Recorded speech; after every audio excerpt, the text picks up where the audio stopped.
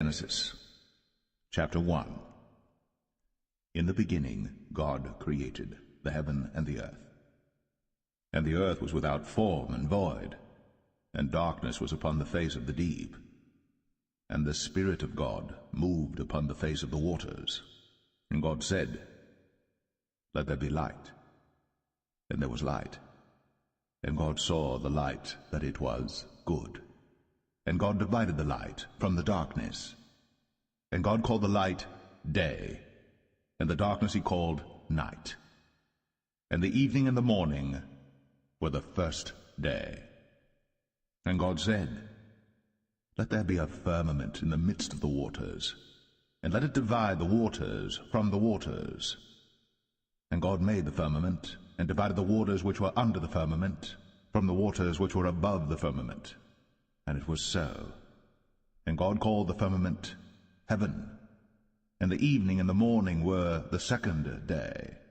And God said, Let the waters under the heaven be gathered together unto one place, and let the dry land appear. And it was so. And God called the dry land earth, and the gathering together of the waters called he seas. And God saw that it was good. And God said, Let the earth bring forth grass, the herb yielding seed, and the fruit tree yielding fruit after his kind, whose seed is in itself upon the earth. And it was so. And the earth brought forth grass, an herb yielding seed after his kind, and the tree yielding fruit, whose seed was in itself after his kind. And God saw that it was good. And the evening and the morning were the third day. And God said, Let there be lights in the firmament of the heaven to divide the day from the night. And let them be for signs, and for seasons, and for days and years. And let them be for lights in the firmament of the heaven, to give light upon the earth. And it was so. And God made two great lights, the greater light to rule the day, and the lesser light to rule the night. He made the stars also. And God set them in the firmament of the heaven to give light upon the earth, and to rule over the day and over the night, and to divide the light from the darkness. And God saw that it was good. And the evening and the morning were the fourth day. And God said, Let the waters bring forth abundantly the moving creature that hath life, and fowl that may fly above the earth in the open firmament of heaven. And God created great whales, and every living creature that moveth, which the waters brought forth abundantly after their kind, and every winged fowl after his kind. And God saw that it was good. And God blessed them, saying, Be fruitful, and multiply, and fill the waters in the seas, and let fowl multiply in the earth. And the evening and the morning were the fifth day. And God said, Let the earth bring forth the living creature after his kind, cattle and creeping thing, and beast of the earth after his kind. And it was so. And God made the beast of the earth after his kind, and cattle after their kind, and everything that creepeth upon the earth after his kind. And God saw that it was good. And God said, Let us make man in our image, after our likeness, and let them have dominion over the fish of the sea, and over the fowl of the air, and over the cattle, and over all the earth, and over every creeping thing that creepeth upon the earth. So God created man in his own image. In the image of God created he him, male and female created he them.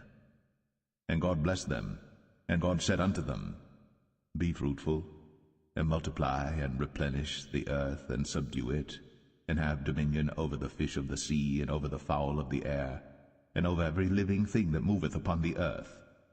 And God said, Behold, I have given you every herb-bearing seed which is upon the face of all the earth, and every tree in the which is the fruit of a tree yielding seed. To you it shall be for meat. And to every beast of the earth, and to every fowl of the air, and to everything that creepeth upon the earth, wherein there is life, I have given every green herb for meat.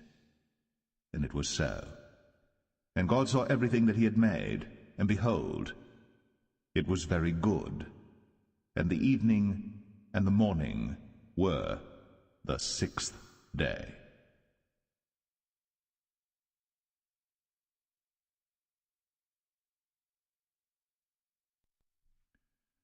Genesis 2. Thus the heavens and the earth were finished, and all the host of them. And on the 7th day God ended his work which he had made, and he rested on the 7th day from all his work which he had made. And God blessed the 7th day, and sanctified it, because that in it he had rested from all his work which God created and made.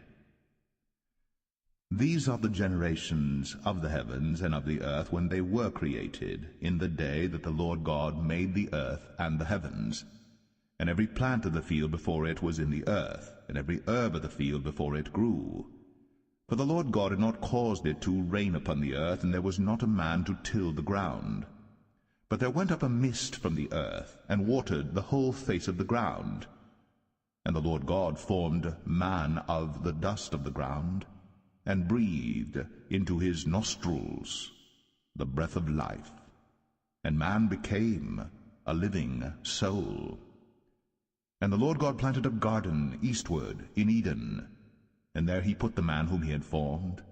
And out of the ground made the Lord God to grow every tree that is pleasant to the sight, and good for food, the tree of life also in the midst of the garden, and the tree of knowledge of good and evil. And a river went out of Eden to water the garden, and from thence it was parted, and became into 4 heads. The name of the first is Pison. That is it which compasseth the whole land of Havilah, where there is gold. And the gold of that land is good. There is bdellium, and the onyx stone. And the name of the second river is Gihon. The same is it that compasseth the whole land of Ethiopia. And the name of the third river is Hiddekel. That is it which goeth toward the east of Assyria. And the 4th river is Euphrates. And the Lord God took the man, and put him into the Garden of Eden to dress it, and to keep it. And the Lord God commanded the man, saying, Of every tree of the garden thou mayest freely eat, but of the tree of the knowledge of good and evil thou shalt not eat of it, for in the day that thou eatest thereof thou shalt surely die. And the Lord God said, It is not good that the man should be alone. I will make him an helpmeet for him. And out of the ground the Lord God formed every beast of the field and every fowl of the air, and brought them unto Adam to see what he would call them. And whatsoever Adam called every living creature, that was the name thereof. And Adam gave names to all cattle, and to the fowl of the air, and to every beast of the field. But for Adam there was not found an helpmeet for him.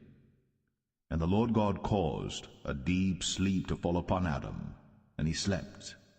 And he took one of his ribs, and closed up the flesh instead thereof. And the rib which the Lord God had taken from man made he a woman, and brought her unto the man. And Adam said, This is now bone of my bones, and flesh of my flesh. She shall be called woman, because she was taken out of man. Therefore shall a man leave his father and his mother, and shall cleave unto his wife, and they shall be one flesh. And they were both naked, the man and his wife, and were not ashamed.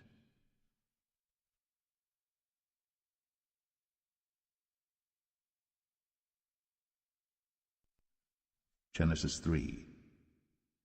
Now the serpent was more subtle than any beast of the field which the Lord God had made. And he said unto the woman, Yea, hath God said, Ye shall not eat of every tree of the garden? And the woman said unto the serpent, We may eat of the fruit of the trees of the garden, but of the fruit of the tree which is in the midst of the garden God hath said, Ye shall not eat of it, neither shall ye touch it, lest ye die. And the serpent said unto the woman, Ye shall not surely die. For God doth know that in the day ye eat thereof, then your eyes shall be opened, and ye shall be as gods, knowing good and evil.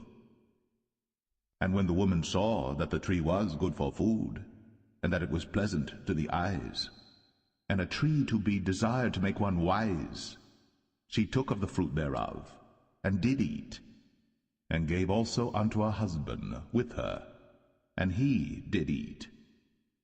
And the eyes of them both were opened, and they knew that they were naked. And they sewed fig leaves together, and made themselves aprons. And they heard the voice of the Lord God walking in the garden in the cool of the day. And Adam and his wife hid themselves from the presence of the Lord God amongst the trees of the garden. And the Lord God called unto Adam, and said unto him, Where art thou? And he said, I heard thy voice in the garden, and I was afraid, because I was naked, and I hid myself. And he said, Who told thee that thou wast naked? Hast thou eaten of the tree whereof I commanded thee that thou shouldest not eat? And the man said, The woman, whom thou gavest to be with me, she gave me of the tree, and I did eat. And the Lord God said unto the woman, What is this that thou hast done? And the woman said, The serpent beguiled me, and I did eat. And the Lord God said unto the serpent, Because thou hast done this, thou art cursed above all cattle, and above every beast of the field. Upon thy belly shalt thou go, and dust shalt thou eat all the days of thy life. And I will put enmity between thee and the woman, and between thy seed and her seed. It shall bruise thy head, and thou shalt bruise his heel. Unto the woman he said, I will greatly multiply thy sorrow, and thy conception. In sorrow thou shalt bring forth children, and thy desire shall be to thy husband, and he shall rule over thee. And unto Adam he said, Because thou hast hearkened unto the voice of thy wife, and hast eaten of the tree of which I commanded thee, saying, Thou shalt not eat of it, cursed is the ground for thy sake. In sorrow shalt thou eat of it all the days of thy life. Thorns also, and thistles shall it bring forth to thee, and thou shalt eat the herb of the field. In the sweat of thy face shalt thou eat bread, till thou return unto the ground. For out of it wast thou taken, for dust thou art, and unto dust shalt thou return. And Adam called his wife's name Eve, because she was the mother of all living. Unto Adam also and to his wife did the Lord God make coats of skins, and clothed them. And the Lord God said, Behold, the man is become as one of us, to know good and evil. And now, lest he put forth his hand, and take also of the tree of life, and eat, and live forever. Therefore the Lord God sent him forth from the Garden of Eden, to till the ground from whence he was taken. So he drove out the man, and he placed at the east of the Garden of Eden cherubims, and a flaming sword which turned every way, to keep the way of the tree of life.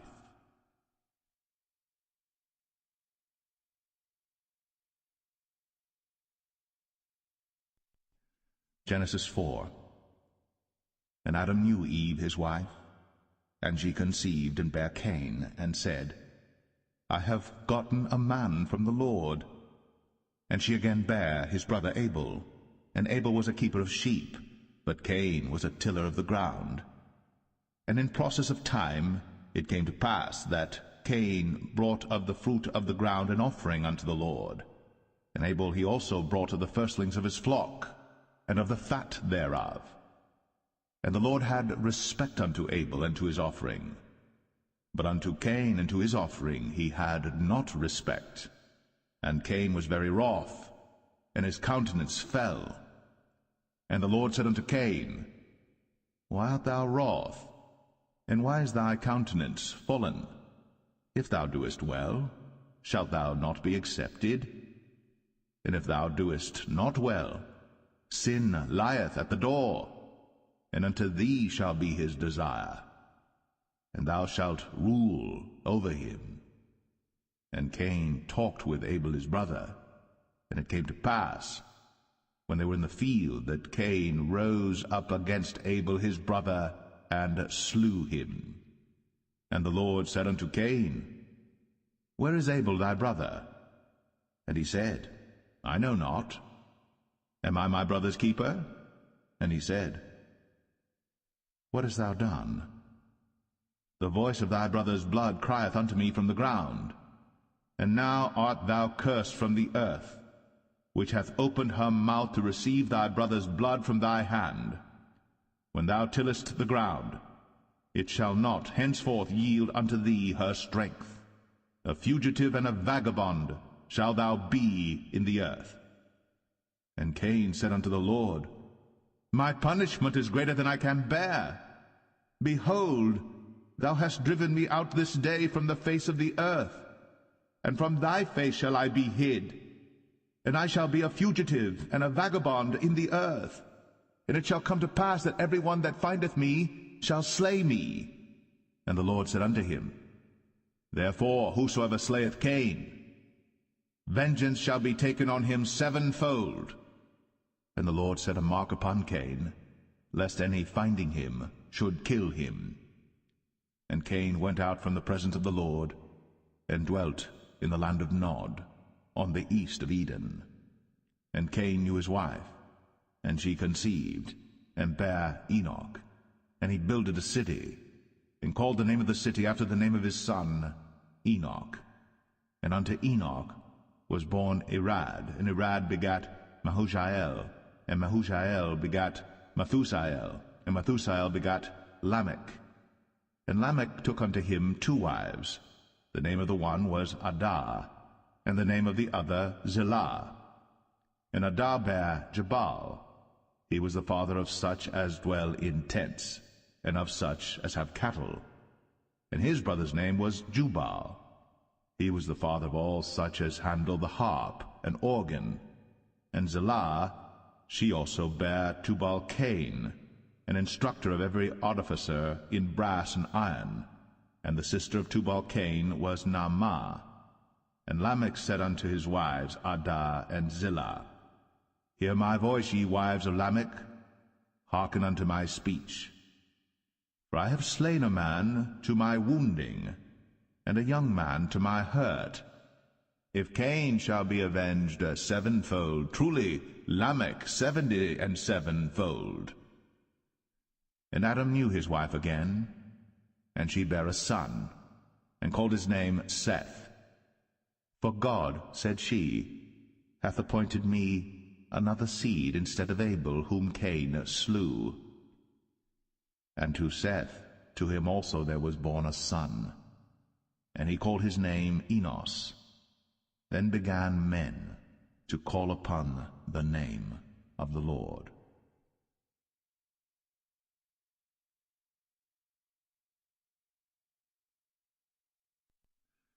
Genesis 5. This is the book of the generations of Adam. In the day that God created man, in the likeness of God made he him. Male and female created he them, and blessed them, and called their name Adam, in the day when they were created. And Adam lived 130 years, and begat a son in his own likeness, after his image, and called his name Seth. And the days of Adam after he had begotten Seth were 800 years, and he begat sons and daughters. And all the days that Adam lived were 930 years, and he died. And Seth lived 105 years, and begat Enos. And Seth lived after he begat Enos 807 years, and begat sons and daughters. And all the days of Seth were 912 years, and he died. And Enos lived 90 years, and begat Canaan. And Enos lived after he begat Canaan 815 years, and begat sons and daughters. And all the days of Enos were 905 years, and he died. And Canaan lived 70 years, and begat Mahalaleel. And Canaan lived after he begat Mahalaleel 840 years, and begat sons and daughters. And all the days of Canaan were 910 years, and he died. And Mahalaleel lived 65 years, and begat Jared. And Mahalaleel lived after he begat Jared 830 years, and begat sons and daughters. And all the days of Mahalaleel were 895 years, and he died. And Jared lived 162 years, and he begat Enoch. And Jared lived after he begat Enoch 800 years, and begat sons and daughters. And all the days of Jared were 962 years, and he died. And Enoch lived 65 years, and begat Methuselah. And Enoch walked with God after he begat Methuselah 300 years, and begat sons and daughters. And all the days of Enoch were 365 years. And Enoch walked with God, and he was not, for God took him. And Methuselah lived 187 years, and begat Lamech. And Methuselah lived after he begat Lamech 782 years, and begat sons and daughters. And all the days of Methuselah were 969 years, and he died. And Lamech lived 182 years, and begat a son.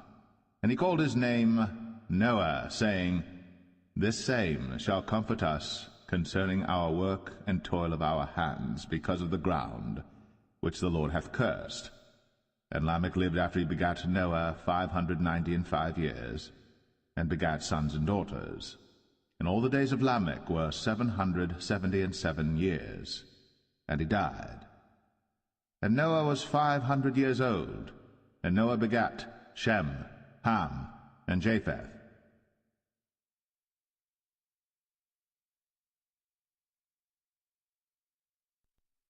Genesis 6.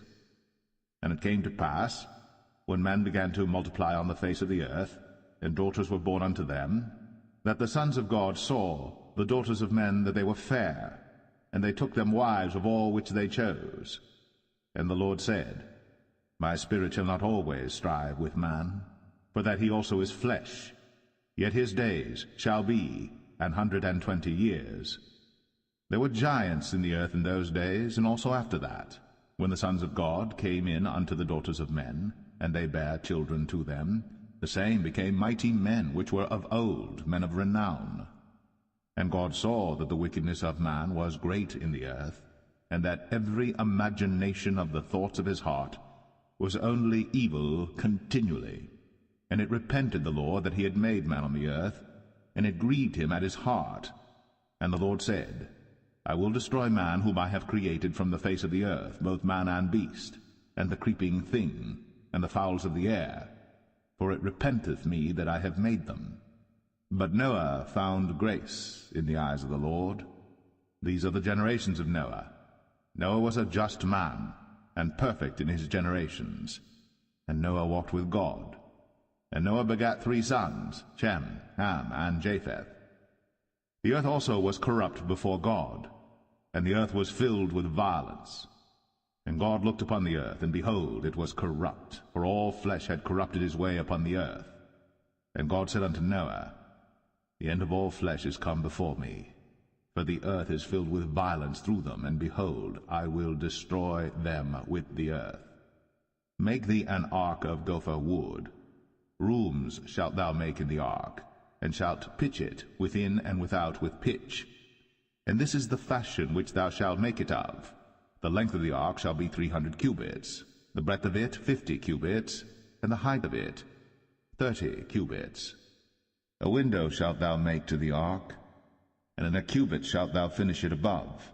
And the door of the ark shalt thou set in the side thereof, with lower, second, and third stories shalt thou make it.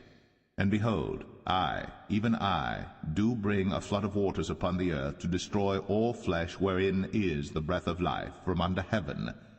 And everything that is in the earth shall die. But with thee will I establish my covenant. And thou shalt come into the ark, thou, and thy sons, and thy wife, and thy sons' wives with thee. And of every living thing of all flesh, 2 of every sort shalt thou bring into the ark, to keep them alive with thee. They shall be male and female. Of fowls after their kind, and of cattle after their kind, of every creeping thing of the earth after his kind, 2 of every sort shall come unto thee, to keep them alive. And take thou unto thee of all food that is eaten, and thou shalt gather it to thee, and it shall be for food for thee and for them. Thus did Noah, according to all that God commanded him, so did he.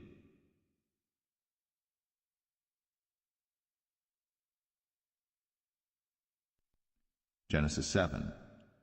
And the Lord said unto Noah, Come thou and all thy house into the ark, for thee have I seen righteous before me in this generation. Of every clean beast thou shalt take to thee by 7s, the male and his female, and of beasts that are not clean by 2, the male and his female. Of fowls also of the air by 7s, the male and the female, to keep seed alive upon the face of all the earth. For yet 7 days, and I will cause it to rain upon the earth 40 days and 14 nights. And every living substance that I have made will I destroy from off the face of the earth. And Noah did according unto all that the Lord commanded him. And Noah was 600 years old when the flood of waters was upon the earth. And Noah went in, and his sons and his wife, and his sons' wives with him, into the ark because of the waters of the flood, of clean beasts, and of beasts that are not clean, and of fowls, and of everything that creepeth upon the earth. There went in 2 and 2 unto Noah into the ark, the male and the female, as God had commanded Noah. And it came to pass after 7 days, that the waters of the flood were upon the earth. In the 600th year of Noah's life, in the 2nd month, the 17th day of the month, the same day, were all the fountains of the great deep broken up, and the windows of heaven were opened, and the rain was upon the earth 40 days and 40 nights. In the selfsame day entered Noah and Shem and Ham and Japheth, the sons of Noah, and Noah's wife, and the 3 wives of his sons with them, into the ark, they and every beast after his kind, and all the cattle after their kind, and every creeping thing that creepeth upon the earth after his kind, and every fowl after his kind, every bird of every sort. And they went in unto Noah into the ark, 2 and 2 of all flesh, wherein is the breath of life. And they that went in male and female of all flesh, as God had commanded him. And the Lord shut him in.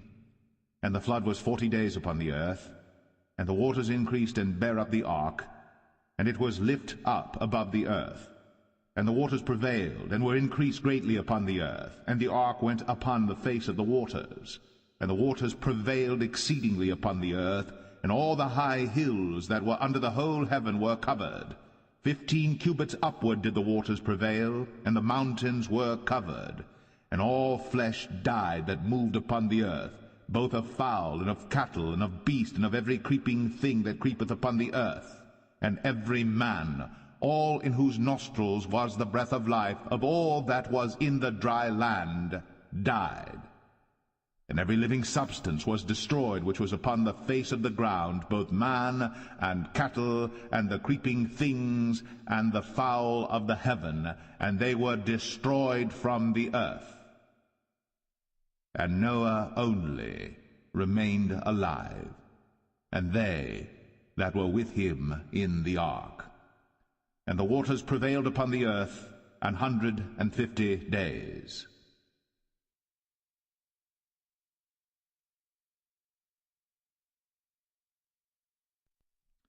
Genesis 8. And God remembered Noah, and every living thing, and all the cattle that was with him in the ark. And God made a wind to pass over the earth, and the waters assuaged. The fountains also of the deep, and the windows of heaven were stopped, and the rain from heaven was restrained. And the waters returned from off the earth continually. And after the end of the 150 days the waters were abated. And the ark rested in the 7th month, on the 17th day of the month, upon the mountains of Ararat. And the waters decreased continually until the 10th month. In the 10th month, on the 1st day of the month, were the tops of the mountains seen. And it came to pass at the end of 40 days, that Noah opened the window of the ark which he had made. And he sent forth a raven, which went forth to and fro until the waters were dried up from off the earth. Also he sent forth a dove from him, to see if the waters were abated from off the face of the ground. But the dove found no rest for the sole of her foot. And she returned unto him into the ark, for the waters were on the face of the whole earth. Then he put forth his hand, and took her, and pulled her in unto him into the ark. And he stayed yet other 7 days, and again he sent forth the dove out of the ark.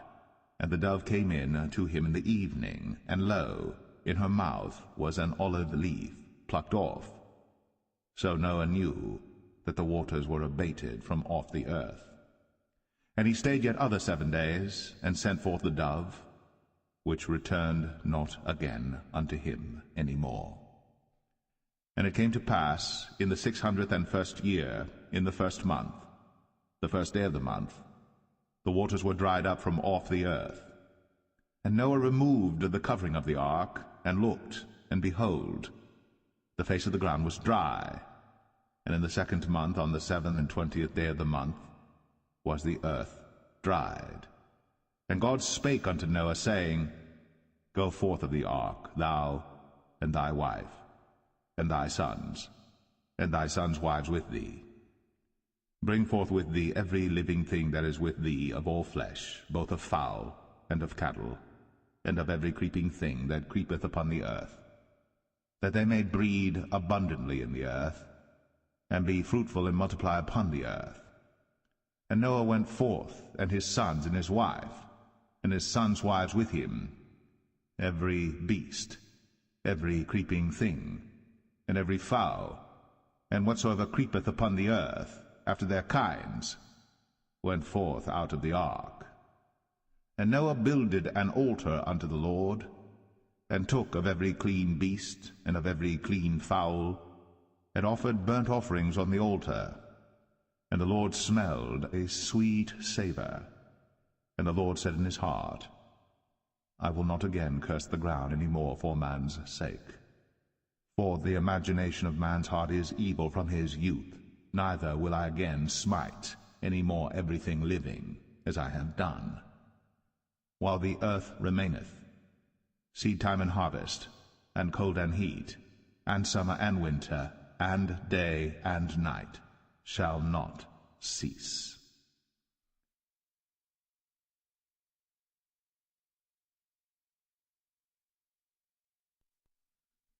Genesis 9.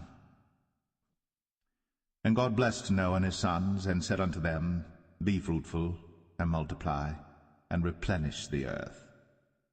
And the fear of you, and the dread of you, shall be upon every beast of the earth, and upon every fowl of the air, upon all that moveth upon the earth, and upon all the fishes of the sea. Into your hand are they delivered.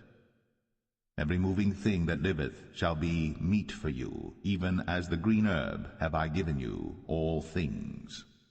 But flesh, with the life thereof, which is the blood thereof, shall ye not eat.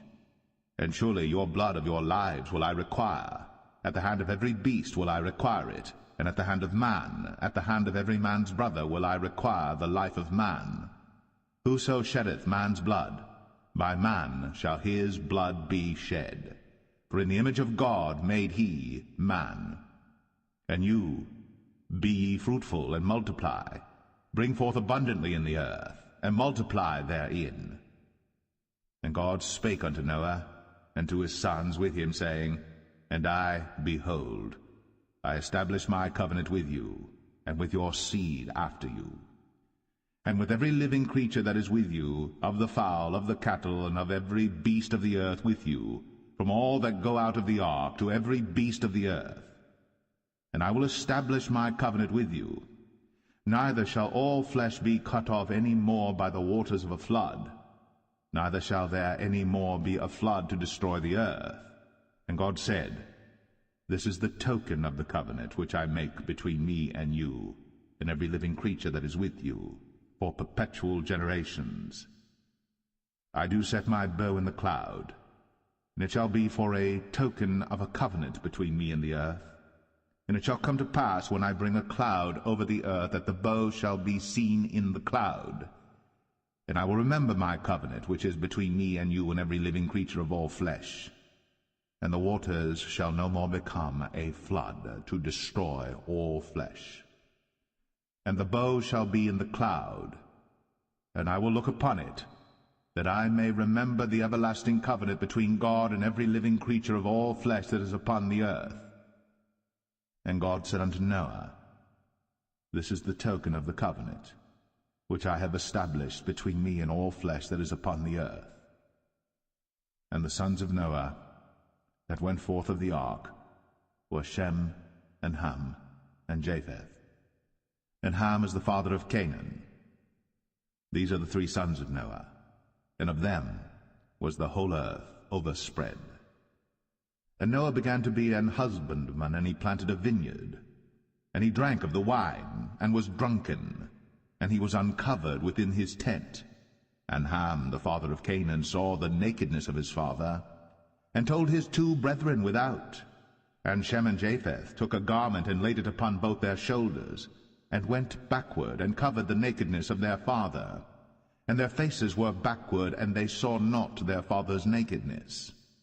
And Noah awoke from his wine, and knew what his younger son had done unto him. And he said, Cursed be Canaan, a servant of servants shall he be unto his brethren. And he said, Blessed be the Lord God of Shem, and Canaan shall be his servant. God shall enlarge Japheth, and he shall dwell in the tents of Shem, and Canaan shall be his servant. And Noah lived after the flood 350 years. And all the days of Noah were 950 years. And he died.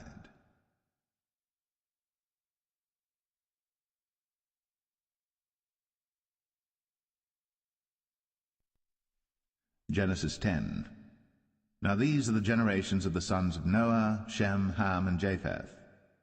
And unto them were sons born after the flood. The sons of Japheth, Gomer, and Magog, and Madai, and Javan, and Tubal, and Meshech, and Taras. And the sons of Gomer, Ashkenaz, and Riphath, and Togarmah. And the sons of Javan, Elisha, and Tarshish, Kittim, and Dodanim. But these were the isles of the Gentiles, divided in their lands, every one after his tongue, after their families, in their nations. And the sons of Ham, Cush, and Mizraim, and Phut, and Canaan. And the sons of Cush, Seba, and Havilah, and Sabta, and Ramah, and Sabteca. And the sons of Ramah, Sheba, and Dedan. And Cush begat Nimrod.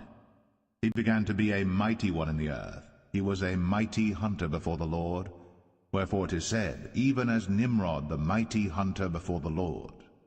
And the beginning of his kingdom was Babel, and Erech, and Akkad, and Calneh in the land of Shinar. Out of that land went forth Ashur, and builded Nineveh, and the city Rehoboth, and Calah. And Rezin between Nineveh and Calah, the same is a great city. And Mizraim begat Ludim, and Anamim, and Lehabim, and Naphtuhim, and Pathrozim, and Casluhim, out of whom came Philistim, and Caphtorim. And Canaan begat Sidon his firstborn, and Heth, and the Jebusite, and the Amorite, and the Girgashite, and the Hivite, and the Archite, and the Sinite, and the Arvadite, and the Zemarite, and the Hamathite. And afterward were the families of the Canaanites spread abroad. And the border of the Canaanites was from Sidon, as thou comest to Gerar, unto Gaza, as thou goest unto Sodom and Gomorrah, and Admah, and Zeboim, even unto Lasha. These are the sons of Ham, after their families, after their tongues, in their countries, and in their nations. Unto Shem also, the father of all the children of Eber, the brother of Japheth, the elder, even to him were children born, the children of Shem, Elam, and Ashur, and Arphaxad, and Lud, and Aram. And the children of Aram, Uz, and Hul, and Gether, and Mash. And Arphaxad begat Salah, and Salah begat Eber. And unto Eber were born 2 sons. The name of one was Peleg, for in his days was the earth divided, and his brother's name was Joktan.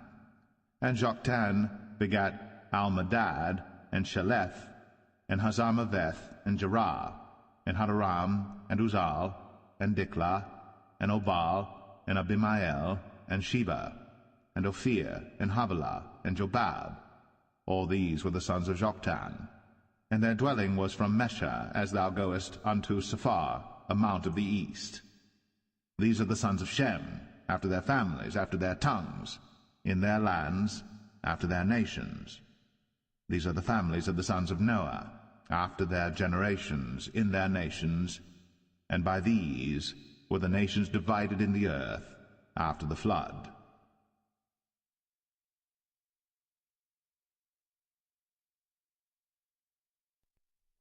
Genesis 11. And the whole earth was of one language, and of one speech. And it came to pass, as they journeyed from the east, that they found a plain in the land of Shinar, and they dwelt there. And they said one to another, Go to, let us make brick, and burn them thoroughly. And they had brick for stone, and slime had they for mortar. And they said, Go to, let us build us a city and a tower, whose top may reach unto heaven. And let us make us a name, lest we be scattered abroad upon the face of the whole earth. And the Lord came down to see the city and the tower, which the children of men builded. And the Lord said, Behold, the people is one, and they have all one language, and this they begin to do. And now nothing will be restrained from them, which they have imagined to do. Go to, let us go down, and there confound their language, that they may not understand one another's speech. So the Lord scattered them abroad from thence upon the face of all the earth, and they left off to build the city. Therefore is the name of it called Babel, because the Lord did there confound the language of all the earth, and from thence did the Lord scatter them abroad upon the face of all the earth. These are the generations of Shem. Shem was 100 years old, and begat Arphaxad 2 years after the flood. And Shem lived after he begat Arphaxad 500 years, and begat sons and daughters. And Arphaxad lived 35 years, and begat Salah. And Arphaxad lived after he begat Salah 403 years, and begat sons and daughters. And Salah lived 30 years, and begat Eber.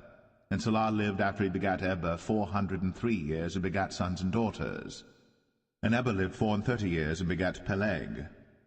And Eber lived after he begat Peleg 430 years, and begat sons and daughters. And Peleg lived 30 years, and begat Reu. And Peleg lived after he begat Reu 209 years, and begat sons and daughters. And Reu lived 32 years, and begat Serug. And Reu lived after he begat Serug 207 years, and begat sons and daughters. And Serug lived 30 years, and begat Nahor.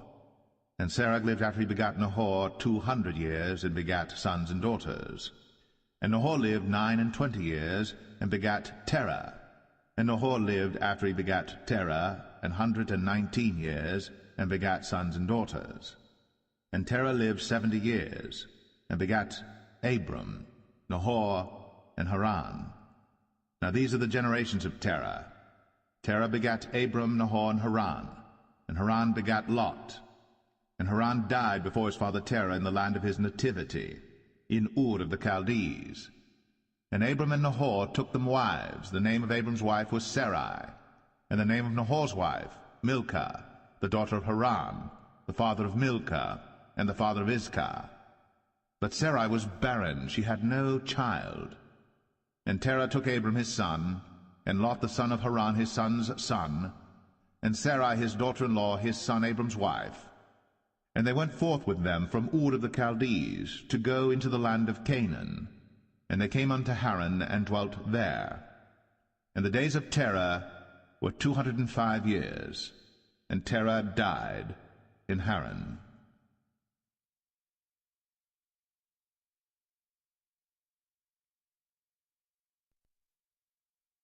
Genesis 12. Now the Lord had said unto Abram, Get thee out of thy country, and from thy kindred, and from thy father's house, unto a land that I will show thee. And I will make of thee a great nation, and I will bless thee, and make thy name great, and thou shalt be a blessing. And I will bless them that bless thee, and curse him that curseth thee. And in thee shall all families of the earth be blessed.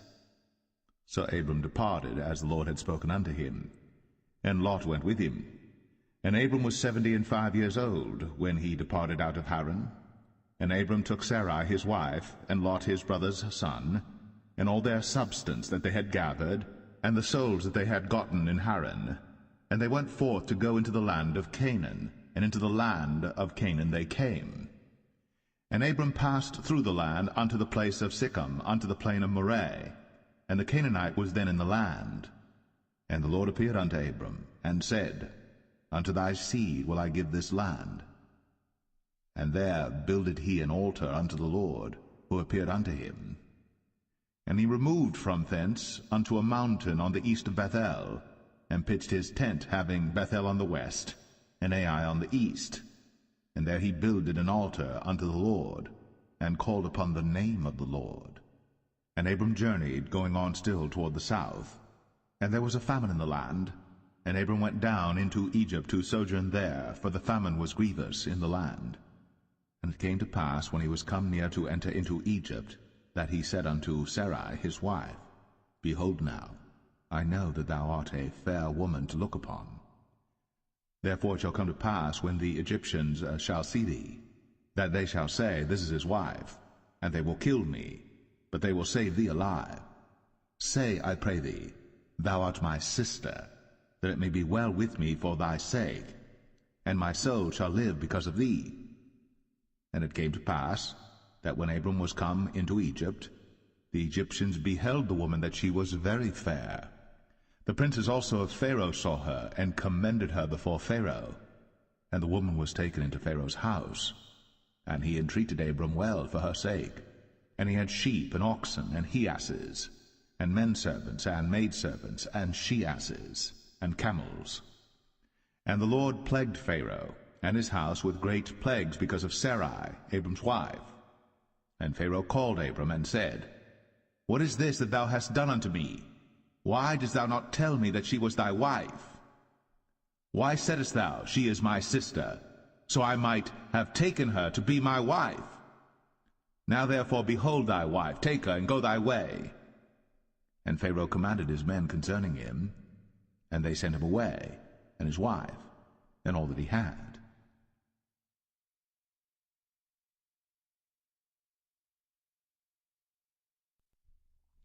Genesis 13. And Abram went up out of Egypt, he and his wife, and all that he had, and Lot with him, into the south. And Abram was very rich in cattle, in silver, and in gold.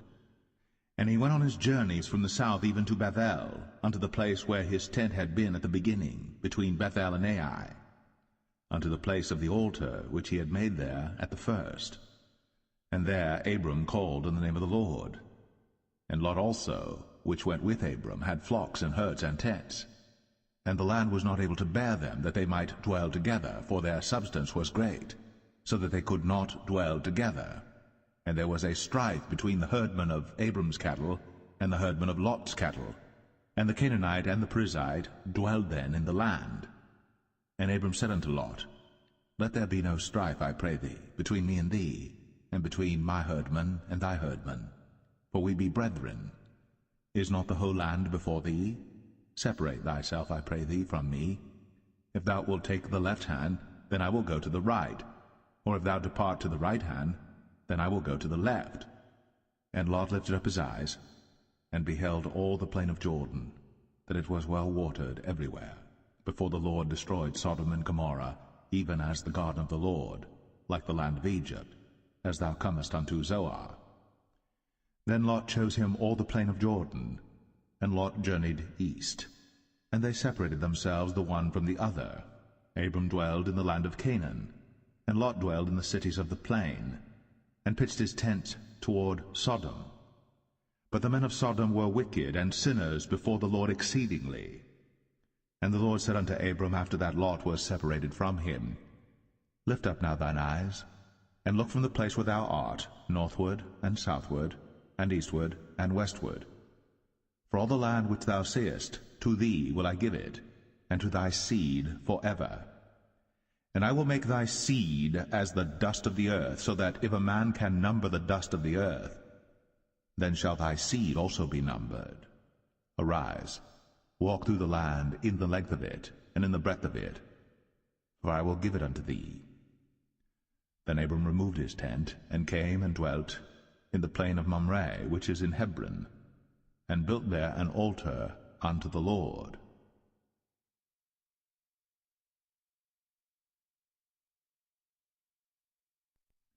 Genesis 14. And it came to pass in the days of Amraphel, king of Shinar, Arioch, king of Elasar, Chedorlaomer, king of Elam, and Tidal, king of nations, that these made war with Bera, king of Sodom, and with Birsha, king of Gomorrah, Shinab, king of Admah, and Shemeber, king of Zeboim, and the king of Bela, which is Zoar. All these were joined together in the vale of Siddim, which is the salt sea. 12 years they served Chedorlaomer, and in the 13th year they rebelled. And in the 14th year came Chedorlaomer, and the kings that were with him, and smote the Rephaims in Ashtaroth, Karnaim, and the Zazims in Ham, and the Emims in Shaveh Kerathaim, and the Horites in their Mount Seir unto El Paran, which is by the wilderness. And they returned and came to En Mishpat, which is Kadesh, and smote all the country of the Amalekites, and also the Amorites, that dwelt in Hazazon Tamar. And there went out the king of Sodom, and the king of Gomorrah, and the king of Admah, and the king of Zeboim, and the king of Bela, the same as Zoar, and they joined battle with them in the vale of Siddim, with Chedorlaomer the king of Elam, and with Tidal king of nations, and Amraphel king of Shinar, and Arioch king of Elasar, 4 kings with 5. And the vale of Siddim was full of slime pits. And the kings of Sodom and Gomorrah fled, and fell there. And they that remained fled to the mountain. And they took all the goods of Sodom and Gomorrah, and all their victuals, and went their way. And they took Lot, Abram's brother's son, who dwelt in Sodom, and his goods, and departed. And there came one that had escaped, and told Abram the Hebrew, for he dwelt in the plain of Mamre the Amorite, brother of Eshcol, and brother of Aner, and these were confederate with Abram. And when Abram heard that his brother was taken captive, he armed his trained servants, born in his own house, 318, and pursued them unto Dan. And he divided himself against them, he and his servants, by night, and smote them, and pursued them unto Hobah, which is on the left hand of Damascus. And he brought back all the goods, and also brought again his brother Lot, and his goods, and the women also, and the people. And the king of Sodom went out to meet him after his return from the slaughter of Chedorlaomer, and of the kings that were with him at the valley of Shaveh, which is the king's dale. And Melchizedek king of Salem brought forth bread and wine, and he was the priest of the Most High God. And he blessed him, and said, Blessed be Abram of the Most High God, possessor of heaven and earth. And blessed be the Most High God, which hath delivered thine enemies into thy hand. And he gave him tithes of all. And the king of Sodom said unto Abram, Give me the persons, and take the goods to thyself. And Abram said to the king of Sodom, I have lifted up mine hand unto the Lord, the Most High God, the possessor of heaven and earth, that I will not take from a thread, even to a shoe latchet, and that I will not take anything that is thine, lest thou shouldst say, I have made Abram rich. Save only that which the young men have eaten, and the portion of the men which went with me, Aner, Eshcol, and Mamre, let them take their portion.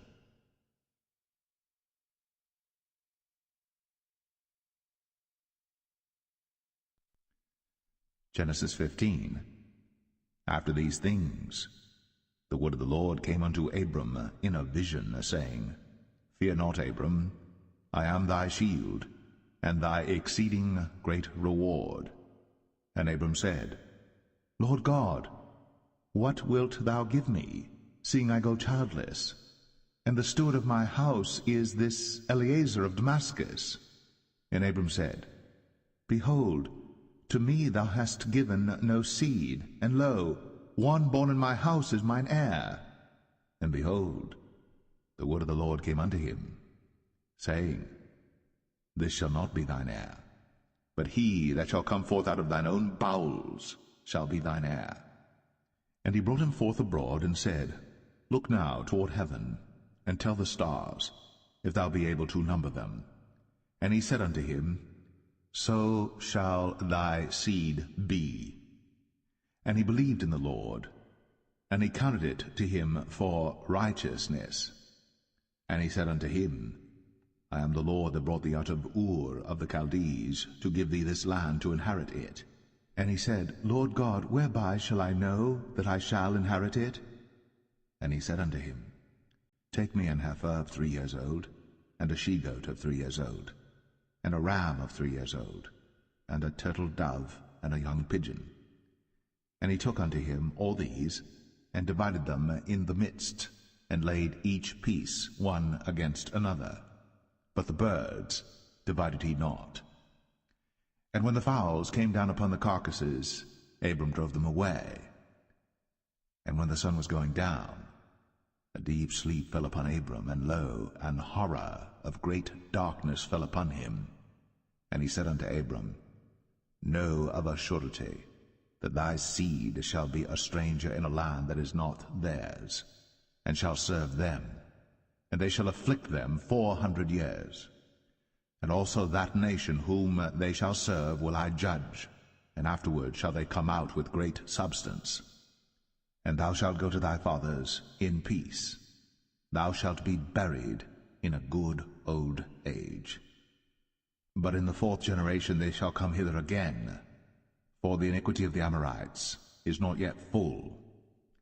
And it came to pass that when the sun went down, and it was dark, behold, a smoking furnace, and a burning lamp that passed between those pieces. In the same day the Lord made a covenant with Abram, saying, Unto thy seed have I given this land, from the river of Egypt unto the great river, the river Euphrates, the Kenites, and the Kenizzites, and the Cadmonites, and the Hittites, and the Perizzites, and the Rephaims, and the Amorites, and the Canaanites, and the Girgashites, and the Jebusites.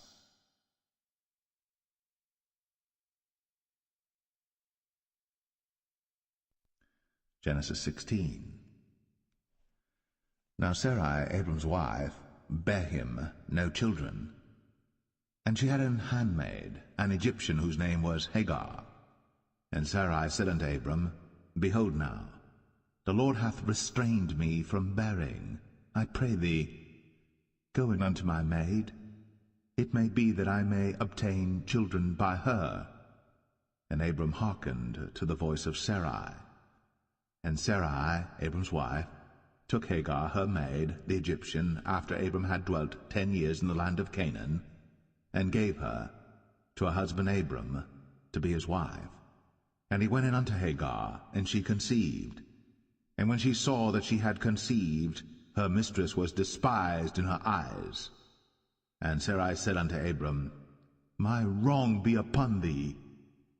I have given my maid into thy bosom, and when she saw that she had conceived, I was despised in her eyes. The Lord judge between me and thee. But Abram said unto Sarai, Behold, thy maid is in thy hand. Do to her as it pleaseth thee. And when Sarai dealt hardly with her, she fled from her face. And the angel of the Lord found her by a fountain of water in the wilderness, by the fountain in the way to Shur. And he said, Hagar, Sarai's maid, whence camest thou? And whither wilt thou go? And she said, I flee from the face of my mistress Sarai. And the angel of the Lord said unto her, Return to thy mistress, and submit thyself unto her hands. And the angel of the Lord said unto her, I will multiply thy seed exceedingly, that it shall not be numbered for multitude. And the angel of the Lord said unto her, Behold, thou art with child, and shalt bear a son, and shalt call his name Ishmael, because the Lord hath heard thy affliction. And he will be a wild man, his hand will be against every man, and every man's hand against him. And he shall dwell in the presence of all his brethren. And she called the name of the Lord that spake unto her, Thou God seest me. For she said, Have I also here looked after him that seeth me? Wherefore the well was called Beer Lohai Roi. Behold, it is between Kadesh and Bered. And Hagar bare Abram a son, and Abram called his son's name, which Hagar bare, Ishmael. And Abram was 86 years old, when Hagar bare Ishmael to Abram.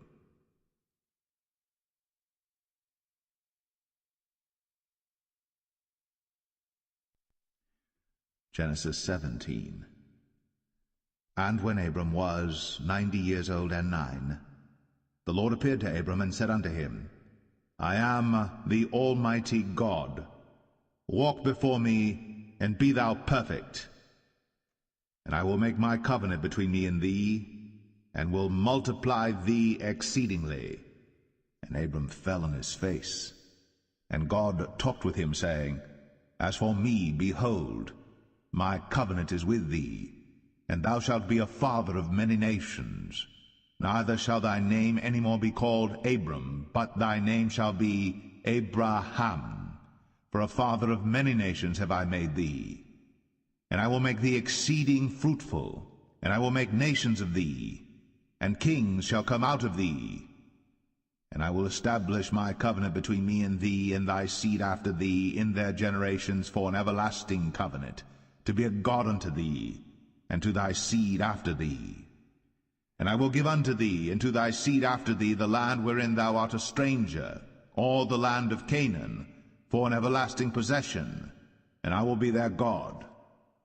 And God said unto Abraham, Thou shalt keep my covenant therefore, thou and thy seed after thee in their generations. This is my covenant which ye shall keep between me and you and thy seed after thee. Every man-child among you shall be circumcised, and ye shall circumcise the flesh of your foreskin, and it shall be a token of the covenant betwixt me and you. And he that is 8 days old shall be circumcised among you, every man-child in your generations, he that is born in the house, or bought with money of any stranger, which is not of thy seed. He that is born in thy house, and he that is bought with thy money, must needs be circumcised. And my covenant shall be in your flesh, for an everlasting covenant. And the uncircumcised man-child, whose flesh of his foreskin is not circumcised, that soul shall be cut off from his people. He hath broken my covenant. And God said unto Abraham, As for Sarai thy wife, thou shalt not call her name Sarai, but Sarah shall her name be. And I will bless her, and give thee a son also of her. Yea, I will bless her, and she shall be a mother of nations. Kings of people shall be of her. Then Abram fell upon his face, and laughed, and said in his heart, Shall a child be born unto him that is 100 years old? And shall Sarah that is 90 years old bear? And Abraham said unto God, Oh, that Ishmael might live before thee. And God said, Sarah thy wife shall bear thee a son indeed, and thou shalt call his name Isaac. And I will establish my covenant with him for an everlasting covenant, and with his seed after him. And as for Ishmael, I have heard thee. Behold, I have blessed him, and will make him fruitful, and will multiply him exceedingly. 12 princes shall he beget, and I will make him a great nation. But my covenant will I establish with Isaac, which Sarah shall bear unto thee at this set time in the next year. And he left off talking with him, and God went up from Abraham. And Abraham took Ishmael his son, and all that were born in his house, and all that were bought with his money, every male among the men of Abraham's house, and circumcised the flesh of their foreskin in the selfsame day, as God had said unto him. And Abraham was 90 years old and 9 when he was circumcised in the flesh of his foreskin. And Ishmael his son was 13 years old when he was circumcised in the flesh of his foreskin. In the selfsame day was Abraham circumcised, and Ishmael his son. And all the men of his house, born in the house, and bought with money of the stranger, were circumcised with him.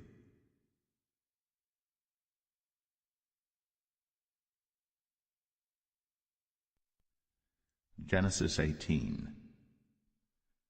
And the Lord appeared unto him in the plains of Mamre, and he sat in the tent door in the heat of the day. And he lifted up his eyes, and looked, and lo, 3 men stood by him. And when he saw them, he ran to meet them from the tent door, and bowed himself toward the ground, and said, My Lord, if now I have found favor in thy sight, pass not away, I pray thee, from thy servant.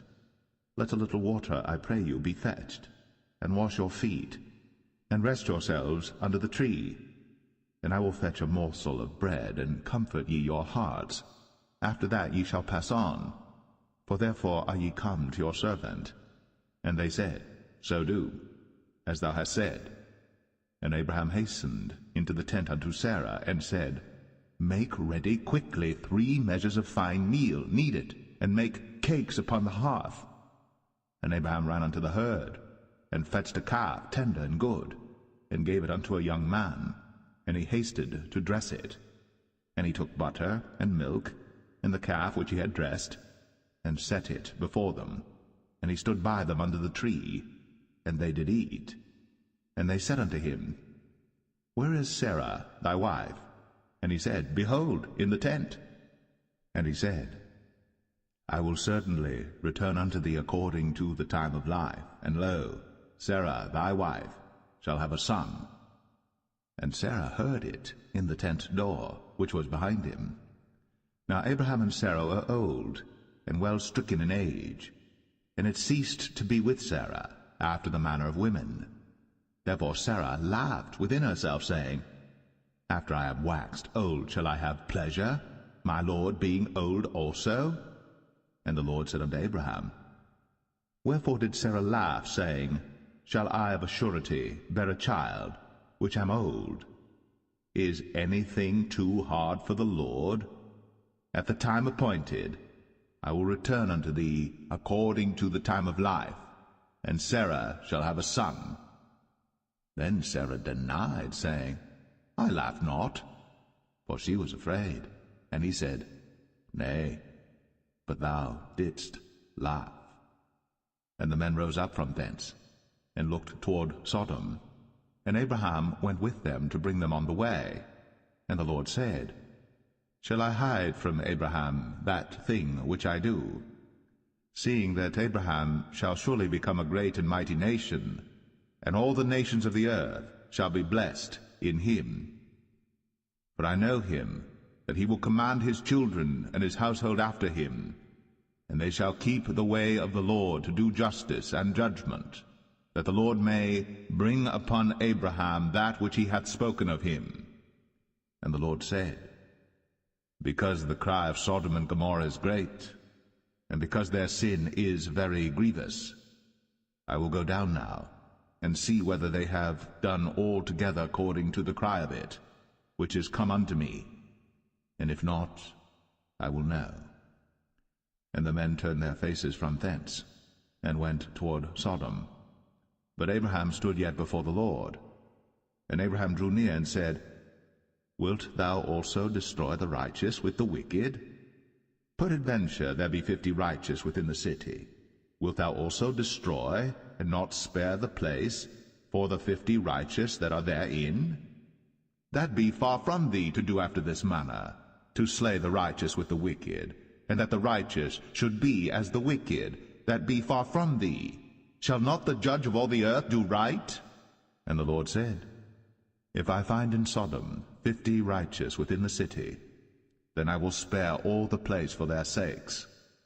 And Abraham answered and said, Behold now, I have taken upon me to speak unto the Lord, which am but dust and ashes. Peradventure, there shall lack 5 of the 50 righteous. Wilt thou destroy all the city for lack of 5? And he said, If I find there 40 and 5, I will not destroy it. And he spake unto him yet again, and said, Peradventure, there shall be 40 found there. And he said, I will not do it for 40's sake. And he said unto him, O, let not the Lord be angry, and I will speak. Peradventure, there shall 30 be found there. And he said, I will not do it, if I find 30 there.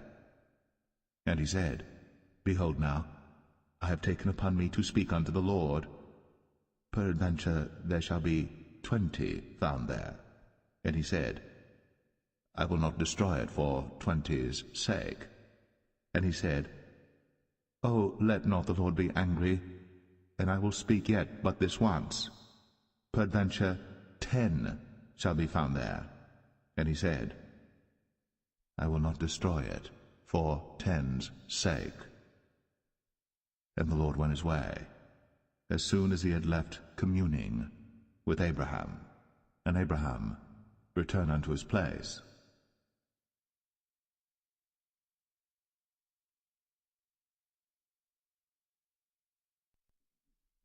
Genesis 19. And there came 2 angels to Sodom at even, and Lot sat in the gate of Sodom. And Lot, seeing them, rose up to meet them, and he bowed himself with his face toward the ground. And he said, Behold now, my lords, turn in, I pray you, into your servant's house, and tarry all night, and wash your feet, and ye shall rise up early and go on your ways. And they said, Nay, but we will abide in the street all night. And he pressed upon them greatly, and they turned in unto him, and entered into his house. And he made them a feast, and did bake unleavened bread, and they did eat. But before they lay down, the men of the city, even the men of Sodom, compassed the house round, both old and young, all the people from every quarter. And they called unto Lot, and said unto him, Where are the men which came into thee this night? Bring them out unto us, that we may know them. And Lot went out at the door unto them, and shut the door after him, and said, I pray you, brethren, do not so wickedly. Behold now, I have 2 daughters which have not known man. Let me, I pray you, bring them out unto you, and do ye to them as is good in your eyes. Only unto these men do nothing, for therefore came they under the shadow of my roof. And they said, Stand back. And they said again, This one fellow came in to sojourn, and he will needs be a judge. Now will we deal worse with thee than with them. And they pressed sore upon the man, even Lot, and came near to break the door. But the men put forth their hand, and pulled Lot into the house to them, and shut to the door. And they smote the men that were at the door of the house with blindness, both small and great, so that they wearied themselves to find the door. And the men said unto Lot, Hast thou here any besides, son-in-law, and thy sons and thy daughters, and whatsoever thou hast in the city, bring them out of this place. For we will destroy this place, because the cry of them is waxen great before the face of the Lord, and the Lord hath sent us to destroy it. And Lot went out, and spake unto his sons-in-law, which married his daughters, and said, Up, get you out of this place, for the Lord will destroy this city. But he seemed as one that mocked unto his sons-in-law. And when the morning arose, then the angels hastened Lot, saying, Arise, take thy wife and thy 2 daughters, which are here, lest thou be consumed in the iniquity of the city. And while he lingered, the man laid hold upon his hand, and upon the hand of his wife, and upon the hand of his 2 daughters, the Lord being merciful unto him. And they brought him forth, and set him without the city. And it came to pass, when they had brought them forth abroad, that he said, Escape for thy life, look not behind thee, neither stay thou in all the plain, escape to the mountain, lest thou be consumed. And Lot said unto them, "O, not so, my lord. Behold now, thy servant hath found grace in thy sight, and thou hast magnified thy mercy which thou hast shown unto me in saving my life. And I cannot escape to the mountain, lest some evil take me and I die. Behold now, this city is near to flee unto, and it is a little one. O, let me escape thither. Is it not a little one? And my soul shall live." And he said unto him, "See, I have accepted thee concerning this thing also, that I will not overthrow this city, for the which thou hast spoken. Haste thee, escape thither, for I cannot do anything till thou be come thither." Therefore the name of the city was called Zoar. The sun was risen upon the earth when Lot entered into Zoar. Then the Lord rained upon Sodom and upon Gomorrah brimstone and fire from the Lord out of heaven. And he overthrew those cities, and all the plain, and all the inhabitants of the cities, and that which grew upon the ground. But his wife looked back from behind him, and she became a pillar of salt. And Abraham got up early in the morning to the place where he stood before the Lord. And he looked toward Sodom and Gomorrah, and toward all the land of the plain, and beheld, and lo, the smoke of the country went up as the smoke of a furnace. And it came to pass, when God destroyed the cities of the plain, that God remembered Abraham, and sent Lot out of the midst of the overthrow, when he overthrew the cities in the which Lot dwelt. And Lot went up out of Zoar, and dwelt in the mountain, and his 2 daughters with him, for he feared to dwell in Zoar, and he dwelt in a cave, he and his 2 daughters. And the firstborn said unto the younger, Our father is old, and there is not a man in the earth to come in unto us after the manner of all the earth. Come, let us make our father drink wine, and we will lie with him, that we may preserve seed of our father. And they made their father drink wine that night. And the firstborn went in, and lay with her father.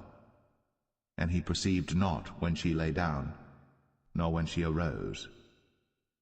And it came to pass on the morrow, that the firstborn said unto the younger, Behold, I lay yesternight with my father.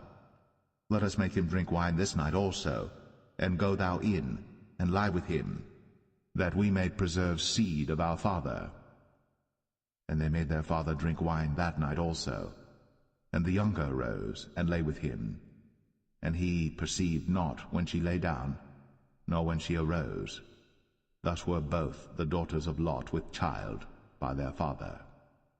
And the firstborn bare a son, and called his name Moab.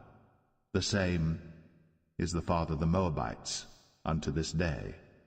And the younger, she also bare a son, and called his name Ben-Ami. The same is the father of the children of Ammon unto this day.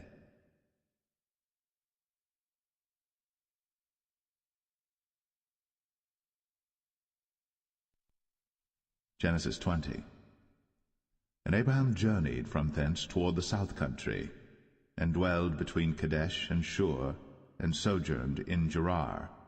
And Abraham said of Sarah his wife, She is my sister. And Abimelech king of Gerar sent and took Sarah. But God came to Abimelech in a dream by night, and said to him, Behold, thou art but a dead man, for the woman which thou hast taken, for she is a man's wife. But Abimelech had not come near her, and he said, Lord, wilt thou slay also a righteous nation? Said he not unto me, She is my sister? And she, even she herself, said, He is my brother? In the integrity of my heart and innocency of my hands have I done this. And God said unto him in a dream, Yea, I know that thou didst this in the integrity of thy heart. For I also withheld thee from sinning against me. Therefore suffered I thee not to touch her. Now therefore restore the man his wife, for he is a prophet, and he shall pray for thee, and thou shalt live. And if thou restore her not, know thou that thou shalt surely die, thou and all that are thine. Therefore Abimelech rose early in the morning, and called all his servants, and told all these things in their ears. And the men were sore afraid. Then Abimelech called Abraham, and said unto him, What hast thou done unto us? And what have I offended thee, that thou hast brought on me and on my kingdom a great sin? Thou hast done deeds unto me that ought not to be done.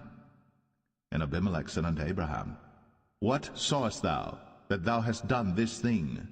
And Abraham said, Because I thought, surely the fear of God is not in this place, and they will slay me for my wife's sake. And yet indeed she is my sister. She is the daughter of my father, but not the daughter of my mother. And she became my wife. And it came to pass, when God caused me to wander from my father's house, that I said unto her, This is thy kindness which thou shalt show unto me. At every place whither we shall come, say of me, He is my brother. And Abimelech took sheep and oxen, and men servants, and women servants, and gave them unto Abraham, and restored him Sarah his wife. And Abimelech said, Behold, my land is before thee. Dwell where it pleaseth thee. And unto Sarah he said, Behold, I have given thy brother 1,000 pieces of silver. Behold, he is to thee a covering of the eyes, unto all that are with thee, and with all other. Thus she was reproved. So Abraham prayed unto God, and God healed Abimelech and his wife and his maidservants, and they bare children. For the Lord had fast closed up all the wombs of the house of Abimelech, because of Sarah, Abraham's wife.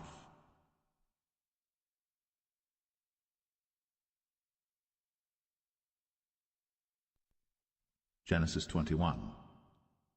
And the Lord visited Sarah as he had said, and the Lord did unto Sarah as he had spoken.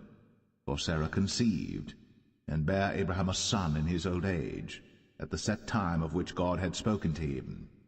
And Abraham called the name of his son that was born unto him, whom Sarah bare to him, Isaac.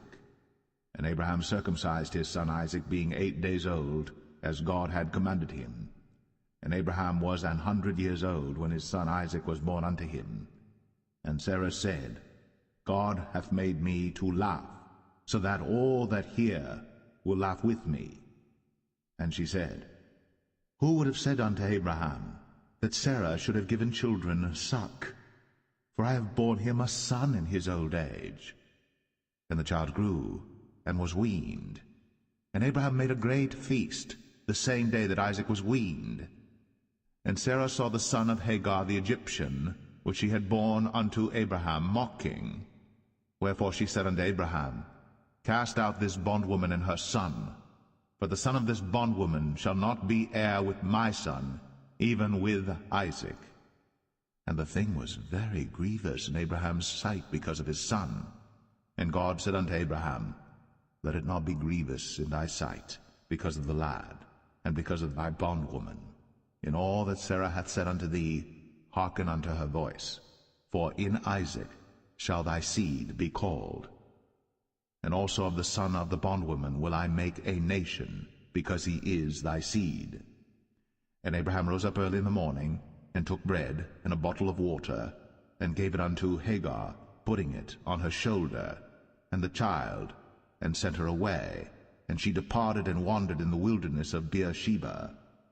And the water was spent in the bottle, and she cast the child under one of the shrubs. And she went and sat her down over against him a good way off, as it were a bowshot, for she said, Let me not see the death of the child.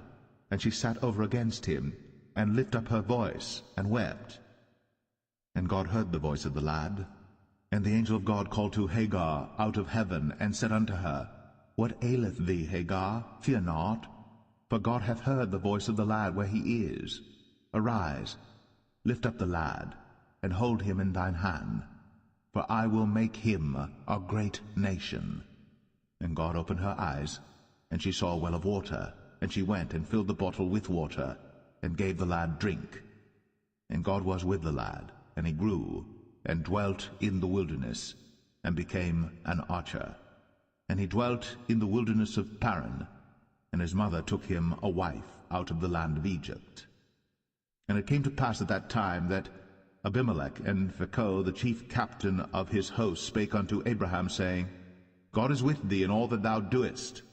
Now therefore swear unto me here by God that thou wilt not deal falsely with me, nor with my son, nor with my son's son, but according to the kindness that I have done unto thee, thou shalt do unto me, and to the land wherein thou hast sojourned.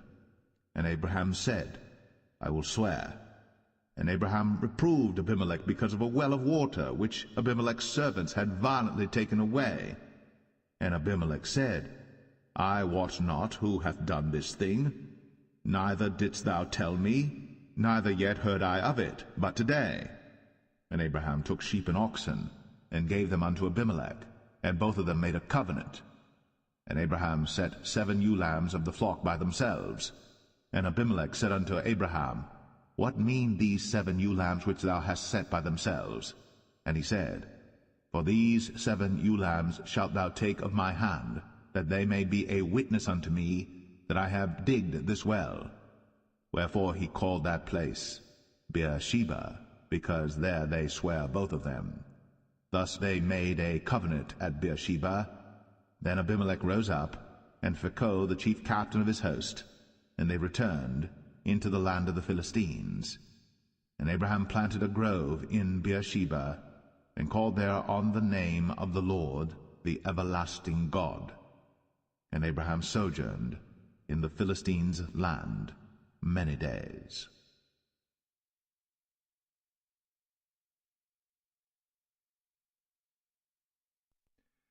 Genesis 22. And it came to pass, after these things, that God did tempt Abraham, and said unto him, Abraham. And he said, Behold, here I am.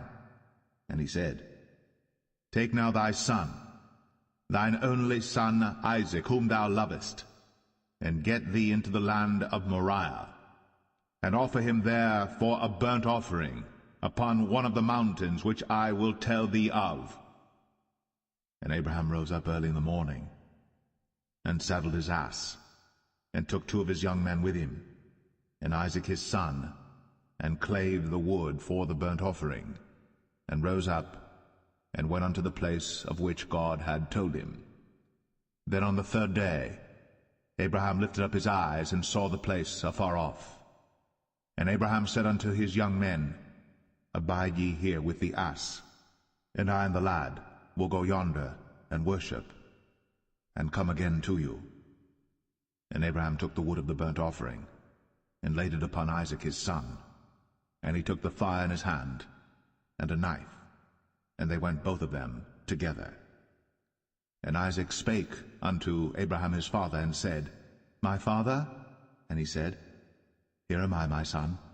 And he said, Behold, the fire and the wood, but where is the lamb for a burnt offering? And Abraham said, My son, God will provide himself a lamb for a burnt offering. So they went both of them together. And they came to the place which God had told him of. And Abraham built an altar there, and laid the wood in order, and bound Isaac his son, and laid him on the altar upon the wood. And Abraham stretched forth his hand, and took the knife to slay his son. And the angel of the Lord called unto him out of heaven, and said, Abraham, Abraham! And he said, Here am I. And he said, Lay not thine hand upon the lad, neither do thou anything unto him. For now I know that thou fearest God, seeing thou hast not withheld thy son, thine only son, from me. And Abraham lifted up his eyes, and looked, and behold, behind him a ram caught in a thicket by his horns. And Abraham went, and took the ram, and offered him up for a burnt offering in the stead of his son. And Abraham called the name of that place Jehovah-Jireh, as it is said to this day, In the mount of the Lord it shall be seen.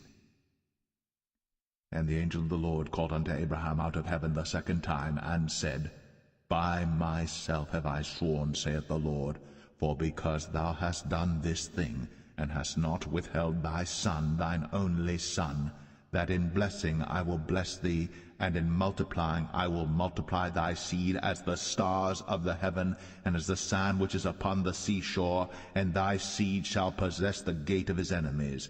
And in thy seed shall all the nations of the earth be blessed, because thou hast obeyed my voice. So Abraham returned unto his young men, and they rose up, and went together to Beersheba. And Abraham dwelt at Beersheba. And it came to pass after these things, that it was told Abraham, saying, Behold, Milcah, she hath also borne children unto thy brother Nahor, Huz his firstborn, and Buz his brother, and Kemuel the father of Aram, and Chesed, and Hazo, and Pildash, and Jidlaph, and Bethuel. And Bethuel begat Rebekah. These 8 Milcah did bear to Nahor, Abraham's brother. And his concubine, whose name was Rumah, she bare also Tebah, and Gaham, and Thahash, and Maacah.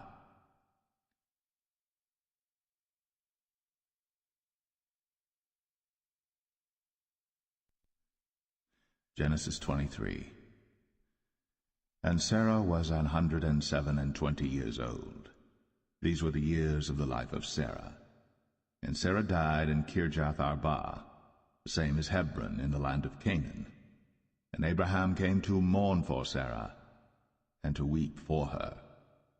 And Abraham stood up from before his dead, and spake unto the sons of Heth, saying, I am a stranger, and a sojourner with you. Give me a possession of a burying place with you, that I may bury my dead out of my sight.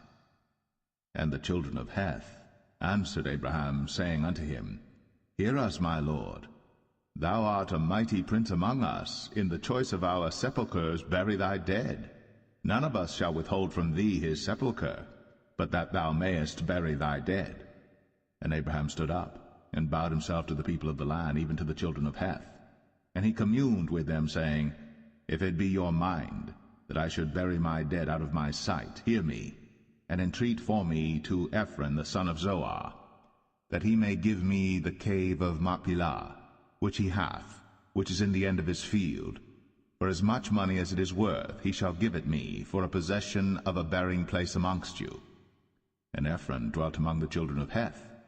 And Ephron the Hittite answered Abraham in the audience of the children of Heth, even of all that went in at the gate of his city, saying, Nay, my lord, hear me. The field give I thee, and the cave that is therein I give it thee. In the presence of the sons of my people give I it thee. Bury thy dead. And Abraham bowed down himself before the people of the land. And he spake unto Ephron in the audience of the people of the land, saying, But if thou wilt give it, I pray thee, hear me. I will give thee money for the field. Take it of me, and I will bury my dead there. And Ephron answered Abraham, saying unto him, My lord, hearken unto me. The land is worth 400 shekels of silver. What is that betwixt me and thee? Bury therefore thy dead. And Abraham hearkened unto Ephron, and Abraham weighed to Ephron the silver, which he had named in the audience of the sons of Heth, 400 shekels of silver, current money, with the merchant. And the field of Ephron, which was in Machpelah, which was before Mamre, the field and the cave which was therein, and all the trees that were in the field, that were in all the borders round about, were made sure unto Abraham for a possession in the presence of the children of Heth, before all that went in at the gate of his city. And after this Abraham buried Sarah his wife in the cave of the field of Machpelah before Mamre. The same is Hebron in the land of Canaan. And the field and the cave that is therein were made sure unto Abraham for a possession of a burying place by the sons of Heth.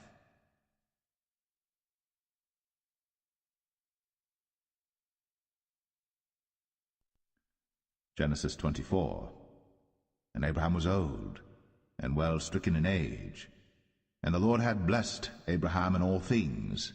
And Abraham said unto his eldest servant of his house, that ruled over all that he had, Put, I pray thee, thy hand under my thigh, and I will make thee swear by the Lord, the God of heaven, and the God of the earth, that thou shalt not take a wife unto my son of the daughters of the Canaanites, among whom I dwell, but thou shalt go unto my country, and to my kindred, and take a wife unto my son Isaac. And the servant said unto him, Peradventure the woman will not be willing to follow me unto this land. Must I needs bring thy son again unto the land from whence thou camest? And Abraham said unto him, Beware thou that thou bring not my son thither again. The Lord God of heaven, which took me from my father's house, and from the land of my kindred, and which spake unto me, and that sware unto me, saying, Unto thy seed will I give this land, he shall send his angel before thee, and thou shalt take a wife unto my son from thence. And if the woman will not be willing to follow thee, then thou shalt be clear from this my oath, only bring not my son thither again. And the servant put his hand under the thigh of Abraham his master, and sware to him concerning that matter. And the servant took 10 camels of the camels of his master, and departed, for all the goods of his master were in his hand. And he arose, and went to Mesopotamia, unto the city of Nahor. And he made his camels to kneel down without the city by a well of water, at the time of the evening, even the time that women go out to draw water. And he said, O Lord God of my master Abraham, I pray thee, send me good speed this day, and show kindness unto my master Abraham. Behold, I stand here by the well of water, and the daughters of the men of the city come out to draw water. And let it come to pass, that the damsel to whom I shall say, Let down thy pitcher, I pray thee, that I may drink. And she shall say, Drink, and I will give thy camels drink also. Let the same be she that thou hast appointed for thy servant Isaac, and thereby shall I know that thou hast shown kindness unto my master. And it came to pass, before he had done speaking, that, behold, Rebekah came out, who was born to Bethuel, son of Milcah, the wife of Nahor, Abraham's brother, with her pitcher upon her shoulder. And the damsel was very fair to look upon, a virgin, neither had any man known her. And she went down to the well, and filled her pitcher, and came up. And the servant ran to meet her, and said, Let me, I pray thee, drink a little water of thy pitcher. And she said, Drink, my lord. And she hasted, and let down her pitcher upon her hand, and gave him drink. And when she had done giving him drink, she said, I will draw water for thy camels also, until they have done drinking. And she hasted, and emptied her pitcher into the trough, and ran again unto the well to draw water, and drew for all his camels. And the man, wondering at her, held his peace, to wit whether the Lord had made his journey prosperous or not. And it came to pass, as the camels had done drinking, that the man took a golden earring of 1/2 shekel weight, and 2 bracelets for her hands of 10 shekels weight of gold, and said, Whose daughter art thou? Tell me, I pray thee, is there room in thy father's house for us to lodge in? And she said unto him, I am the daughter of Bethuel, the son of Milcah, which she bare unto Nahor. She said moreover unto him, We have both straw and provender enough, and room to lodge in. And the man bowed down his head, and worshipped the Lord. And he said, Blessed be the Lord God of my master Abraham, who hath not left destitute my master of his mercy and his truth. I being in the way, the Lord led me to the house of my master's brethren. And the damsel ran, and told them of her mother's house these things. And Rebekah had a brother, and his name was Laban. And Laban ran out unto the man, unto the well. And it came to pass, when he saw the earring and bracelets upon his sister's hands, and when he heard the words of Rebekah his sister, saying, Thus spake the man unto me, that he came unto the man, and behold, he stood by the camels at the well. And he said, Come in, thou blessed of the Lord. Wherefore standest thou without? For I have prepared the house and room for the camels. And the man came into the house, and he ungirded his camels, and gave straw and provender for the camels, and water to wash his feet, and the men's feet that were with him. And there was set meat before him to eat, But he said, I will not eat until I have told mine errand. And he said, Speak on. And he said, I am Abraham's servant, and the Lord hath blessed my master greatly, and he is become great, and he hath given him flocks, and herds, and silver, and gold, and menservants, and maidservants, and camels, and asses. And Sarah my master's wife bare a son to my master when she was old, and unto him hath he given all that he hath. And my master made me swear, saying, Thou shalt not take a wife to my son of the daughters of the Canaanites in whose land I dwell, but thou shalt go unto my father's house, and to my kindred, and take a wife unto my son. And I said unto my master, Peradventure the woman will not follow me. And he said unto me, The Lord before whom I walk will send his angel with thee, and prosper thy way. And thou shalt take a wife for my son of my kindred, and of my father's house. Then shalt thou be clear from this my oath, when thou comest to my kindred. And if they give not thee one, thou shalt be clear from my oath. And I came this day unto the well, and said, O Lord God of my master Abraham, if now thou do prosper my way which I go, behold, I stand by the well of water. And it shall come to pass that when the virgin cometh forth to draw water, and I say to her, Give me, I pray thee, a little water of thy pitcher to drink, and she say to me, Both drink thou, and I will also draw for thy camels, let the same be the woman whom the Lord hath appointed out for my master's son. And before I had done speaking in mine heart, behold, Rebekah came forth with her pitcher on her shoulder, and she went down unto the well, and drew water. And I said unto her, Let me drink, I pray thee. And she made haste, and let down her pitcher from her shoulder, and said, Drink, and I will give thy camels drink also. So I drank, and she made the camels drink also. And I asked her, and said, Whose daughter art thou? And she said, The daughter of Bethuel, Nahor's son, whom Milcah bare unto him. And I put the earring upon her face, and the bracelets upon her hands. And I bowed down my head, and worshipped the Lord, and blessed the Lord God of my master Abraham, which had led me in the right way to take my master's brother's daughter unto his son. And now, if ye will deal kindly and truly with my master, tell me, and if not, tell me, that I may turn to the right hand or to the left. Then Laban and Bethuel answered and said, The thing proceedeth from the Lord. We cannot speak unto thee bad or good. Behold, Rebekah is before thee. Take her and go, and let her be thy master's son's wife, as the Lord hath spoken.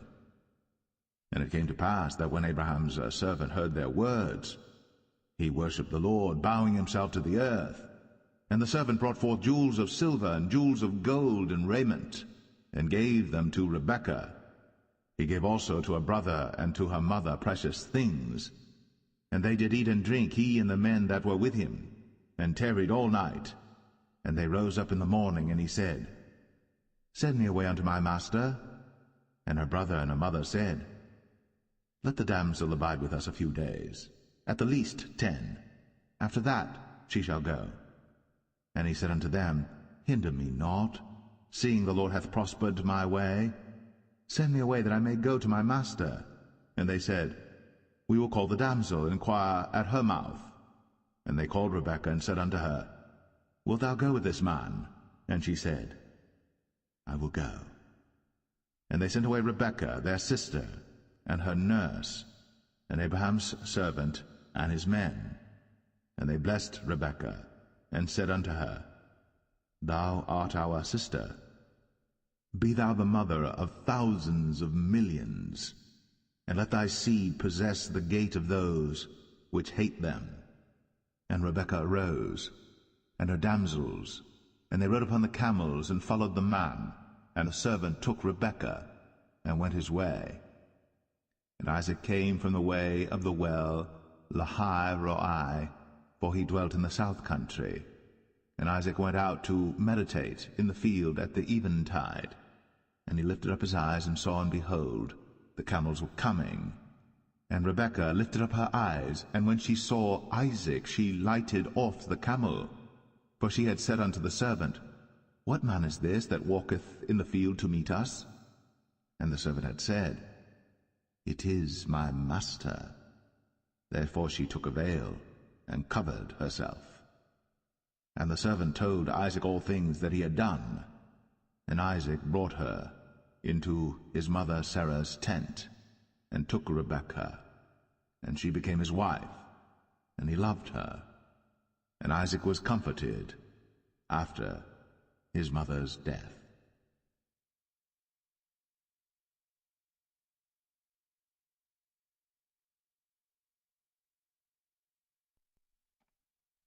Genesis 25. Then again Abraham took a wife, and her name was Keturah. And she bare him Zimran, and Jokshan, and Medan, and Midian, and Ishbak, and Shua. And Jokshan begat Sheba and Dedan. And the sons of Dedan were Ashrim, and Letashim, and Leumim. And the sons of Midian, Ephah, and Epher, and Hanok, and Abidah, and Eldaah. All these were the children of Keturah. And Abraham gave all that he had unto Isaac. But unto the sons of the concubines which Abraham had, Abraham gave gifts, and sent them away from Isaac his son while he yet lived eastward unto the east country. And these are the days of the years of Abraham's life which he lived, 160 years. Then Abraham gave up the ghost, and died in a good old age, an old man, and full of years, and was gathered to his people. And his sons Isaac and Ishmael buried him in the cave of Machpelah in the field of Ephron the son of Zohar the Hittite, which is before Mamre, the field which Abraham purchased of the sons of Heth. There was Abraham buried, and Sarah his wife. And it came to pass after the death of Abraham that God blessed his son Isaac, and Isaac dwelt by the well, Lahai Roi. Now these are the generations of Ishmael, Abraham's son, whom Hagar the Egyptian, Sarah's handmaid, bare unto Abraham.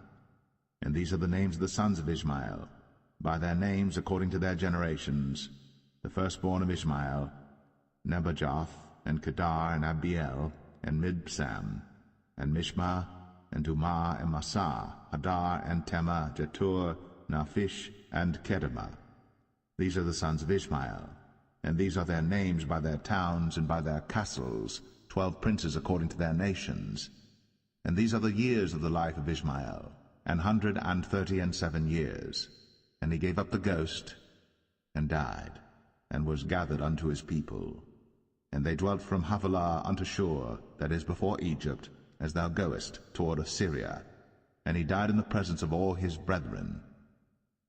And these are the generations of Isaac, Abraham's son. Abraham begat Isaac. And Isaac was 40 years old when he took Rebekah to wife, the daughter of Bethuel the Syrian of Padan Aram, the sister to Laban the Syrian. And Isaac entreated the Lord for his wife, because she was barren. And the Lord was entreated of him, and Rebekah his wife conceived. And the children struggled together within her, and she said, If it be so, why am I thus? And she went to inquire of the Lord. And the Lord said unto her, 2 nations are in thy womb, and 2 manner of people shall be separated from thy bowels. And the one people shall be stronger than the other people, and the elder shall serve the younger. And when her days to be delivered were fulfilled, behold, there were twins in her womb.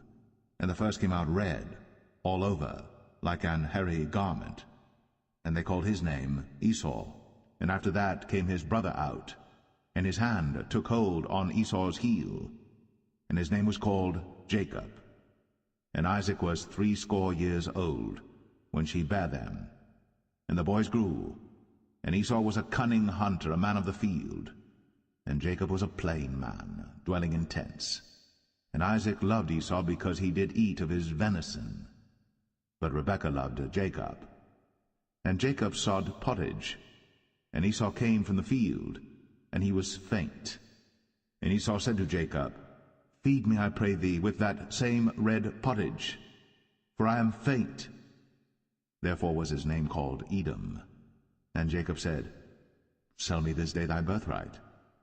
And Esau said, Behold, I am at the point to die, and what profit shall this birthright do to me?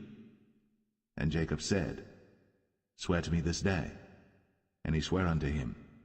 and he sold his birthright unto Jacob. Then Jacob gave Esau bread and pottage of lentils, and he did eat and drink, and rose up, and went his way. Thus Esau despised his birthright.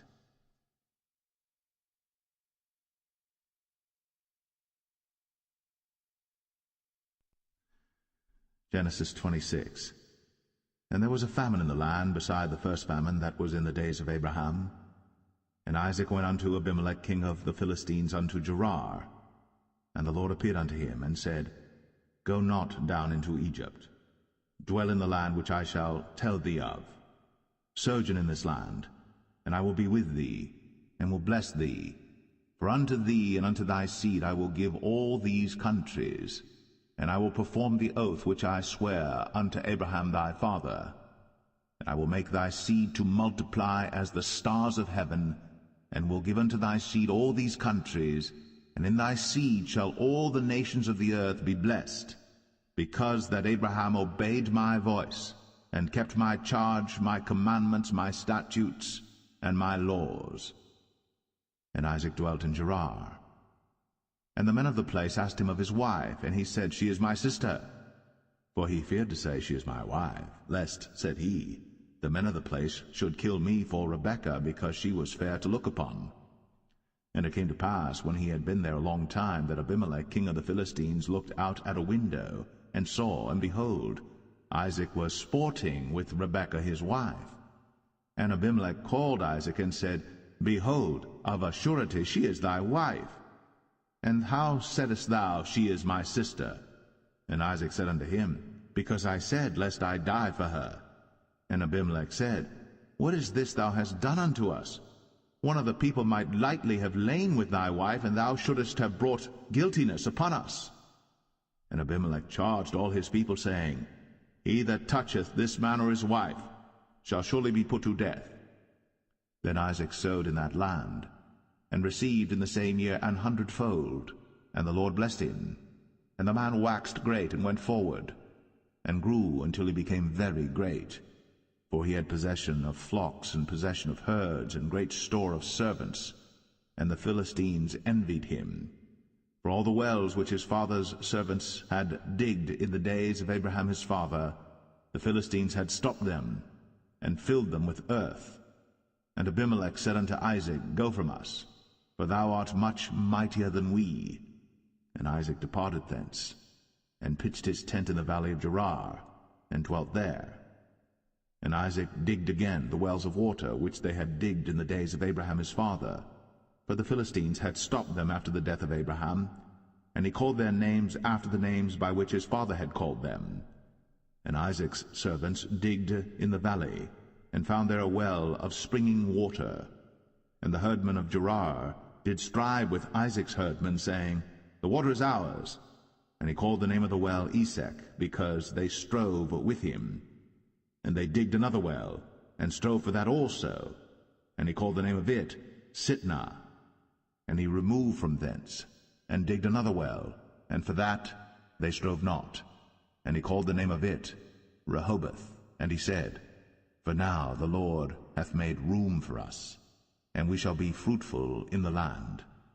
And he went up from thence to Beersheba. And the Lord appeared unto him the same night, and said, I am the God of Abraham thy father. Fear not, for I am with thee, and will bless thee, and multiply thy seed for my servant Abraham's sake. And he builded an altar there, and called upon the name of the Lord, and pitched his tent there. And there Isaac's servants digged a well. Then Abimelech went to him from Gerar, and Ahuzzath one of his friends, and Phicol the chief captain of his army. And Isaac said unto them, Wherefore come ye to me, seeing ye hate me, and have sent me away from you? And they said, We saw certainly that the Lord was with thee. And we said, Let there be now an oath betwixt us, even betwixt us and thee, and let us make a covenant with thee, that thou wilt do us no hurt, as we have not touched thee, and as we have done unto thee nothing but good, and have sent thee away in peace. Thou art now the blessed of the Lord. And he made them a feast, and they did eat and drink. And they rose up betimes in the morning, and sware one to another. And Isaac sent them away, and they departed from him in peace. And it came to pass the same day that Isaac's servants came, and told him concerning the well which they had digged, and said unto him, We have found water. And he called it Sheba. Therefore the name of the city is Beersheba unto this day. And Esau was 40 years old when he took to wife Judith, the daughter of Beri the Hittite, and Bashemath, the daughter of Elon the Hittite, which were a grief of mind unto Isaac and to Rebekah.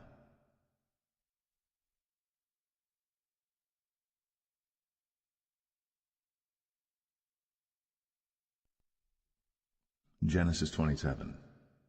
And it came to pass that when Isaac was old, and his eyes were dim, so that he could not see, he called Esau his eldest son, and said unto him, My son. And he said unto him, Behold, here am I. And he said, Behold now, I am old, I know not the day of my death. Now therefore take, I pray thee, thy weapons, thy quiver, and thy bow, and go out to the field, and take me some venison, and make me savory meat, such as I love, and bring it to me, that I may eat, that my soul may bless thee before I die. And Rebekah heard when Isaac spake to Esau his son. And Esau went to the field to hunt for venison, and to bring it.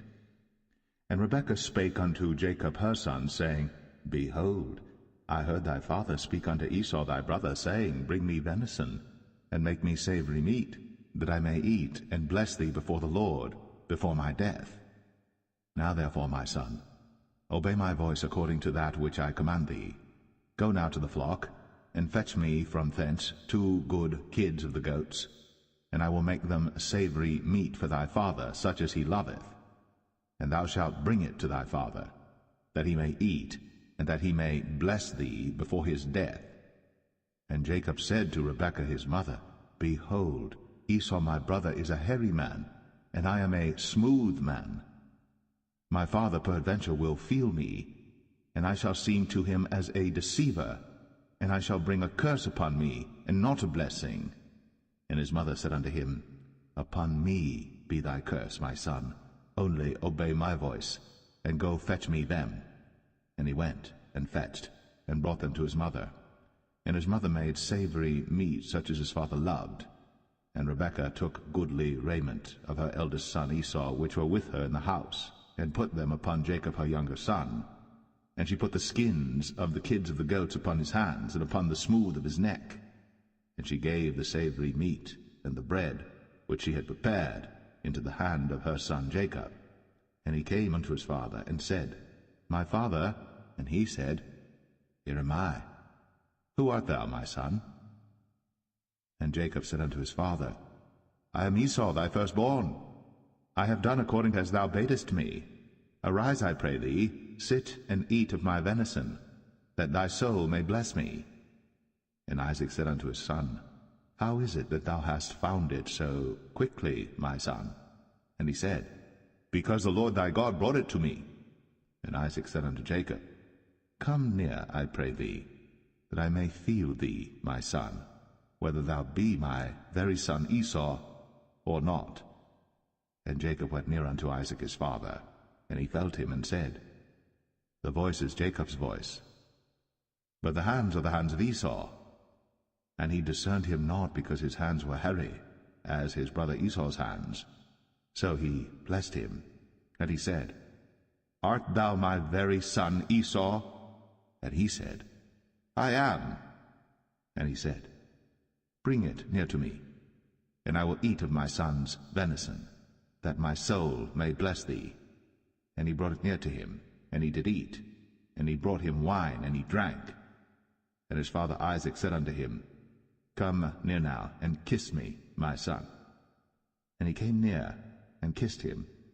And he smelled the smell of his raiment, and blessed him, and said, See, the smell of my son is as the smell of a field which the Lord hath blessed. Therefore God give thee of the dew of heaven, and the fatness of the earth, and plenty of corn and wine. Let people serve thee, and nations bow down to thee. Be Lord over thy brethren, and let thy mother's sons bow down to thee. Cursed be every one that curseth thee, and blessed be he that blesseth thee. And it came to pass, as soon as Isaac had made an end of blessing Jacob, and Jacob was yet scarce gone out from the presence of Isaac his father, that Esau his brother came in from his hunting.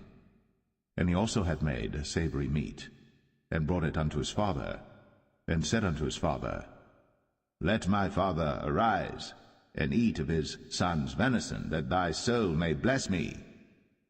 And Isaac his father said unto him, Who art thou? And he said, I am thy son, thy firstborn, Esau. And Isaac trembled very exceedingly, and said, Who? Where is he that hath taken venison and brought it me? And I have eaten of all before thou camest, and have blessed him, yea, and he shall be blessed. And when Esau heard the words of his father, he cried with a great and exceeding bitter cry, and said unto his father, Bless me, even me also, O my father. And he said, Thy brother came with subtlety, and hath taken away thy blessing. And he said, Is not he rightly named Jacob? For he hath supplanted me these 2 times. He took away my birthright, and behold, now he hath taken away my blessing. And he said, Hast thou not reserved a blessing for me?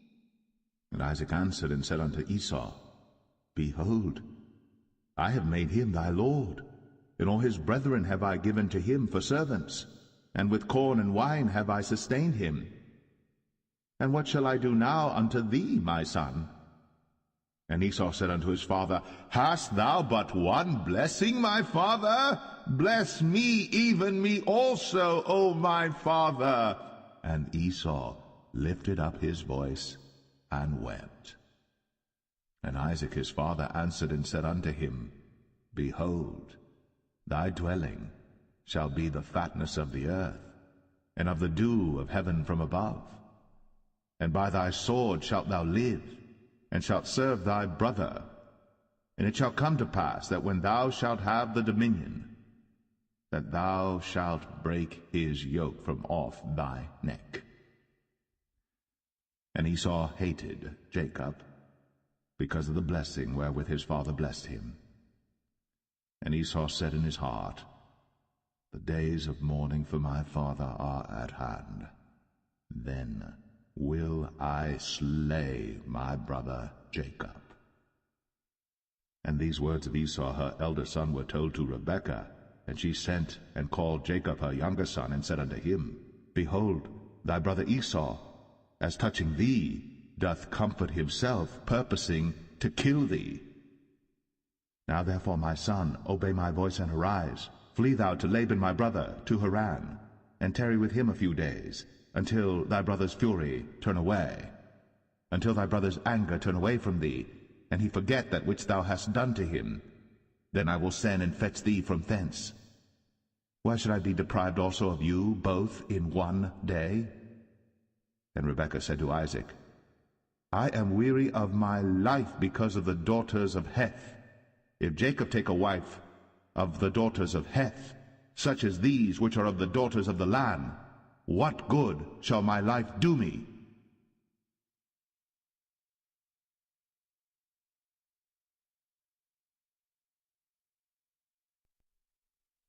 Genesis 28. And Isaac called Jacob, and blessed him, and charged him, and said unto him, Thou shalt not take a wife of the daughters of Canaan. Arise, go to Padan Aram, to the house of Bethuel thy mother's father, and take thee a wife from thence of the daughters of Laban thy mother's brother. And God Almighty bless thee, and make thee fruitful, and multiply thee, that thou mayest be a multitude of people, and give thee the blessing of Abraham to thee, and to thy seed with thee, that thou mayest inherit the land wherein thou art a stranger, which God gave unto Abraham. And Isaac sent away Jacob, And he went to Padan Aram unto Laban, son of Bethuel the Syrian, the brother of Rebekah, Jacob's and Esau's mother. When Esau saw that Isaac had blessed Jacob, and sent him away to Padan Aram, to take him a wife from thence, and that as he blessed him he gave him a charge, saying, Thou shalt not take a wife of the daughters of Canaan, and that Jacob obeyed his father and his mother, and was gone to Padan Aram. And Esau, seeing that the daughters of Canaan pleased not Isaac his father, then went Esau unto Ishmael, and took unto the wives which he had Mahalath, the daughter of Ishmael, Abraham's son, the sister of Nebajoth, to be his wife. And Jacob went out from Beersheba, and went toward Haran. And he lighted upon a certain place, and tarried there all night, because the sun was set. And he took of the stones of that place, and put them for his pillows, and lay down in that place to sleep. And he dreamed, and behold, a ladder set up on the earth, and the top of it reached to heaven, and behold, the angels of God ascending and descending on it. And behold, the Lord stood above it, and said, I am the Lord God of Abraham thy father, and the God of Isaac. The land whereon thou liest, to thee will I give it, and to thy seed. And thy seed shall be as the dust of the earth, and thou shalt spread abroad to the west, and to the east, and to the north, and to the south. And in thee and in thy seed shall all the families of the earth be blessed. And behold, I am with thee, and will keep thee in all places whither thou goest, and will bring thee again into this land. For I will not leave thee until I have done that which I have spoken to thee of.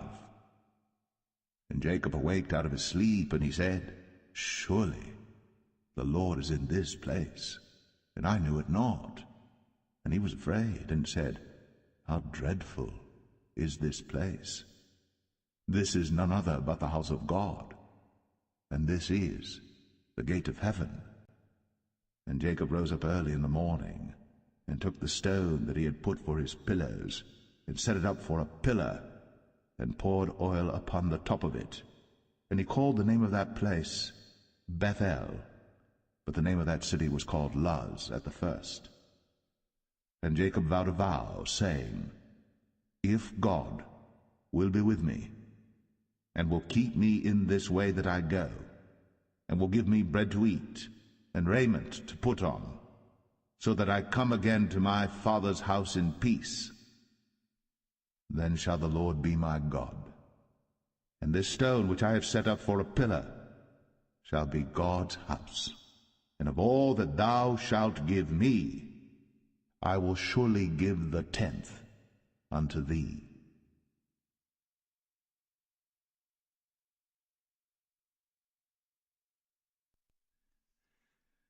Genesis 29.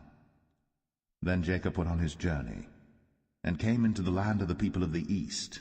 And he looked, and behold, a well in the field, and lo, there were 3 flocks of sheep lying by it.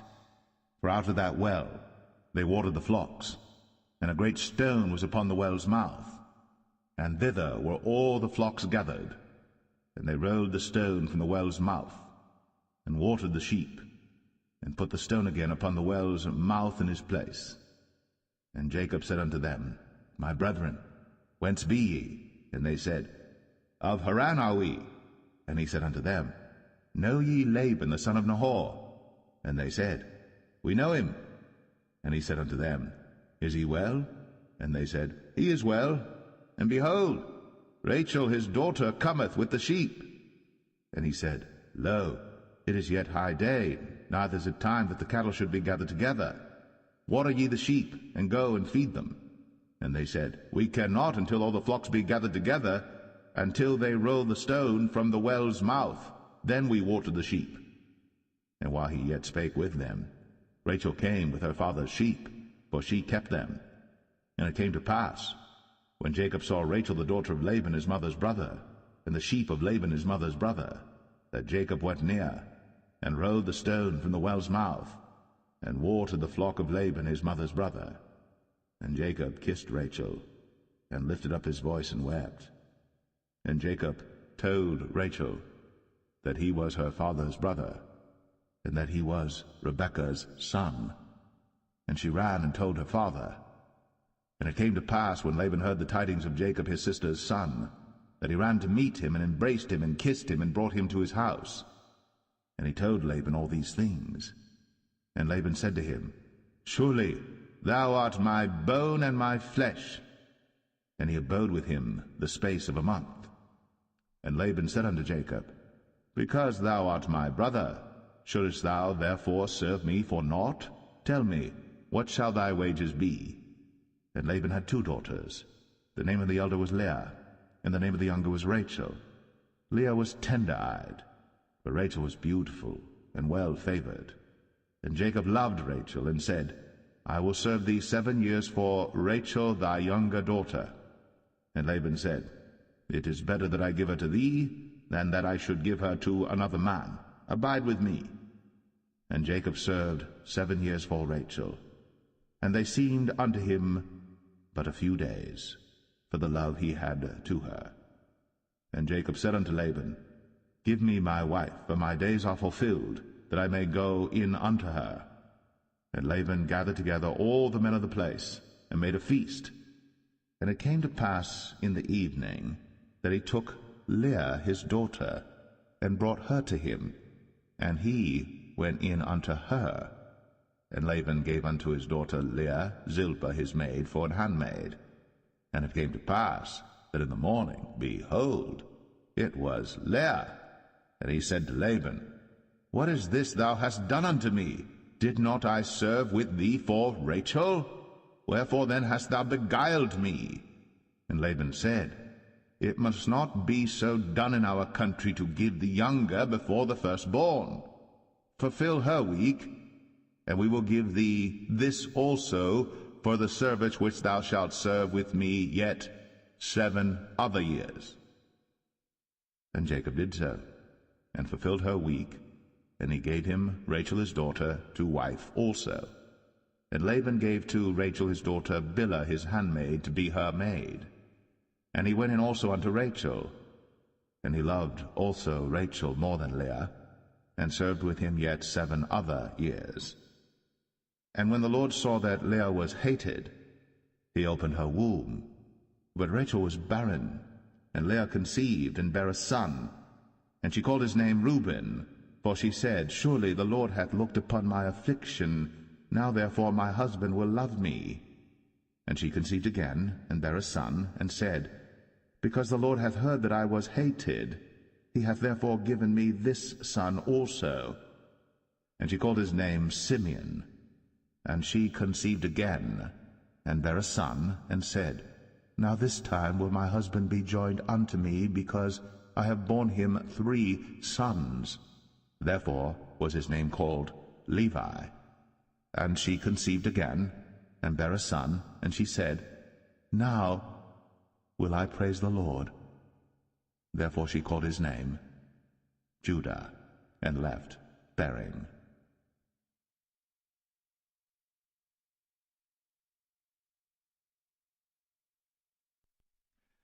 Genesis 30.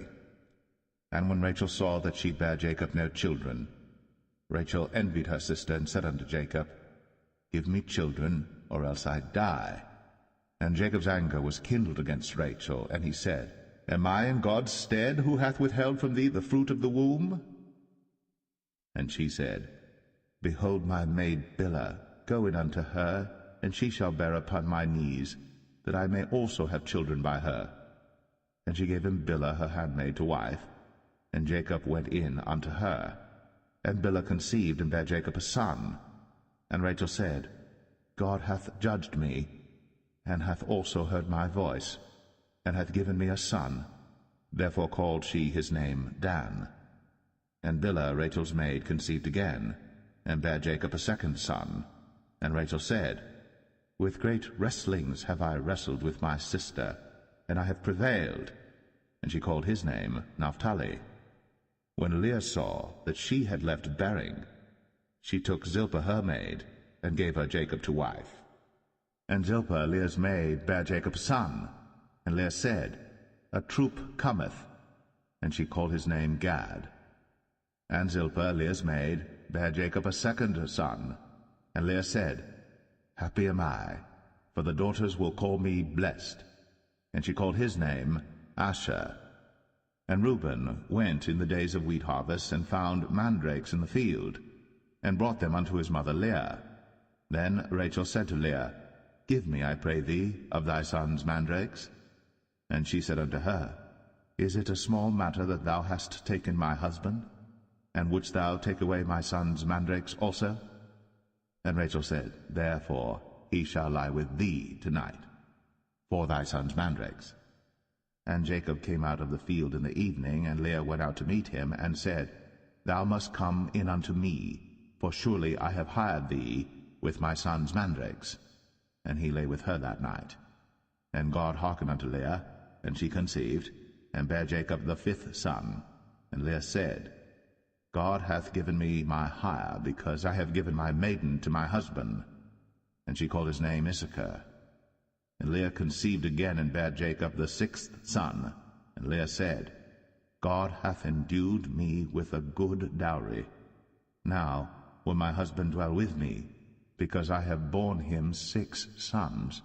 And she called his name Zebulun. And afterwards she bare a daughter, and called her name Dinah. And God remembered Rachel, and God hearkened to her, and opened her womb. And she conceived, and bare a son, and said, God hath taken away my reproach. And she called his name Joseph, and said, The Lord shall add to me another son. And it came to pass, when Rachel had borne Joseph, that Jacob said unto Laban, Send me away, that I may go unto mine own place, and to my country. Give me my wives and my children, for whom I have served thee, and let me go, for thou knowest my service which I have done thee. And Laban said unto him, I pray thee, if I have found favor in thine eyes, tarry, for I have learned by experience that the Lord hath blessed me for thy sake. And he said, Appoint me thy wages, and I will give it. And he said unto him, Thou knowest how I have served thee, and how thy cattle was with me. For it was little which thou hadst before I came, and it is now increased unto a multitude. And the Lord hath blessed thee since my coming. And now, when shall I provide for mine own house also? And he said, What shall I give thee? And Jacob said, Thou shalt not give me anything. If thou wilt do this thing for me, I will again feed and keep thy flock. I will pass through all thy flock today, removing from thence all the speckled and spotted cattle, and all the brown cattle among the sheep, and the spotted and speckled among the goats, and of such shall be my hire. So shall my righteousness answer for me in time to come, when it shall come for my hire before thy face, every one that is not speckled and spotted among the goats, and brown among the sheep, that shall be counted stolen with me. And Laban said, Behold, I would it might be according to thy word. And he removed that day the he-goats that were ring-straked and spotted, and all the she-goats that were speckled and spotted, and every one that had some white in it, and all the brown among the sheep, and gave them into the hand of his sons. And he set 3 days' journey betwixt himself and Jacob, and Jacob fed the rest of Laban's flocks. And Jacob took him rods of green poplar, and of the hazel and chestnut tree, and pilled white strakes in them, and made the white appear which was in the rods. And he set the rods which he had pilled before the flocks in the gutters, in the watering troughs, when the flocks came to drink, that they should conceive when they came to drink. And the flocks conceived before the rods, and brought forth cattle ring-straked, speckled, and spotted. And Jacob did separate the lambs, and set the faces of the flocks toward the ring-straked, and all the brown in the flock of Laban. And he put his own flocks by themselves, and put them not unto Laban's cattle. And it came to pass, whensoever the stronger cattle did conceive, that Jacob laid the rods before the eyes of the cattle in the gutters, that they might conceive among the rods. But when the cattle were feeble, he put them not in. So the feebler were Laban's, and the stronger Jacob's. And the man increased exceedingly, and had much cattle, and maidservants, and menservants, and camels, and asses.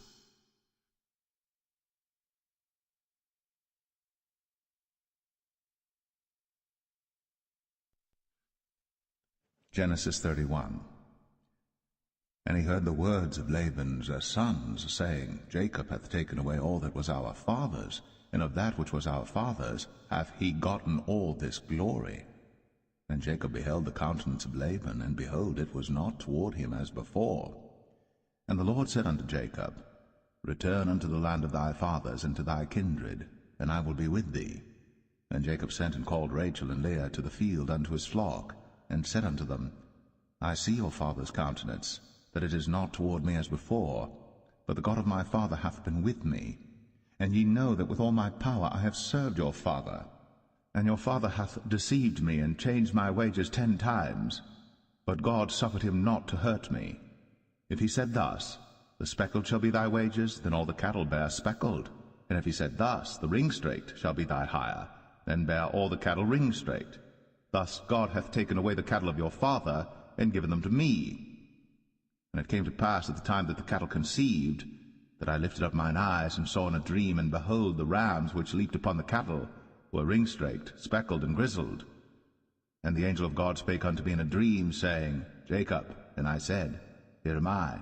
And he said, Lift up now thine eyes, and see all the rams which leap upon the cattle are ringstraked, speckled, and grizzled.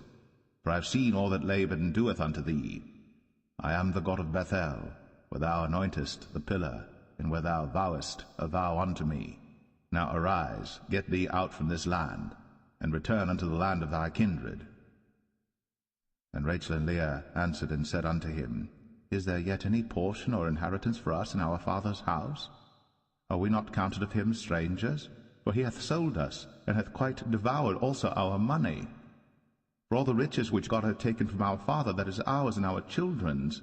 Now then, whatsoever God hath said unto thee, do. Then Jacob rose up, and set his sons and his wives upon camels. And he carried away all his cattle, and all his goods which he had gotten, the cattle of his getting which he had gotten in Padan Aram, for to go to Isaac his father in the land of Canaan. And Laban went to shear his sheep, and Rachel had stolen the images that were her father's. And Jacob stole away unawares to Laban the Syrian, in that he told him not that he fled. So he fled with all that he had, and he rose up and passed over the river, and set his face toward the Mount Gilead. And it was told Laban on the 3rd day that Jacob was fled. And he took his brethren with him, and pursued after him 7 days' journey. And they overtook him in the Mount Gilead. And God came to Laban the Syrian in a dream by night, and said unto him, Take heed that thou speak not to Jacob either good or bad. Then Laban overtook Jacob. Now Jacob had pitched his tent in the mount, and Laban with his brethren pitched in the Mount of Gilead.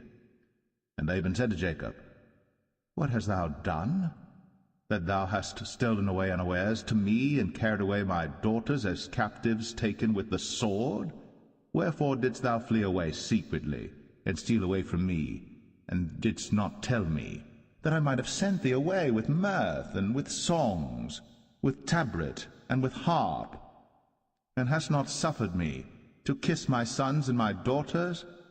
Thou hast now done foolishly in so doing.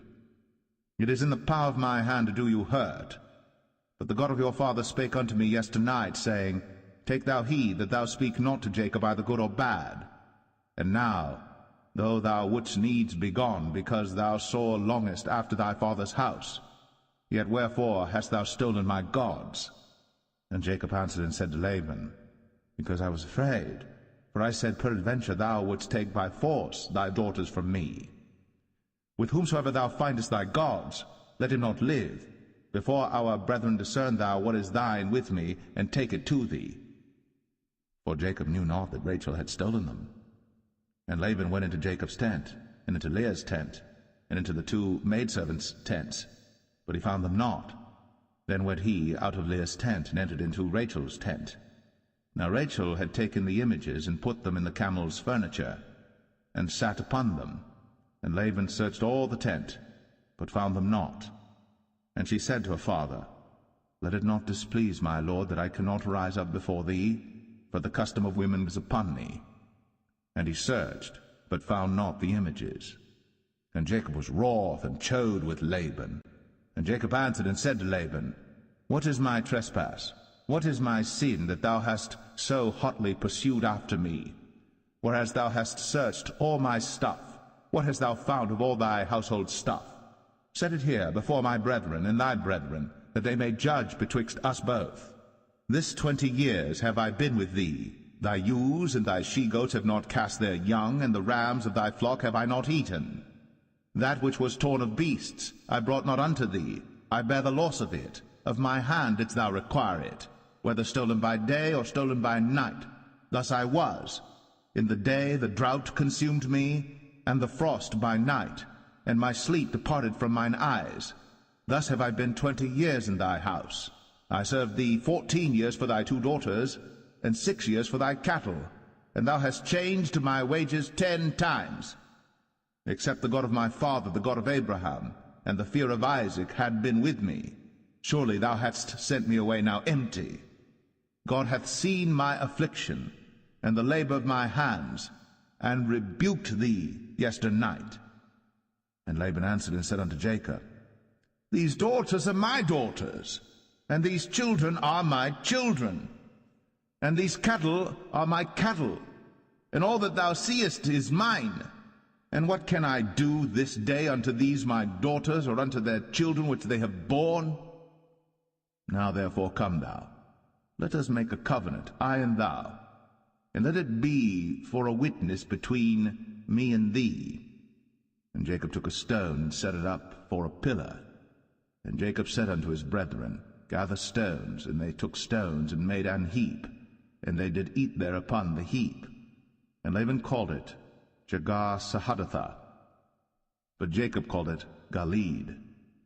And Laban said, This heap is a witness between me and thee this day. Therefore was the name of it called Galeed. And Mizpah, for he said, The Lord watch between me and thee, when we are absent one from another. If thou shalt afflict my daughters, or if thou shalt take other wives beside my daughters, no man is with us. See, God is witness betwixt me and thee. And Laban said to Jacob, Behold this heap, and behold this pillar, which I have cast betwixt me and thee. This heap be witness, and this pillar be witness, that I will not pass over this heap to thee, and that thou shalt not pass over this heap and this pillar unto me for harm. The God of Abraham and the God of Nahor, the God of their father, judge betwixt us. And Jacob sware by the fear of his father Isaac. Then Jacob offered sacrifice upon the mount, and called his brethren to eat bread. And they did eat bread, and tarried all night in the mount. And early in the morning Laban rose up, and kissed his sons and his daughters, and blessed them. And Laban departed, and returned unto his place.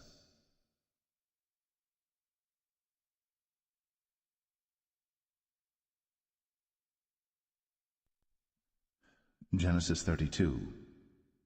And Jacob went on his way, and the angels of God met him. And when Jacob saw them, he said, This is God's host.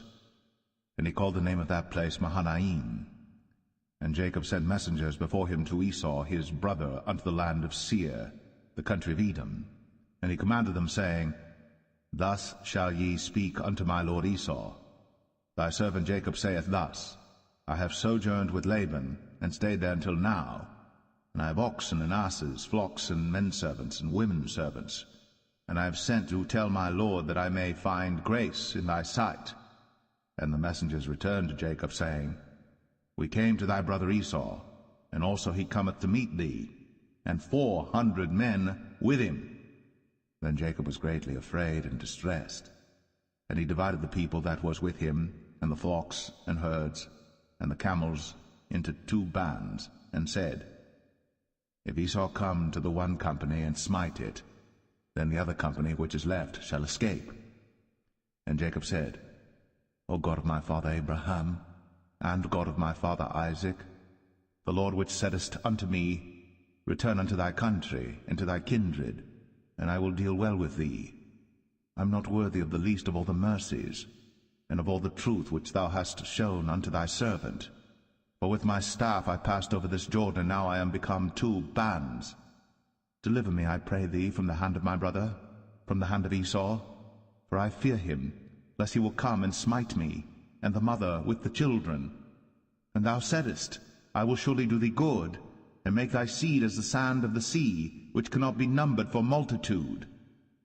And he lodged there that same night, and took of that which came to his hand a present for Esau his brother, 200 she-goats, and 20 he-goats, 200 ewes, and 20 rams, 30 milch camels with their coats, 40 kine, and 10 bulls, 20 she-asses, and 10 foals. And he delivered them into the hand of his servants, every drove by themselves, and said unto his servants, Pass over before me, and put a space betwixt drove and drove. And he commanded the foremost, saying, When Esau my brother meeteth thee, and asketh thee, saying, Whose art thou? And whither goest thou? And whose are these before thee? Then thou shalt say, They be thy servant Jacob's. It is a present sent unto my lord Esau, and behold, also he is behind us. And so commanded he the second and the third, and all that followed the drove, saying, On this manner shall ye speak unto Esau, when ye find him. And say ye moreover, Behold, thy servant Jacob is behind us. For he said, I will appease him with the present that goeth before me, and afterward I will see his face. Peradventure he will accept of me. So went the present over before him, and himself lodged that night in the company. And he rose up that night, and took his 2 wives, and his 2 women servants, and his 11 sons, and passed over the ford Jabbok. And he took them, and sent them over the brook, and sent over that he had. And Jacob was left alone. And there wrestled a man with him until the breaking of the day.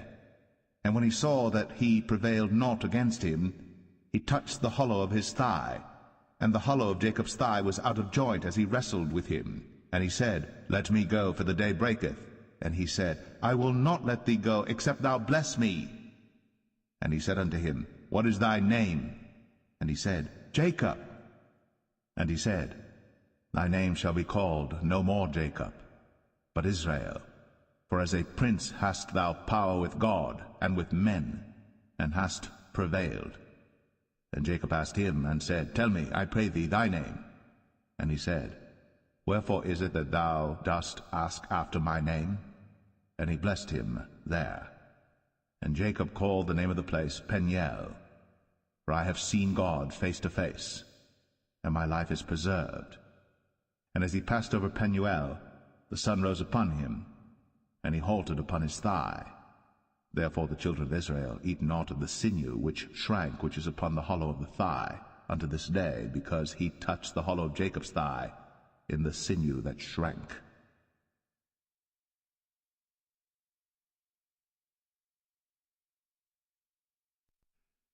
Genesis 33. And Jacob lifted up his eyes, and looked, and behold, Esau came, and with him 400 men. And he divided the children unto Leah, and unto Rachel, and unto the 2 handmaids. And he put the handmaids and their children foremost, and Leah and her children after, and Rachel and Joseph hindermost. And he passed over before them, and bowed himself to the ground 7 times, until he came near to his brother. And Esau ran to meet him, and embraced him, and fell on his neck, and kissed him, and they wept. And he lifted up his eyes, and saw the women and the children, and said, Who are those with thee? And he said, The children which God hath graciously given thy servant. Then the handmaidens came near, they and their children, and they bowed themselves. And Leah also with her children came near, and bowed themselves. And after came Joseph near, and Rachel, and they bowed themselves. And he said, What meanest thou by all this drove which I met? And he said, These are to find grace in the sight of my Lord. And Esau said, I have enough, my brother, keep that thou hast unto thyself. And Jacob said, Nay, I pray thee, if now I have found grace in thy sight. then receive my present at my hand.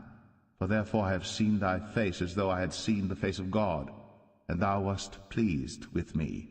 Take, I pray thee, my blessing that is brought to thee, because God hath dealt graciously with me, and because I have enough. And he urged him, and he took it. And he said, Let us take our journey, and let us go, and I will go before thee. And he said unto him, My Lord knoweth that the children are tender, and the flocks and herds with young are with me. And if men should overdrive them one day, all the flock will die. Let my lord, I pray thee, pass over before his servant, and I will lead on softly, according as the cattle that goeth before me, and the children be able to endure, until I come unto my lord, unto Seir. And Esau said, Let me now leave with thee some of the folk that are with me. And he said, What needeth it? Let me find grace in the sight of my lord. So Esau returned that day on his way unto Seir. And Jacob journeyed to Succoth, and built him an house, and made booths for his cattle. Therefore the name of the place is called Succoth. And Jacob came to Shalem, a city of Shechem, which is in the land of Canaan, when he came from Padan Aram, and pitched his tent before the city. And he bought a parcel of a field, where he had spread his tent, at the hand of the children of Hamor, Shechem's father, for 100 pieces of money. And he erected there an altar, and called it El Elohe Israel.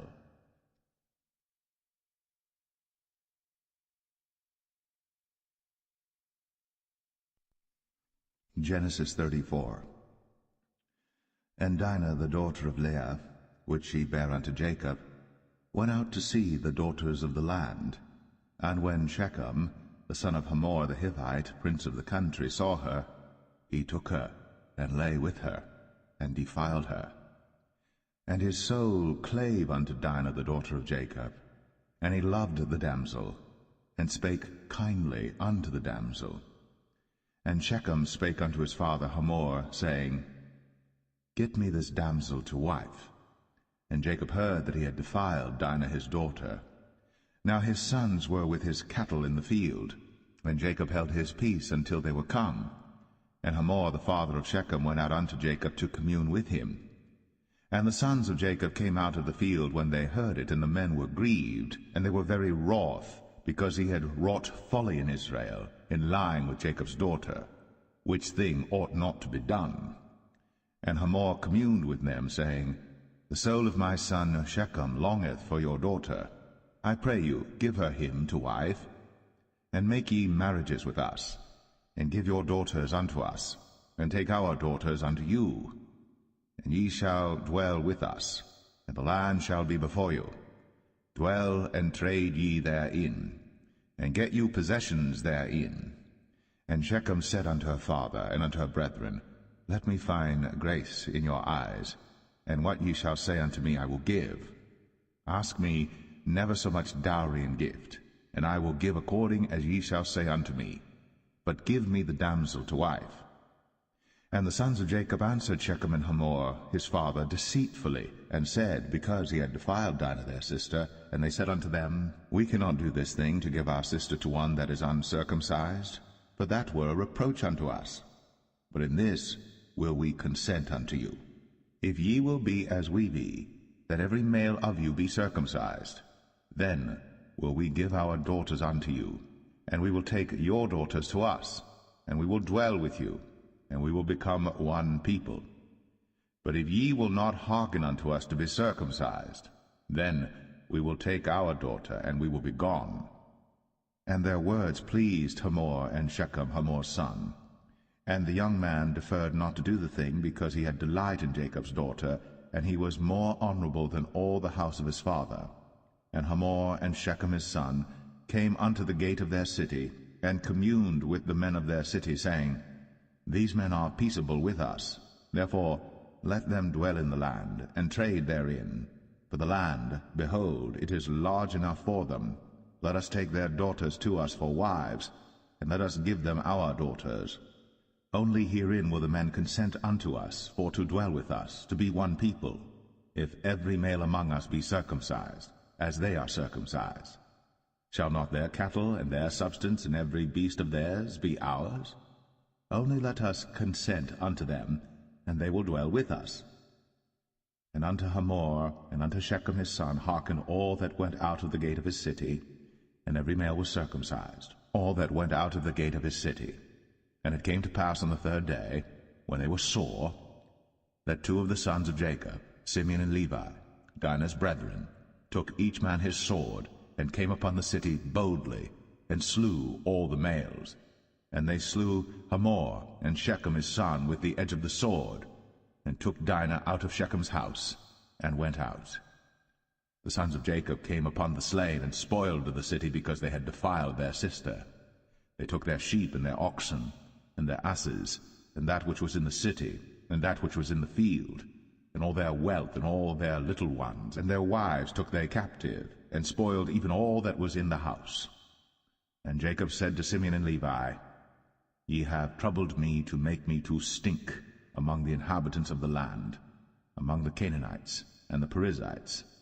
And I, being few in number, they shall gather themselves together against me, and slay me, and I shall be destroyed, I and my house. And they said, Should he deal with our sister as with an harlot?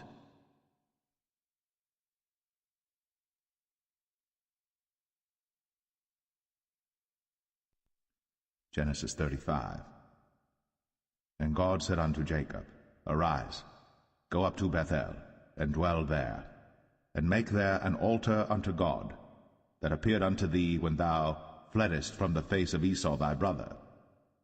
Then Jacob said unto his household, and to all that were with him, Put away the strange gods that are among you, and be clean, and change your garments, and let us arise, and go up to Bethel, and I will make there an altar unto God, who answered me in the day of my distress, and was with me in the way which I went. And they gave unto Jacob all the strange gods which were in their hand, and all their earrings which were in their ears.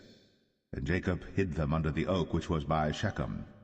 And they journeyed, and the terror of God was upon the cities that were round about them, and they did not pursue after the sons of Jacob.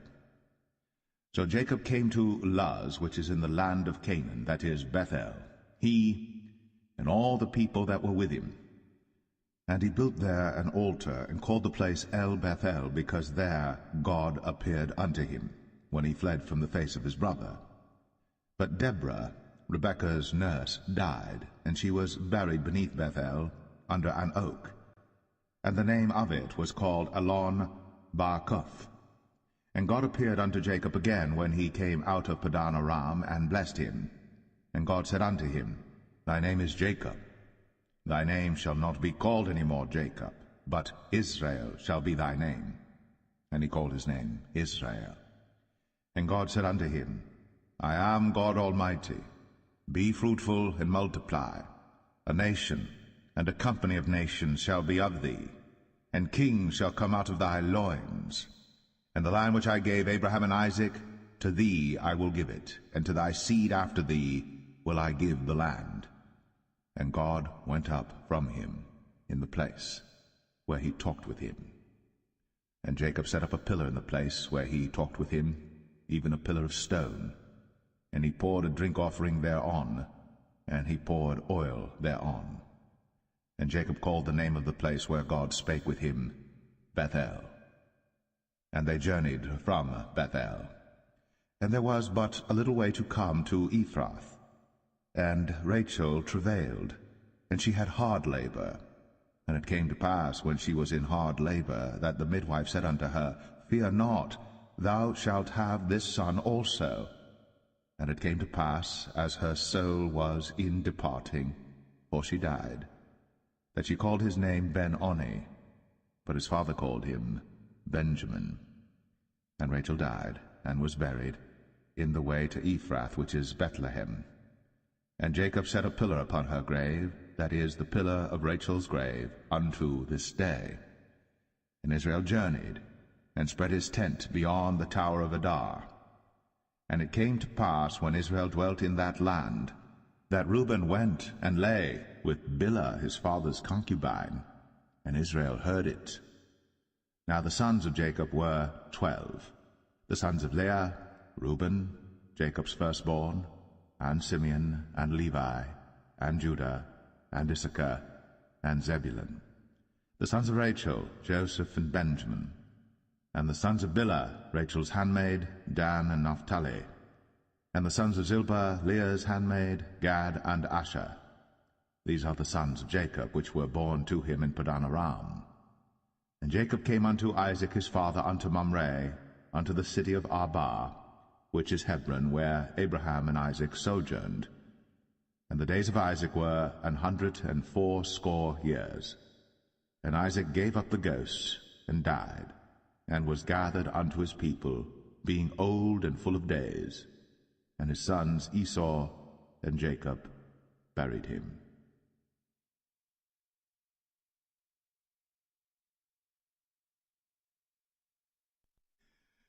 Genesis 36. Now these are the generations of Esau, who is Edom.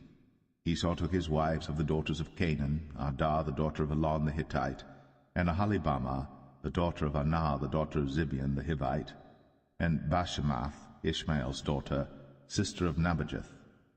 And Adah bare to Esau Eliphaz, and Bashemath bare Ruel.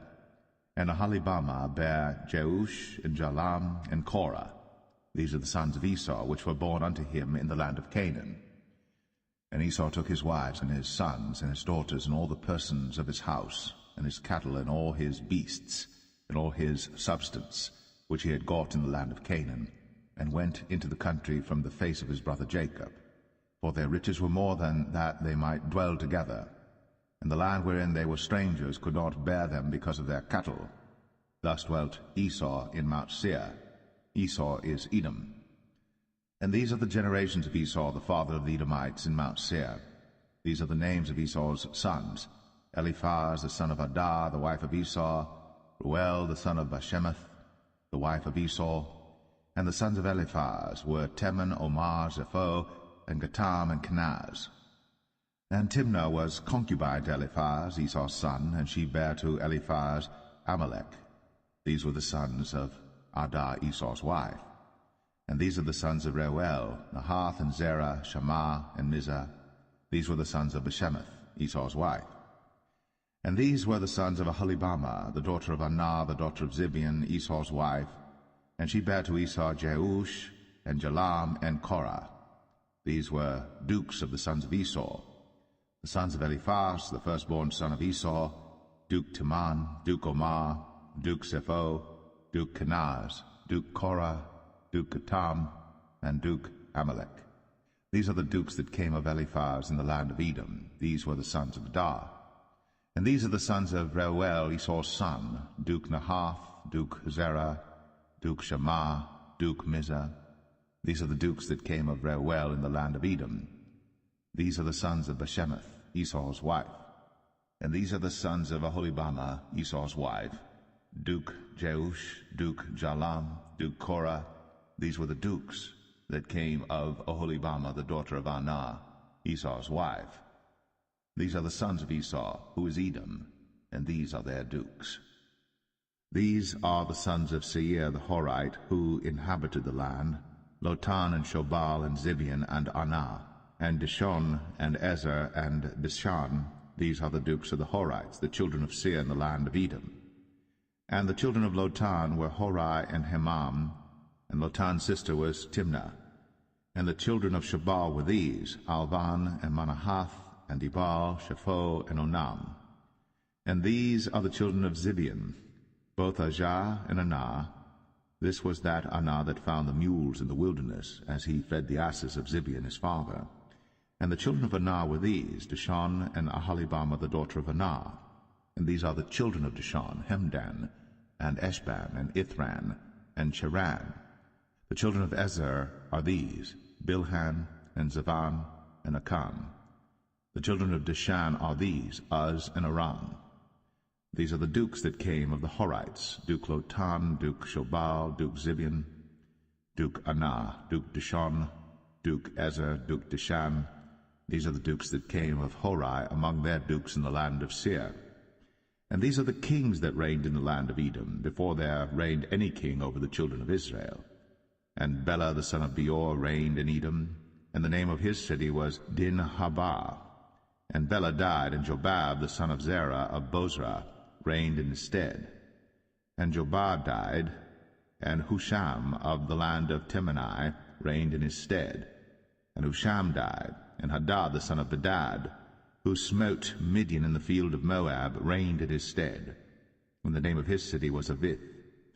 And Hadad died, and Samlah of Masrekah reigned in his stead.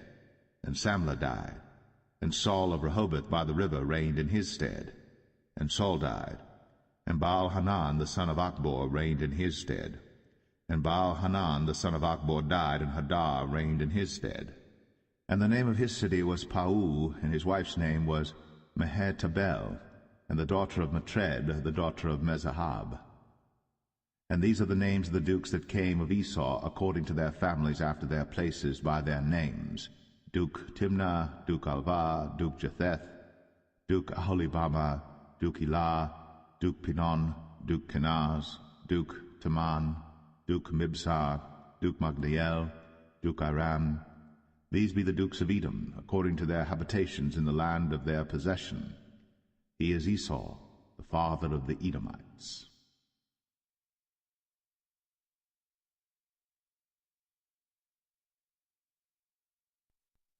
Genesis 37. And Jacob dwelt in the land wherein his father was a stranger, in the land of Canaan. These are the generations of Jacob. Joseph, being 17 years old, was feeding the flock with his brethren, and the lad was with the sons of Bilhah, and with the sons of Zilpah, his father's wives.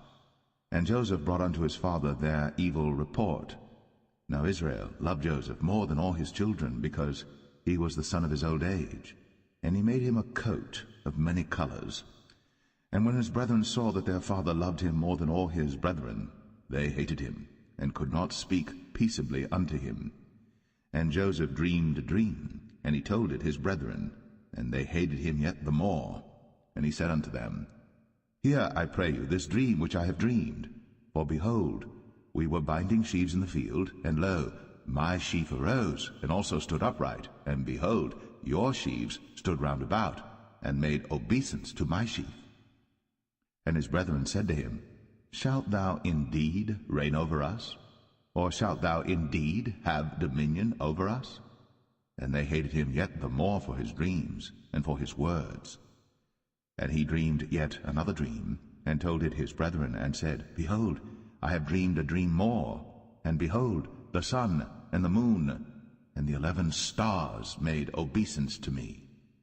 And he told it to his father, and to his brethren, and his father rebuked him, and said unto him, What is this dream that thou hast dreamed? Shall I and thy mother and thy brethren indeed come to bow down ourselves to thee to the earth?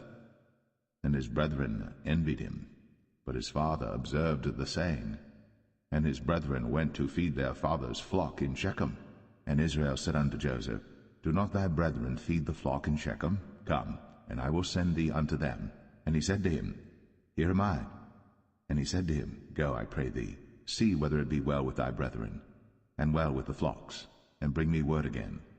So he sent him out of the vale of Hebron, and he came to Shechem. And a certain man found him, and behold, he was wandering in the field.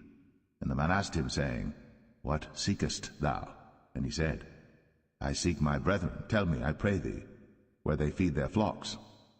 And the man said, They are departed hence, for I heard them say, Let us go to Dothan. And Joseph went after his brethren, and found them in Dothan. And when they saw him afar off, even before he came near unto them, they conspired against him to slay him. And they said one to another, Behold, this dreamer cometh.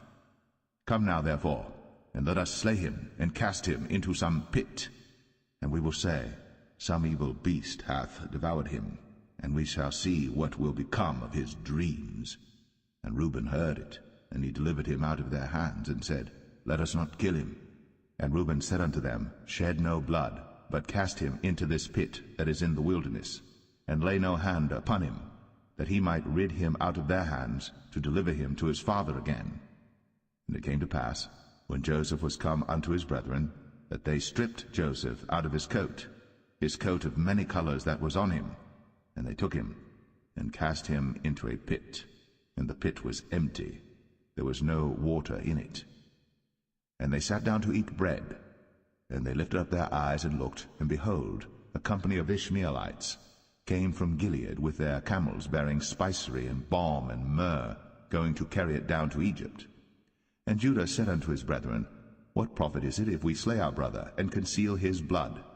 Come, and let us sell him to the Ishmaelites, and let not our hand be upon him, for he is our brother, and our flesh. And his brethren were content. Then there passed by Midianites, merchantmen, and they drew and lifted up Joseph out of the pit, and sold Joseph to the Ishmaelites for 20 pieces of silver, and they brought Joseph into Egypt. And Reuben returned unto the pit, and behold, Joseph was not in the pit. And he rent his clothes. And he returned unto his brethren, and said, The child is not, and I, whither shall I go? And they took Joseph's coat, and killed a kid of the goats, and dipped the coat in the blood. And they sent the coat of many colors, and they brought it to their father, and said, This have we found. Know now whether it be thy son's coat or no. And he knew it, and said, It is my son's coat. An evil beast hath devoured him. Joseph is without doubt rent in pieces. And Jacob rent his clothes, and put sackcloth upon his loins, and mourned for his son many days. And all his sons and all his daughters rose up to comfort him. But he refused to be comforted, and he said, For I will go down into the grave unto my son mourning. Thus his father wept for him. And the Midianites sold him into Egypt unto Potiphar, an officer of Pharaoh's, and captain of the guard.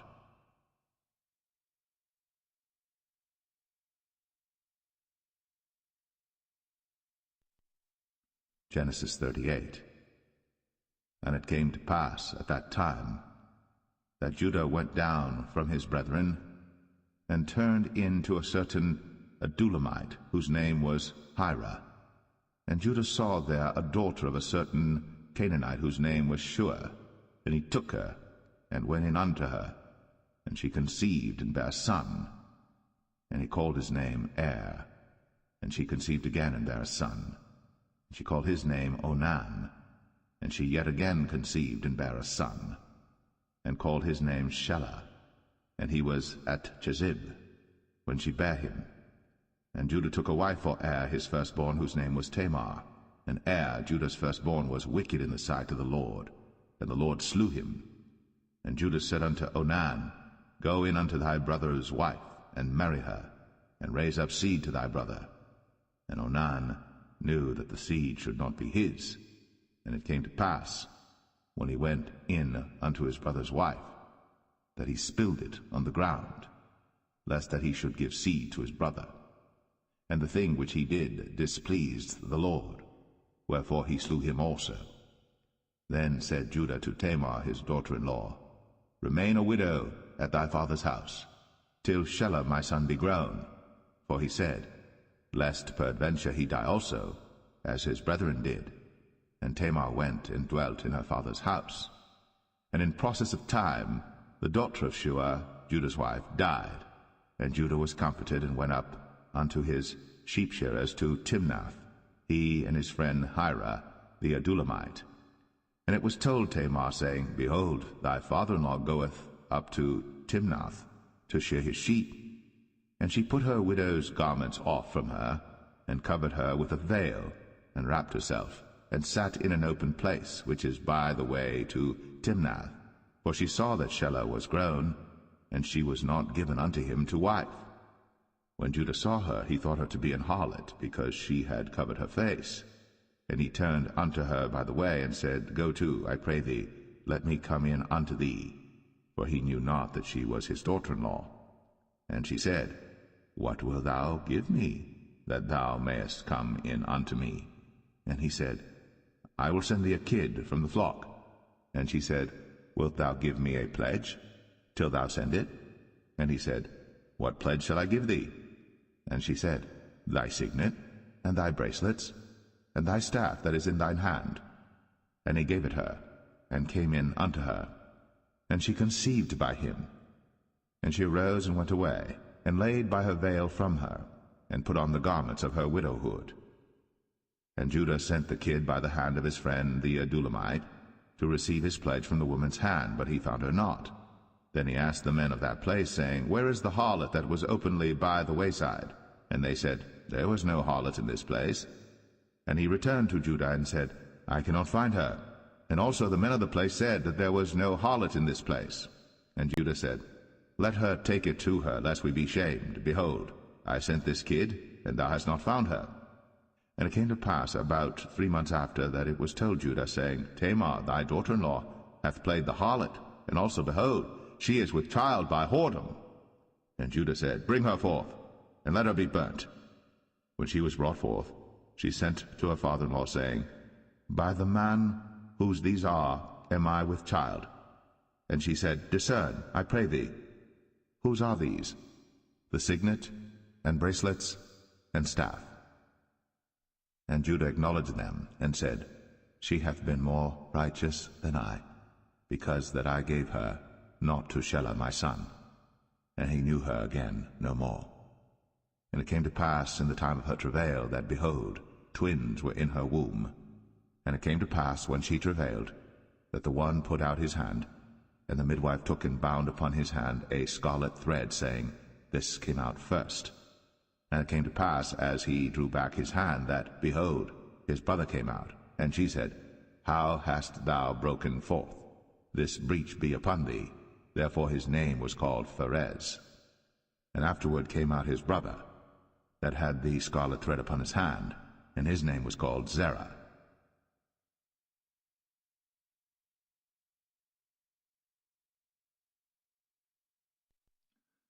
Genesis 39. And Joseph was brought down to Egypt, and Potiphar, an officer of Pharaoh, captain of the guard, an Egyptian, bought him of the hands of the Ishmaelites, which had brought him down thither. And the Lord was with Joseph, and he was a prosperous man, and he was in the house of his master the Egyptian. And his master saw that the Lord was with him, and that the Lord made all that he did to prosper in his hand. And Joseph found grace in his sight, and he served him, and he made him overseer over his house. And all that he had he put into his hand. And it came to pass from the time that he had made him overseer in his house, and over all that he had, that the Lord blessed the Egyptian's house for Joseph's sake. And the blessing of the Lord was upon all that he had in the house and in the field. And he left all that he had in Joseph's hand. And he knew not aught he had, save the bread which he did eat. And Joseph was a goodly person, and well favored. And it came to pass after these things, that his master's wife cast her eyes upon Joseph, and she said, Lie with me. But he refused, and said unto his master's wife, Behold, my master wotteth not what is with me in the house, and he hath committed all that he hath to my hand. There is none greater in this house than I, neither hath he kept back anything from me but thee, because thou art his wife. How then can I do this great wickedness and sin against God? And it came to pass, as she spake to Joseph day by day, that he hearkened not unto her, to lie by her, or to be with her. And it came to pass about this time, that Joseph went into the house to do his business, and there was none of the men of the house there within. And she caught him by his garment, saying, Lie with me. And he left his garment in her hand, and fled, and got him out. And it came to pass, when she saw that he had left his garment in her hand, and was fled forth, that she called unto the men of her house, and spake unto them, saying, See, he hath brought in an Hebrew unto us to mock us. He came in unto me to lie with me, and I cried with a loud voice. And it came to pass, when he heard that I lifted up my voice and cried, that he left his garment with me, and fled, and got him out. And she laid up his garment by her, until his Lord came home. And she spake unto him according to these words, saying, The Hebrew servant which thou hast brought unto us came in unto me to mock me. And it came to pass, as I lifted up my voice and cried, that he left his garment with me, and fled out. And it came to pass, when his master heard the words of his wife, which she spake unto him, saying, After this manner did thy servant to me, that his wrath was kindled. And Joseph's master took him, and put him into the prison, a place where the king's prisoners were bound. And he was there in the prison. But the Lord was with Joseph, and showed him mercy, and gave him favor in the sight of the keeper of the prison.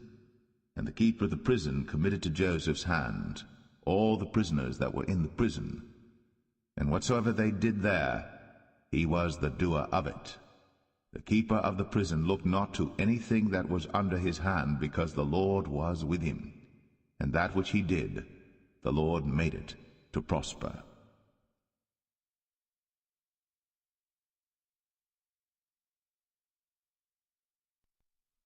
Genesis 40. And it came to pass, after these things, that the butler of the king of Egypt and his baker had offended their lord the king of Egypt. And Pharaoh was wroth against two of his officers, against the chief of the butlers and against the chief of the bakers. And he put them in ward in the house of the captain of the guard into the prison, the place where Joseph was bound. And the captain of the guard charged Joseph with them, and he served them. And they continued a season in ward. And they dreamed a dream, both of them, each man his dream in one night, each man according to the interpretation of his dream, the butler and the baker of the king of Egypt, which were bound in the prison. And Joseph came in unto them in the morning, and looked upon them, and behold, they were sad. And he asked Pharaoh's officers that were with him in the ward of his lord's house, saying, Wherefore look ye so sadly today? And they said unto him, We have dreamed a dream, and there is no interpreter of it.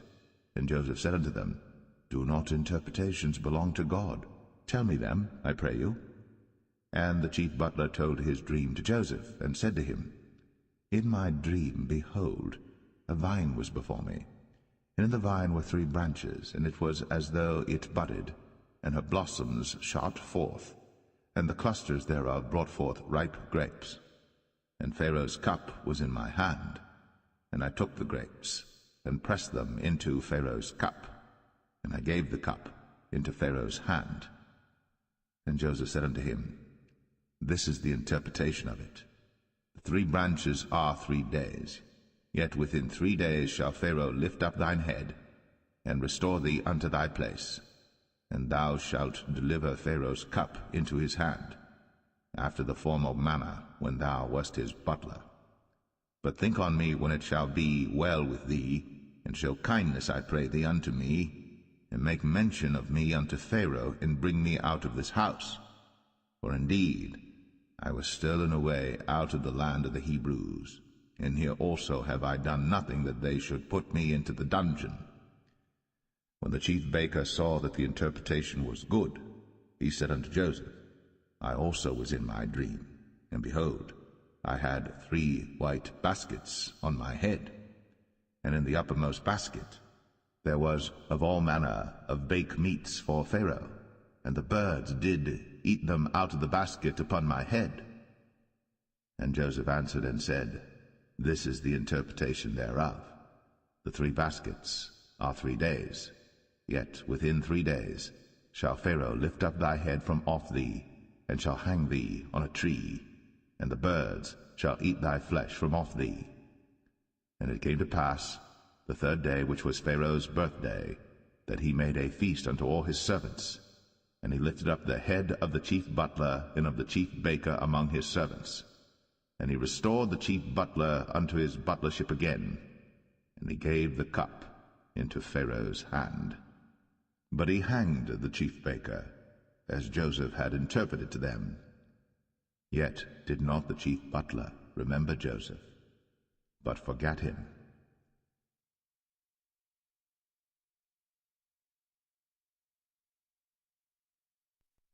Genesis 41. And it came to pass at the end of 2 full years, that Pharaoh dreamed, and behold, he stood by the river. And behold, there came up out of the river 7 well-favored kine, and fat-fleshed, and they fed in a meadow.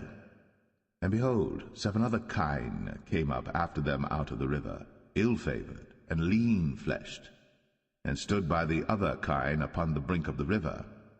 and the ill-favored and lean-fleshed kine did eat up the 7 well-favored and fat kine. So Pharaoh awoke. And he slept and dreamed the second time, and behold, 7 ears of corn came up upon one stalk, rank and good. And behold, 7 thin ears, and blasted with the east wind, sprung up after them. And the 7 thin ears devoured the 7 rank and full ears. And Pharaoh awoke, and behold, it was a dream. And it came to pass in the morning that his spirit was troubled, and he sent and called for all the magicians of Egypt, and all the wise men thereof. And Pharaoh told them his dream, but there was none that could interpret them unto Pharaoh. Then spake the chief butler unto Pharaoh, saying, I do remember my faults this day. Pharaoh was wroth with his servants, and put me in ward of the captain of the guard's house, both me and the chief baker. And we dreamed a dream in one night, I and he. We dreamed each man according to the interpretation of his dream. And there was there with us a young man, an Hebrew, servant to the captain of the guard. And we told him, and he interpreted to us our dreams. To each man according to his dream he did interpret. And it came to pass, as he interpreted to us, so it was. Me he restored unto mine office, and him he hanged. Then Pharaoh sent and called Joseph, and they brought him hastily out of the dungeon. And he shaved himself, and changed his raiment, and came in unto Pharaoh. And Pharaoh said unto Joseph, I have dreamed a dream, and there is none that can interpret it. And I have heard say of thee, that thou canst understand a dream to interpret it. And Joseph answered Pharaoh, saying, It is not in me. God shall give Pharaoh an answer of peace. And Pharaoh said unto Joseph, In my dream, behold, I stood upon the bank of the river, and behold, there came up out of the river 7 kine, fat-fleshed and well-favored, and they fed in a meadow, and behold, 7 other kine came up after them, poor, and very ill-favored, and lean-fleshed, such as I never saw in all the land of Egypt for badness. And the lean and the ill-favored kine did eat up the first 7 fat kine. And when they had eaten them up, it could not be known that they had eaten them, but they were still ill-favored, as at the beginning. So I awoke. And I saw in my dream, and behold, 7 ears came up in one stalk, full and good. And behold, 7 ears withered, thin, and blasted with the east wind, sprung up after them. And the thin ears devoured the 7 good ears. And I told this unto the magicians, but there was none that could declare it to me. And Joseph said unto Pharaoh, The dream of Pharaoh is one. God hath shown Pharaoh what he is about to do. The 7 good kine are 7 years, and the 7 good ears are 7 years. The dream is one. And the 7 thin and ill-favored kine that came up after them are 7 years. And the 7 empty ears, blasted with the east wind, shall be 7 years of famine. This is the thing which I have spoken unto Pharaoh. What God is about to do, he showeth unto Pharaoh. Behold, there come 7 years of great plenty throughout all the land of Egypt. And there shall arise after them 7 years of famine, and all the plenty shall be forgotten in the land of Egypt, and the famine shall consume the land, and the plenty shall not be known in the land by reason of that famine following, for it shall be very grievous. And for that the dream was doubled unto Pharaoh twice. It is because the thing is established by God, and God will shortly bring it to pass. Now therefore let Pharaoh look out a man discreet and wise, and set him over the land of Egypt. Let Pharaoh do this, and let him appoint officers over the land, and take up the 5th part of the land of Egypt in the 7 plenteous years, and let them gather all the food of those good years that come, and lay up corn under the hand of Pharaoh, and let them keep food in the cities. And that food shall be for store to the land against the 7 years of famine, which shall be in the land of Egypt, that the land perish not through the famine. And the thing was good in the eyes of Pharaoh, and in the eyes of all his servants. And Pharaoh said unto his servants, Can we find such a one as this is, a man in whom the Spirit of God is? And Pharaoh said unto Joseph, Forasmuch as God hath shown thee all this, there is none so discreet and wise as thou art. Thou shalt be over my house, and according unto thy word shall all my people be ruled. Only in the throne will I be greater than thou. And Pharaoh said unto Joseph, See, I have set thee over all the land of Egypt. And Pharaoh took off his ring from his hand, and put it upon Joseph's hand, and arrayed him in vestures of fine linen, and put a gold chain about his neck. And he made him to ride in the second chariot which he had. And they cried before him, Bow the knee. And he made him ruler over all the land of Egypt. And Pharaoh said unto Joseph, I am Pharaoh, and without thee shall no man lift up his hand or foot in all the land of Egypt. And Pharaoh called Joseph's name Zaphnath-Paneah, and he gave him to wife Asenath, the daughter of Potipherah, priest of On. And Joseph went out over all the land of Egypt. And Joseph was 30 years old when he stood before Pharaoh king of Egypt.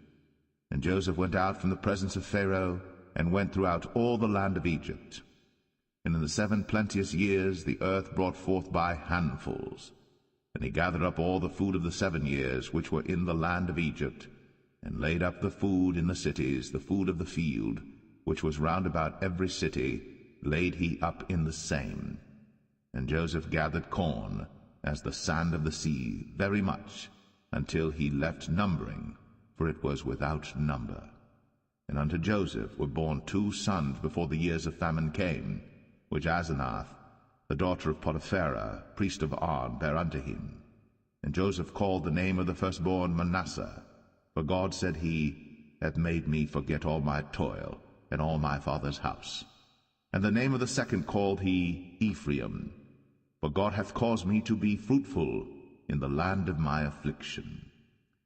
And the 7 years of plenteousness that was in the land of Egypt were ended, and the 7 years of dearth began to come, according as Joseph had said. And the dearth was in all lands, but in all the land of Egypt there was bread. And when all the land of Egypt was famished, the people cried to Pharaoh for bread. And Pharaoh said unto all the Egyptians, Go unto Joseph, what he saith to you, do. And the famine was over all the face of the earth. And Joseph opened all the storehouses, and sold unto the Egyptians, and the famine waxed sore in the land of Egypt. And all countries came into Egypt to Joseph for to buy corn, because that the famine was so sore in all lands.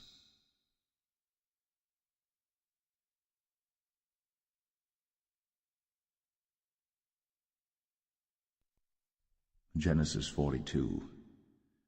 Now when Jacob saw that there was corn in Egypt, Jacob said unto his sons, Why do you look one upon another? And he said, Behold, I have heard that there is corn in Egypt. Get you down thither, and buy for us from thence, that we may live and not die. And Joseph's 10 brethren went down to buy corn in Egypt. But Benjamin, Joseph's brother, Jacob sent not with his brethren, for he said, Lest peradventure mischief befall him. And the sons of Israel came to buy corn among those that came, for the famine was in the land of Canaan. And Joseph was the governor over the land, and he it was that sold to all the people of the land. And Joseph's brethren came, and bowed down themselves before him with their faces to the earth. And Joseph saw his brethren, and he knew them, but made himself strange unto them, and spake roughly unto them. And he said unto them, Whence come ye? And they said, From the land of Canaan, to buy food. And Joseph knew his brethren, but they knew not him. And Joseph remembered the dreams which he dreamed of them, and said unto them, Ye are spies, to see the nakedness of the land ye are come. And they said unto him, Nay, my lord, but to buy food are thy servants come. We are all one man's sons, we are true men, thy servants are no spies. And he said unto them, Nay, but to see the nakedness of the land ye are come. And they said, Thy servants are 12 brethren, the sons of one man in the land of Canaan. And behold, the youngest is this day with our father, and one is not. And Joseph said unto them, That is it that I spake unto you, saying, Ye are spies. Hereby ye shall be proved. By the life of Pharaoh ye shall not go forth hence, except your youngest brother come hither. Send one of you, and let him fetch your brother, and ye shall be kept in prison, that your words may be proved, whether there be any truth in you, or else by the life of Pharaoh surely ye are spies. And he put them all together into ward 3 days. And Joseph said unto them the 3rd day, This do and live, for I fear God. If ye be true men, let one of your brethren be bound in the house of your prison. Go ye, carry corn for the famine of your houses. But bring your youngest brother unto me, so shall your words be verified, and ye shall not die. And they did so. And they said one to another, We are verily guilty concerning our brother, in that we saw the anguish of his soul when he besought us, and we would not hear. Therefore is this distress come upon us. And Reuben answered them, saying, Spake I not unto you, saying, Do not sin against the child? And ye would not hear. Therefore, behold, also his blood is required. And they knew not that Joseph understood them, for he spake unto them by an interpreter. And he turned himself about from them, and wept, and returned to them again, and communed with them, and took from them Simeon, and bound him before their eyes. Then Joseph commanded to fill their sacks with corn, and to restore every man's money into his sack, and to give them provision for the way. And thus did he unto them. And they laded their asses with the corn, and departed thence. And as one of them opened his sack, to give his ass provender in the inn, he espied his money, for behold, it was in his sack's mouth. And he said unto his brethren, My money is restored, and lo, it is even in my sack. And their heart failed them, and they were afraid, saying one to another, What is this that God hath done unto us? And they came unto Jacob their father unto the land of Canaan, and told him all that befell unto them, saying, The man who is the Lord of the land spake roughly to us, and took us for spies of the country. And we said unto him, We are true men, we are no spies. We be 12 brethren, sons of our father, one is not, and the youngest is this day with our father in the land of Canaan. And the man, the Lord of the country, said unto us, Hereby shall I know that ye are true men. Leave one of your brethren here with me, and take food for the famine of your households, and be gone. And bring your youngest brother unto me. Then shall I know that ye are no spies, but that ye are true men. So will I deliver you your brother, and ye shall traffic in the land. And it came to pass, as they emptied their sacks, that, behold, every man's bundle of money was in his sack. And when both they and their father saw the bundles of money, they were afraid. And Jacob their father said unto them, Me have ye bereaved my children. Joseph is not, and Simeon is not, and ye will take Benjamin away? All these things are against me. And Reuben spake unto his father, saying, Slay my 2 sons, if I bring him not to thee. Deliver him into my hand, and I will bring him to thee again. And he said, My son shall not go down with you, for his brother is dead, and he is left alone. If mischief befall him by the way in the which ye go, then shall ye bring down my gray hairs with sorrow to the grave.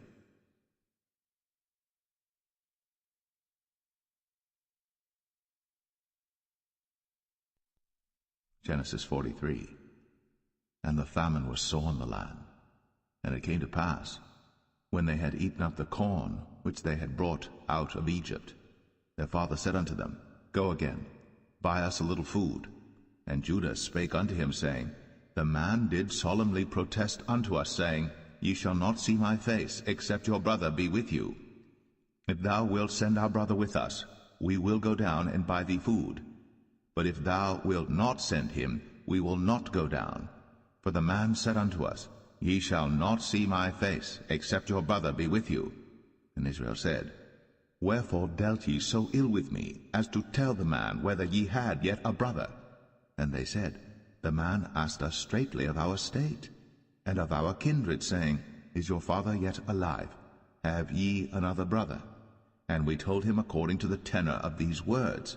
Could we certainly know that he would say, Bring your brother down? And Judah said unto Israel his father, Send the lad with me, and we will arise and go, that we may live and not die, both we and thou, and also our little ones. I will be surety for him. Of my hand shalt thou require him. If I bring him not unto thee, and set him before thee, then let me bear the blame forever. For except we had lingered, surely now we had returned this second time. And their father Israel said unto them, If it must be so now, do this. Take of the best fruits in the land in your vessels, and carry down the man a present, a little balm, and a little honey, spices, and myrrh, nuts, and almonds. And take double money in your hand, and the money that was brought again in the mouth of your sacks, carry it again in your hand. Peradventure it was an oversight. Take also your brother, and arise, go again unto the man. And God Almighty give you mercy before the man, that he may send away your other brother and Benjamin. If I be bereaved of my children, I am bereaved. And the men took that present, and they took double money in their hand, and Benjamin, and rose up, and went down to Egypt, and stood before Joseph. And when Joseph saw Benjamin with them, he said to the ruler of his house, Bring these men home, and slay, and make ready, for these men shall dine with me at noon. And the man did as Joseph bade, and the man brought the men into Joseph's house. And the men were afraid, because they were brought into Joseph's house. And they said, Because of the money that was returned in our sacks at the first time are we brought in, that he may seek occasion against us, and fall upon us, and take us for bondmen and our asses. And they came near to the steward of Joseph's house, and they communed with him at the door of the house, and said, O sir, we came indeed down at the first time to buy food, and it came to pass, when we came to the inn, that we opened our sacks, and behold, every man's money was in the mouth of his sack, our money in full weight, and we have brought it again in our hand, and other money have we brought down in our hands to buy food. We cannot tell who put our money in our sacks. And he said, Peace be to you, fear not. Your God, and the God of your father, hath given you treasure in your sacks. I had your money. And he brought Simeon out unto them. And the man brought the men into Joseph's house, and gave them water, and they washed their feet, and he gave their asses provender. And they made ready the present against Joseph came at noon, for they heard that they should eat bread there. And when Joseph came home, they brought him the present which was in their hand into the house, and bowed themselves to him to the earth. And he asked them of their welfare, and said, Is your father well? The old man of whom ye spake, is he yet alive? And they answered, Thy servant our father is in good health, he is yet alive. And they bowed down their heads, and made obeisance. And he lifted up his eyes, and saw his brother Benjamin, his mother's son, and said, Is this your younger brother, of whom ye spake unto me? And he said, God be gracious unto thee, my son. And Joseph made haste, for his bowels did yearn upon his brother, and he sought where to weep. And he entered into his chamber, and wept there. And he washed his face, and went out, and refrained himself, and said, Set on bread. And they set on for him by himself, and for them by themselves, and for the Egyptians which did eat with him by themselves, because the Egyptians might not eat bread with the Hebrews, for that is an abomination unto the Egyptians. And they sat before him, the firstborn according to his birthright, and the youngest according to his youth. And the men marveled one at another. And he took and sent messes unto them from before him. But Benjamin's mess was 5 times so much as any of theirs. And they drank, and were merry with him.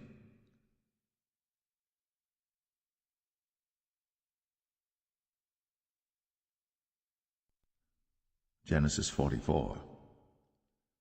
And he commanded the steward of his house, saying, Fill the men's sacks with food, as much as they can carry, and put every man's money in his sack's mouth. And put my cup, the silver cup, in the sack's mouth of the youngest, and his corn money. And he did according to the word that Joseph had spoken. As soon as the morning was light, the men were sent away, they and their asses. And when they were gone out of the city, and not yet far off, Joseph said unto his steward, Up, follow after the men, and when thou dost overtake them, say unto them, Wherefore have ye rewarded evil for good? Is not this it in which my Lord drinketh, and whereby indeed he divineth? Ye have done evil in so doing. And he overtook them, and he spake unto them these same words. And they said unto him, Wherefore saith my Lord these words? God forbid that thy servants should do according to this thing. Behold, the money which we found in our sacks' mouths we brought again unto thee out of the land of Canaan. How then should we steal out of thy Lord's house silver or gold? With whomsoever of thy servants it be found, both let him die, and we also will be my Lord's bondmen. And he said, Now also let it be according unto your words. He with whom it is found shall be my servant, and ye shall be blameless. Then they speedily took down every man his sack to the ground, and opened every man his sack. And he searched, and began at the eldest, and left at the youngest, and the cup was found in Benjamin's sack. Then they rent their clothes, and laded every man his ass, and returned to the city. And Judah and his brethren came to Joseph's house, for he was yet there, and they fell before him on the ground. And Joseph said unto them, What deed is this that ye have done? Wot ye not that such a man as I can certainly divine? And Judah said, What shall we say unto my Lord? What shall we speak? Or how shall we clear ourselves? God hath found out the iniquity of thy servants. Behold, we are my Lord's servants, both we, and he also with whom the cup is found. And he said, God forbid that I should do so. But the man in whose hand the cup is found, he shall be my servant. And as for you, get you up in peace unto your father. Then Judah came near unto him, and said, O my Lord, let thy servant, I pray thee, speak a word in my Lord's ears, and let not thine anger burn against thy servant, for thou art even as Pharaoh. My Lord asked his servants, saying, Have ye a father or a brother? And we said unto my Lord, We have a father, an old man, and a child of his old age, a little one. And his brother is dead, and he alone is left of his mother, and his father loveth him. And thou saidst unto thy servants, Bring him down unto me, that I may set mine eyes upon him. And we said unto my Lord, The lad cannot leave his father, for if he should leave his father would die. And thou saidst unto thy servants, Except your youngest brother come down with you, ye shall see my face no more. And it came to pass, when we came up unto thy servant my father, we told him the words of my Lord. And our father said, Go again, and buy us a little food. And we said, We cannot go down. If our youngest brother be with us, then we will go down. For we may not see the man's face, except our youngest brother be with us.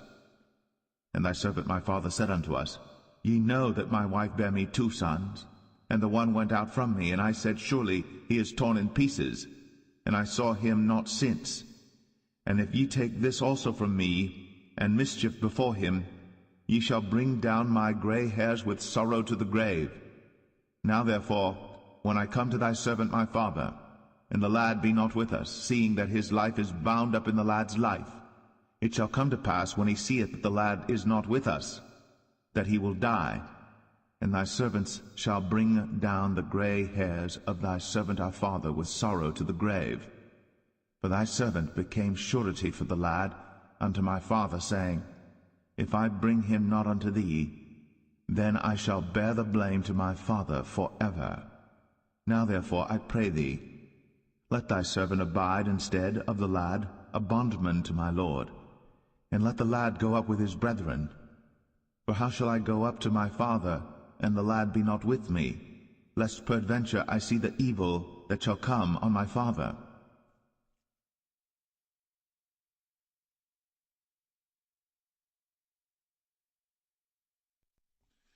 Genesis 45. Then Joseph could not refrain himself before all them that stood by him. And he cried, Cause every man to go out from me. And there stood no man with him, while Joseph made himself known unto his brethren. And he wept aloud, and the Egyptians in the house of Pharaoh heard. And Joseph said unto his brethren, I am Joseph. Doth my father yet live? And his brethren could not answer him, for they were troubled at his presence. And Joseph said unto his brethren, Come near to me, I pray you. And they came near, and he said, I am Joseph your brother, whom ye sold into Egypt. Now therefore be not grieved, nor angry with yourselves, that ye sold me hither, for God did send me before you to preserve life. For these 2 years hath the famine been in the land, and yet there are 5 years, in the which there shall neither be earing nor harvest. And God sent me before you to preserve you a posterity in the earth, and to save your lives by a great deliverance. So now it was not you that sent me hither, but God. And he hath made me a father to Pharaoh, and lord of all his house, and a ruler throughout all the land of Egypt. Haste ye, and go up to my father, and say unto him, Thus saith thy son Joseph, God hath made me lord of all Egypt. Come down unto me, tarry not.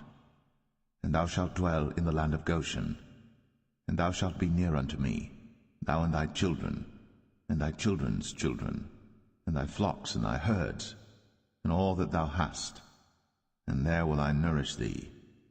For yet there are 5 years of famine, lest thou and thy household, and all that thou hast, come to poverty. And behold, your eyes see, in the eyes of my brother Benjamin, that it is my mouth that speaketh unto you.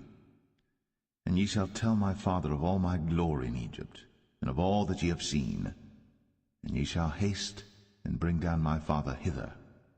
And he fell upon his brother Benjamin's neck, and wept. And Benjamin wept upon his neck. Moreover he kissed all his brethren, and wept upon them, and after that his brethren talked with him. And the fame thereof was heard in Pharaoh's house, saying, Joseph's brethren are come. And it pleased Pharaoh well, and his servants. And Pharaoh said unto Joseph, Say unto thy brethren, This do ye, lade your beasts, and go, get you unto the land of Canaan. And take your father and your households, and come unto me, and I will give you the good of the land of Egypt, and ye shall eat the fat of the land. Now thou art commanded, this do ye. Take you wagons out of the land of Egypt, for your little ones, and for your wives, and bring your father, and come. Also regard not your stuff, for the good of all the land of Egypt is yours. And the children of Israel did so. And Joseph gave them wagons according to the commandment of Pharaoh, and gave them provision for the way. To all of them he gave each man changes of raiment, but to Benjamin he gave 300 pieces of silver, and 5 changes of raiment. And to his father he sent after this manner, 10 asses laden with the good things of Egypt, and 10 she-asses laden with corn and bread and meat for his father by the way. So he sent his brethren away, and they departed. And he said unto them, See that ye fall not out by the way. And they went up out of Egypt, and came into the land of Canaan unto Jacob their father, and told him, saying, Joseph is yet alive, and he is governor over all the land of Egypt. And Jacob's heart fainted, for he believed them not. And they told him all the words of Joseph, which he had said unto them. And when he saw the wagons which Joseph had sent to carry him, the spirit of Jacob their father revived. And Israel said, It is enough. Joseph my son is yet alive. I will go and see him before I die.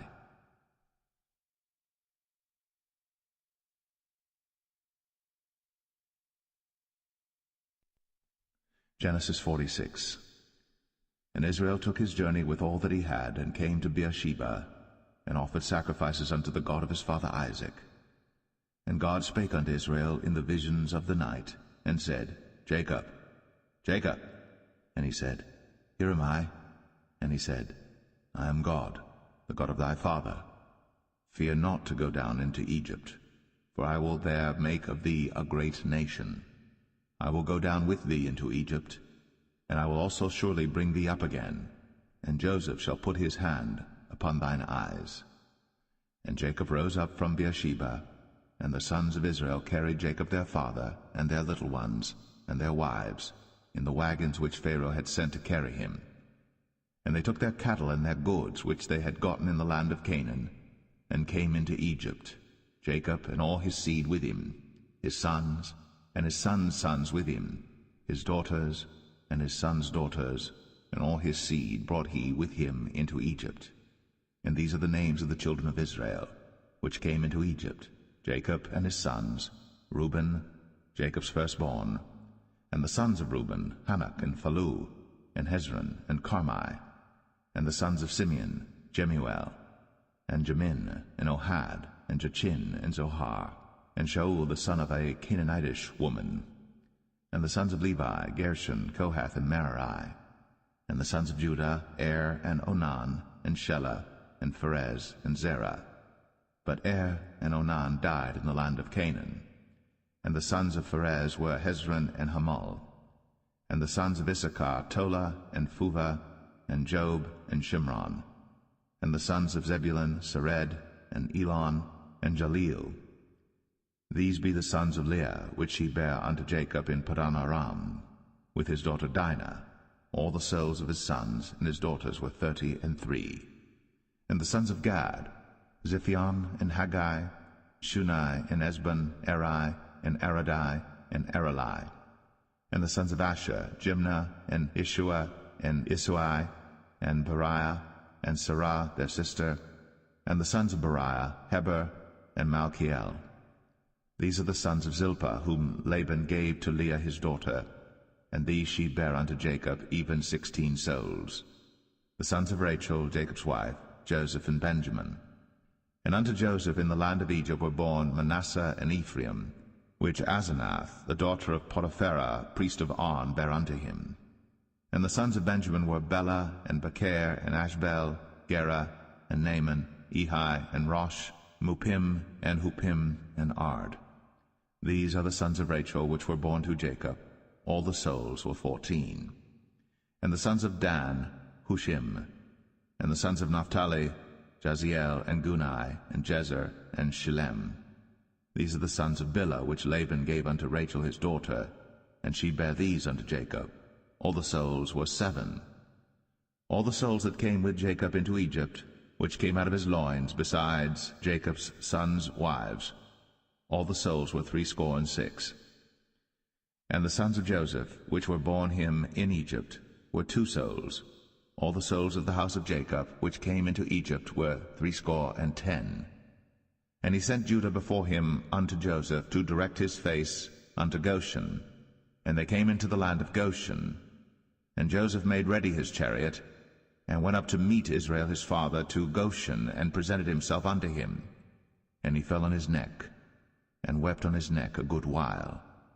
And Israel said unto Joseph, Now let me die, since I have seen thy face, because thou art yet alive. And Joseph said unto his brethren, and unto his father's house, I will go up and show Pharaoh, and say unto him, My brethren, and my father's house, which were in the land of Canaan, are come unto me. And the men are shepherds, for their trade hath been to feed cattle, and they have brought their flocks, and their herds, and all that they have. And it shall come to pass, when Pharaoh shall call you, and shall say, What is your occupation? That ye shall say, Thy servant's trade hath been about cattle from our youth, even until now, both we and also our fathers, that ye may dwell in the land of Goshen.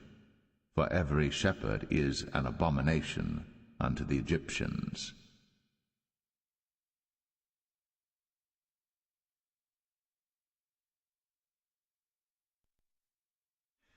Genesis 47.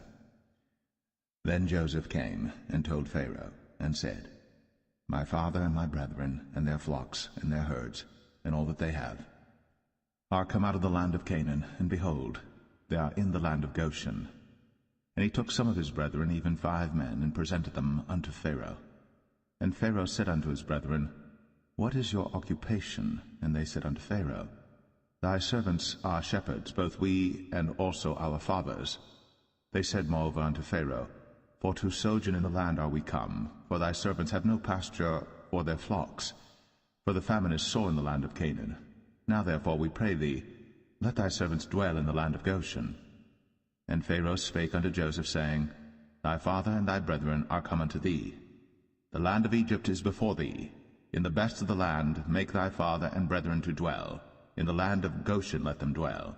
And if thou knowest any men of activity among them, then make them rulers over my cattle. And Joseph brought in Jacob his father, and set him before Pharaoh. And Jacob blessed Pharaoh. And Pharaoh said unto Jacob, How old art thou?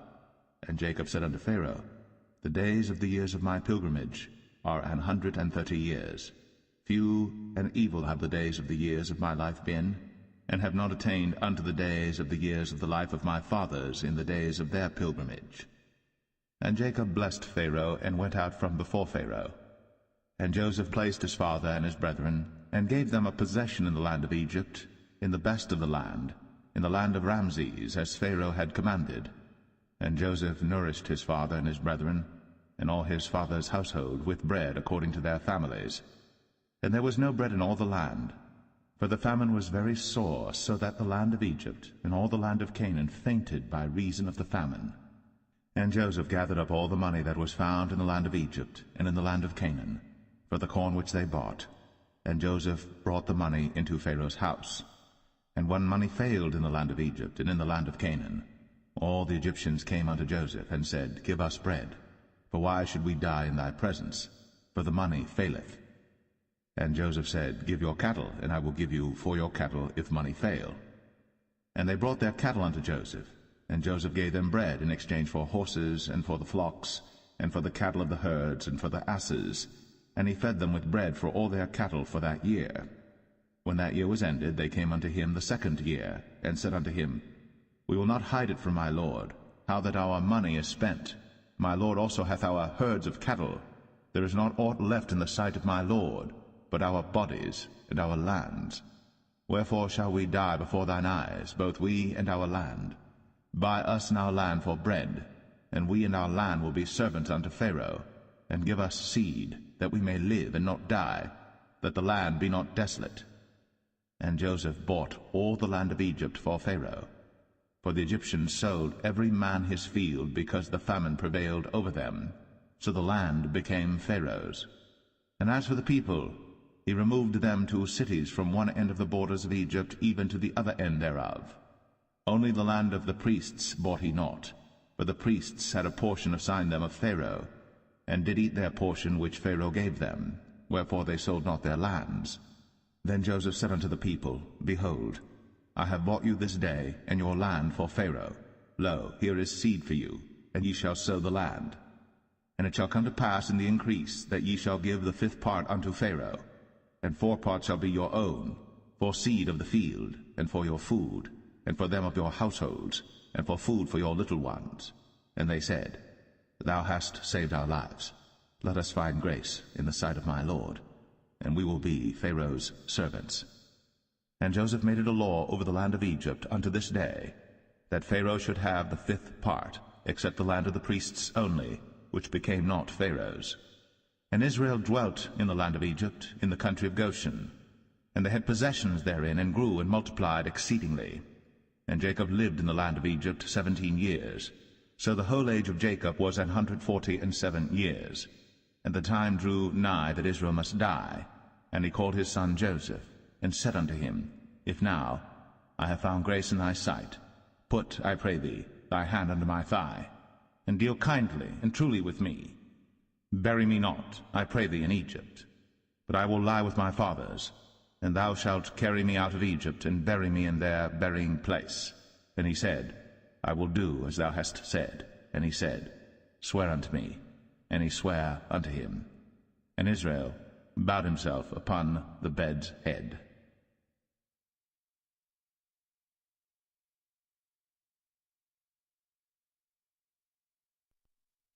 Genesis 48. And it came to pass after these things, that one told Joseph, Behold, thy father is sick. And he took with him his 2 sons, Manasseh and Ephraim. And one told Jacob, and said, Behold, thy son Joseph cometh unto thee. And Israel strengthened himself, and sat upon the bed. And Jacob said unto Joseph, God Almighty appeared unto me at Luz in the land of Canaan, and blessed me, and said unto me, Behold, I will make thee fruitful, and multiply thee, and I will make of thee a multitude of people, and will give this land to thy seed after thee for an everlasting possession.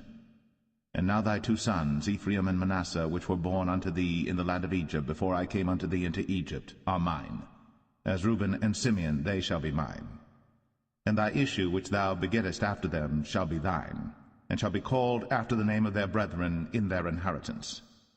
And as for me, when I came from Padan, Rachel died by me in the land of Canaan in the way, when yet there was but a little way to come unto Ephrath. And I buried her there in the way of Ephrath, the same as Bethlehem. And Israel beheld Joseph's sons, and said, Who are these? And Joseph said unto his father, They are my sons, whom God hath given me in this place. And he said, Bring them, I pray thee, unto me, and I will bless them. Now the eyes of Israel were dim for age, so that he could not see. And he brought them near unto him, and he kissed them, and embraced them. And Israel said unto Joseph, I had not thought to see thy face, and lo, God hath shown me also thy seed. And Joseph brought them out from between his knees, and he bowed himself with his face to the earth. And Joseph took them both, Ephraim in his right hand toward Israel's left hand, and Manasseh in his left hand toward Israel's right hand, and brought them near unto him. And Israel stretched out his right hand, and laid it upon Ephraim's head, who was the younger, and his left hand upon Manasseh's head, guiding his hands wittingly, for Manasseh was the firstborn.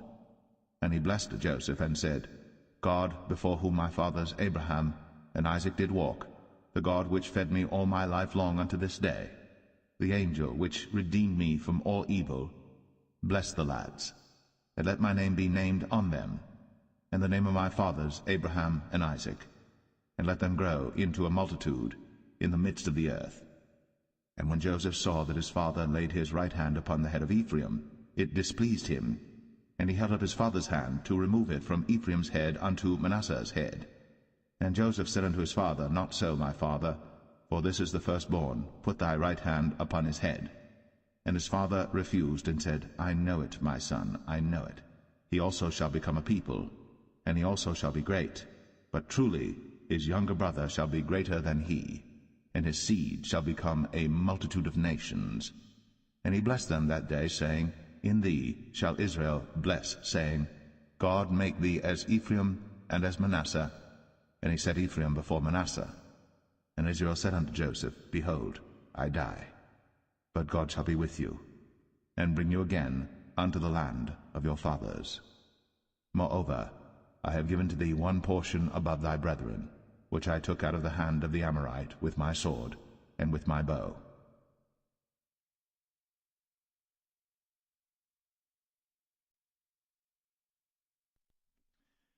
Genesis 49. And Jacob called unto his sons, and said, Gather yourselves together, that I may tell you that which shall befall you in the last days. Gather yourselves together, and hear, ye sons of Jacob, and hearken unto Israel your father. Reuben, thou art my firstborn, my might, and the beginning of my strength, the excellency of dignity, and the excellency of power. Unstable as water, thou shalt not excel, because thou wentest up to thy father's bed, then devilest thou it. He went up to my couch. Simeon and Levi are brethren. Instruments of cruelty are in their habitations. O my soul, come not thou into their secret, unto their assembly. Mine honor, be not thou united. For in their anger they slew a man, and in their self-will they digged down a wall. Cursed be their anger, for it was fierce, and their wrath, for it was cruel.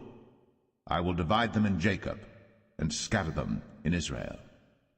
Judah, thou art he whom thy brethren shall praise. Thy hand shall be in the neck of thine enemies. Thy father's children shall bow down before thee. Judah is a lion's whelp.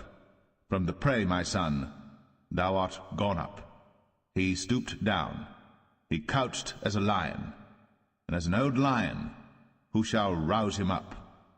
The scepter shall not depart from Judah, nor a lawgiver from between his feet, until Shiloh come, and unto him shall the gathering of the people be. Binding his foal unto the vine, and his ass's colt unto the choice vine, he washed his garments in wine, and his clothes in the blood of grapes. His eyes shall be red with wine, and his teeth white with milk. Zebulun shall dwell at the haven of the sea, and he shall be for an haven of ships, and his border shall be unto Zidon. Issachar is a strong ass couching down between two burdens, and he saw that rest was good, and the land that it was pleasant, and bowed his shoulder to bear, and became a servant unto tribute. Dan shall judge his people, as one of the tribes of Israel.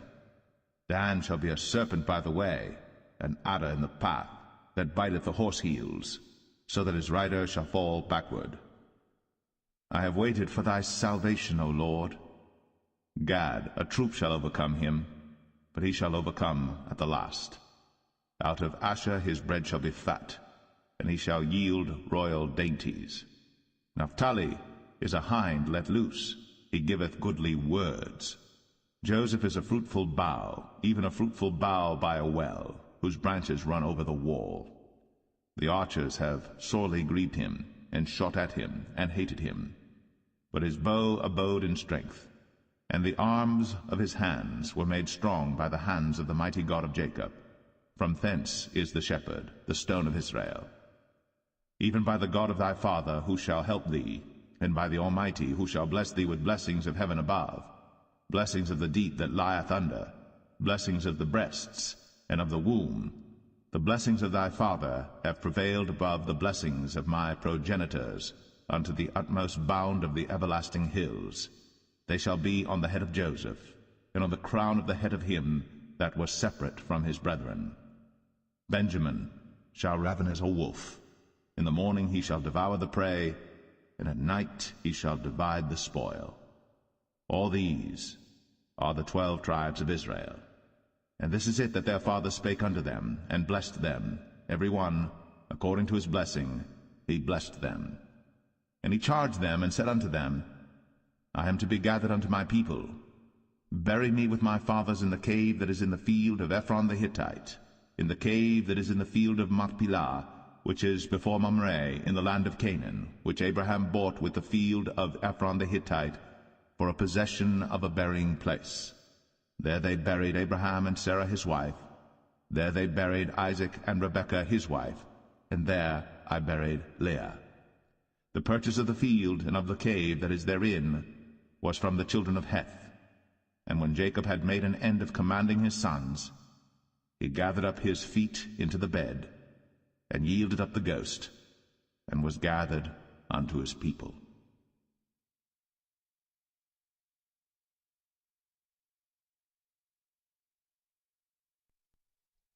Genesis 50.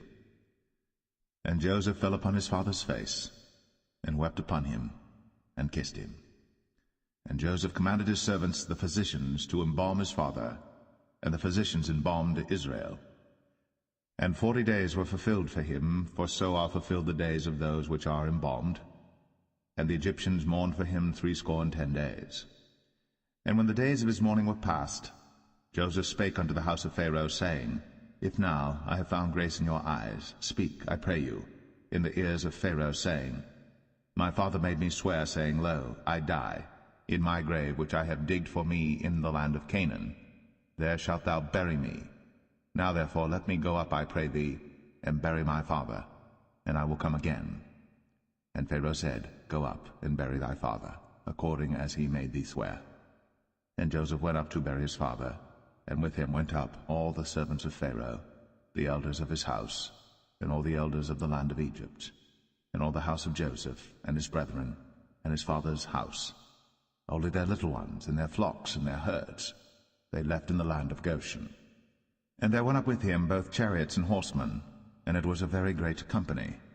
And they came to the threshing floor of Atad, which is beyond Jordan, and there they mourned with a great and very sore lamentation. And he made a mourning for his father 7 days. And when the inhabitants of the land, the Canaanites, saw the mourning in the floor of Atad, they said, This is a grievous mourning to the Egyptians. Wherefore the name of it was called Abel Mizraim, which is beyond Jordan. And his sons did unto him according as he commanded them. For his sons carried him into the land of Canaan, and buried him in the cave of the field of Machpelah, which Abraham bought with the field for possession of a burying place of Ephron the Hittite before Mamre. And Joseph returned into Egypt, he and his brethren, and all that went up with him to bury his father, after he had buried his father. And when Joseph's brethren saw that their father was dead, they said, Joseph will peradventure hate us, and will certainly requite us all the evil which we did unto him. And they sent a messenger unto Joseph, saying, Thy father did command before he died, saying, So shall ye say unto Joseph, Forgive, I pray thee now, the trespass of thy brethren, and their sin. For they did unto thee evil, and now we pray thee, forgive the trespass of the servants of the God of thy father. And Joseph wept when they spake unto him. And his brethren also went and fell down before his face, and they said, Behold, we be thy servants. And Joseph said unto them, Fear not, for am I in the place of God? But as for you, ye thought evil against me, but God meant it unto good, to bring to pass, as it is this day, to save much people alive. Now therefore fear ye not, I will nourish you, and your little ones. And he comforted them, and spake kindly unto them. And Joseph dwelt in Egypt, he and his father's house. And Joseph lived 110 years. And Joseph saw Ephraim's children of the 3rd generation. The children also of Machir, the son of Manasseh, were brought up upon Joseph's knees. And Joseph said unto his brethren, I die, and God will surely visit you, and bring you out of this land unto the land which he sware to Abraham, to Isaac, and to Jacob. And Joseph took an oath of the children of Israel, saying, God will surely visit you, and ye shall carry up my bones from hence. So Joseph died, being 110 years old, and they embalmed him, and he was put in a coffin in Egypt.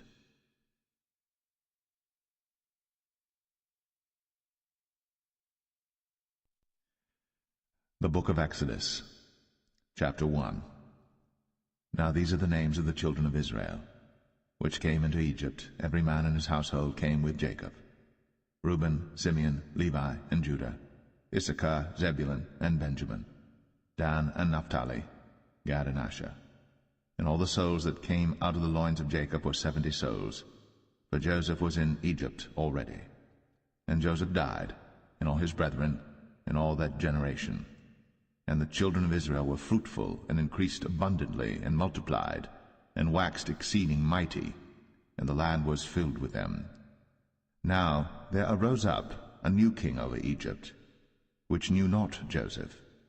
And he said unto his people, Behold, the people of the children of Israel are more and mightier than we.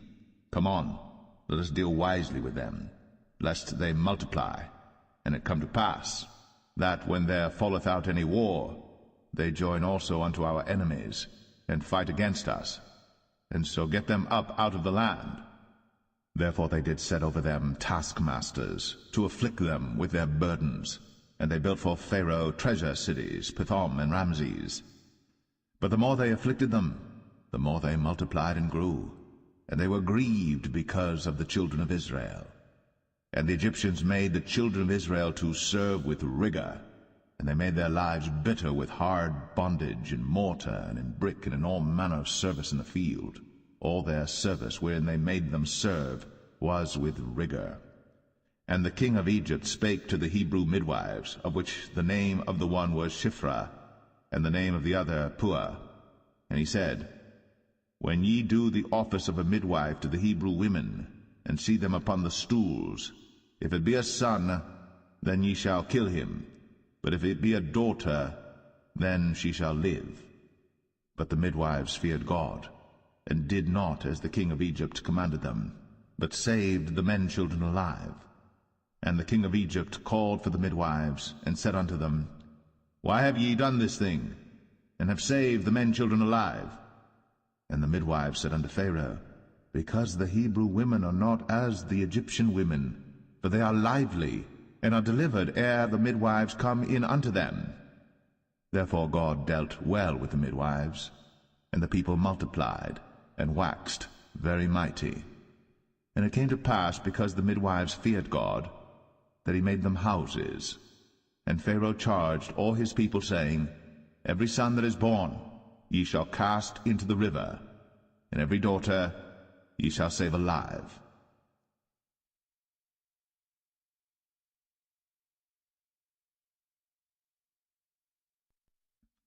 Exodus 2. And there went a man of the house of Levi, and took to wife a daughter of Levi. And the woman conceived, and bare a son. And when she saw him that he was a goodly child, she hid him 3 months. And when she could not longer hide him, she took for him an ark of bulrushes, and daubed it with slime, and with pitch, and put the child therein. And she laid it in the flags by the river's brink. And his sister stood afar off, to wit what would be done to him. And the daughter of Pharaoh came down to wash herself at the river, and her maidens walked along by the river's side. And when she saw the ark among the flags, she sent her maid to fetch it. And when she had opened it, she saw the child, and behold, the babe wept. And she had compassion on him, and said, This is one of the Hebrews' children. Then said his sister to Pharaoh's daughter, Shall I go and call to thee a nurse of the Hebrew women, that she may nurse the child for thee? And Pharaoh's daughter said to her, Go. And the maid went, and called the child's mother. And Pharaoh's daughter said unto her, Take this child away, and nurse it for me, and I will give thee thy wages. And the woman took the child, and nursed it. And the child grew, and she brought him unto Pharaoh's daughter, and he became her son. And she called his name Moses. And she said, Because I drew him out of the water. And it came to pass in those days, when Moses was grown, that he went out unto his brethren, and looked on their burdens. And he spied an Egyptian smiting an Hebrew, one of his brethren. And he looked this way and that way. And when he saw that there was no man, he slew the Egyptian, and hid him in the sand. And when he went out the second day, behold, 2 men of the Hebrews strove together. And he said to him that did the wrong, Wherefore smitest thou thy fellow? And he said, Who made thee a prince and a judge over us? Intendest thou to kill me, as thou killedst the Egyptian? And Moses feared, and said, Surely this thing is known. Now when Pharaoh heard this thing, he sought to slay Moses. But Moses fled from the face of Pharaoh, and dwelt in the land of Midian, and he sat down by a well. Now the priest of Midian had 7 daughters, and they came and drew water, and filled the troughs to water their father's flock. And the shepherds came and drove them away. But Moses stood up and helped them, and watered their flock. And when they came to Reuel their father, he said, How is it that ye are come so soon today? And they said, An Egyptian delivered us out of the hand of the shepherds, and also drew water enough for us, and watered the flock. And he said unto his daughters, And where is he? Why is it that ye have left the man? Call him, that he may eat bread. And Moses was content to dwell with the man. And he gave Moses Zipporah his daughter, and she bare him a son. And he called his name Gershom, for he said, I have been a stranger in a strange land. And it came to pass, in process of time, that the king of Egypt died, and the children of Israel sighed by reason of the bondage, and they cried, and their cry came up unto God by reason of the bondage. And God heard their groaning, and God remembered his covenant with Abraham, with Isaac, and with Jacob. And God looked upon the children of Israel, and God had respect unto them.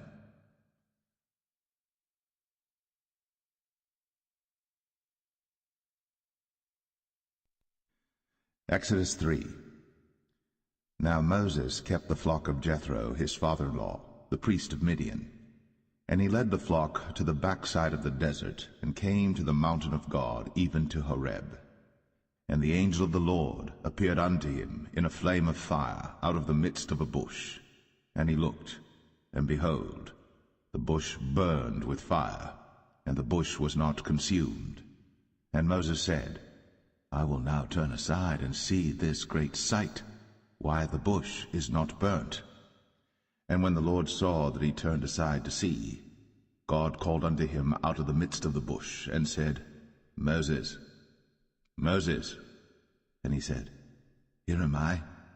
And he said, Draw not nigh hither. Put off thy shoes from off thy feet, for the place whereon thou standest is holy ground.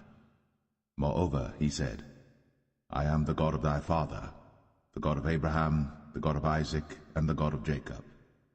And Moses hid his face, for he was afraid to look upon God.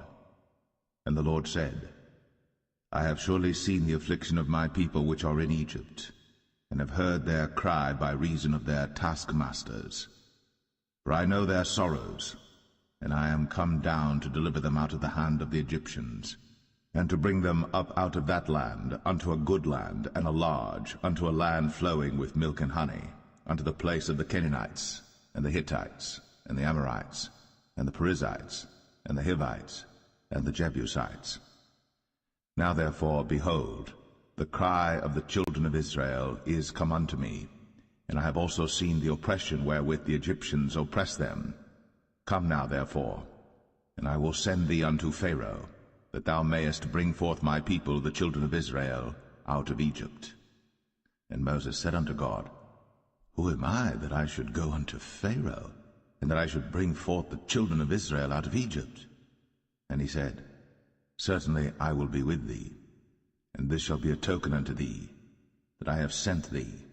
When thou hast brought forth the people out of Egypt, ye shall serve God upon this mountain. And Moses said unto God, Behold, when I come unto the children of Israel, and shall say unto them, The God of your fathers has sent me unto you, and they shall say to me, What is his name? What shall I say unto them? And God said unto Moses, I am that I am. And he said, Thus shalt thou say unto the children of Israel, I am hath sent me unto you. And God said moreover unto Moses, Thus shalt thou say unto the children of Israel, The Lord God of your fathers, the God of Abraham, the God of Isaac, and the God of Jacob, hath sent me unto you. This is my name forever, and this is my memorial unto all generations. Go and gather the elders of Israel together, and say unto them, The Lord God of your fathers, the God of Abraham, of Isaac, and of Jacob, appeared unto me, saying, I have surely visited you, and seen that which is done to you in Egypt. And I have said, I will bring you up out of the affliction of Egypt, unto the land of the Canaanites, and the Hittites, and the Amorites, and the Perizzites, and the Hivites, and the Jebusites, unto a land flowing with milk and honey. And they shall hearken to thy voice, and thou shalt come, thou and the elders of Israel, unto the king of Egypt, and ye shall say unto him, The Lord God of the Hebrews hath met with us. And now let us go, we beseech thee, 3 days' journey into the wilderness, that we may sacrifice to the Lord our God. And I am sure that the king of Egypt will not let you go, no, not by a mighty hand. And I will stretch out my hand, and smite Egypt with all my wonders which I will do in the midst thereof, and after that he will let you go. And I will give this people favor in the sight of the Egyptians, and it shall come to pass that, when ye go, ye shall not go empty. But every woman shall borrow of her neighbor, and of her that sojourneth in her house, jewels of silver, and jewels of gold, and raiment, and ye shall put them upon your sons, and upon your daughters, and ye shall spoil the Egyptians.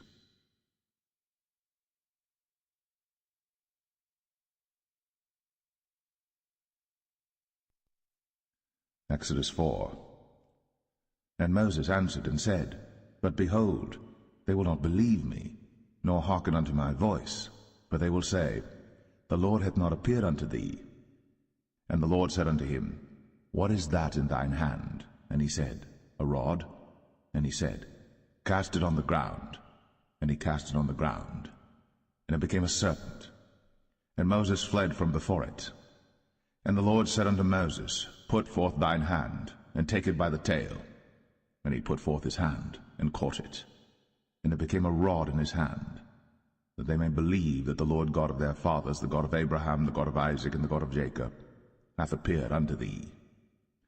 And the Lord said furthermore unto him, Put now thine hand into thy bosom. And he put his hand into his bosom, and when he took it out, behold, his hand was leprous as snow. And he said, Put thine hand into thy bosom again.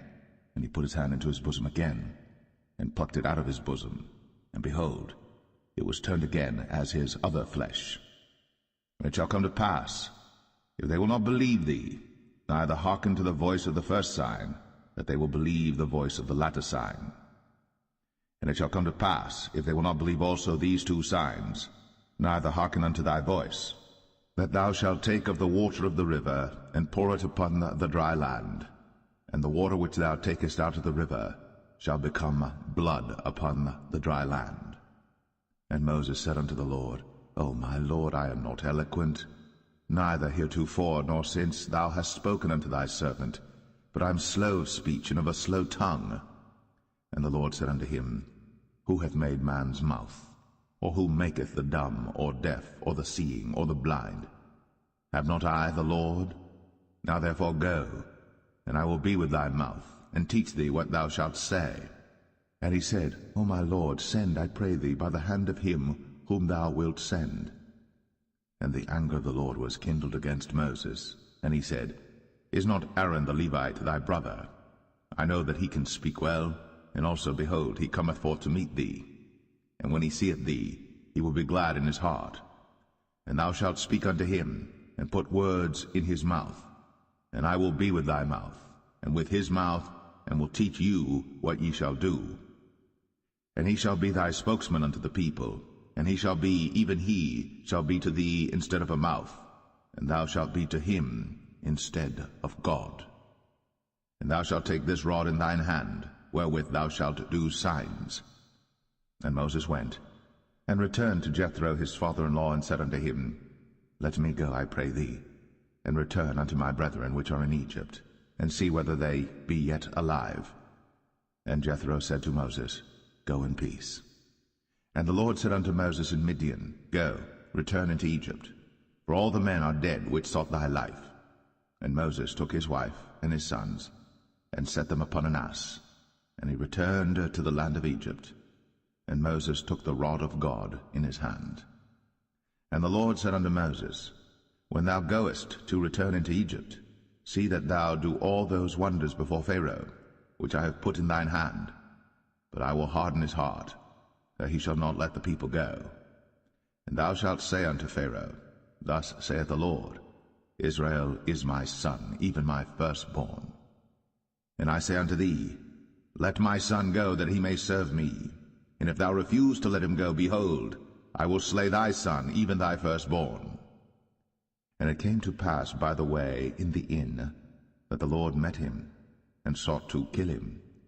Then Zipporah took a sharp stone, and cut off the foreskin of her son, and cast it at his feet, and said, Surely a bloody husband art thou to me.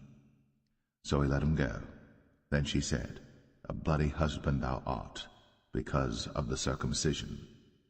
And the Lord said to Aaron, Go into the wilderness to meet Moses. And he went, and met him in the mount of God, and kissed him. And Moses told Aaron all the words of the Lord who had sent him, and all the signs which he had commanded him. And Moses and Aaron went and gathered together all the elders of the children of Israel. And Aaron spake all the words which the Lord had spoken unto Moses, and did the signs in the sight of the people. And the people believed. And when they heard that the Lord had visited the children of Israel, and that he had looked upon their affliction, then they bowed their heads and worshipped.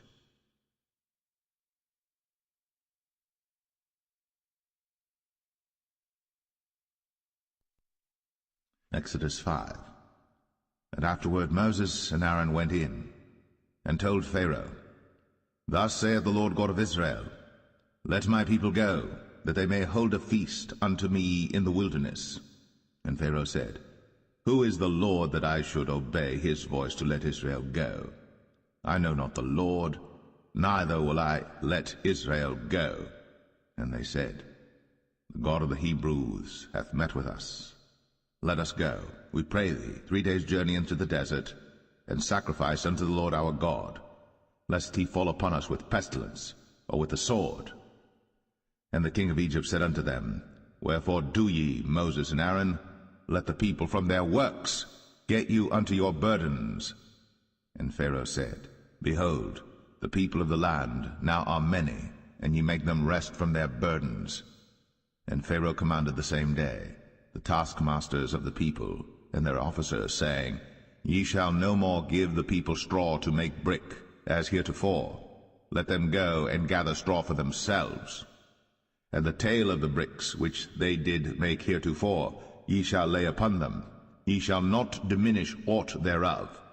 For they be idle, therefore they cry, saying, Let us go and sacrifice to our God. Let their more work be laid upon the men, that they may labor therein, and let them not regard vain words. And the taskmasters of the people went out, and their officers, and they spake to the people, saying, Thus saith Pharaoh, I will not give you straw. Go ye, get you straw where you can find it, yet not aught of your work shall be diminished. So the people were scattered abroad throughout all the land of Egypt to gather stubble instead of straw. And the taskmasters hasted them, saying, Fulfill your works, your daily tasks, as when there was straw.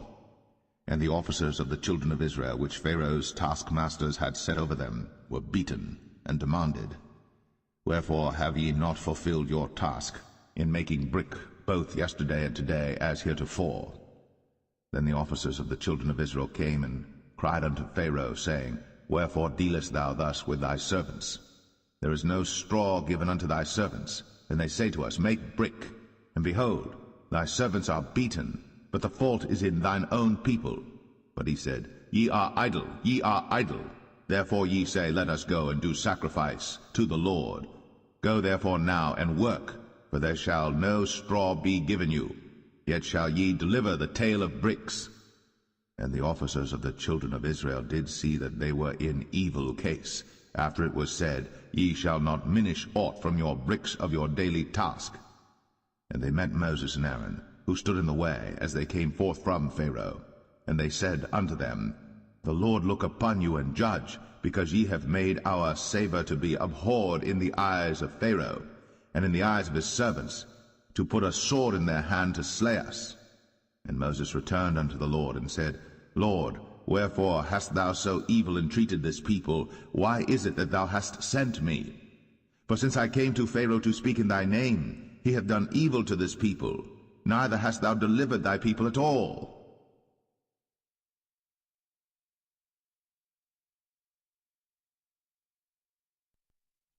Exodus 6. Then the Lord said unto Moses, Now shalt thou see what I will do to Pharaoh. For with a strong hand shall he let them go, and with a strong hand shall he drive them out of his land. And God spake unto Moses, and said unto him, I am the Lord. And I appeared unto Abraham, unto Isaac, and unto Jacob, by the name of God Almighty, but by my name Jehovah was I not known to them. And I have also established my covenant with them, to give them the land of Canaan, the land of their pilgrimage, wherein they were strangers. And I have also heard the groaning of the children of Israel, whom the Egyptians keep in bondage, and I have remembered my covenant. Wherefore say unto the children of Israel, I am the Lord, and I will bring you out from under the burdens of the Egyptians, and I will rid you out of their bondage, and I will redeem you with a stretched out arm and with great judgments. And I will take you to me for a people, and I will be to you a God, and ye shall know that I am the Lord your God, which bringeth you out from under the burdens of the Egyptians.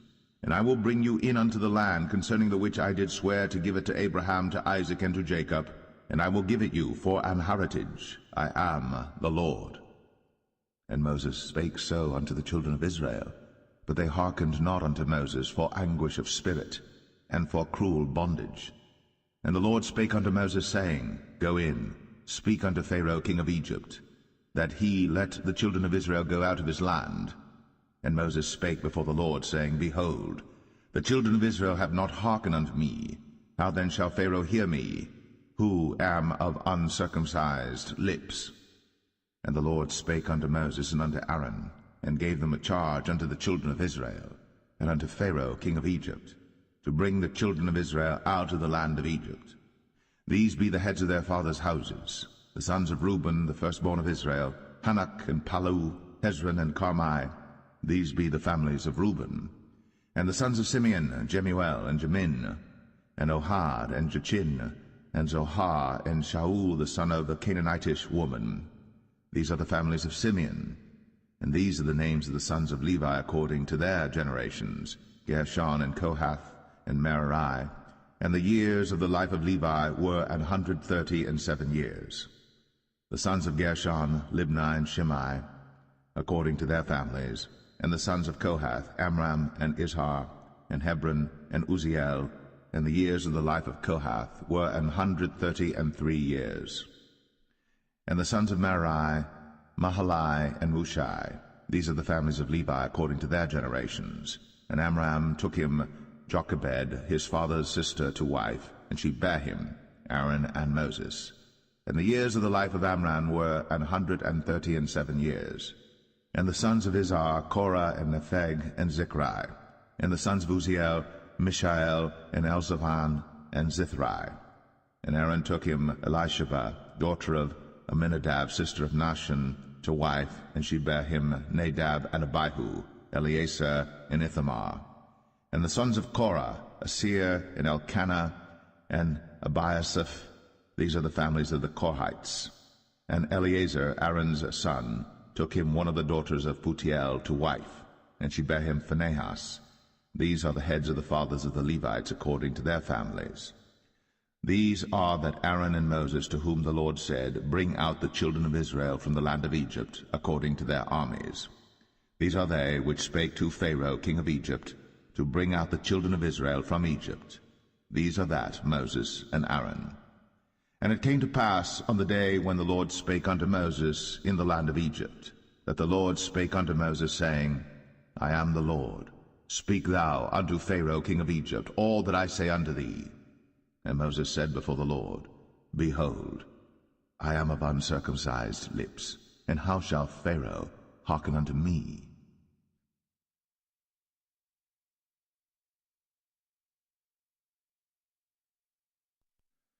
Exodus 7.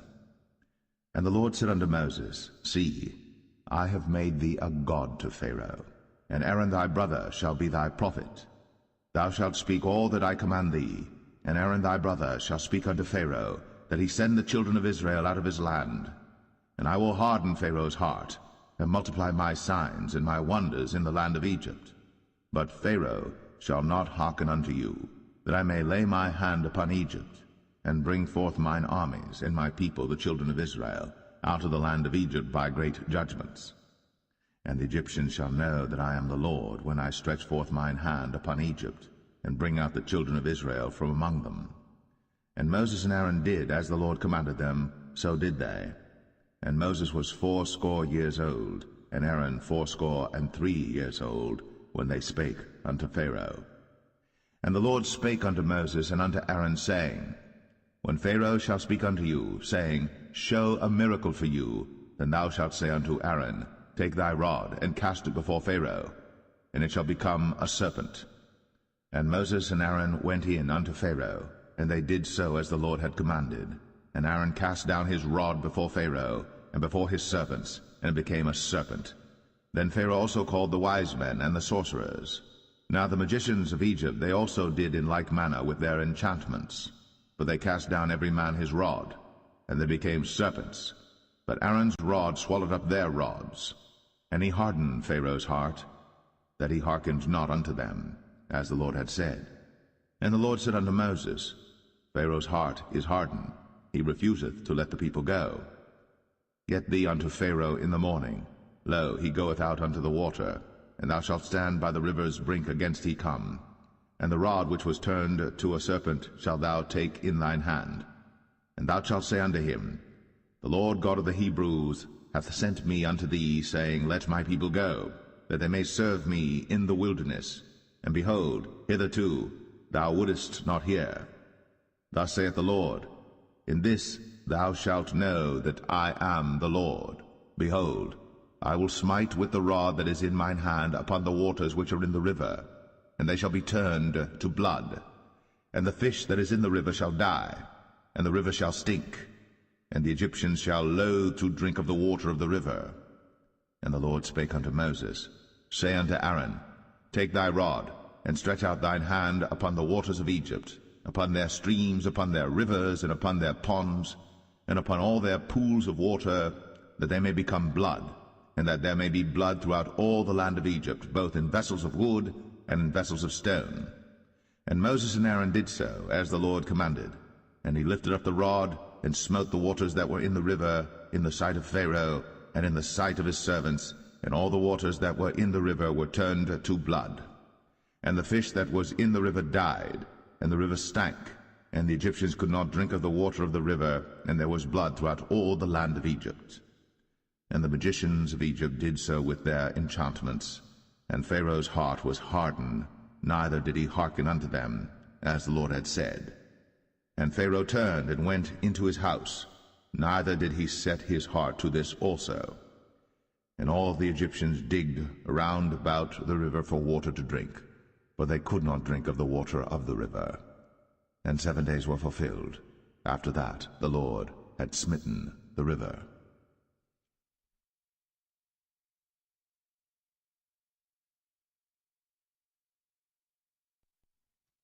Exodus 8. And the Lord spake unto Moses, Go unto Pharaoh, and say unto him, Thus saith the Lord, Let my people go, that they may serve me.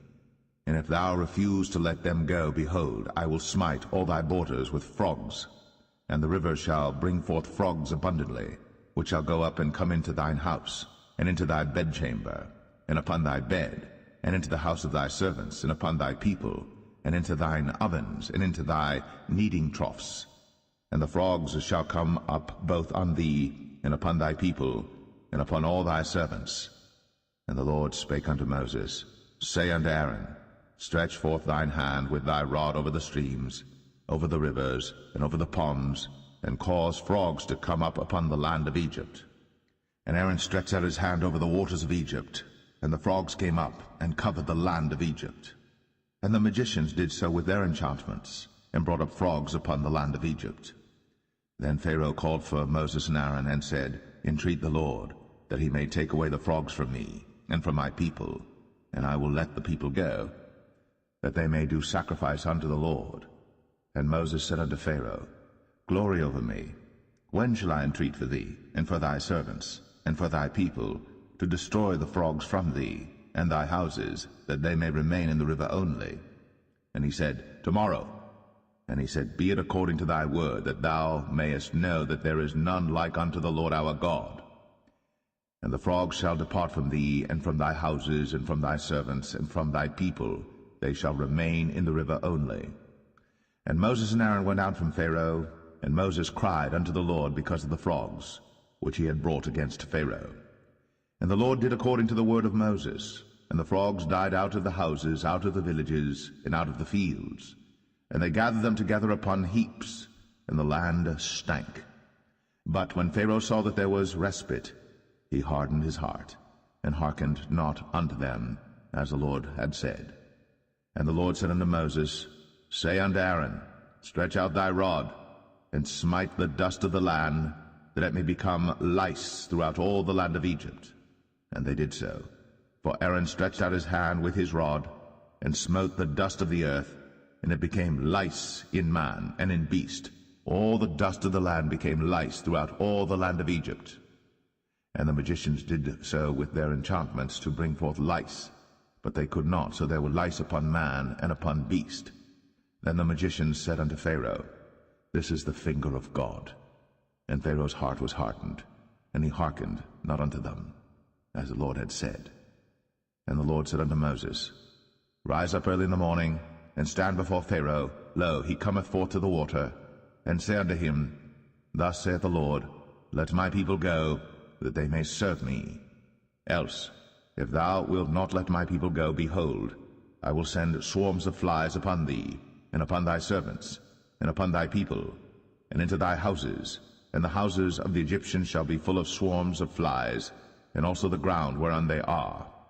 And I will sever in that day the land of Goshen, in which my people dwell, that no swarms of flies shall be there, to the end thou mayest know that I am the Lord in the midst of the earth.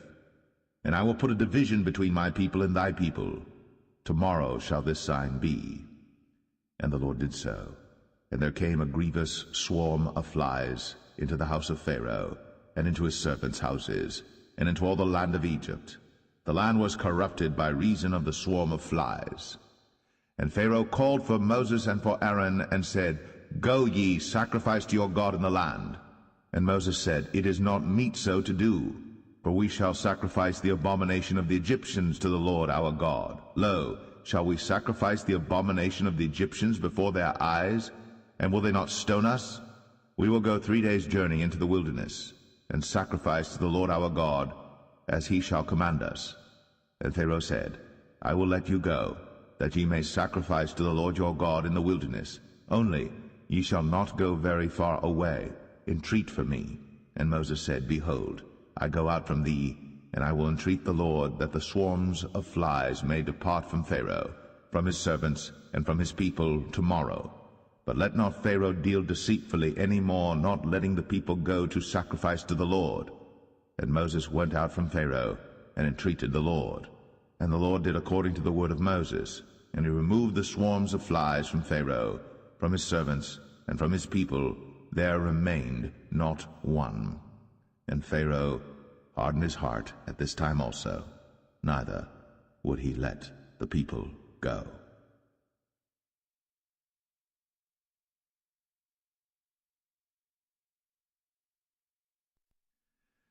Exodus 9.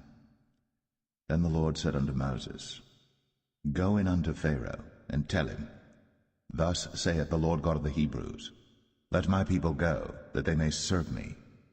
For if thou refuse to let them go, and wilt hold them still, behold, the hand of the Lord is upon thy cattle which is in the field, upon the horses, upon the asses, upon the camels, upon the oxen, and upon the sheep.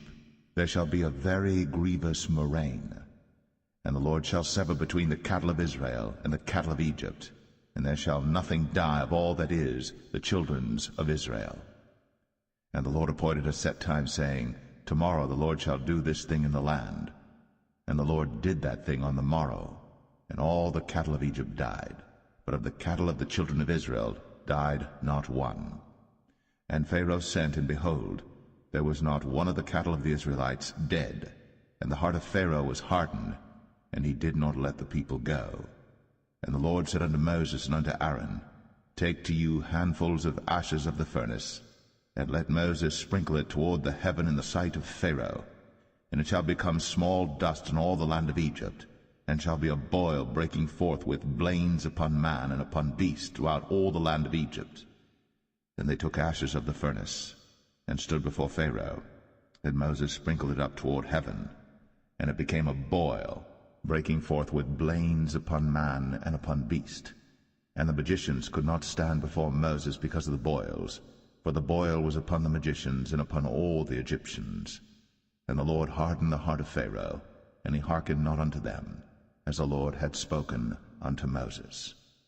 And the Lord said unto Moses, Rise up early in the morning, and stand before Pharaoh, and say unto him, Thus saith the Lord God of the Hebrews, Let my people go, that they may serve me.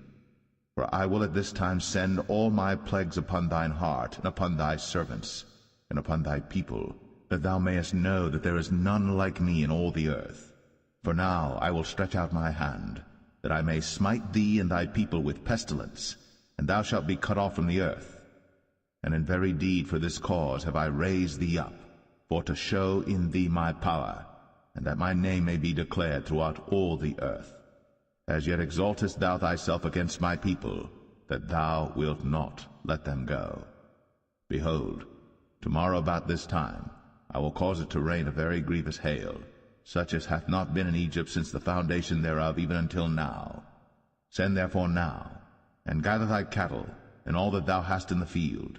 For upon every man and beast which shall be found in the field, and shall not be brought home, the hail shall come down upon them, and they shall die. He that feared the word of the Lord among the servants of Pharaoh made his servants and his cattle flee into the houses.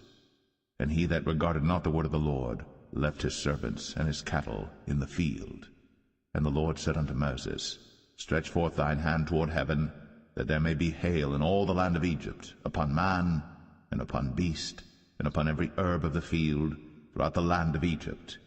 And Moses stretched forth his rod toward heaven, and the Lord sent thunder and hail, and the fire ran along upon the ground, and the Lord rained hail upon the land of Egypt. So there was hail and fire mingled with the hail, very grievous, such as there was none like it in all the land of Egypt since it became a nation. And the hail smote throughout all the land of Egypt all that was in the field, both man and beast. And the hail smote every herb of the field, and brake every tree of the field. Only in the land of Goshen, where the children of Israel were, was there no hail. And Pharaoh sent and called for Moses and Aaron, and said unto them, I have sinned at this time. The Lord is righteous, and I and my people are wicked. Entreat the Lord, for it is enough that there be no more mighty thunderings and hail, and I will let you go, and ye shall stay no longer. And Moses said unto him, As soon as I am gone out of the city, I will spread abroad my hands unto the Lord, and the thunder shall cease, neither shall there be any more hail, that thou mayest know how that the earth is the Lord's. But as for thee and thy servants, I know that ye will not yet fear the Lord God. And the flax and the barley was smitten, for the barley was in the ear, and the flax was bold. But the wheat and the rye were not smitten, for they were not grown up. And Moses went out of the city from Pharaoh, and spread abroad his hands unto the Lord, and the thunders and hail ceased, and the rain was not poured upon the earth. And when Pharaoh saw that the rain and the hail and the thunders were ceased, he sinned yet more, and hardened his heart, he and his servants. And the heart of Pharaoh was hardened, neither would he let the children of Israel go, as the Lord had spoken by Moses.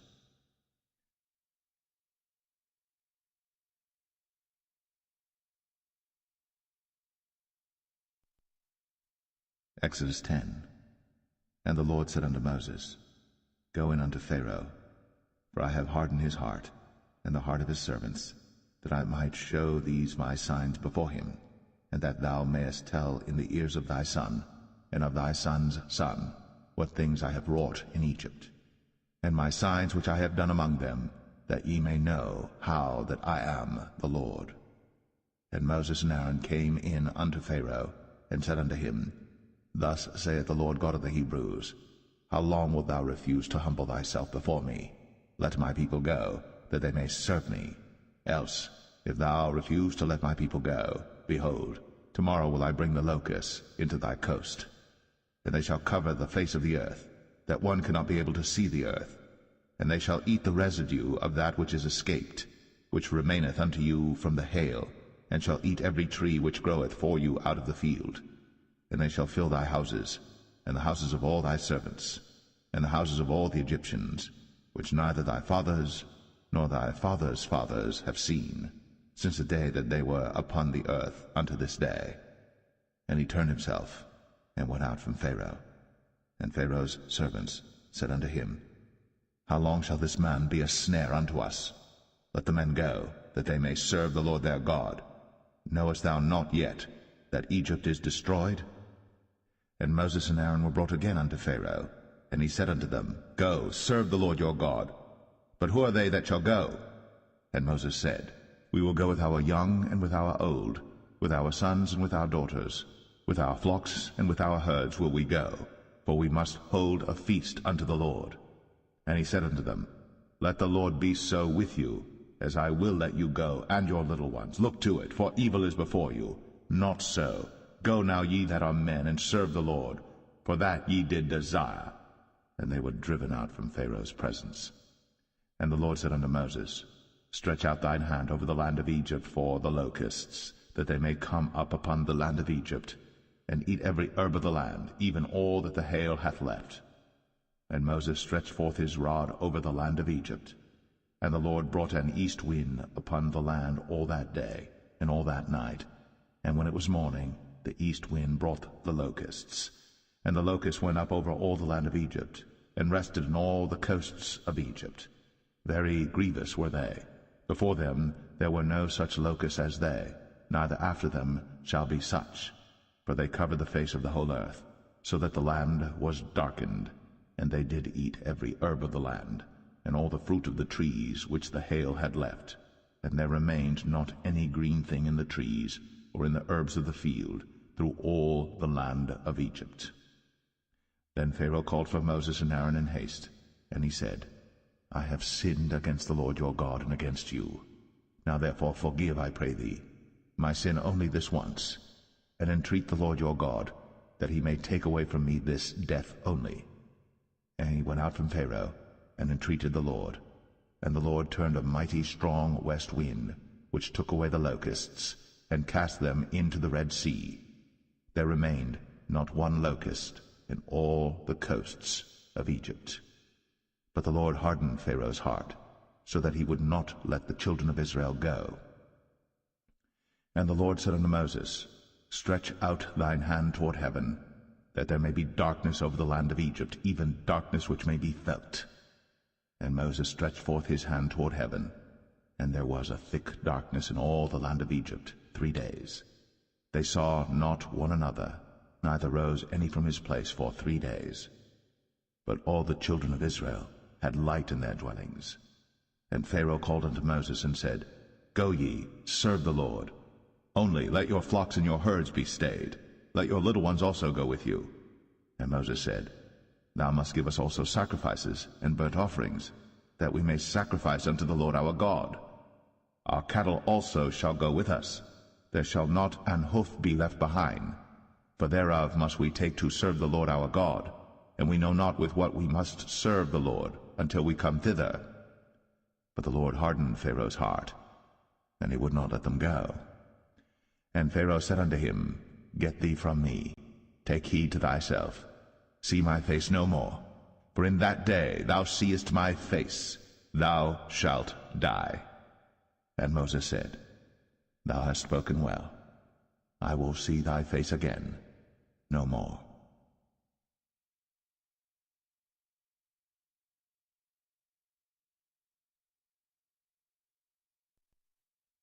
Exodus 11. And the Lord said unto Moses, Yet will I bring one plague more upon Pharaoh and upon Egypt. Afterwards he will let you go hence. When he shall let you go, he shall surely thrust you out hence altogether. Speak now in the ears of the people, and let every man borrow of his neighbor, and every woman of her neighbor, jewels of silver and jewels of gold. And the Lord gave the people favor in the sight of the Egyptians. Moreover, the man Moses was very great in the land of Egypt, in the sight of Pharaoh's servants, and in the sight of the people. And Moses said, Thus saith the Lord, About midnight will I go out into the midst of Egypt, and all the firstborn in the land of Egypt shall die, from the firstborn of Pharaoh that sitteth upon his throne, even unto the firstborn of the maidservant that is behind the mill, and all the firstborn of beasts. And there shall be a great cry throughout all the land of Egypt, such as there was none like it, nor shall be like it any more. But against any of the children of Israel shall not a dog move his tongue, against man or beast, that ye may know how that the Lord doth put a difference between the Egyptians and Israel. And all these thy servants shall come down unto me, and bow down themselves unto me, saying, Get thee out, and all the people that follow thee. And after that I will go out. And he went out from Pharaoh in a great anger. And the Lord said unto Moses, Pharaoh shall not hearken unto you, that my wonders may be multiplied in the land of Egypt. And Moses and Aaron did all these wonders before Pharaoh. And the Lord hardened Pharaoh's heart, so that he would not let the children of Israel go out of his land.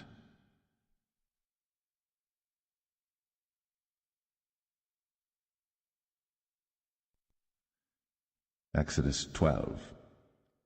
And the Lord spake unto Moses and Aaron in the land of Egypt, saying, This month shall be unto you the beginning of months. It shall be the first month of the year to you. Speak ye unto all the congregation of Israel, saying, In the 10th day of this month they shall take to them every man a lamb, according to the house of their fathers, a lamb for an house. And if the household be too little for the lamb, let him and his neighbor next unto his house take it according to the number of the souls. Every man according to his eating shall make your count for the lamb. Your lamb shall be without blemish, a male of the first year. Ye shall take it out from the sheep or from the goats. And ye shall keep it up until the 14th day of the same month. And the whole assembly of the congregation of Israel shall kill it in the evening. And they shall take of the blood, and strike it on the 2 side posts, and on the upper door post of the houses wherein they shall eat it. And they shall eat the flesh in that night, roast with fire, and unleavened bread, and with bitter herbs they shall eat it. Eat not of it raw, nor sodden it all with water, but roast with fire, his head with his legs, and with the purtenance thereof. And ye shall let nothing of it remain until the morning. And that which remaineth of it until the morning ye shall burn with fire. And thus shall ye eat it, with your loins girded, your shoes on your feet, and your staff in your hand, and ye shall eat it in haste. It is the Lord's Passover. For I will pass through the land of Egypt this night, and will smite all the firstborn in the land of Egypt, both man and beast, and against all the gods of Egypt I will execute judgment. I am the Lord. And the blood shall be to you for a token upon the houses where ye are. And when I see the blood, I will pass over you, and the plague shall not be upon you to destroy you, when I smite the land of Egypt. And this day shall be unto you for a memorial, and ye shall keep it a feast to the Lord throughout your generations. Ye shall keep it a feast by an ordinance forever. 7 days shall ye eat unleavened bread. Even the first day ye shall put away leaven out of your houses. For whosoever eateth leavened bread from the first day until the 7th day, that soul shall be cut off from Israel. And in the first day there shall be an holy convocation, and in the 7th day there shall be an holy convocation to you. No manner of work shall be done in them, save that which every man must eat. That only may be done of you. And ye shall observe the feast of unleavened bread. For in this selfsame day have I brought your armies out of the land of Egypt. Therefore shall ye observe this day in your generations by an ordinance forever. In the 1st month, on the 14th day of the month at even, ye shall eat unleavened bread, until the 21st day of the month at even. 7 days shall there be no leaven found in your houses. For whosoever eateth that which is leavened, even that soul shall be cut off from the congregation of Israel, whether he be a stranger or born in the land. Ye shall eat nothing leavened. In all your habitations shall ye eat unleavened bread. Then Moses called for all the elders of Israel, and said unto them, Draw out, and take you a lamb according to your families, and kill the Passover. And ye shall take a bunch of hyssop, and dip it in the blood that is in the basin, and strike the lintel and the 2 side posts with the blood that is in the basin, and none of you shall go out at the door of his house until the morning. For the Lord will pass through to smite the Egyptians. And when he seeth the blood upon the lintel and on the 2 side posts, the Lord will pass over the door, and will not suffer the destroyer to come in unto your houses to smite you. And ye shall observe this thing for an ordinance to thee and to thy sons forever. And it shall come to pass, when ye be come to the land which the Lord will give you, according as he hath promised, that ye shall keep this service. And it shall come to pass, when your children shall say unto you, What mean ye by this service? That ye shall say, It is the sacrifice of the Lord's Passover, who passed over the houses of the children of Israel in Egypt, when he smote the Egyptians, and delivered our houses. And the people bowed the head, and worshipped. And the children of Israel went away, and did, as the Lord had commanded Moses and Aaron, so did they.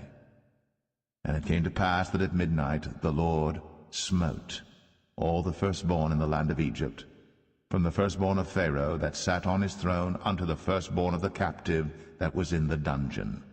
and all the firstborn of cattle. And Pharaoh rose up in the night, he and all his servants and all the Egyptians. And there was a great cry in Egypt, but there was not a house where there was not one dead. And he called for Moses and Aaron by night, and said, Rise up, and get you forth from among my people, both ye and the children of Israel, and go, serve the Lord, as ye have said. Also take your flocks and your herds, as ye have said, and be gone, and bless me also. And the Egyptians were urgent upon the people, that they might send them out of the land in haste.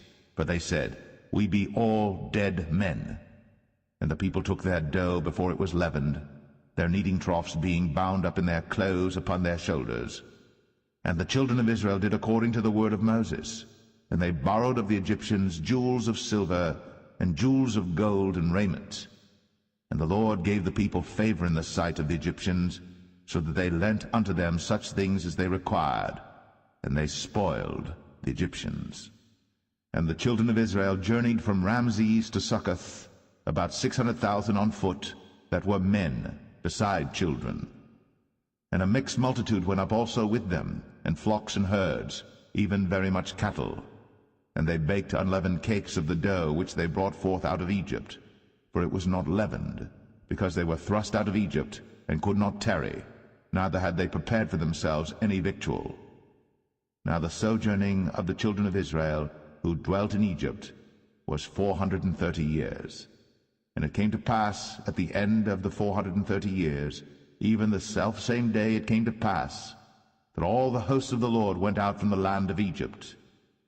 It is a night to be much observed unto the Lord for bringing them out from the land of Egypt. This is that night of the Lord to be observed of all the children of Israel in their generations. And the Lord said unto Moses and Aaron, This is the ordinance of the Passover. There shall no stranger eat thereof. But every man's servant that is bought for money, when thou hast circumcised him, then shall he eat thereof. A foreigner and an hired servant shall not eat thereof. In one house shall it be eaten. Thou shalt not carry forth aught of the flesh abroad out of the house, neither shall ye break a bone thereof. All the congregation of Israel shall keep it.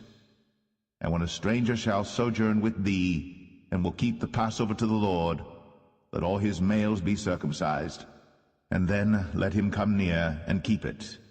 And he shall be as one that is born in the land. For no uncircumcised person shall eat thereof. One law shall be to him that is homeborn, and unto the stranger that sojourneth among you. Thus did all the children of Israel. As the Lord commanded Moses and Aaron, so did they. And it came to pass the selfsame day, that the Lord did bring the children of Israel out of the land of Egypt by their armies.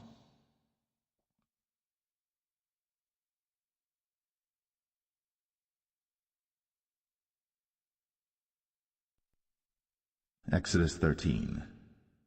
And the Lord spake unto Moses, saying, Sanctify unto me all the firstborn, whatsoever openeth the womb among the children of Israel, both of man and of beast, it is mine.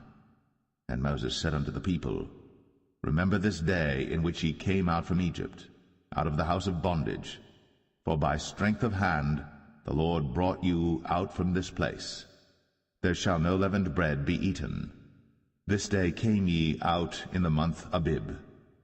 And it shall be, when the Lord shall bring thee into the land of the Canaanites, and the Hittites, and the Amorites, and the Hivites, and the Jebusites, which he sware unto thy fathers to give thee, a land flowing with milk and honey, that thou shalt keep this service in this month.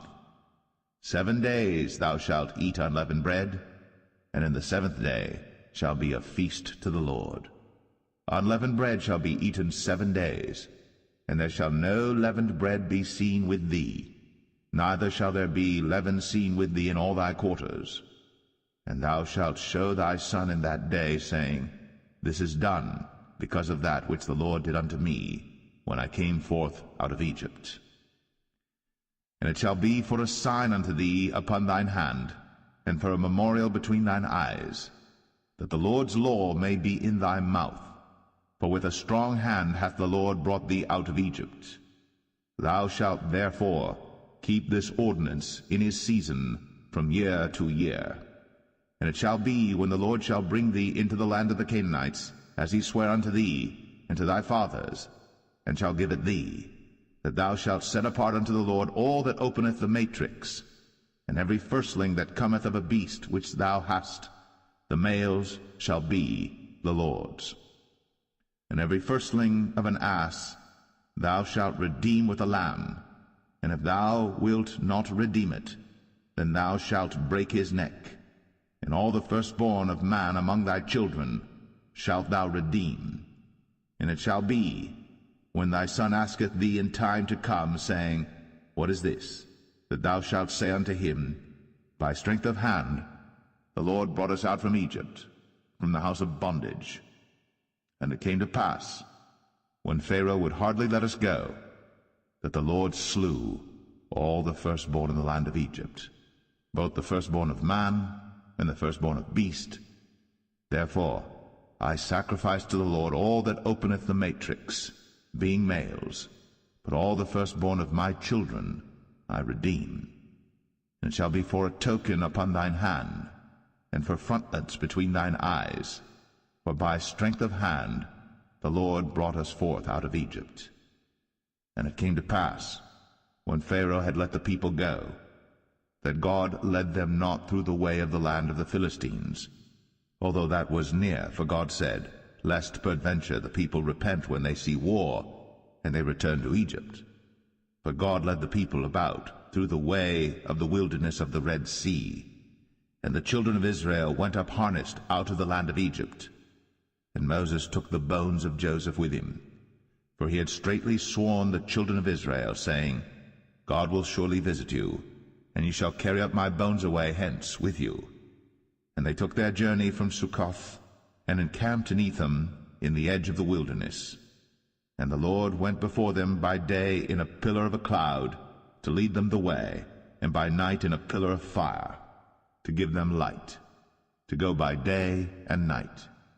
He took not away the pillar of the cloud by day, nor the pillar of fire by night, from before the people.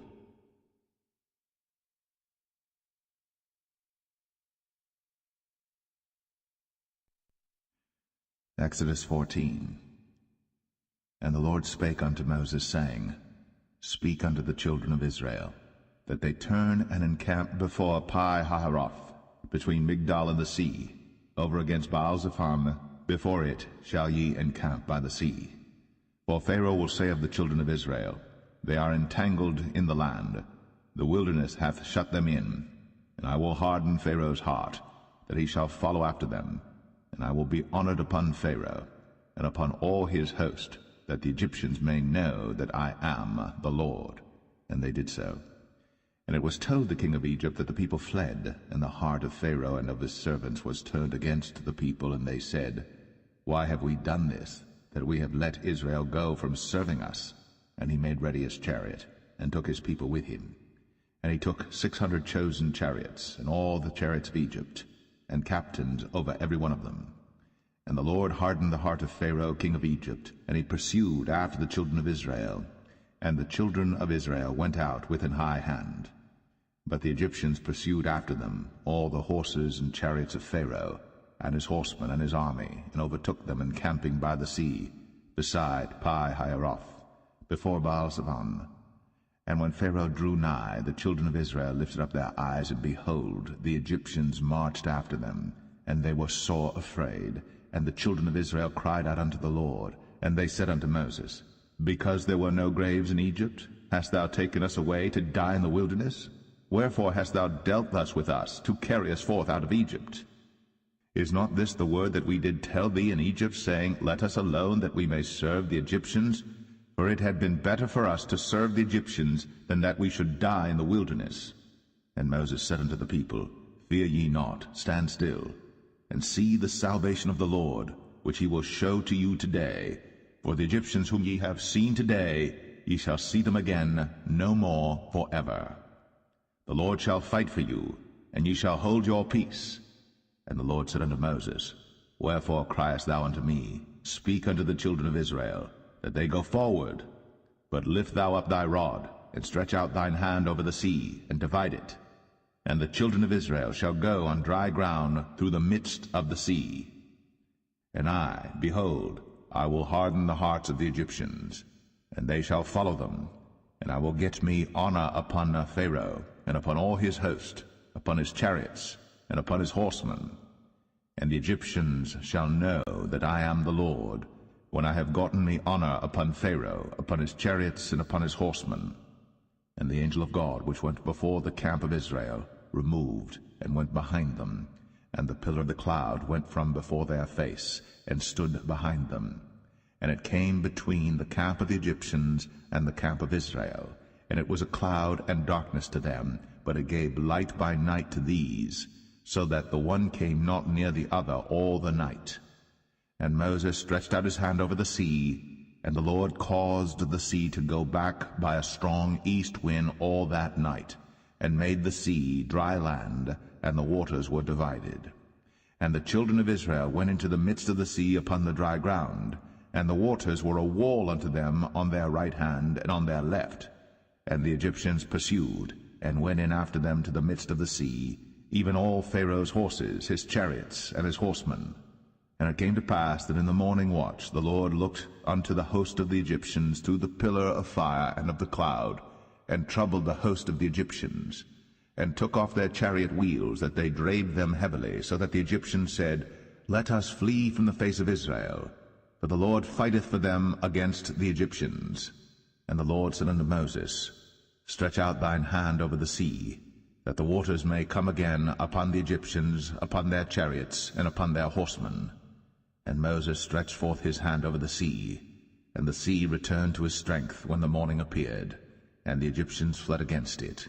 And the Lord overthrew the Egyptians in the midst of the sea. And the waters returned and covered the chariots, and the horsemen, and all the host of Pharaoh that came into the sea after them. There remained not so much as one of them. But the children of Israel walked upon dry land in the midst of the sea, and the waters were a wall unto them on their right hand and on their left. Thus the Lord saved Israel that day out of the hand of the Egyptians, and Israel saw the Egyptians dead upon the seashore. And Israel saw that great work which the Lord did upon the Egyptians, and the people feared the Lord, and believed the Lord and his servant Moses.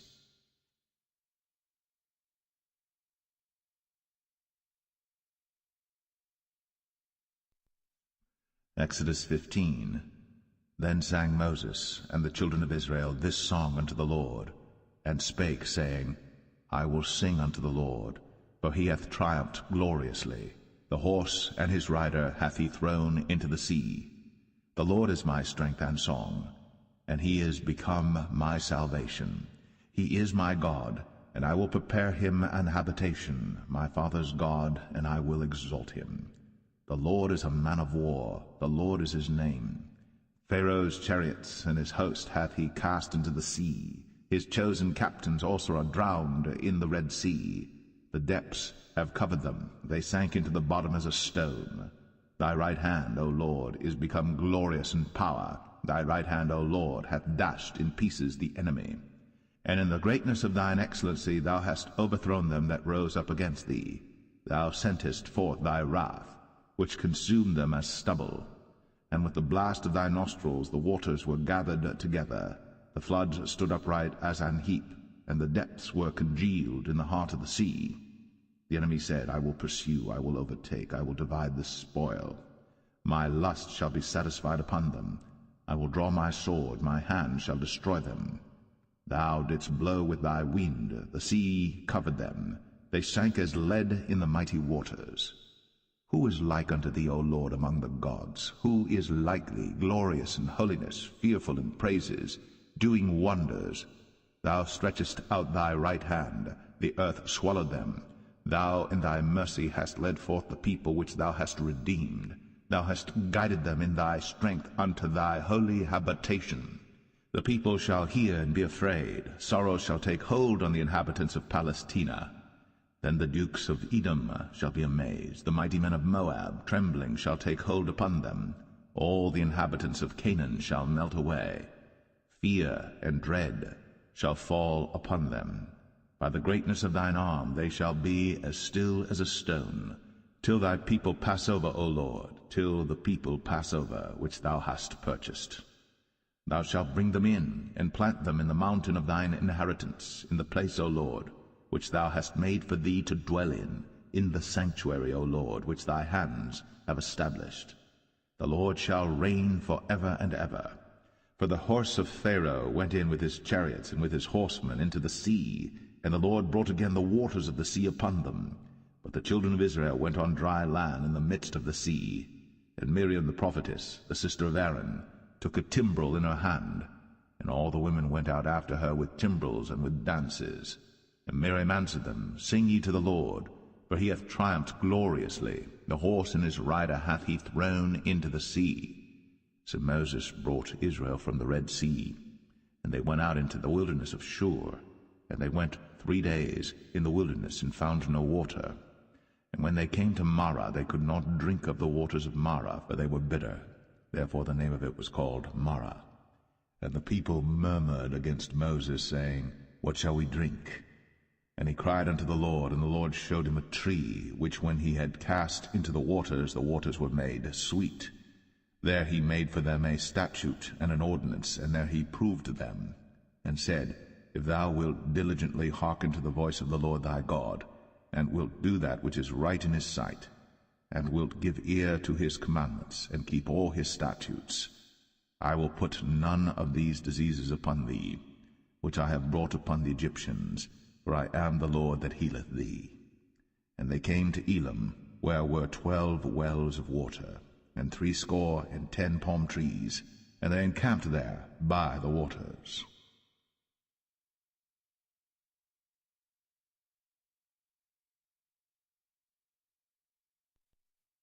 Exodus 16. And they took their journey from Elim, and all the congregation of the children of Israel came unto the wilderness of Sin, which is between Elim and Sinai, on the 15th day of the 2nd month, after their departing out of the land of Egypt. And the whole congregation of the children of Israel murmured against Moses and Aaron in the wilderness. And the children of Israel said unto them, Would to God we had died by the hand of the Lord in the land of Egypt, when we sat by the flesh pots, and when we did eat bread to the full. For ye have brought us forth into this wilderness to kill this whole assembly with hunger. Then said the Lord unto Moses, Behold, I will rain bread from heaven for you, and the people shall go out and gather a certain rate every day, that I may prove them, whether they will walk in my law or no. And it shall come to pass that on the 6th day they shall prepare that which they bring in, and it shall be twice as much as they gather daily. And Moses and Aaron said unto all the children of Israel, At even then ye shall know that the Lord hath brought you out from the land of Egypt. And in the morning then ye shall see the glory of the Lord, for that he heareth your murmurings against the Lord. And what are we that ye murmur against us? And Moses said, This shall be when the Lord shall give you in the evening flesh to eat, and in the morning bread to the full, for that the Lord heareth your murmurings, which ye murmur against him. And what are we? Your murmurings are not against us, but against the Lord. And Moses spake unto Aaron, Say unto all the congregation of the children of Israel, Come near before the Lord, for he hath heard your murmurings. And it came to pass, as Aaron spake unto the whole congregation of the children of Israel, that they looked toward the wilderness, and behold, the glory of the Lord appeared in the cloud.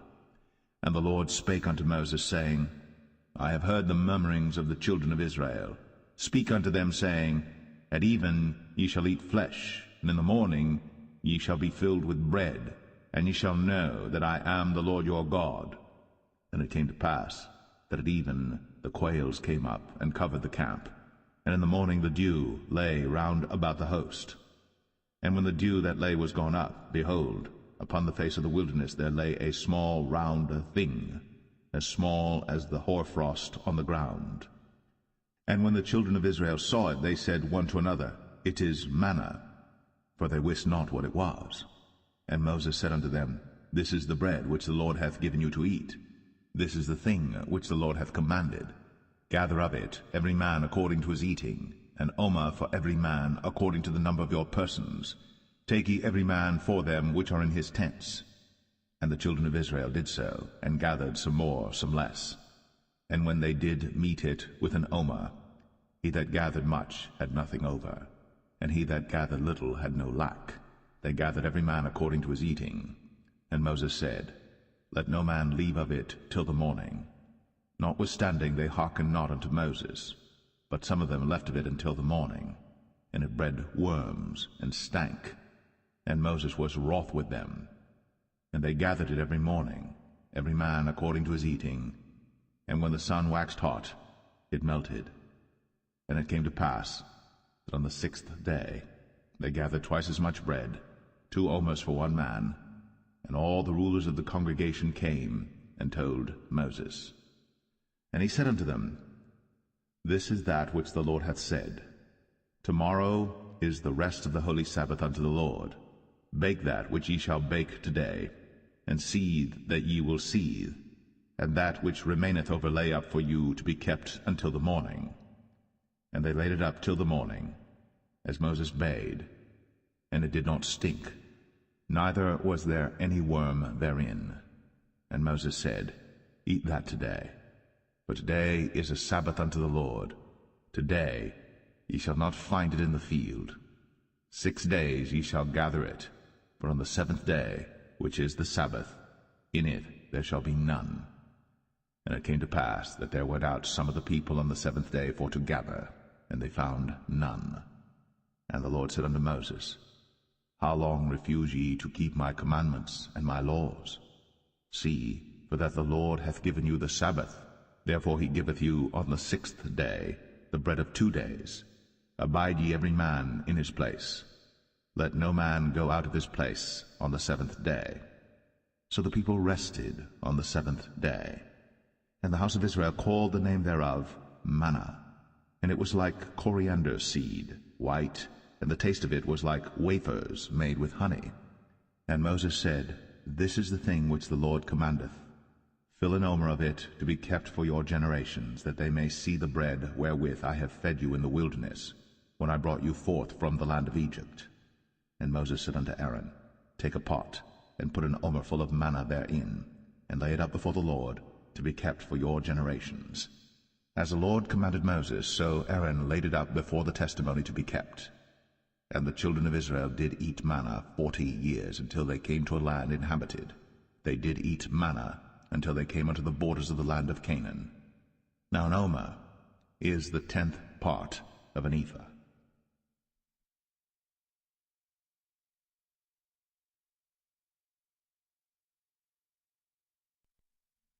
Exodus 17. And all the congregation of the children of Israel journeyed from the wilderness of Sin after their journeys, according to the commandment of the Lord, and pitched in Rephidim. And there was no water for the people to drink. Wherefore the people did chide with Moses, and said, Give us water that we may drink. And Moses said unto them, Why chide ye with me? Wherefore do ye tempt the Lord? And the people thirsted there for water.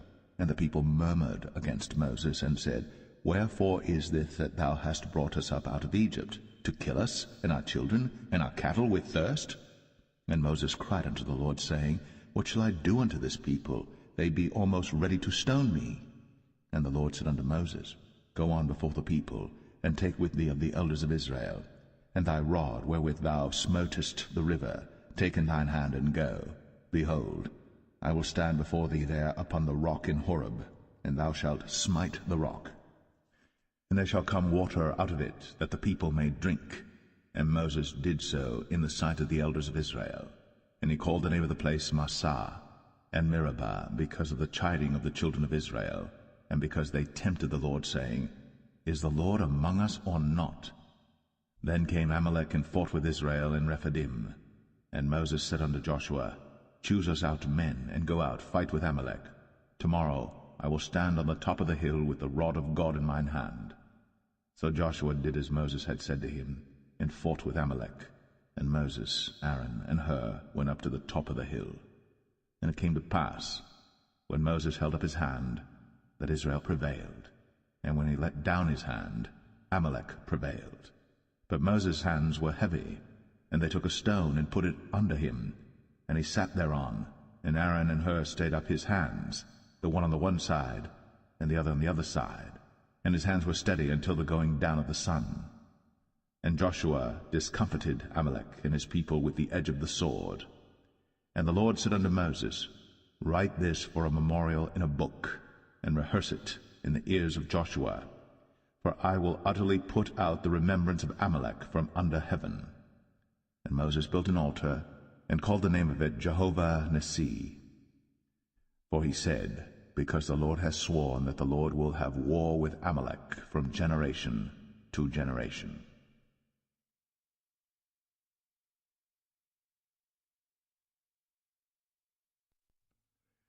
Exodus 18. When Jethro, the priest of Midian, Moses' father-in-law, heard of all that God had done for Moses, and for Israel his people, and that the Lord had brought Israel out of Egypt, then Jethro, Moses' father-in-law, took Zipporah, Moses' wife, after he had sent her back, and her 2 sons, of which the name of the one was Gershom, for he said, I have been an alien in a strange land.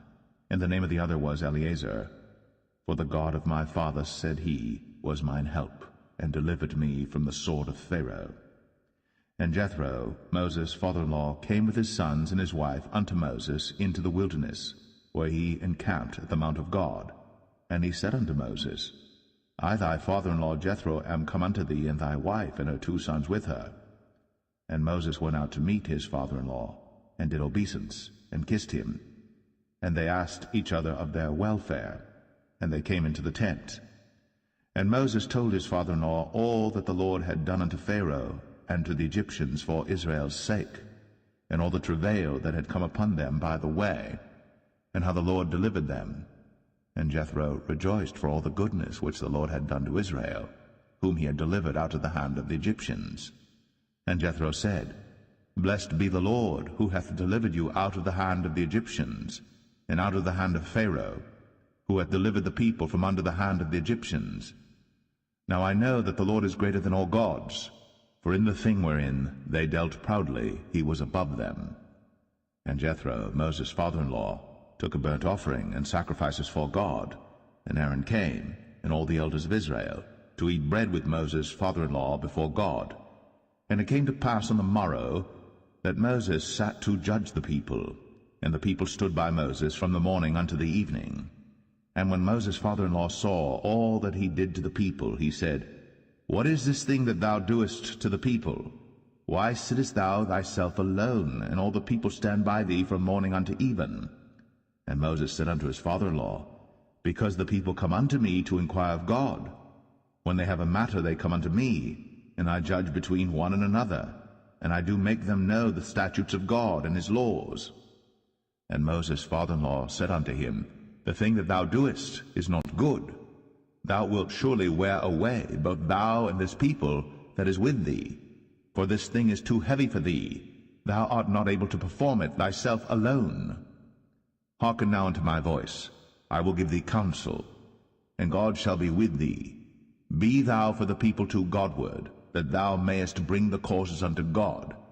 And thou shalt teach them ordinances and laws, and shalt show them the way wherein they must walk, and the work that they must do.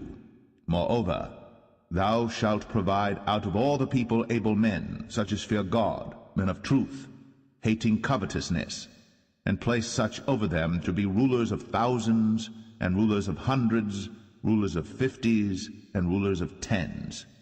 And let them judge the people at all seasons. And it shall be, that every great matter they shall bring unto thee, but every small matter they shall judge. So shall it be easier for thyself, and they shall bear the burden with thee. If thou shalt do this thing, and God command thee so, then thou shalt be able to endure, and all this people shall also go to their place in peace. So Moses hearkened to the voice of his father-in-law, and did all that he had said. And Moses chose able men out of all Israel, and made them heads over the people, rulers of thousands, rulers of hundreds, rulers of 50s, and rulers of 10s. And they judged the people at all seasons. The hard causes they brought unto Moses, but every small matter they judged themselves. And Moses let his father-in-law depart, and he went his way. into his own land.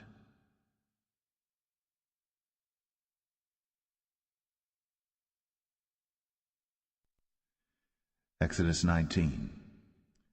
In the 3rd month, when the children of Israel were gone forth out of the land of Egypt, the same day came they into the wilderness of Sinai, but they were departed from Rephidim, and were come to the desert of Sinai, and had pitched in the wilderness, and there Israel camped before the mount. And Moses went up unto God, and the Lord called unto him out of the mountain, saying, Thus shalt thou say to the house of Jacob, and tell the children of Israel, Ye have seen what I did unto the Egyptians, and how I bare you on eagle's wings, and brought you unto myself. Now therefore, if ye will obey my voice indeed, and keep my covenant, then ye shall be a peculiar treasure unto me above all people.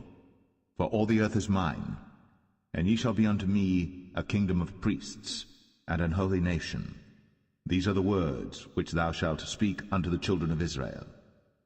And Moses came and called for the elders of the people, and laid before their faces all these words which the Lord commanded him.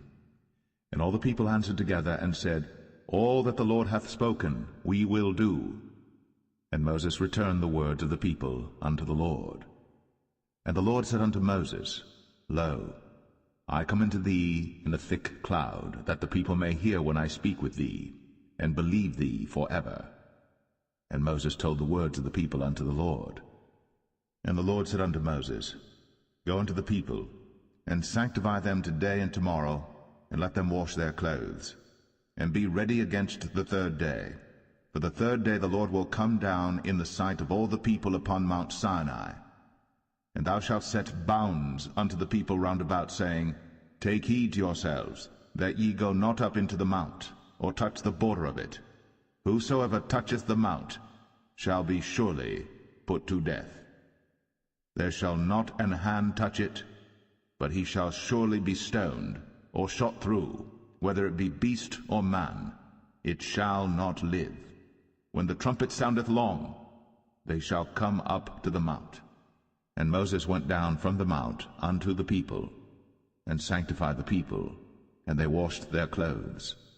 And he said unto the people, Be ready against the 3rd day, come not at your wives.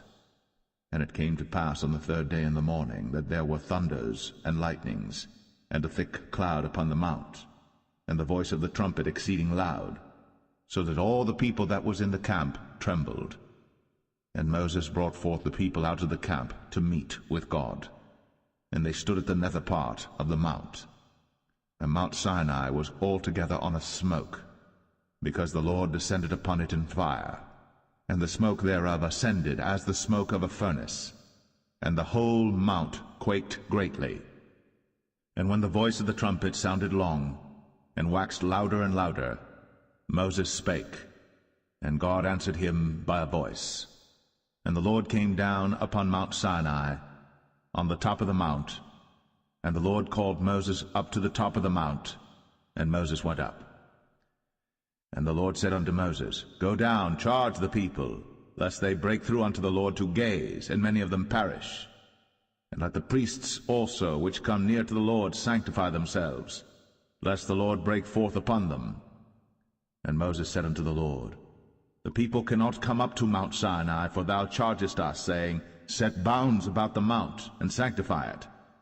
And the Lord said unto him, Away, get thee down, and thou shalt come up, thou and Aaron with thee. But let not the priests and the people break through to come up unto the Lord, lest he break forth upon them.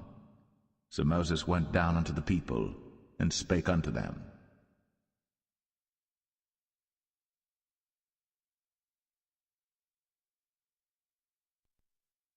Exodus 20. And God spake all these words, saying, I am the Lord thy God, which have brought thee out of the land of Egypt, out of the house of bondage. Thou shalt have no other gods before me. Thou shalt not make unto thee any graven image, or any likeness of any thing that is in heaven above, or that is in the earth beneath, or that is in the water under the earth. Thou shalt not bow down thyself to them, nor serve them. For I, the Lord thy God, am a jealous God, visiting the iniquity of the fathers upon the children unto the third and fourth generation of them that hate me, and showing mercy unto thousands of them that love me, and keep my commandments. Thou shalt not take the name of the Lord thy God in vain, for the Lord will not hold him guiltless that taketh his name in vain. Remember the Sabbath day, to keep it holy. 6 days shalt thou labor, and do all thy work. But the seventh day is the Sabbath of the Lord thy God. In it thou shalt not do any work, thou, nor thy son, nor thy daughter, thy manservant, nor thy maidservant, nor thy cattle, nor thy stranger that is within thy gates. For in 6 days the Lord made heaven and earth, the sea, and all that in them is, and rested the seventh day. Wherefore the Lord blessed the Sabbath day, and hallowed it. Honor thy father and thy mother, that thy days may be long upon the land which the Lord thy God giveth thee. Thou shalt not kill. Thou shalt not commit adultery. Thou shalt not steal. Thou shalt not bear false witness against thy neighbor. Thou shalt not covet thy neighbor's house.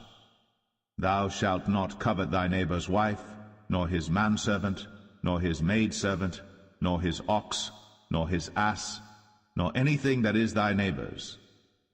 And all the people saw the thunderings, and the lightnings, and the noise of the trumpet, and the mountain smoking. And when the people saw it, they removed, and stood afar off. And they said unto Moses, Speak thou with us, and we will hear. But let not God speak with us, lest we die.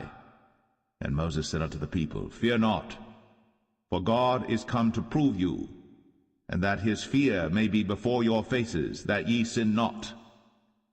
And the people stood afar off. And Moses drew near unto the thick darkness where God was. And the Lord said unto Moses, Thus thou shalt say unto the children of Israel, Ye have seen that I have talked with you from heaven. Ye shall not make with me gods of silver, neither shall ye make unto you gods of gold. An altar of earth thou shalt make unto me, and shalt sacrifice thereon thy burnt offerings, and thy peace offerings, thy sheep and thine oxen. In all places where I record my name I will come unto thee, and I will bless thee. And if thou wilt make me an altar of stone, thou shalt not build it of hewn stone, for if thou lift up thy tool upon it, thou hast polluted it. Neither shalt thou go up by steps unto mine altar, that thy nakedness be not discovered thereon.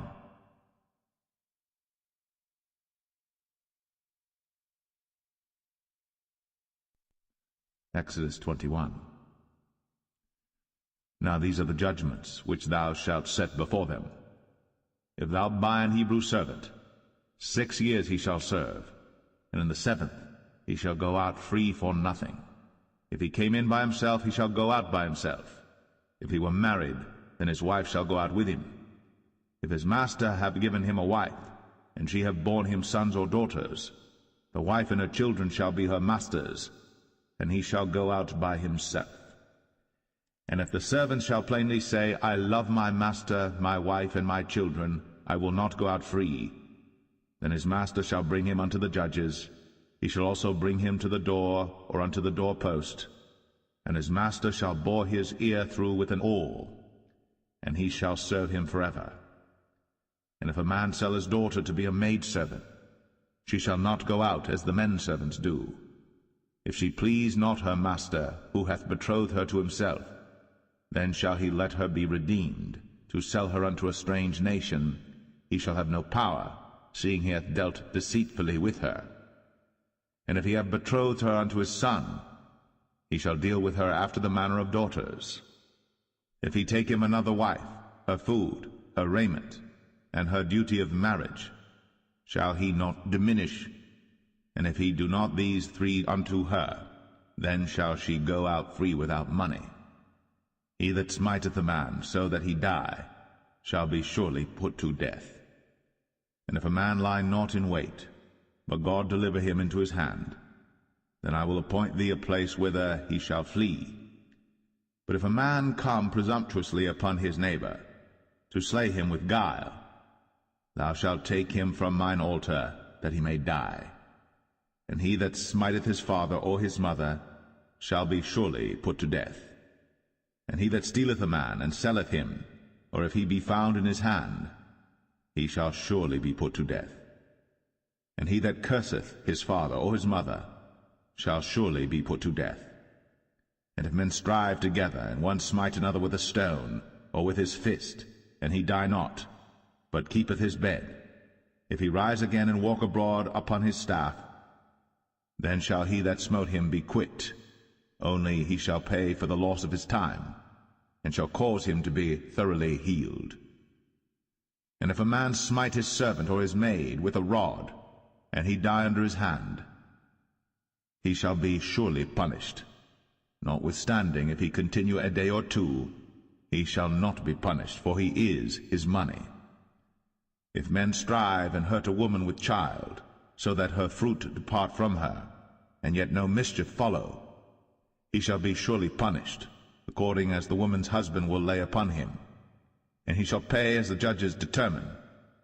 And if any mischief follow, then thou shalt give life for life, eye for eye, tooth for tooth, hand for hand, foot for foot, burning for burning, wound for wound, stripe for stripe.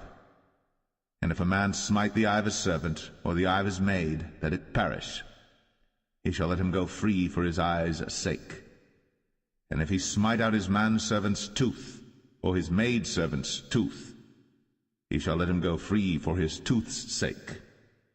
If an ox gore a man or a woman, that they die, then the ox shall be surely stoned, and his flesh shall not be eaten, but the owner of the ox shall be quit.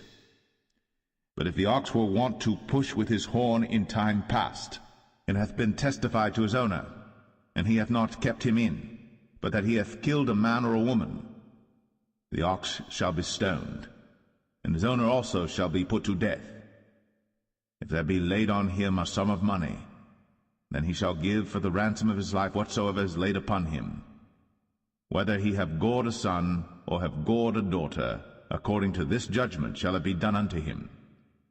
If the ox shall push a manservant or a maidservant, he shall give unto their master 30 shekels of silver, and the ox shall be stoned.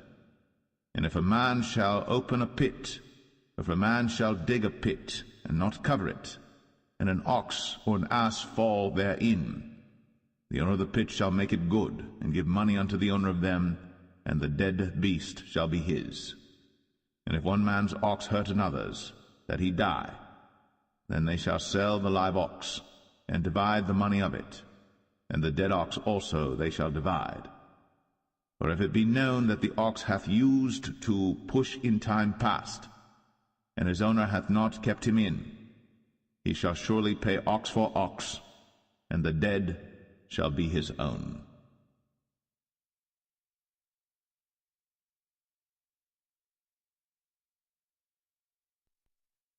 Exodus 22.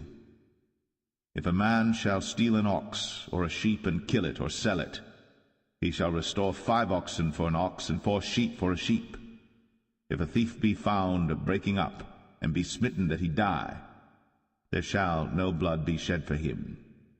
If the sun be risen upon him, there shall be blood shed for him, for he should make full restitution. If he have nothing, then he shall be sold for his theft. If the theft be certainly found in his hand alive, whether it be ox or ass or sheep, he shall restore double. If a man shall cause a field or vineyard to be eaten, and shall put in his beast, and shall feed in another man's field, of the best of his own field and of the best of his own vineyard shall he make restitution. If fire break out and catch in thorns, so that stacks of corn or the standing corn of the field be consumed therewith, he that kindled the fire shall surely make restitution.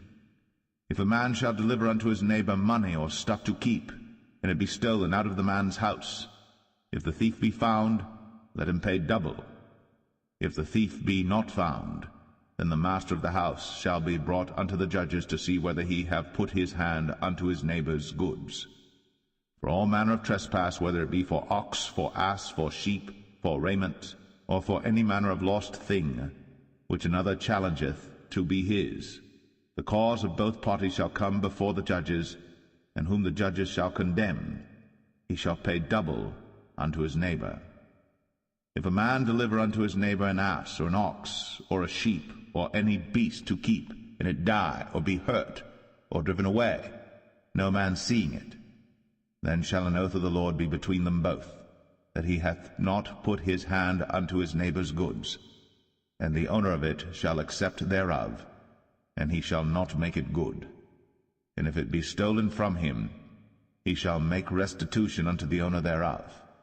If it be torn in pieces, then let him bring it for witness, and he shall not make good that which was torn. And if a man borrow aught of his neighbor, and it be hurt or die, the owner thereof being not with it, he shall surely make it good. But if the owner thereof be with it, he shall not make it good.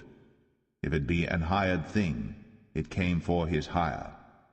And if a man entice a maid that is not betrothed, and lie with her, he shall surely endow her to be his wife.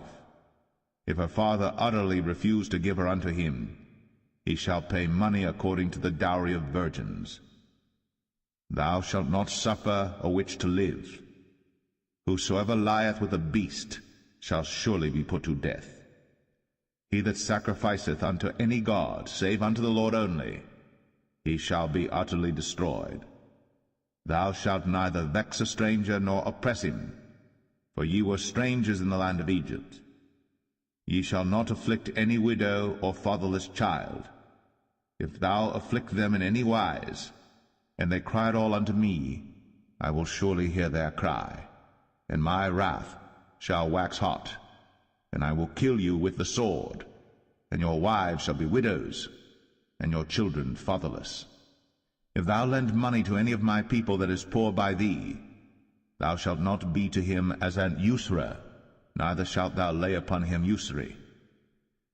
If thou at all take thy neighbor's raiment to pledge, thou shalt deliver it unto him by that the sun goeth down. For that is his covering only, it is his raiment for his skin. Wherein shall he sleep? And it shall come to pass, when he crieth unto me, that I will hear, for I am gracious. Thou shalt not revile the gods, nor curse the ruler of thy people. Thou shalt not delay to offer the first of thy ripe fruits, and of thy liquors, the firstborn of thy sons shalt thou give unto me. Likewise shalt thou do with thine oxen, and with thy sheep. 7 days it shall be with his dam. On the 8th day thou shalt give it me. And ye shall be holy men unto me. Neither shall ye eat any flesh that is torn of beasts in the field. Ye shall cast it to the dogs.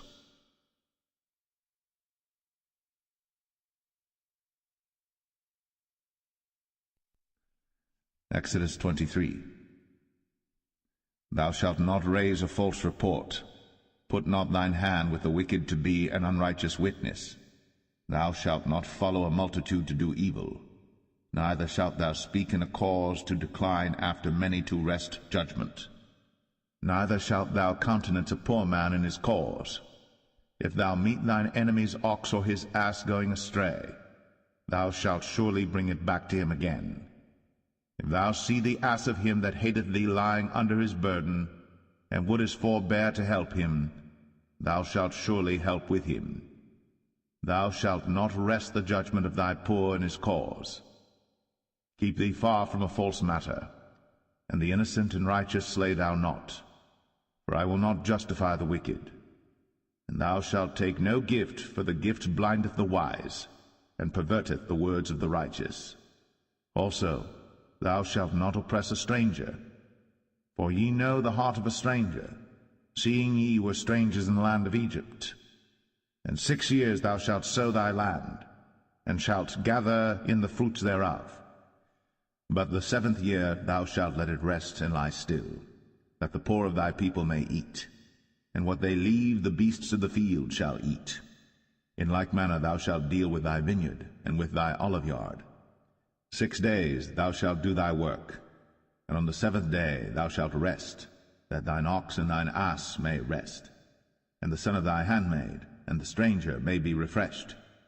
In all things that I have said unto you be circumspect, and make no mention of the name of other gods, neither let it be heard out of thy mouth. 3 times thou shalt keep a feast unto me in the year. Thou shalt keep the feast of unleavened bread. Thou shalt eat unleavened bread 7 days, as I commanded thee, in the time appointed of the month Abib. For in it thou camest out from Egypt, and none shall appear before me empty. And the feast of harvest, the firstfruits of thy labors, which thou hast sown in the field, and the feast of ingathering, which is in the end of the year, when thou hast gathered in thy labors out of the field. 3 times in the year all thy males shall appear before the Lord God. Thou shalt not offer the blood of my sacrifice with leavened bread, neither shall the fat of my sacrifice remain until the morning. The first of the firstfruits of thy land thou shalt bring into the house of the Lord thy God. Thou shalt not see the kid in his mother's milk. Behold, I send an angel before thee, to keep thee in the way, and to bring thee into the place which I have prepared. Beware of him, and obey his voice. Provoke him not, for he will not pardon your transgressions, for my name is in him. But if thou shalt indeed obey his voice, and do all that I speak, then I will be an enemy unto thine enemies, and an adversary unto thine adversaries. For mine angel shall go before thee, and bring thee in unto the Amorites, and the Hittites, and the Perizzites, and the Canaanites, the Hivites, and the Jebusites, and I will cut them off. Thou shalt not bow down to their gods, nor serve them, nor do after their works, but thou shalt utterly overthrow them, and quite break down their images. And ye shall serve the Lord your God, and he shall bless thy bread and thy water, and I will take sickness away from the midst of thee. There shall nothing cast their young, nor be barren in thy land.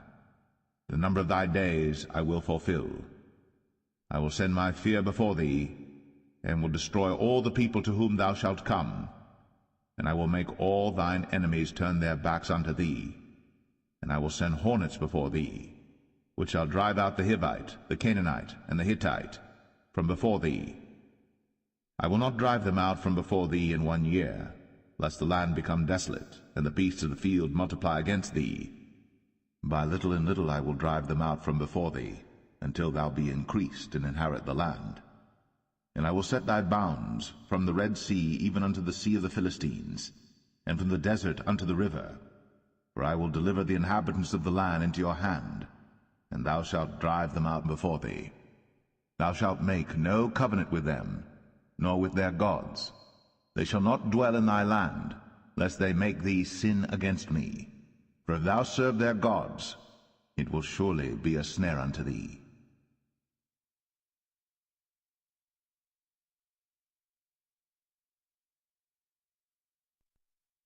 Exodus 24. And he said unto Moses, Come up unto the Lord, thou and Aaron, Nadab and Abihu, and 70 of the elders of Israel, and worship ye afar off.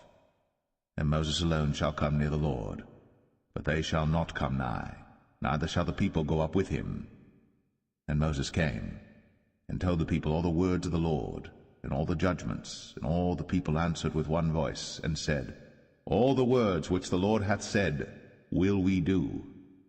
And Moses wrote all the words of the Lord, and rose up early in the morning, and builded an altar under the hill, and 12 pillars according to the 12 tribes of Israel. And he sent young men of the children of Israel, which offered burnt offerings, and sacrificed peace offerings of oxen unto the Lord. And Moses took half of the blood, and put it in basins, and half of the blood he sprinkled on the altar. And he took the book of the covenant, and read in the audience of the people, and they said, All that the Lord hath said will we do, and be obedient. And Moses took the blood, and sprinkled it on the people, and said, Behold, the blood of the covenant which the Lord hath made with you concerning all these words. Then went up Moses and Aaron, Nadab and Abihu, and 70 of the elders of Israel. And they saw the God of Israel. And there was under his feet, as it were, a paved work of a sapphire stone. and as it were the body of heaven in his clearness. And upon the nobles of the children of Israel he laid not his hand. Also they saw God, and did eat and drink. And the Lord said unto Moses, Come up to me into the mount, and be there. And I will give thee tables of stone, and a law and commandments which I have written, that thou mayest teach them. And Moses rose up, and his minister Joshua. And Moses went up into the mount of God. And he said unto the elders, Tarry ye here for us, until we come again unto you. And behold, Aaron and Hur are with you. If any man have any matters to do, let him come unto them. And Moses went up into the mount, and a cloud covered the mount. And the glory of the Lord abode upon Mount Sinai, and the cloud covered it 6 days. And the 7th day he called unto Moses out of the midst of the cloud. And the sight of the glory of the Lord was like devouring fire on the top of the mount in the eyes of the children of Israel. And Moses went into the midst of the cloud, and gat him up into the mount. And Moses was in the mount 40 days and 40 nights.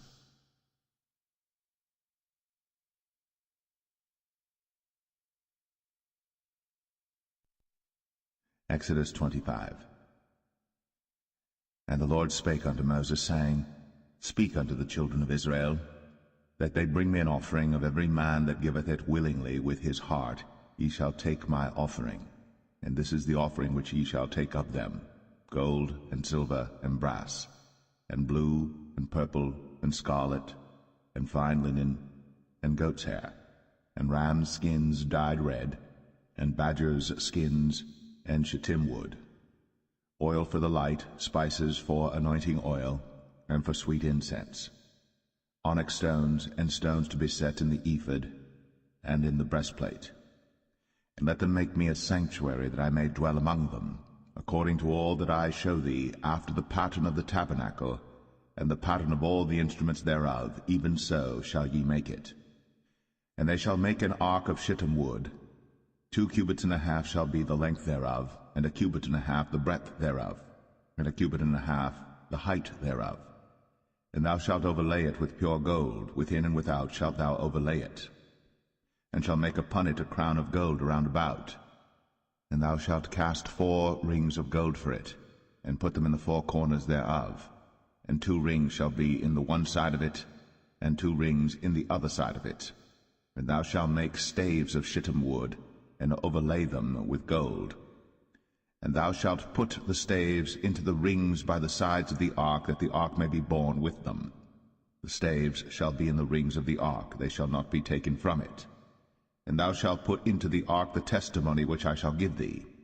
And thou shalt make a mercy seat of pure gold. 2 cubits and a half shall be the length thereof, and 1 cubit and a half the breadth thereof. And thou shalt make 2 cherubims of gold. Of beaten work shalt thou make them, in the 2 ends of the mercy seat. And make 1 cherub on the one end, and the other cherub on the other end. Even of the mercy seat shall ye make the cherubims on the 2 ends thereof. And the cherubims shall stretch forth their wings on high, covering the mercy seat with their wings, and their faces shall look one to another. Toward the mercy seat shall the faces of the cherubims be. And thou shalt put the mercy seat above upon the ark, and in the ark thou shalt put the testimony that I shall give thee. And there I will meet with thee, and I will commune with thee from above the mercy seat, from between the 2 cherubims which are upon the ark of the testimony, of all things which I will give thee in commandment unto the children of Israel. Thou shalt also make a table of shittim wood. 2 cubits shall be the length thereof, and 1 cubit the breadth thereof, and 1 cubit and a half the height thereof. And thou shalt overlay it with pure gold, and make thereto a crown of gold round about. And thou shalt make unto it a border of an handbreadth round about, and thou shalt make a golden crown to the border thereof round about. And thou shalt make for it 4 rings of gold, and put the rings in the 4 corners that are on the 4 feet thereof. Over against the border shall the rings be for places of the staves to bear the table. And thou shalt make the staves of shittim wood, and overlay them with gold, that the table may be borne with them. And thou shalt make the dishes thereof, and spoons thereof, and covers thereof, and bowls thereof, to cover withal. of pure gold shalt thou make them. And thou shalt set upon the table showbread before me always. And thou shalt make a candlestick of pure gold. Of beaten work shall the candlestick be made. His shaft and his branches, his bowls, his knobs and his flowers shall be of the same. And 6 branches shall come out of the sides of it, 3 branches of the candlestick out of the one side, and 3 branches of the candlestick out of the other side. 3 bowls made like unto almonds, with a knob and a flower in one branch, and 3 bowls made like almonds in the other branch, with a knob and a flower. So in the 6 branches that come out of the candlestick. And in the candlestick shall be 4 bowls made like unto almonds, with their knobs and their flowers. And there shall be a knob under 2 branches of the same, and a knob under 2 branches of the same, and a knob under 2 branches of the same, according to the 6 branches that proceed out of the candlestick. Their knobs and their branches shall be of the same. All it shall be one beaten work of pure gold. And thou shalt make the 7 lamps thereof, and they shall light the lamps thereof, that they may give light over against it. And the tongs thereof, and the snuff dishes thereof, shall be of pure gold. Of a talent of pure gold shall he make it with all these vessels. And look that thou make them after their pattern, which was shown thee in the mount.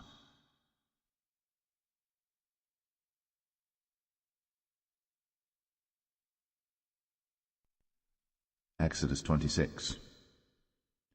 Moreover, thou shalt make the tabernacle with 10 curtains of fine twined linen, and blue, and purple, and scarlet. With cherubims of cunning work shalt thou make them.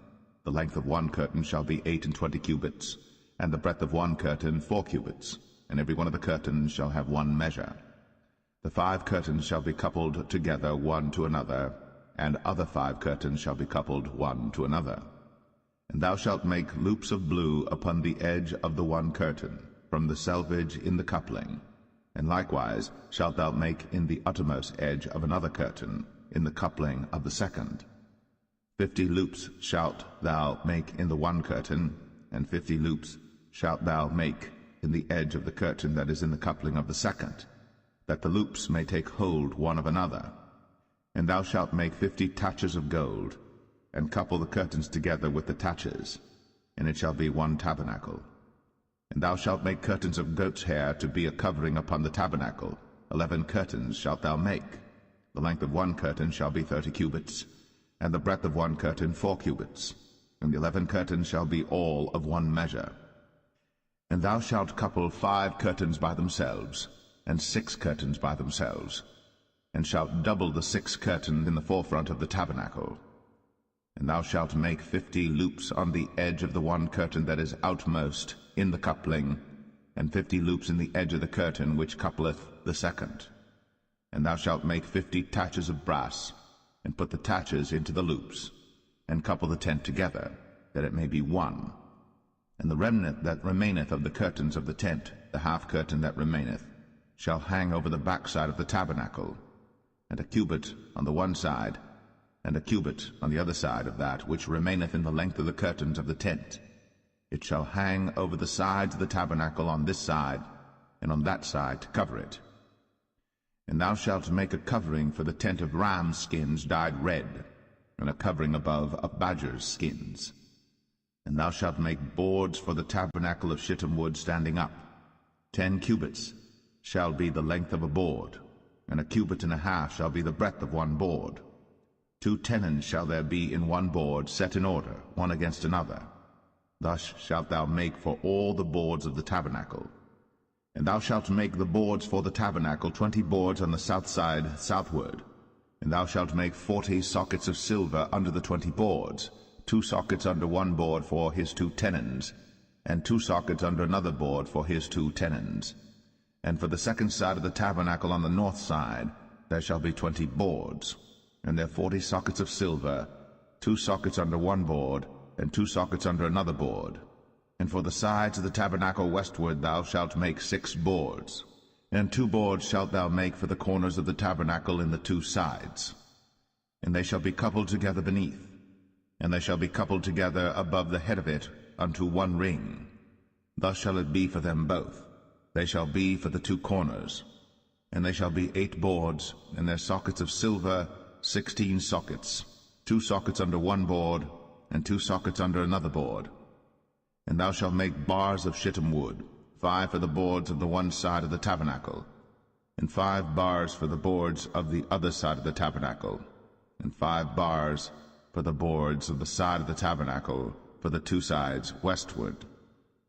And the middle bar in the midst of the boards shall reach from end to end. And thou shalt overlay the boards with gold, and make their rings of gold, for places for the bars. And thou shalt overlay the bars with gold. And thou shalt rear up the tabernacle according to the fashion thereof which was shown thee in the mount.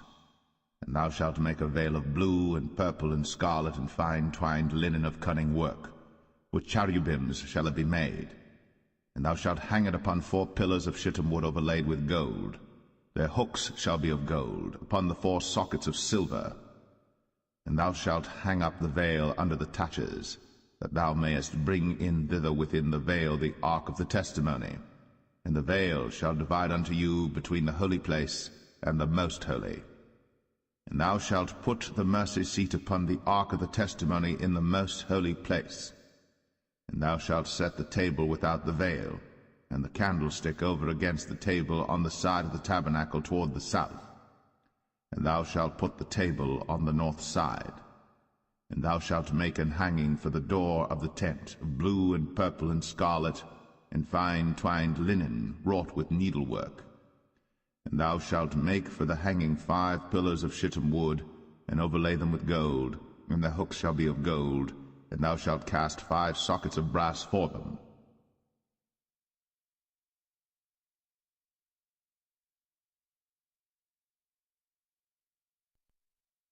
Exodus 27. And thou shalt make an altar of shittim wood, 5 cubits long and 5 cubits broad. The altar shall be 4 square, and the height thereof shall be 3 cubits. And thou shalt make the horns of it upon the 4 corners thereof. His horns shall be of the same, and thou shalt overlay it with brass. And thou shalt make his pans to receive his ashes, and his shovels, and his basins, and his flesh hooks, and his fire pans. All the vessels thereof thou shalt make of brass. And thou shalt make for it a grate of network of brass, and upon the net shalt thou make 4 brazen rings in the 4 corners thereof. And thou shalt put it under the compass of the altar beneath, that the net may be even to the midst of the altar. And thou shalt make staves for the altar, staves of shittim wood, and overlay them with brass. And the staves shall be put into the rings, and the staves shall be upon the 2 sides of the altar to bear it. Hollow with boards shalt thou make it, as it was shown thee in the mount, so shall they make it. And thou shalt make the court of the tabernacle for the south side. Southward there shall be hangings for the court of fine twined linen, of 100 cubits long for one side. And the 20 pillars thereof, and their 20 sockets shall be of brass. The hooks of the pillars, and their fillets, shall be of silver. And likewise for the north side in length there shall be hangings of 100 cubits long, and his 20 pillars, and their 20 sockets of brass, the hooks of the pillars, and their fillets of silver. And for the breadth of the court on the west side shall be hangings of 50 cubits, their pillars 10, and their sockets 10. And the breadth of the court on the east side eastward shall be 50 cubits. The hangings of one side of the gate shall be 15 cubits, their pillars 3, and their sockets 3. And on the other side shall be hangings 15 cubits, their pillars 3, and their sockets 3. And for the gate of the court shall be an hanging of 20 cubits of blue and purple and scarlet and fine twined linen, wrought with needlework, and their pillars shall be 4, and their sockets 4. All the pillars round about the court shall be filleted with silver. Their hooks shall be of silver, and their sockets of brass. The length of the court shall be 100 cubits, and the breadth 50 everywhere, and the height 5 cubits of fine twined linen, and their sockets of brass. All the vessels of the tabernacle, and all the service thereof, and all the pins thereof, and all the pins of the court shall be of brass. And thou shalt command the children of Israel that they bring thee pure oil, olive beaten for the light, to cause the lamp to burn always. In the tabernacle of the congregation without the veil, which is before the testimony, Aaron and his sons shall order it from evening to morning before the Lord. It shall be a statute forever unto their generations on the behalf of the children of Israel.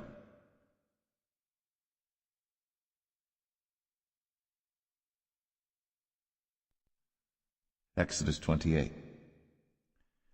And take thou unto thee Aaron thy brother, and his sons with him, from among the children of Israel, that he may minister unto me in the priest's office, even Aaron, Nadab, and Abihu, Eleazar, and Ithamar, Aaron's sons. And thou shalt make holy garments for Aaron thy brother, for glory and for beauty. And thou shalt speak unto all that are wise-hearted, whom I have filled with the spirit of wisdom, that they may make Aaron's garments to consecrate him, that he may minister unto me in the priest's office. And these are the garments which they shall make: a breastplate, and an ephod, and a robe, and a broidered coat, a mitre, and a girdle. And they shall make holy garments for Aaron thy brother, and his sons, that he may minister unto me in the priest's office. And they shall take gold, and blue, and purple, and scarlet, and fine linen. And they shall make the ephod of gold, of blue, and of purple, of scarlet, and fine twined linen with cunning work. It shall have the 2 shoulder pieces thereof joined at the 2 edges thereof, and so it shall be joined together. And the curious girdle of the ephod which is upon it shall be of the same, according to the work thereof, even of gold, of blue, and purple, and scarlet, and fine twined linen. And thou shalt take 2 onyx stones, and grave on them the names of the children of Israel, 6 of their names on one stone, and the other 6 names of the rest on the other stone, according to their birth. With the work of an engraver in stone, like the engravings of a signet, shalt thou engrave the 2 stones with the names of the children of Israel. Thou shalt make them to be set in ouches of gold. And thou shalt put the 2 stones upon the shoulders of the ephod for stones of memorial unto the children of Israel. And Aaron shall bear their names before the Lord upon his 2 shoulders for a memorial. And thou shalt make ouches of gold, and 2 chains of pure gold at the ends. Of wreathen work shalt thou make them, and fasten the wreathen chains to the ouches. And thou shalt make the breastplate of judgment with cunning work. After the work of the ephod thou shalt make it, of gold, of blue, and of purple, and of scarlet, and of fine twined linen shalt thou make it. 4 square it shall be, being doubled. A span shall be the length thereof, and a span shall be the breadth thereof. And thou shalt set in it settings of stones, even 4 rows of stones. The first row shall be a sardius, a topaz, and a carbuncle. This shall be the first row. And the second row shall be an emerald, a sapphire, and a diamond. And the third row a ligure, an agate, and an amethyst. And the 4th row a beryl, and an onyx, and a jasper. They shall be set in gold in their enclosings. And the stones shall be with the names of the children of Israel, 12 according to their names, like the engravings of a signet. Every one with his name shall they be according to the 12 tribes. And thou shalt make upon the breastplate chains at the ends of wreathen work of pure gold. And thou shalt make upon the breastplate 2 rings of gold, and shalt put the 2 rings on the 2 ends of the breastplate. And thou shalt put the 2 wreathen chains of gold in the 2 rings which are on the ends of the breastplate. And the other 2 ends of the 2 wreathen chains thou shalt fasten in the 2 ouches, and put them on the shoulder pieces of the ephod before it. And thou shalt make 2 rings of gold, and thou shalt put them upon the 2 ends of the breastplate, in the border thereof, which is in the side of the ephod inward. And 2 other rings of gold thou shalt make, and shalt put them on the 2 sides of the ephod underneath, toward the forepart thereof, over against the other coupling thereof, above the curious girdle of the ephod. And they shall bind the breastplate by the rings thereof unto the rings of the ephod with a lace of blue, that it may be above the curious girdle of the ephod, and that the breastplate be not loosed from the ephod. And Aaron shall bear the names of the children of Israel in the breastplate of judgment upon his heart, when he goeth in unto the holy place for a memorial before the Lord continually. And thou shalt put in the breastplate of judgment the Urim and the Thummim, and they shall be upon Aaron's heart, when he goeth in before the Lord. And Aaron shall bear the judgment of the children of Israel upon his heart before the Lord continually. And thou shalt make the robe of the ephod all of blue. And there shall be an hole in the top of it, in the midst thereof. It shall have a binding of woven work round about the whole of it, as it were the whole of an habergeon, that it be not rent. And beneath upon the hem of it thou shalt make pomegranates of blue, and of purple, and of scarlet round about the hem thereof, and bells of gold between them round about. A golden bell and a pomegranate, a golden bell and a pomegranate, upon the hem of the robe round about. and it shall be upon Aaron to minister. And his sound shall be heard when he goeth in unto the holy place before the Lord, and when he cometh out, that he die not. And thou shalt make a plate of pure gold, and grave upon it, like the engravings of a signet, holiness to the Lord. And thou shalt put it on a blue lace, that it may be upon the mitre, upon the forefront of the mitre it shall be. And it shall be upon Aaron's forehead, that Aaron may bear the iniquity of the holy things, which the children of Israel shall hallow in all their holy gifts. And it shall be always upon his forehead, that they may be accepted before the Lord. And thou shalt embroider the coat of fine linen, and thou shalt make the mitre of fine linen, and thou shalt make the girdle of needlework. And for Aaron's sons thou shalt make coats, and thou shalt make for them girdles, and bonnets shalt thou make for them, for glory and for beauty. And thou shalt put them upon Aaron thy brother, and his sons with him, and shalt anoint them, and consecrate them, and sanctify them, that they may minister unto me in the priest's office.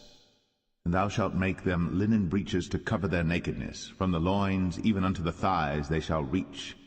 And they shall be upon Aaron and upon his sons when they come in unto the tabernacle of the congregation, or when they come near unto the altar to minister in the holy place, that they bear not iniquity and die. It shall be a statute for ever unto him and his seed after him.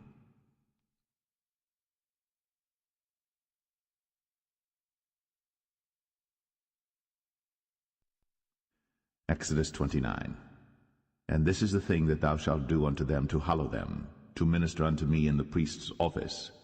Take 1 young bullock, and 2 rams without blemish, and unleavened bread and cakes unleavened tempered with oil, and wafers unleavened anointed with oil, of wheaten flour shalt thou make them.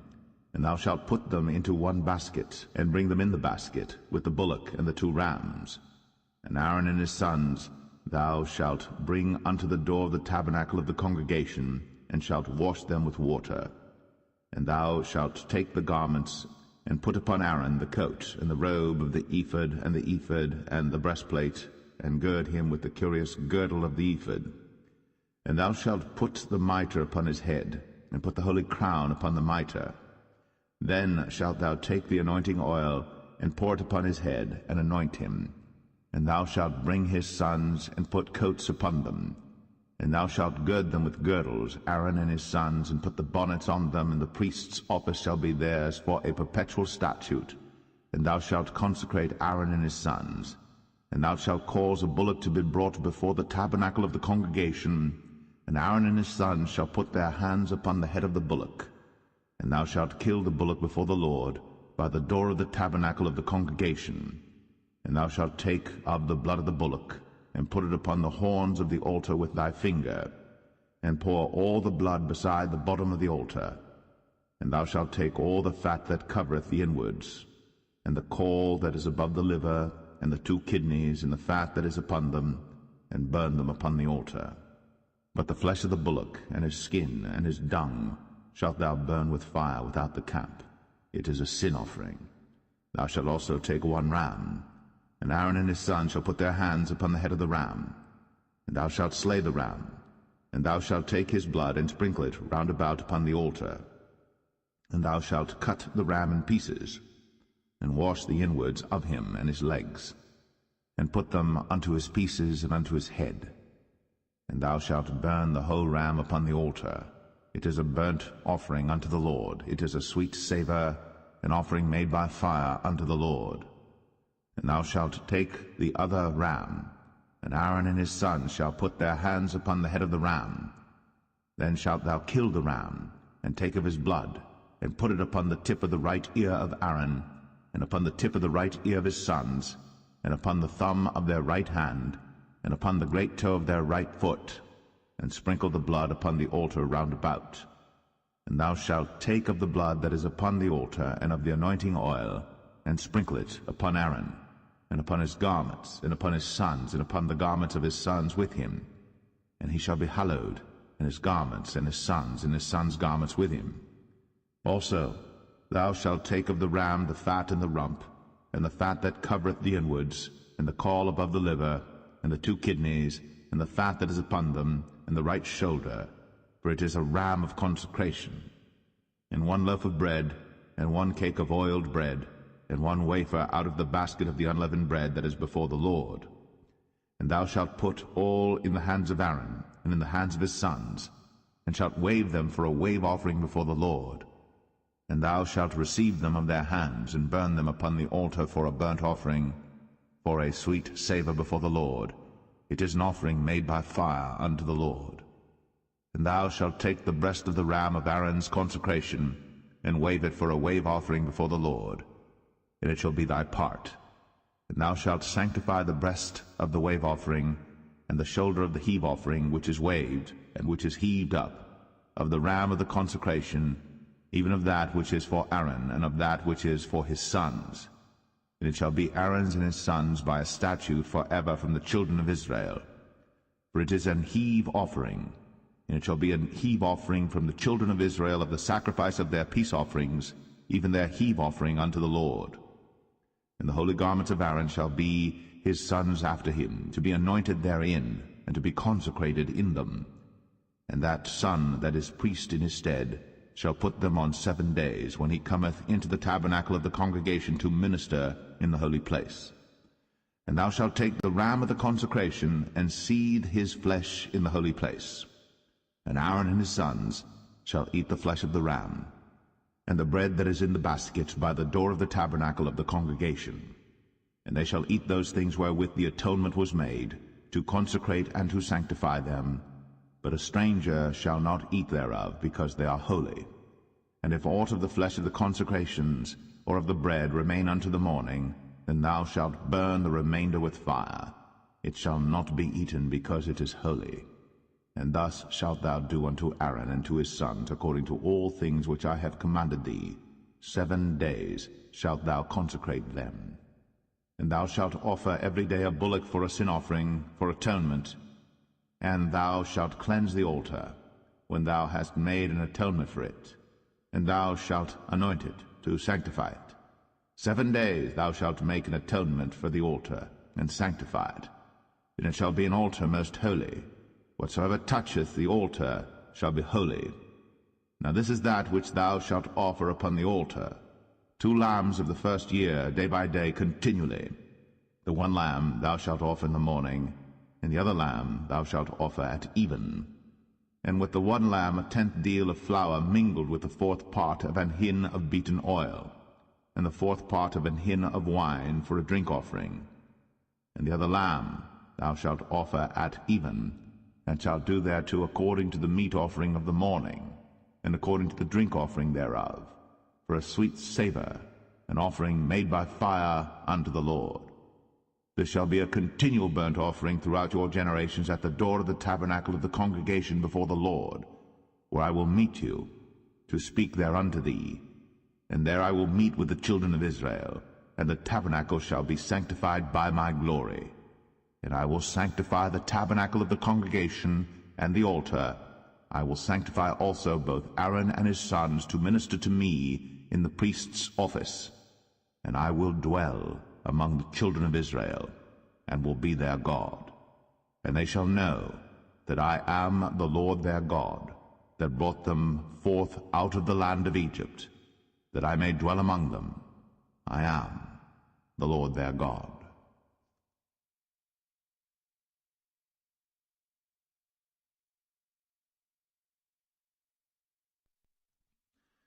Exodus 30. And thou shalt make an altar to burn incense upon. Of shittim wood shalt thou make it.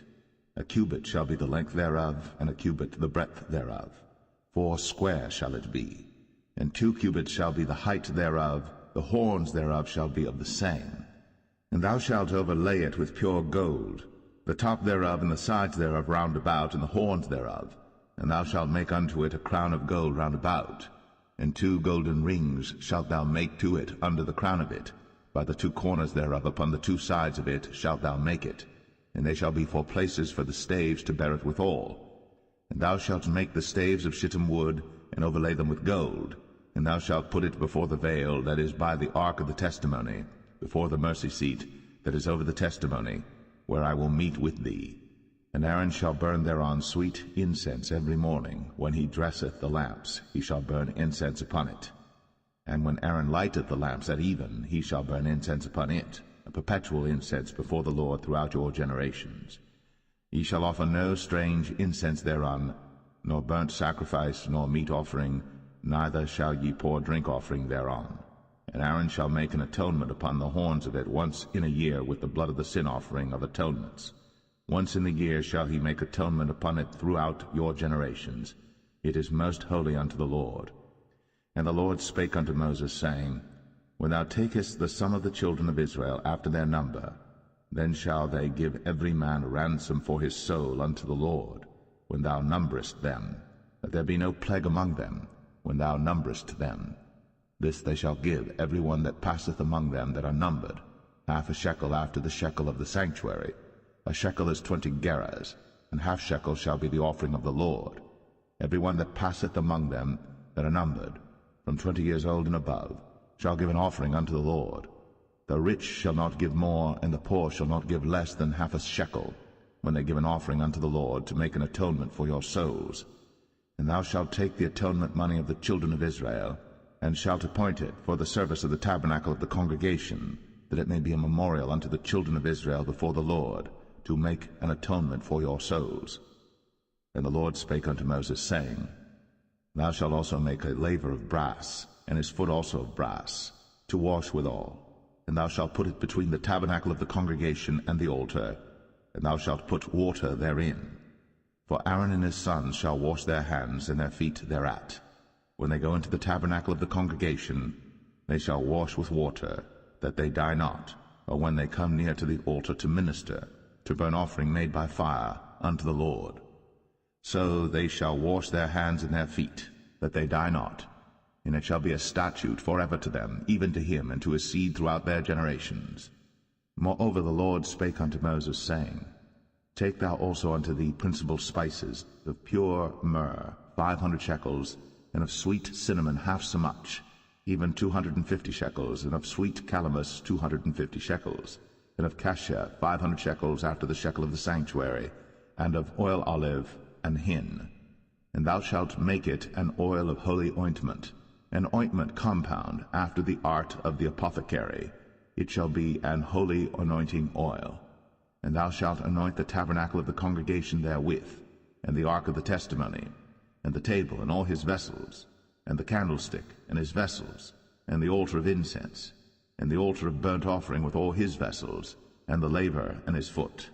And thou shalt sanctify them, that they may be most holy. Whatsoever touches them shall be holy.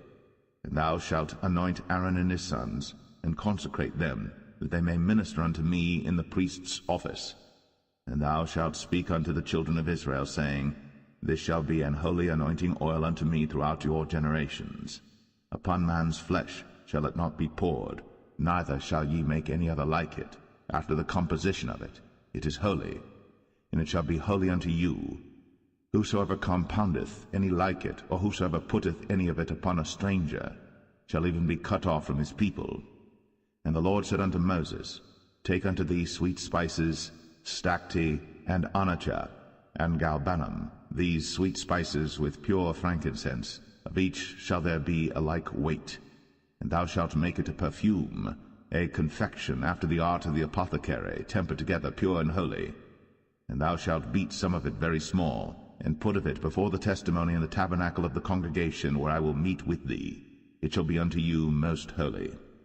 And as for the perfume which thou shalt make, ye shall not make to yourselves according to the composition thereof. It shall be unto thee holy for the Lord. Whosoever shall make like unto that, to smell thereto, shall even be cut off from his people.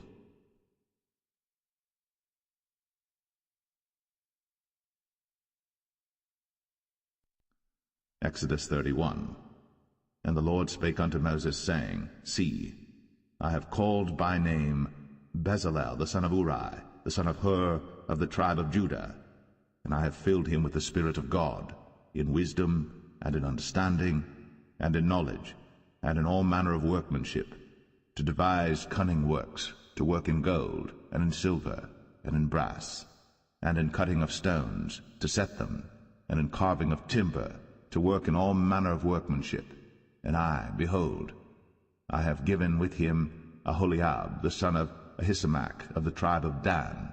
And in the hearts of all that are wise-hearted I have put wisdom, that they may make all that I have commanded thee: the tabernacle of the congregation, and the ark of the testimony, and the mercy seat that is thereupon, and all the furniture of the tabernacle, and the table and his furniture, and the pure candlestick with all his furniture, and the altar of incense, and the altar of burnt offering with all his furniture, and the laver and his foot, and the cloths of service, and the holy garments for Aaron the priest, and the garments of his sons to minister in the priest's office, and the anointing oil, and sweet incense for the holy place, according to all that I have commanded thee shall they do.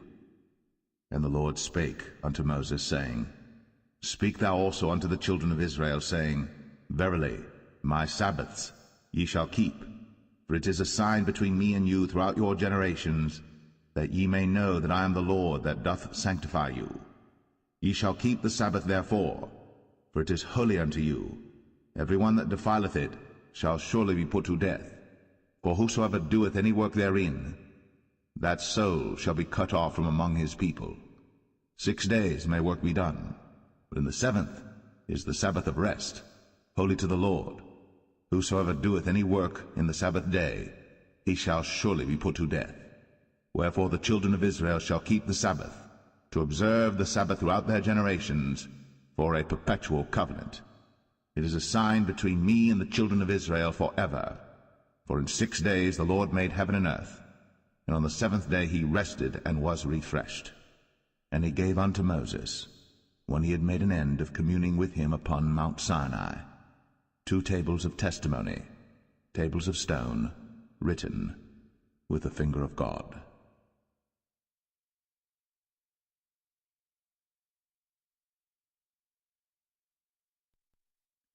Exodus 32. And when the people saw that Moses delayed to come down out of the mount, the people gathered themselves together unto Aaron, and said unto him, Up, make us gods, which shall go before us. For as for this Moses, the man that brought us up out of the land of Egypt, we wot not what is become of him. And Aaron said unto them, Break off the golden earrings which are in the ears of your wives, of your sons, and of your daughters, and bring them unto me. And all the people brake off the golden earrings which were in their ears, and brought them unto Aaron. And he received them at their hand, and fashioned it with a graving tool, after he had made it a molten calf. And they said, These be thy gods, O Israel, which brought thee up out of the land of Egypt. And when Aaron saw it, he built an altar before it. And Aaron made proclamation and said, Tomorrow is a feast to the Lord. And they rose up early on the morrow, and offered burnt offerings, and brought peace offerings. And the people sat down to eat and to drink, and rose up to play. And the Lord said unto Moses, Go, get thee down, for thy people, which thou broughtest out of the land of Egypt, have corrupted themselves. They have turned aside quickly out of the way which I commanded them. They have made them a molten calf, and have worshipped it, and have sacrificed thereunto, and said, These be thy gods, O Israel, which have brought thee up out of the land of Egypt. And the Lord said unto Moses, I have seen this people, and behold, it is a stiff-necked people. Now therefore let me alone, that my wrath may wax hot against them, and that I may consume them, and I will make of thee a great nation. And Moses besought the Lord his God, and said, Lord, why doth thy wrath wax hot against thy people, which thou hast brought forth out of the land of Egypt with great power, and with a mighty hand? Wherefore should the Egyptians speak and say, For mischief did he bring them out, to slay them in the mountains, and to consume them from the face of the earth? Turn from thy fierce wrath, and repent of this evil against thy people.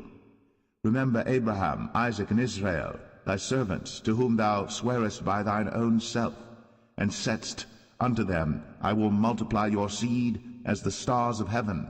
And all this land that I have spoken of will I give unto your seed, and they shall inherit it forever.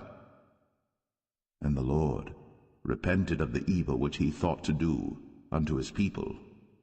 And Moses turned, and went down from the mount, and the 2 tables of the testimony were in his hand.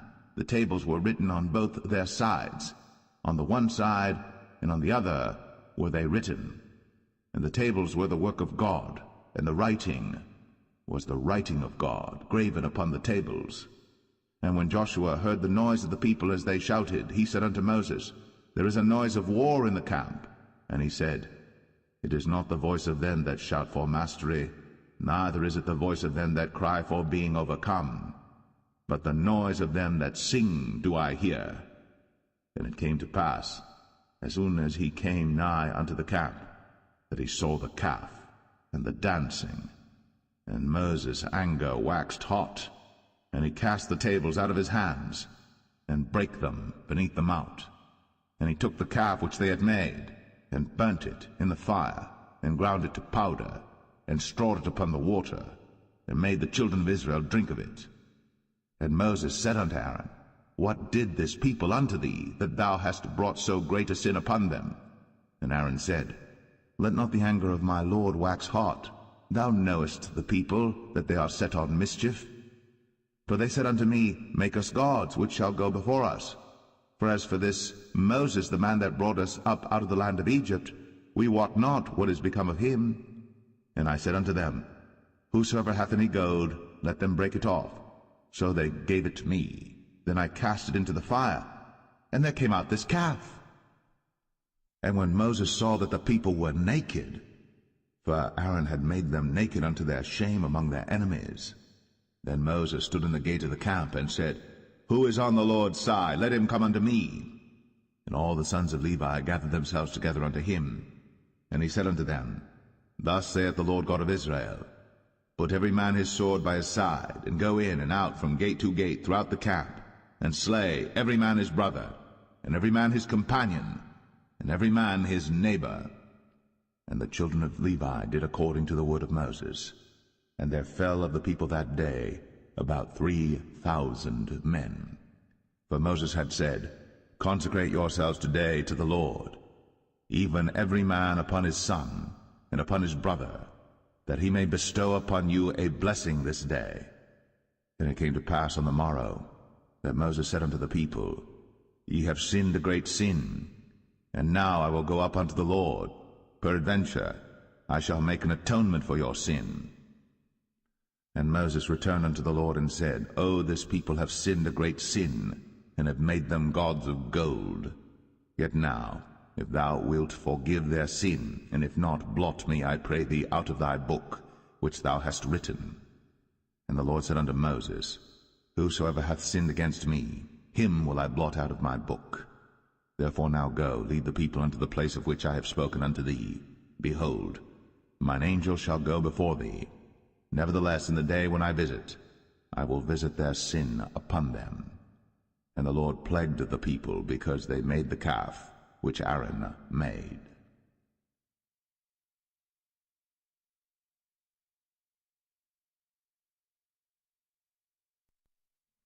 Exodus 33. And the Lord said unto Moses, Depart, and go up hence, thou and the people which thou hast brought up out of the land of Egypt, unto the land which I swear unto Abraham, to Isaac, and to Jacob, saying, Unto thy seed will I give it. And I will send an angel before thee, and I will drive out the Canaanite, the Amorite, and the Hittite, and the Perizzite, the Hivite, and the Jebusite, unto a land flowing with milk and honey. For I will not go up in the midst of thee, for thou art a stiff-necked people, lest I consume thee in the way. And when the people heard these evil tidings, they mourned, and no man did put on him his ornaments. For the Lord had said unto Moses, Say unto the children of Israel, Ye are a stiff-necked people. I will come up into the midst of thee in a moment, and consume thee. Therefore now put off thy ornaments from thee, that I may know what to do unto thee. And the children of Israel stripped themselves of their ornaments by the mount Horeb. And Moses took the tabernacle, and pitched it without the camp, afar off from the camp, and called it the tabernacle of the congregation. And it came to pass that every one which sought the Lord went out unto the tabernacle of the congregation, which was without the camp.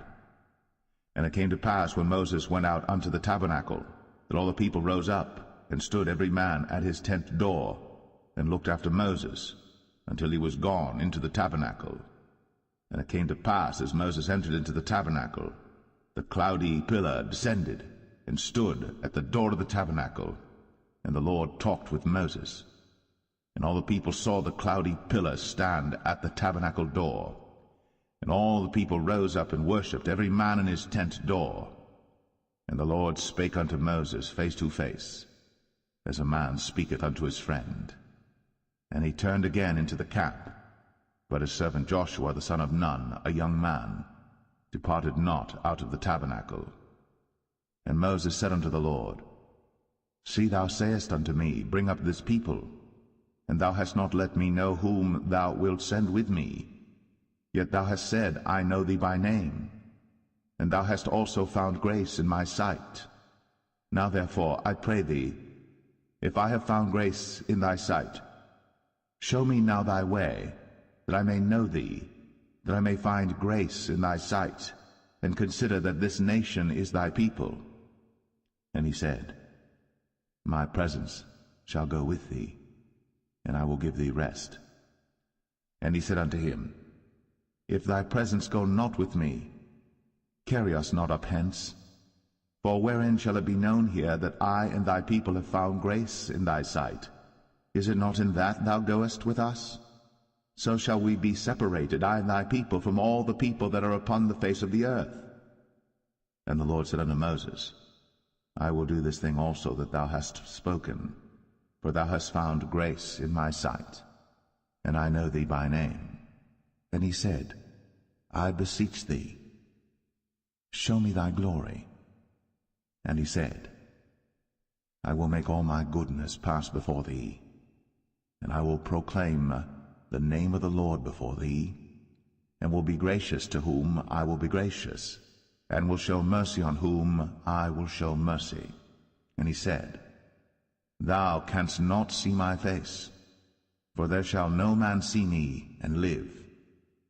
And the Lord said, Behold, there is a place by me, and thou shalt stand upon a rock. And it shall come to pass, while my glory passeth by, that I will put thee in a cleft of the rock, and will cover thee with my hand while I pass by. And I will take away mine hand, and thou shalt see my back parts, but my face shall not be seen.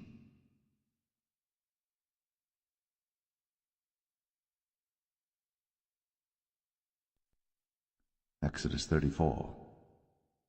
And the Lord said unto Moses, Hew thee 2 tables of stone like unto the first. And I will write upon these tables the words that were in the first tables which thou breakest. And be ready in the morning, and come up in the morning unto Mount Sinai, and present thyself there to me in the top of the mount. And no man shall come up with thee, neither let any man be seen throughout all the mount. Neither let the flocks nor herds feed before that mount. And he hewed 2 tables of stone like unto the first. And Moses rose up early in the morning, and went up unto Mount Sinai, as the Lord had commanded him, and took in his hand the 2 tables of stone. And the Lord descended in the cloud, and stood with him there, and proclaimed the name of the Lord. And the Lord passed by before him, and proclaimed, the Lord God, merciful and gracious, long-suffering, and abundant in goodness and truth, keeping mercy for thousands, forgiving iniquity, and transgression and sin, and that will by no means clear the guilty, visiting the iniquity of the fathers upon the children, and upon the children's children, unto the 3rd and to the 4th generation. And Moses made haste, and bowed his head toward the earth, and worshipped. And he said, If now I have found grace in thy sight, O Lord, let my Lord, I pray thee, go among us. For it is a stiff-necked people, and pardon our iniquity and our sin, and take us for thine inheritance. And he said, Behold, I make a covenant. Before all thy people I will do marvels, such as have not been done in all the earth, nor in any nation. And all the people among which thou art shall see the work of the Lord, for it is a terrible thing that I will do with thee. Observe thou that which I command thee this day. Behold, I drive out before thee the Amorite, and the Canaanite, and the Hittite, and the Perizzite, and the Hivite, and the Jebusite. Take heed to thyself, lest thou make a covenant with the inhabitants of the land whither thou goest, lest it be for a snare in the midst of thee. But ye shall destroy their altars, break their images, and cut down their groves. For thou shalt worship no other god, for the Lord whose name is jealous is a jealous God. Lest thou make a covenant with the inhabitants of the land, and they go a-whoring after their gods, and do sacrifice unto their gods, and one call thee, and thou eat of his sacrifice, and thou take of their daughters unto thy sons, and their daughters go a-whoring after their gods, and make thy sons go a-whoring after their gods. Thou shalt make thee no molten gods. The feast of unleavened bread shalt thou keep. 7 days thou shalt eat unleavened bread, as I commanded thee, in the time of the month Abib. For in the month Abib thou camest out from Egypt. All that openeth the matrix is mine, and every firstling among thy cattle, whether ox or sheep that is male. But the firstling of an ass thou shalt redeem with a lamb. And if thou redeem him not, then shalt thou break his neck. All the firstborn of thy sons thou shalt redeem, and none shall appear before me empty. 6 days thou shalt work, but on the 7th day thou shalt rest. In earing time and in harvest thou shalt rest. And thou shalt observe the feast of weeks, of the firstfruits of wheat harvest, and the feast of ingathering at the year's end. Thrice in the year shall all your men children appear before the Lord God, the God of Israel. For I will cast out the nations before thee, and enlarge thy borders. Neither shall any man desire thy land, when thou shalt go up to appear before the Lord thy God thrice in the year. Thou shalt not offer the blood of my sacrifice with leaven, neither shall the sacrifice of the feast of the Passover be left unto the morning. The first of the firstfruits of thy land thou shalt bring unto the house of the Lord thy God. Thou shalt not see the kid in his mother's milk. And the Lord said unto Moses, Write thou these words, for after the tenor of these words I have made a covenant with thee and with Israel. And he was there with the Lord 40 days and 40 nights. He did neither eat bread nor drink water. And he wrote upon the tables the words of the covenant, the 10 commandments. And it came to pass, when Moses came down from Mount Sinai, with the 2 tables of testimony in Moses' hand, when he came down from the mount, that Moses wist not that the skin of his face shone, while he talked with them. And when Aaron and all the children of Israel saw Moses, behold, the skin of his face shone, and they were afraid to come nigh him. And Moses called unto them, and Aaron and all the rulers of the congregation returned unto him. And Moses talked with them, and afterward all the children of Israel came nigh, and he gave them in commandment all that the Lord had spoken with him in Mount Sinai. Until Moses had done speaking with them, he put a veil on his face. But when Moses went in before the Lord to speak with him, he took the veil off until he came out. And he came out, and spake unto the children of Israel that which he was commanded. And the children of Israel saw the face of Moses, that the skin of Moses' face shone. And Moses put the veil upon his face again, until he went in to speak with him.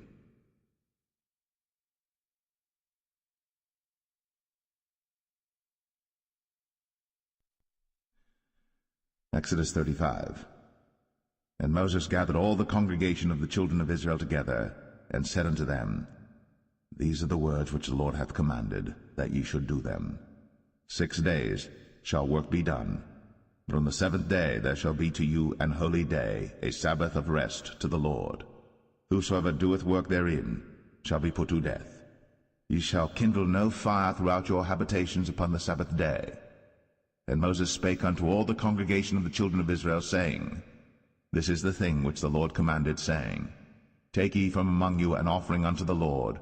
Whosoever is of a willing heart, let him bring it.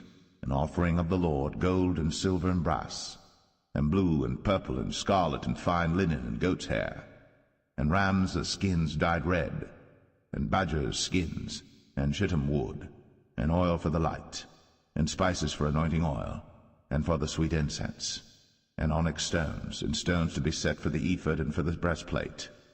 And every wise-hearted among you shall come, and make all that the Lord hath commanded, the tabernacle, his tent, and his covering, his taches, and his boards, his bars, his pillars, and his sockets, the ark and the staves thereof, with the mercy seat and the veil of the covering, the table and his staves, and all his vessels, and the showbread, the candlestick also for the light, and his furniture, and his lamps, with the oil for the light, and the incense altar, and his staves, and the anointing oil, and the sweet incense, and the hanging for the door at the entering in of the tabernacle, the altar of burnt offering, with his brazen grate, his staves, and all his vessels, the laver and his foot, the hangings of the court, his pillars and their sockets, and the hanging for the door of the court, the pins of the tabernacle, and the pins of the court, and their cords, the cloths of service, to do service in the holy place, the holy garments for Aaron the priest, and the garments of his sons to minister in the priest's office.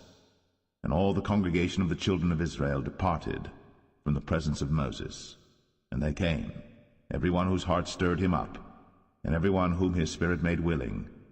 And they brought the Lord's offering to the work of the tabernacle of the congregation, and for all his service, and for the holy garments. And they came, both men and women, as many as were willing-hearted, and brought bracelets and earrings and rings and tablets, all jewels of gold. And every man that offered an offering of gold unto the Lord.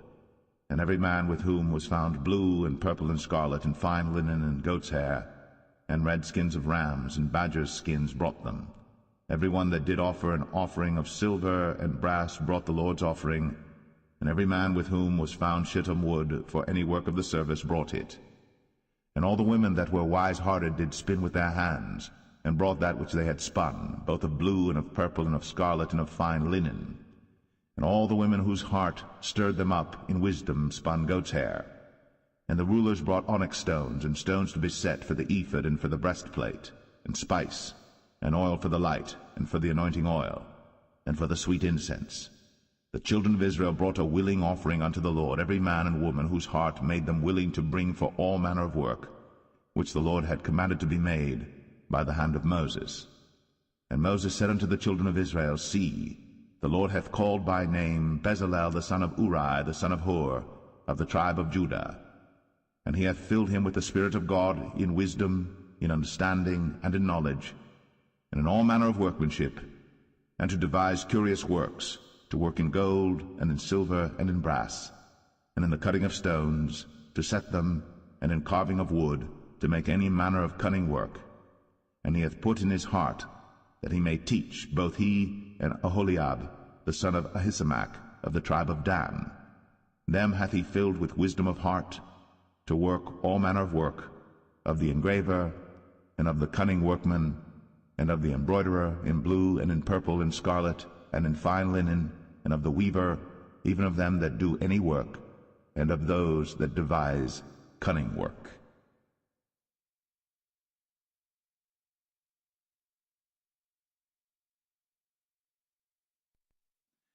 Exodus 36.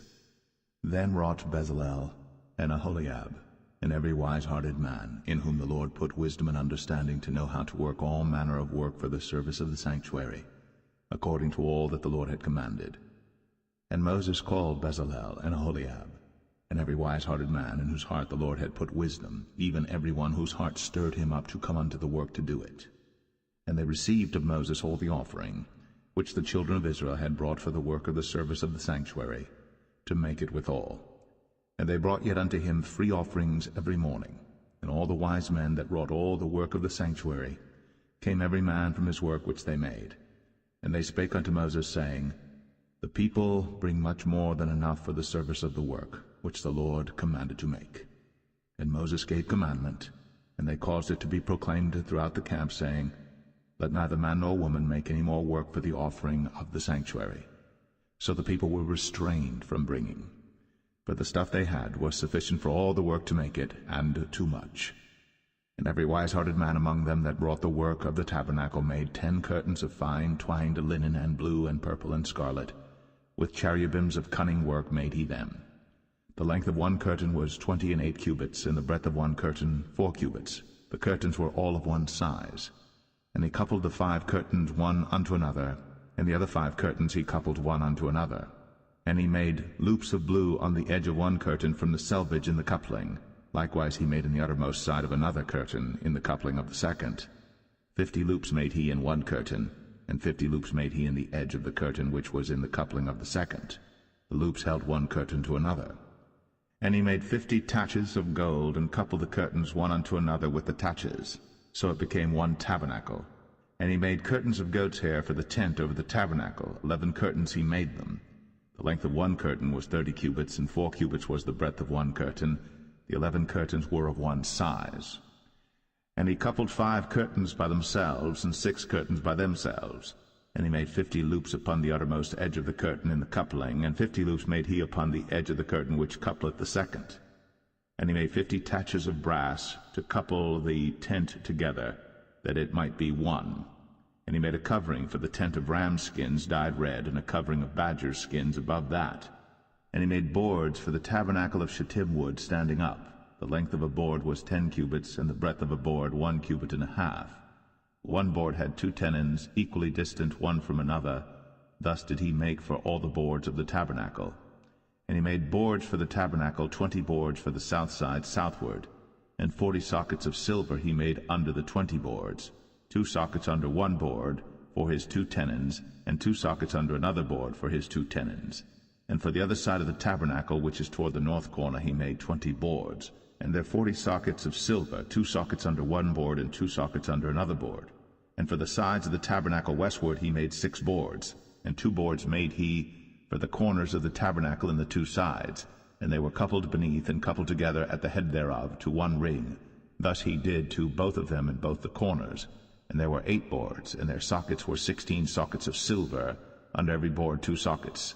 And he made bars of shittim wood, 5 for the boards of the one side of the tabernacle, and 5 bars for the boards of the other side of the tabernacle, and 5 bars for the boards of the tabernacle for the sides westward. And he made the middle bar to shoot through the boards from the one end to the other. And he overlaid the boards with gold, and made their rings of gold to be places for the bars, and overlaid the bars with gold. And he made a veil of blue and purple and scarlet, and fine twined linen, with cherubims made he it of cunning work. And he made thereunto 4 pillars of shittim wood, and overlaid them with gold. Their hooks were of gold. And he cast for them 4 sockets of silver. And he made an hanging for the tabernacle door of blue and purple and scarlet, and fine twined linen of needlework. And the 5 pillars of it with their hooks, and he overlaid their chapiters and their fillets with gold. But their 5 sockets were of brass.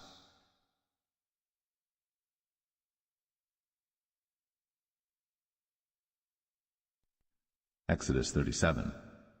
And Bezalel made the ark of shittim wood. 2 cubits and a half was the length of it, and 1 cubit and a half the breadth of it, and 1 cubit and a half the height of it. And he overlaid it with pure gold within and without, and made a crown of gold to it round about. And he cast for it 4 rings of gold, to be set by the 4 corners of it, even 2 rings upon the one side of it, and 2 rings upon the other side of it.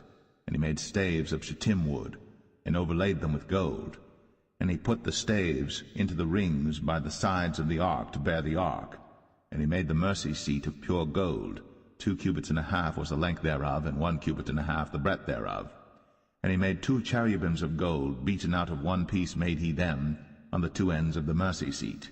1 cherub on the end on this side, and another cherub on the other end on that side. Out of the mercy seat made he the cherubims on the 2 ends thereof. And the cherubims spread out their wings on high, and covered with their wings over the mercy seat, with their faces one to another. Even to the mercy seatward were the faces of the cherubims. And he made the table of shittim wood.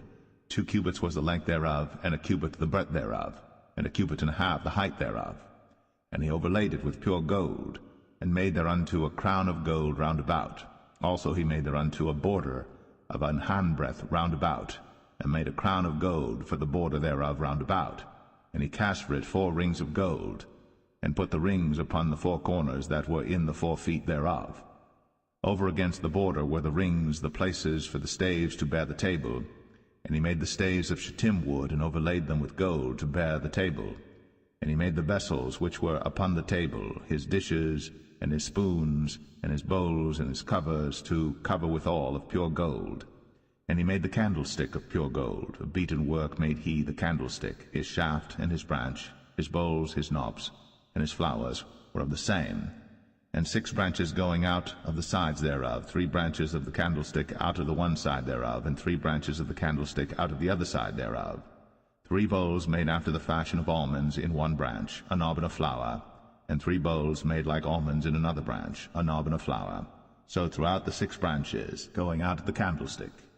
And in the candlestick were 4 bowls made like almonds, his knobs and his flowers, and a knob under 2 branches of the same, and a knob under 2 branches of the same, and a knob under 2 branches of the same, according to the 6 branches going out of it.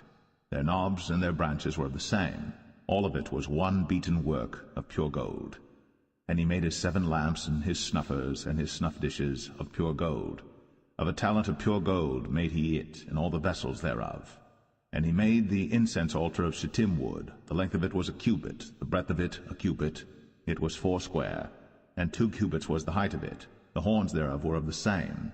And he overlaid it with pure gold, both the top of it and the sides thereof round about. And the horns of it also he made unto it a crown of gold round about. And he made 2 rings of gold for it under the crown thereof, by the 2 corners of it upon the 2 sides thereof, to be places for the staves to bear it withal. And he made the staves of shittim wood, and overlaid them with gold. And he made the holy anointing oil, and the pure incense of sweet spices, according to the work of the apothecary.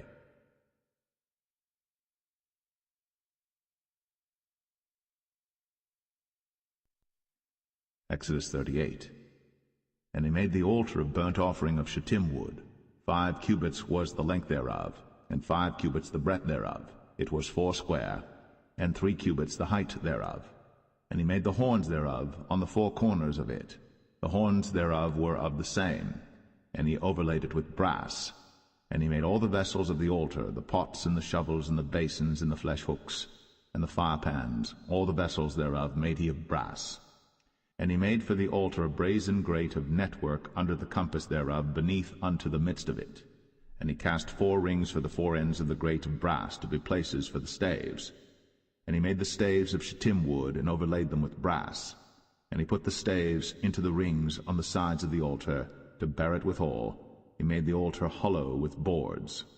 And he made the laver of brass, and the foot of it of brass, of the looking glasses of the women assembling, which assembled at the door of the tabernacle of the congregation. And he made the court. On the south side southward the hangings of the court were of fine twined linen, 100 cubits. Their pillars were 20, and their brazen sockets 20. The hooks of the pillars and their fillets were of silver. And for the north side the hangings were 100 cubits, their pillars were 20, and their sockets of brass 20. The hooks of the pillars and their fillets of silver. And for the west side were hangings of 50 cubits, their pillars 10, and their sockets 10. The hooks of the pillars and their fillets of silver. And for the east side eastward 50 cubits. The hangings of the one side of the gate were 15 cubits, their pillars 3, and their sockets 3. And for the other side of the court gate, on this hand and that hand, were hangings of 15 cubits, their pillars 3, and their sockets 3.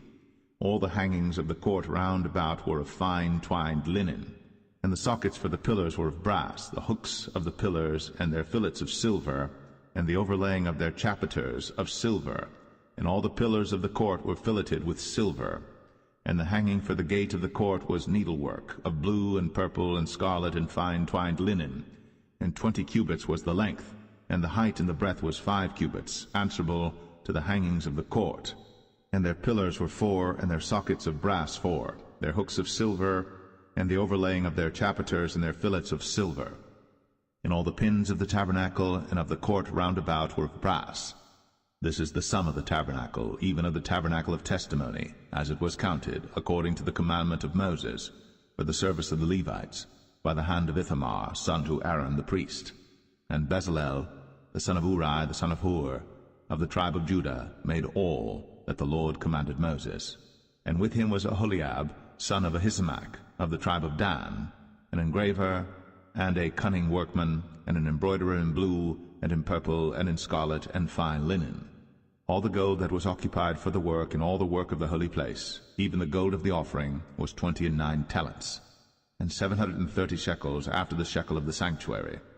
And the silver of them that were numbered of the congregation was 100 talents, and 1,760 shekels after the shekel of the sanctuary. A bekah for every man, that is, half a shekel, after the shekel of the sanctuary, for every one that went to be numbered, from 20 years old and upward, for 600,000 and 3,550 men. And of the 100 talents of silver were cast the sockets of the sanctuary, and the sockets of the veil, and 100 sockets of the 100 talents, a talent for a socket. And of the 1,775 shekels he made hooks for the pillars, and overlaid their chapiters, and filleted them. And the brass of the offering was 70 talents, and 2,400 shekels. And therewith he made the sockets to the door of the tabernacle of the congregation, and the brazen altar, and the brazen grate for it, and all the vessels of the altar, and the sockets of the court round about, and the sockets of the court gate, and all the pins of the tabernacle, and all the pins of the court round about.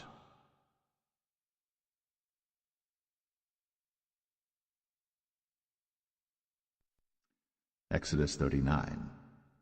And of the blue, and purple, and scarlet they made cloths of service, to do service in the holy place, and made the holy garments for Aaron, as the Lord commanded Moses. And he made the ephod of gold, blue, and purple, and scarlet, and fine twined linen. And they did beat the gold into thin plates, and cut it into wires, to work it in the blue, and in the purple, and in the scarlet, and in the fine linen, with cunning work. They made shoulder pieces for it, to couple it together. By the two edges was it coupled together. And the curious girdle of his ephod that was upon it was of the same, according to the work thereof, of gold, blue, and purple, and scarlet, and fine twined linen, as the Lord commanded Moses. And they wrought onyx stones enclosed in ouches of gold, graven as signets are graven, with the names of the children of Israel.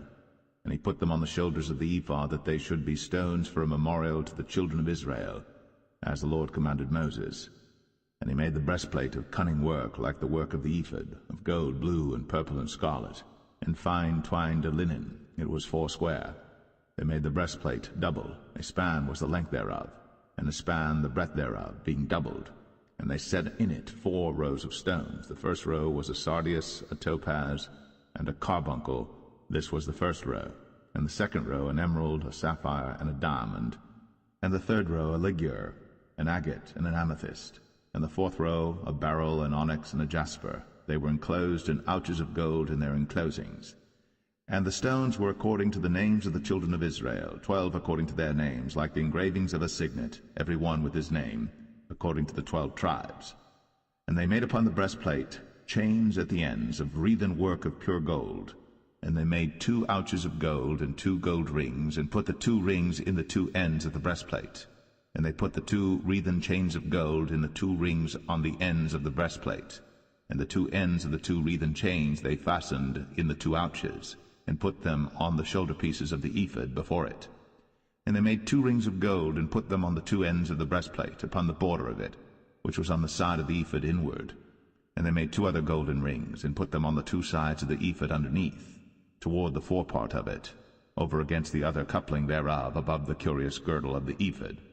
And they did bind the breastplate by his rings unto the rings of the ephod with a lace of blue, that it might be above the curious girdle of the ephod, and that the breastplate might not be loosed from the ephod, as the Lord commanded Moses. And he made the robe of the ephod of woven work, all of blue. And there was an hole in the midst of the robe, as the hole of an habergeon, with a band round about the hole, that it should not rend. And they made upon the hems of the robe pomegranates of blue, and purple, and scarlet, and twined linen. And they made bells of pure gold, and put the bells between the pomegranates upon the hem of the robe, round about between the pomegranates. A bell and a pomegranate, a bell and a pomegranate, round about the hem of the robe to minister in, as the Lord commanded Moses.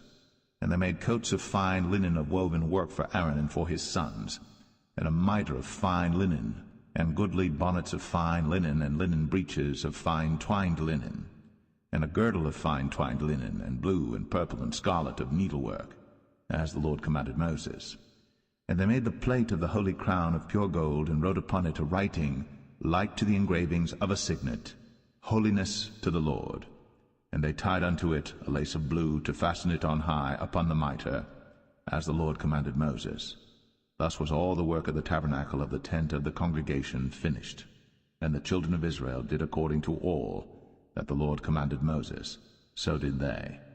And they brought the tabernacle unto Moses, the tent, and all his furniture, his taches, his boards, his bars, and his pillars, and his sockets, and the covering of ram skins dyed red, and the covering of badger skins, and the veil of the covering, the ark of the testimony, and the staves thereof, and the mercy seat, the table and all the vessels thereof, and the showbread, the pure candlestick, with the lamps thereof, even with the lamps to be set in order, and all the vessels thereof, and the oil for light, and the golden altar, and the anointing oil, and the sweet incense, and the hanging for the tabernacle door, the brazen altar, and his grate of brass, his staves and all his vessels, the laver and his foot, the hangings of the court, his pillars and his sockets, and the hanging for the court gate, his cords, and his pins, and all the vessels of the service of the tabernacle for the tent of the congregation, the cloths of service to do service in the holy place, and the holy garments for Aaron the priest, and his sons' garments, to minister in the priest's office. According to all that the Lord commanded Moses, so the children of Israel made all the work. And Moses did look upon all the work, and behold, they had done it, as the Lord had commanded, even so had they done it. And Moses blessed them.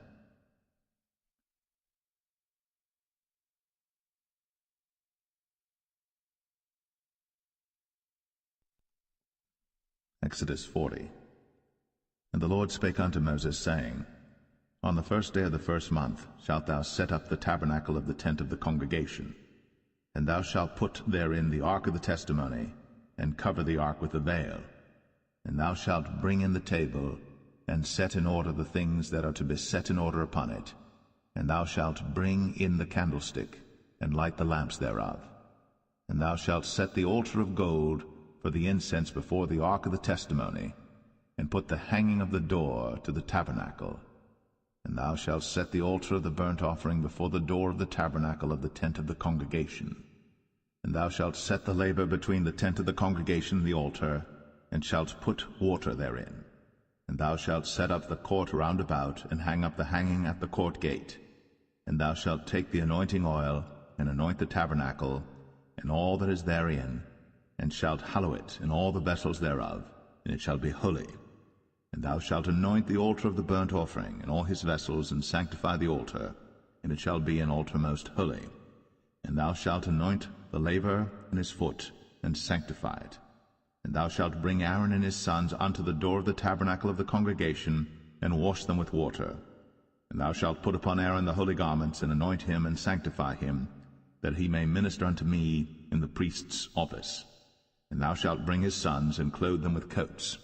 And thou shalt anoint them, as thou didst anoint their father, that they may minister unto me in the priest's office, for their anointing shall surely be an everlasting priesthood throughout their generations. Thus did Moses. According to all that the Lord commanded him, so did he. And it came to pass in the first month, in the second year, on the first day of the month, that the tabernacle was reared up. And Moses reared up the tabernacle, and fastened his sockets, and set up the boards thereof, and put in the bars thereof, and reared up his pillars. And he spread abroad the tent over the tabernacle, and put the covering of the tent above upon it, as the Lord commanded Moses. And he took and put the testimony into the ark, and set the staves on the ark, and put the mercy seat above upon the ark. And he brought the ark into the tabernacle, and set up the veil of the covering, and covered the ark of the testimony, as the Lord commanded Moses. And he put the table in the tent of the congregation upon the side of the tabernacle northward without the veil. And he set the bread in order upon it before the Lord, as the Lord had commanded Moses. And he put the candlestick in the tent of the congregation over against the table on the side of the tabernacle southward. And he lighted the lamps before the Lord, as the Lord commanded Moses. And he put the golden altar in the tent of the congregation before the veil. And he burnt sweet incense thereon, as the Lord commanded Moses. And he set up the hanging at the door of the tabernacle, And he put the altar of burnt offering by the door of the tabernacle of the tent of the congregation, and offered upon it the burnt offering and the meat offering, as the Lord commanded Moses. And he set the laver between the tent of the congregation and the altar, and put water there to wash withal. And Moses and Aaron and his sons washed their hands and their feet thereat, when they went into the tent of the congregation, and when they came near unto the altar, they washed, as the Lord commanded Moses.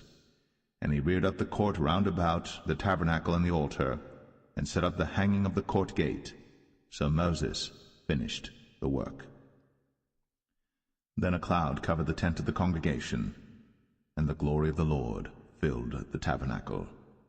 And Moses was not able to enter into the tent of the congregation, because the cloud abode thereon, and the glory of the Lord filled the tabernacle. And when the cloud was taken up from over the tabernacle, the children of Israel went onward in all their journeys. But if the cloud were not taken up, then they journeyed not till the day that it was taken up. For the cloud of the Lord was upon the tabernacle by day, and fire was on it by night, in the sight of all the house of Israel, throughout all their journeys.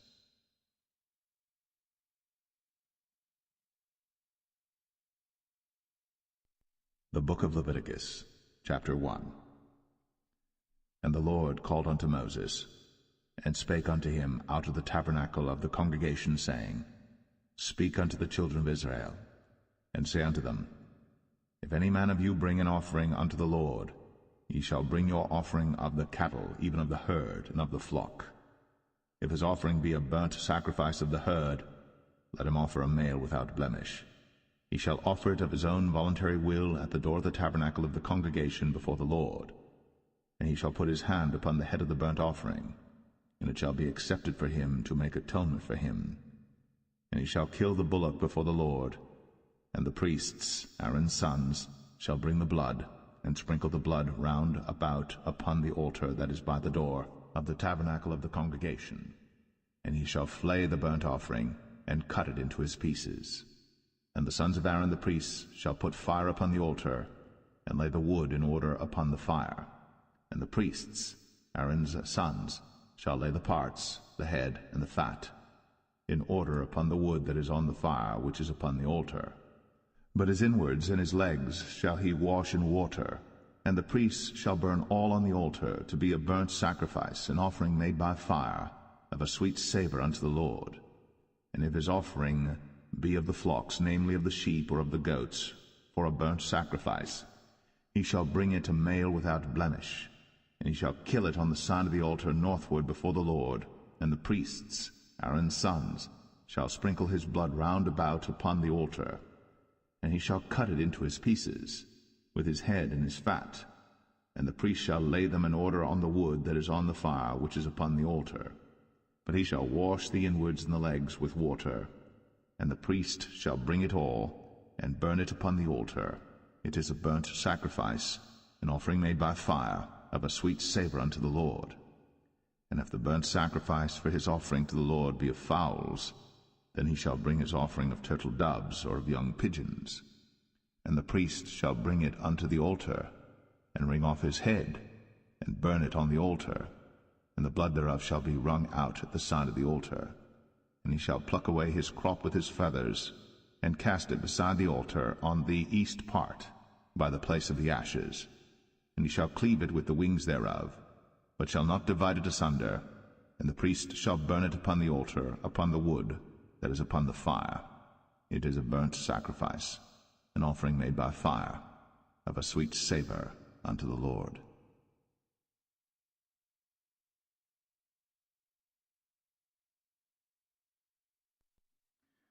Leviticus 2. And when any will offer a meat offering unto the Lord, his offering shall be of fine flour, and he shall pour oil upon it, and put frankincense thereon, and he shall bring it to Aaron's sons the priests.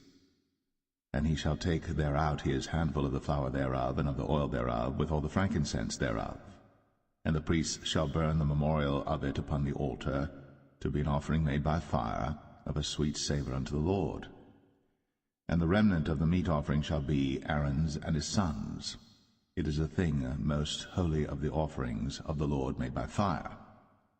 And if thou bring an oblation of a meat offering baked in the oven, it shall be unleavened cakes of fine flour mingled with oil, or unleavened wafers anointed with oil. And if thy oblation be a meat offering baked in a pan, it shall be of fine flour, unleavened, mingled with oil. Thou shalt part it in pieces, and pour oil thereon. It is a meat offering. And if thy oblation be a meat offering baked in the frying pan, it shall be made of fine flour with oil. And thou shalt bring the meat offering that is made of these things unto the Lord, and when it is presented unto the priest, he shall bring it unto the altar. And the priest shall take from the meat offering a memorial thereof, and shall burn it upon the altar. It is an offering made by fire, of a sweet savour unto the Lord. And that which is left of the meat offering shall be Aaron's and his sons'. It is a thing most holy of the offerings of the Lord made by fire. No meat offering which ye shall bring unto the Lord shall be made with leaven, for ye shall burn no leaven, nor any honey, in any offering of the Lord made by fire. As for the oblation of the firstfruits, ye shall offer them unto the Lord, but they shall not be burnt on the altar for a sweet savour. And every oblation of thy meat offering shalt thou season with salt, neither shalt thou suffer the salt of the covenant of thy God to be lacking from thy meat offering. With all thine offerings thou shalt offer salt. And if thou offer a meat offering of thy firstfruits unto the Lord, thou shalt offer for the meat offering of thy firstfruits green ears of corn dried by the fire, even corn beaten out of full ears. And thou shalt put oil upon it, and lay frankincense thereon. It is a meat offering.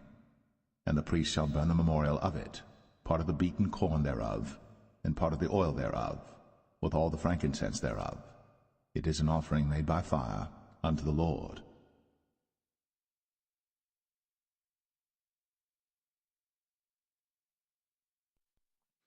Leviticus 3. And if his oblation be a sacrifice of peace offering, if he offer it of the herd, whether it be a male or female, he shall offer it without blemish before the Lord. And he shall lay his hand upon the head of his offering, and kill it at the door of the tabernacle of the congregation.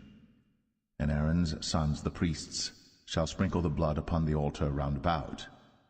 And he shall offer of the sacrifice of the peace offering an offering made by fire unto the Lord, the fat that covereth the inwards, and all the fat that is upon the inwards, and the 2 kidneys, and the fat that is on them, which is by the flanks, and the caul above the liver, with the kidneys, it shall he take away. And Aaron's sons shall burn it on the altar upon the burnt sacrifice which is upon the wood that is on the fire. It is an offering made by fire, of a sweet savour unto the Lord. And if his offering for a sacrifice of peace offering unto the Lord be of the flock, male or female, he shall offer it without blemish.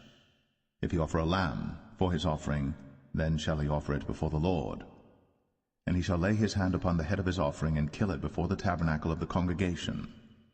And Aaron's sons shall sprinkle the blood thereof round about upon the altar.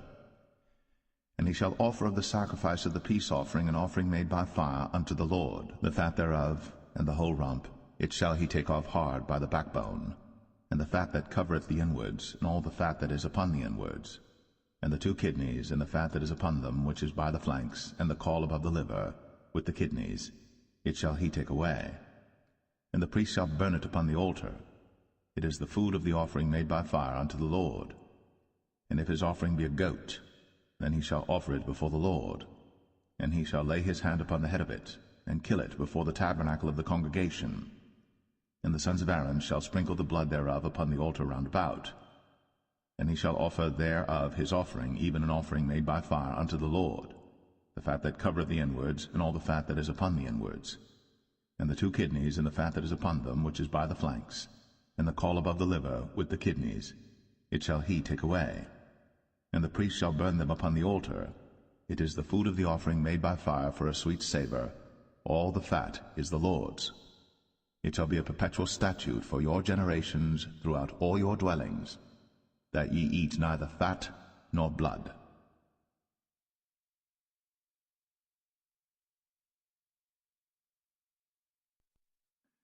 Leviticus 4.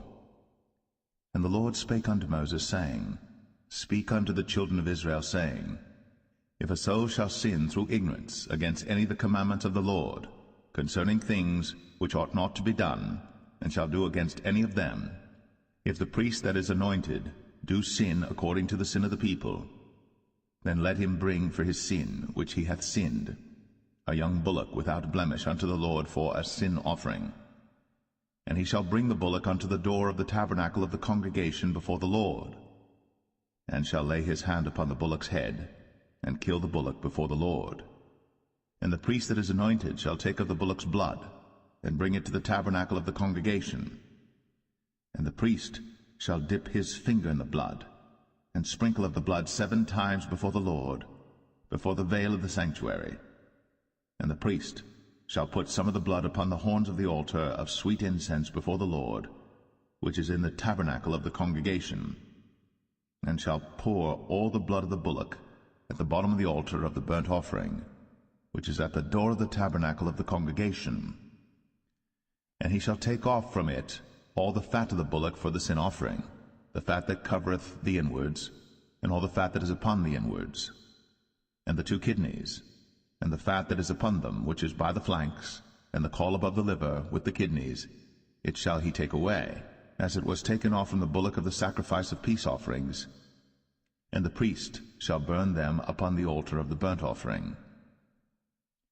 And the skin of the bullock and all his flesh, with his head, and with his legs, and his inwards, and his dung, even the whole bullock shall he carry forth without the camp unto a clean place, where the ashes are poured out, and burn him on the wood with fire. Where the ashes are poured out shall he be burnt.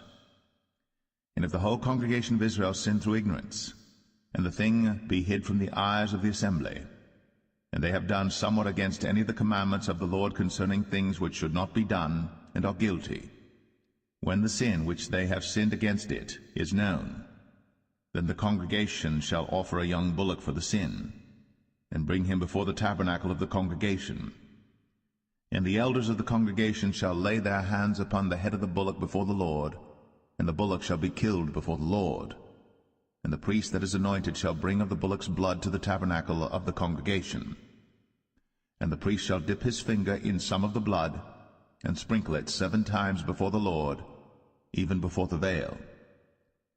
And he shall put some of the blood upon the horns of the altar which is before the Lord, that is, in the tabernacle of the congregation, and shall pour out all the blood at the bottom of the altar of the burnt offering, which is at the door of the tabernacle of the congregation. And he shall take all his fat from him, and burn it upon the altar. And he shall do with the bullock as he did with the bullock for a sin offering. So shall he do with this, and the priest shall make an atonement for them, and it shall be forgiven them. And he shall carry forth the bullock without the camp, and burn him as he burned the first bullock. It is a sin offering for the congregation. When a ruler hath sinned, and done somewhat through ignorance against any of the commandments of the Lord his God, concerning things which should not be done, and is guilty, or if his sin, wherein he hath sinned, come to his knowledge, he shall bring his offering, a kid of the goats, a male without blemish. And he shall lay his hand upon the head of the goat, and kill it in the place where they killed the burnt offering before the Lord. It is a sin offering.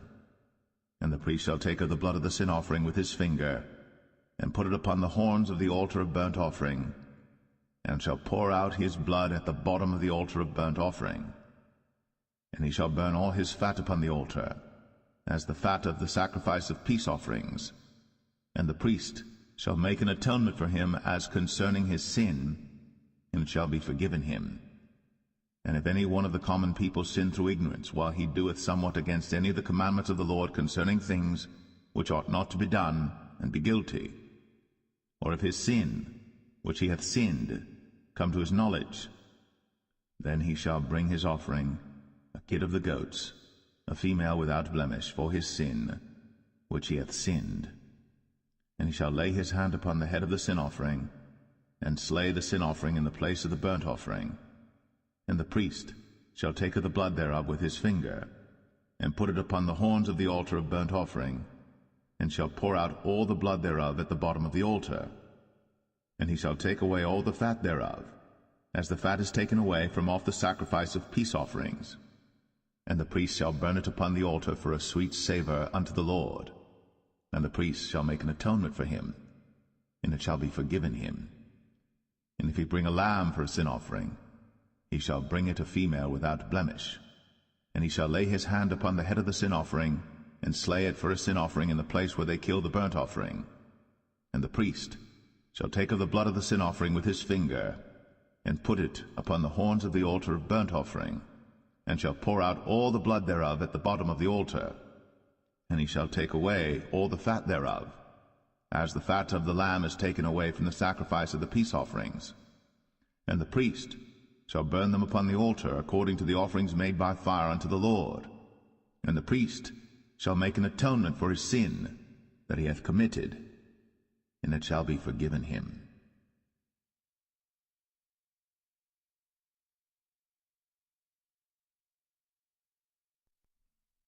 Leviticus 5. And if a soul sin, and hear the voice of swearing, and is a witness, whether he hath seen or known of it, if he do not utter it, then he shall bear his iniquity. Or if a soul touch any unclean thing, whether it be a carcass of an unclean beast, or a carcass of unclean cattle, or the carcass of unclean creeping things, and if it be hidden from him, he also shall be unclean and guilty. Or if he touch the uncleanness of man, whatsoever uncleanness it be that a man shall be defiled withal, and it be hid from him, when he knoweth of it, then he shall be guilty. Or if a soul swear, pronouncing with his lips to do evil, or to do good, whatsoever it be that a man shall pronounce with an oath, and it be hid from him, when he knoweth of it, then he shall be guilty in one of these. And it shall be, when he shall be guilty in one of these things, that he shall confess that he hath sinned in that thing. And he shall bring his trespass offering unto the Lord for his sin which he hath sinned, a female from the flock, a lamb or a kid of the goats, for a sin offering. And the priest shall make an atonement for him concerning his sin. And if he be not able to bring a lamb, then he shall bring for his trespass which he hath committed 2 turtle doves, or 2 young pigeons unto the Lord, one for a sin offering, and the other for a burnt offering. And he shall bring them unto the priest, who shall offer that which is for the sin offering first, and wring off his head from his neck, but shall not divide it asunder. And he shall sprinkle of the blood of the sin offering upon the side of the altar, and the rest of the blood shall be wrung out at the bottom of the altar. It is a sin offering. And he shall offer the second for a burnt offering according to the manner, and the priest shall make an atonement for him for his sin which he hath sinned, and it shall be forgiven him. But if he be not able to bring 2 turtle doves or 2 young pigeons, then he that sinned shall bring for his offering the 10th part of an ephah of fine flour for a sin offering. He shall put no oil upon it, neither shall he put any frankincense thereon, for it is a sin offering. Then shall he bring it to the priest, and the priest shall take his handful of it, even a memorial thereof, and burn it on the altar, according to the offerings made by fire unto the Lord. It is a sin offering. And the priest shall make an atonement for him as touching his sin that he hath sinned in one of these, and it shall be forgiven him. And the remnant shall be the priest's, as a meat offering. And the Lord spake unto Moses, saying, If a soul commit a trespass, and sin through ignorance in the holy things of the Lord, then he shall bring for his trespass unto the Lord a ram without blemish out of the flocks, with thy estimation by shekels of silver, after the shekel of the sanctuary, for a trespass offering. And he shall make amends for the harm that he hath done in the holy thing, and shall add the 5th part thereto, and give it unto the priest. And the priest shall make an atonement for him with the ram of the trespass offering, and it shall be forgiven him. And if a soul sin, and commit any of these things which are forbidden to be done by the commandments of the Lord, though he wist it not, yet is he guilty, and shall bear his iniquity. And he shall bring a ram without blemish out of the flock, with thy estimation, for a trespass offering unto the priest. And the priest shall make an atonement for him concerning his ignorance, wherein he erred and wist it not, and it shall be forgiven him. It is a trespass offering. He hath certainly trespassed against the Lord.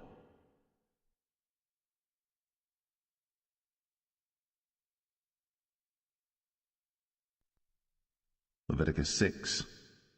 And the Lord spake unto Moses, saying, If a soul sin, and commit a trespass against the Lord, and lie unto his neighbor in that which was delivered him to keep, for in fellowship, or in a thing taken away by violence, or hath deceived his neighbor, or hath found that which was lost, and lieth concerning it, and sweareth falsely, in any of all these that a man doeth, sinning therein, then it shall be, because he hath sinned, and is guilty, that he shall restore that which he took violently away, or the thing which he hath deceitfully gotten, or that which was delivered him to keep, or the lost thing which he found, or all that about which he hath sworn falsely. He shall even restore it in the principal, and shall add the 5th part more thereto, and give it unto him to whom it appertaineth in the day of his trespass offering. And he shall bring his trespass offering unto the Lord, a ram without blemish out of the flock, with thy estimation, for a trespass offering unto the priest. And the priest shall make an atonement for him before the Lord, and it shall be forgiven him for anything of all that he hath done in trespassing therein. And the Lord spake unto Moses, saying, Command Aaron and his sons, saying, This is the law of the burnt offering. It is the burnt offering because of the burning upon the altar all night unto the morning, and the fire of the altar shall be burning in it. And the priest shall put on his linen garment, and his linen breeches shall he put upon his flesh, and take up the ashes which the fire hath consumed with the burnt offering on the altar, and he shall put them beside the altar. And he shall put off his garments, and put on other garments, and carry forth the ashes without the camp unto a clean place. And the fire upon the altar shall be burning in it. It shall not be put out. And the priest shall burn wood on it every morning, and lay the burnt offering in order upon it. And he shall burn thereon the fat of the peace offerings. The fire shall ever be burning upon the altar. It shall never go out. And this is the law of the meat offering. The sons of Aaron shall offer it before the Lord, before the altar. And he shall take of it his handful of the flour of the meat offering, and of the oil thereof, and all the frankincense which is upon the meat offering, and shall burn it upon the altar for a sweet savour, even the memorial of it, unto the Lord. And the remainder thereof shall Aaron and his sons eat. With unleavened bread shall it be eaten in the holy place. In the court of the tabernacle of the congregation they shall eat it. It shall not be baked with leaven. I have given it unto them for their portion of my offerings made by fire. It is most holy, as is the sin offering, and as the trespass offering. All the males among the children of Aaron shall eat of it. It shall be a statute for ever in your generations concerning the offerings of the Lord made by fire. Every one that toucheth them shall be holy. And the Lord spake unto Moses, saying, This is the offering of Aaron and of his sons, which they shall offer unto the Lord in the day when he is anointed. The 10th part of an ephah of fine flour for a meat offering perpetual, half of it in the morning, and half thereof at night. In a pan it shall be made with oil, and when it is baked, thou shalt bring it in. And the baked pieces of the meat offering shalt thou offer for a sweet savour unto the Lord. And the priest of his sons that is anointed in his stead shall offer it. It is a statute for ever unto the Lord. It shall be wholly burnt. For every meat offering for the priest shall be wholly burnt. It shall not be eaten.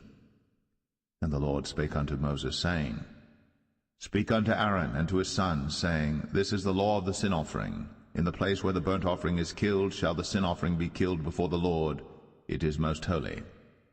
The priest that offereth it for sin shall eat it. In the holy place shall it be eaten, in the court of the tabernacle of the congregation. Whatsoever shall touch the flesh thereof shall be holy. And when there is sprinkled of the blood thereof upon any garment, thou shalt wash that whereon it was sprinkled in the holy place. But the earthen vessel wherein it is sodden shall be broken, and if it be sodden in a brazen pot, it shall be both scoured and rinsed in water. All the males among the priests shall eat thereof. It is most holy. And no sin offering, whereof any of the blood is brought into the tabernacle of the congregation to reconcile with all in the holy place, shall be eaten. It shall be burnt in the fire.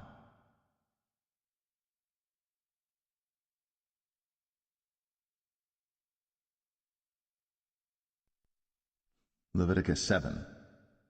Likewise, this is the law of the trespass offering. It is most holy. In the place where they kill the burnt offering shall they kill the trespass offering, and the blood thereof shall he sprinkle round about upon the altar. And he shall offer of it all the fat thereof, the rump, and the fat that covereth the inwards, and the 2 kidneys, and the fat that is on them, which is by the flanks, and the caul that is above the liver, with the kidneys, it shall he take away. And the priest shall burn them upon the altar for an offering made by fire unto the Lord. It is a trespass offering. Every male among the priests shall eat thereof. It shall be eaten in the holy place. It is most holy. As the sin offering is, so is the trespass offering. There is one law for them. The priest that maketh atonement therewith shall have it. And the priest that offereth any man's burnt offering, even the priest, shall have to himself the skin of the burnt offering which he hath offered. And all the meat offering that is baked in the oven, and all that is dressed in the frying pan, and in the pan, shall be the priest's that offereth it. And every meat offering mingled with oil and dry shall all the sons of Aaron have, one as much as another. And this is the law of the sacrifice of peace offerings which he shall offer unto the Lord. If he offer it for a thanksgiving, then he shall offer with the sacrifice of thanksgiving unleavened cakes mingled with oil, and unleavened wafers anointed with oil, and cakes mingled with oil of fine flour fried. Besides the cakes, he shall offer for his offering leavened bread with the sacrifice of thanksgiving of his peace offerings, and of it he shall offer one out of the whole oblation for an heave offering unto the Lord, and it shall be the priest's that sprinkleth the blood of the peace offerings.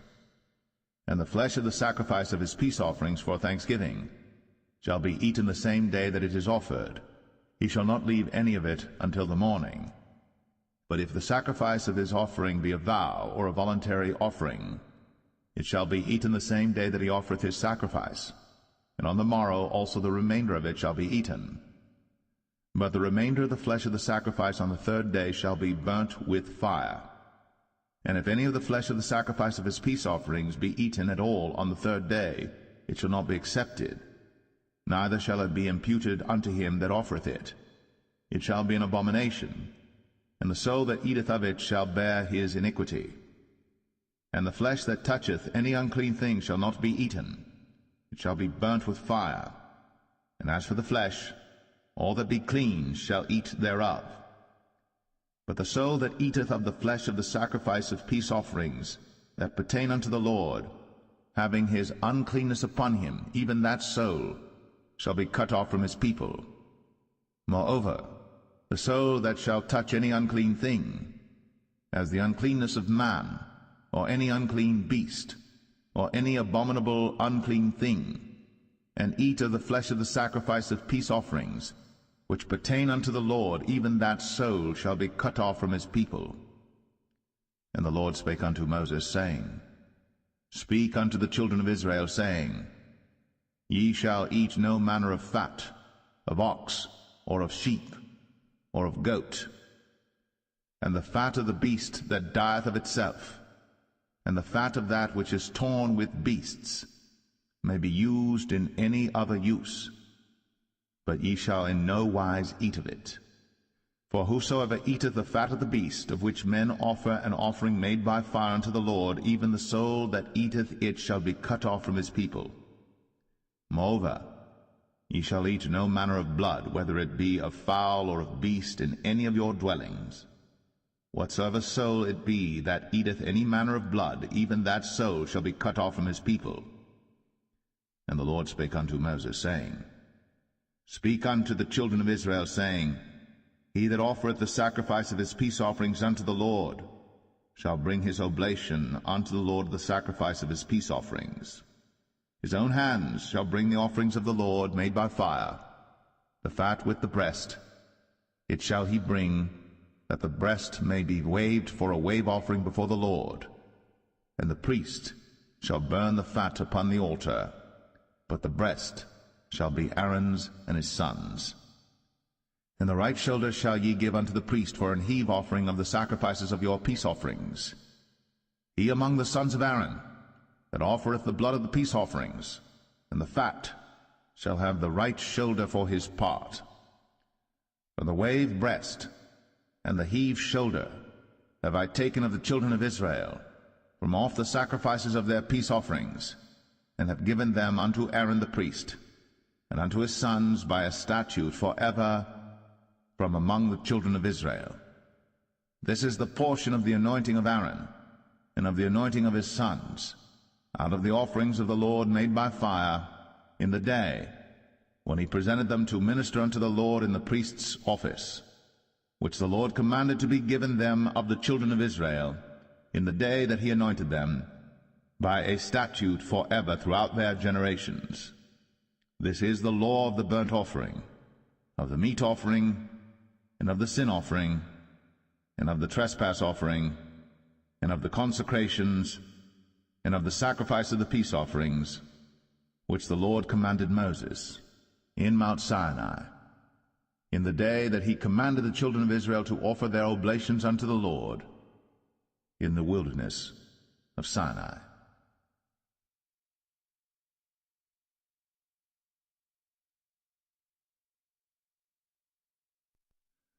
Leviticus 8.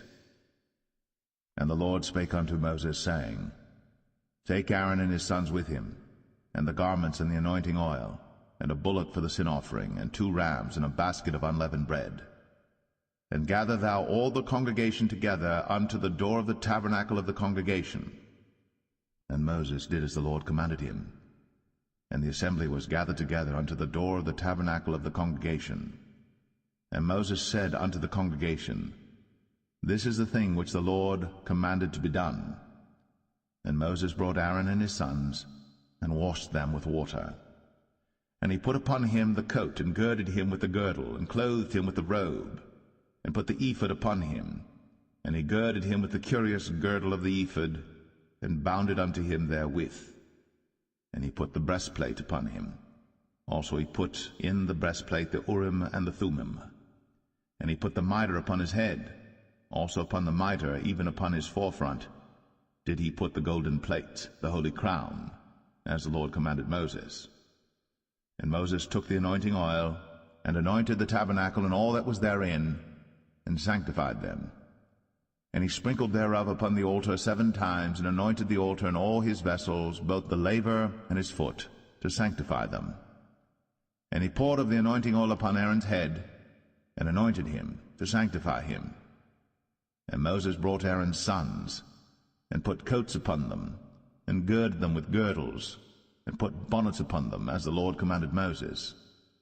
And he brought the bullock for the sin offering, and Aaron and his sons laid their hands upon the head of the bullock for the sin offering, and he slew it.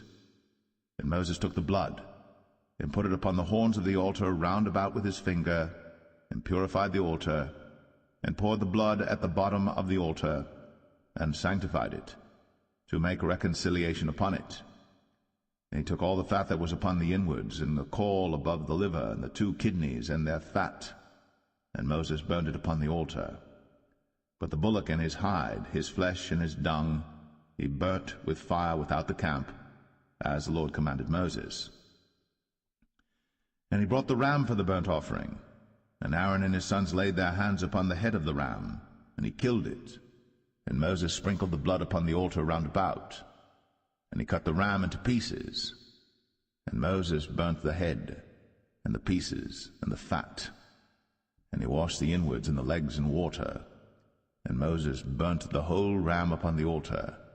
It was a burnt sacrifice for a sweet savour, and an offering made by fire unto the Lord, as the Lord commanded Moses. And he brought the other ram, the ram of consecration. And Aaron and his sons laid their hands upon the head of the ram, and he slew it. And Moses took of the blood of it, and put it upon the tip of Aaron's right ear, and upon the thumb of his right hand, and upon the great toe of his right foot. And he brought Aaron's sons, and Moses put of the blood upon the tip of their right ear, and upon the thumbs of their right hands, and upon the great toes of their right feet. And Moses sprinkled the blood upon the altar round about. And he took the fat, and the rump, and all the fat that was upon the inwards, and the caul above the liver, and the 2 kidneys in their fat, and the right shoulder, and out of the basket of unleavened bread that was before the Lord, he took 1 unleavened cake, and a cake of oiled bread, and 1 wafer, and put them on the fat, and upon the right shoulder. And he put all upon Aaron's hands, and upon his sons' hands, and waved them for a wave offering before the Lord. And Moses took them from off their hands, and burnt them on the altar upon the burnt offering. They were consecrations for a sweet savour. It is an offering made by fire unto the Lord. And Moses took the breast, and waved it for a wave offering before the Lord. For of the ram of consecration it was Moses' part, as the Lord commanded Moses. And Moses took of the anointing oil, and of the blood which was upon the altar, and sprinkled it upon Aaron, and upon his garments, and upon his sons, and upon his sons' garments with him, and sanctified Aaron, and his garments, and his sons' garments with him. And Moses said unto Aaron and to his sons, Boil the flesh at the door of the tabernacle of the congregation, and there eat it with the bread that is in the basket of consecrations, as I commanded, saying, Aaron and his sons shall eat it. And that which remaineth of the flesh and of the bread shall ye burn with fire. And ye shall not go out of the door of the tabernacle of the congregation in 7 days, until the days of your consecration be at an end. For 7 days shall he consecrate you. As he hath done this day, so the Lord hath commanded to do, to make an atonement for you. Therefore shall ye abide at the door of the tabernacle of the congregation day and night 7 days, and keep the charge of the Lord, that ye die not, for so I am commanded. So Aaron and his sons did all things which the Lord commanded by the hand of Moses.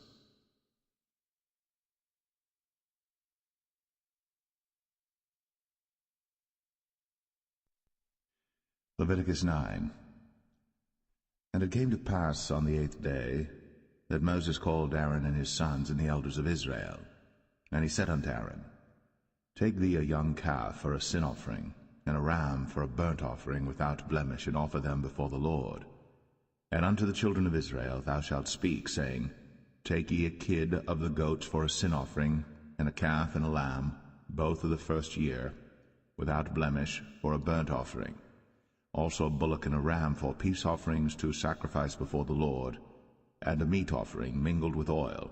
For today the Lord will appear unto you. And they brought that which Moses commanded before the tabernacle of the congregation, and all the congregation drew near, and stood before the Lord. And Moses said, This is the thing which the Lord commanded that ye should do, and the glory of the Lord shall appear unto you. And Moses said unto Aaron, Go unto the altar, and offer thy sin offering, and thy burnt offering, and make an atonement for thyself, and for the people. And offer the offering of the people, and make an atonement for them, as the Lord commanded.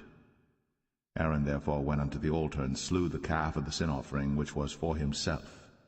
And the sons of Aaron brought the blood unto him, and he dipped his finger in the blood, and put it upon the horns of the altar, and poured out the blood at the bottom of the altar. But the fat and the kidneys and the caul above the liver of the sin offering he burnt upon the altar, as the Lord commanded Moses. And the flesh and the hide he burnt with fire without the camp, and he slew the burnt offering. And Aaron's sons presented unto him the blood, which he sprinkled round about upon the altar. And they presented the burnt offering unto him, with the pieces thereof, and the head, and he burnt them upon the altar. And he did wash the inwards and the legs, and burnt them upon the burnt offering on the altar. And he brought the people's offering, and took the goat which was the sin offering for the people, and slew it, and offered it for sin as the first. And he brought the burnt offering, and offered it according to the manner. And he brought the meat offering, and took an handful thereof, and burnt it upon the altar, beside the burnt sacrifice of the morning. He slew also the bullock and the ram for a sacrifice of peace offerings, which was for the people. And Aaron's sons presented unto him the blood which he sprinkled upon the altar round about. And the fat of the bullock and of the ram, the rump, and that which covereth the inwards, and the kidneys, and the caul above the liver. And they put the fat upon the breasts, and he burnt the fat upon the altar. And the breasts and the right shoulder Aaron waved for a wave offering before the Lord, as Moses commanded. And Aaron lifted up his hand toward the people, and blessed them, and came down from offering of the sin offering, and the burnt offering, and peace offerings. And Moses and Aaron went into the tabernacle of the congregation, and came out, and blessed the people. And the glory of the Lord appeared unto all the people. And there came a fire out from before the Lord, and consumed upon the altar the burnt offering and the fat, which when all the people saw, they shouted, and fell on their faces.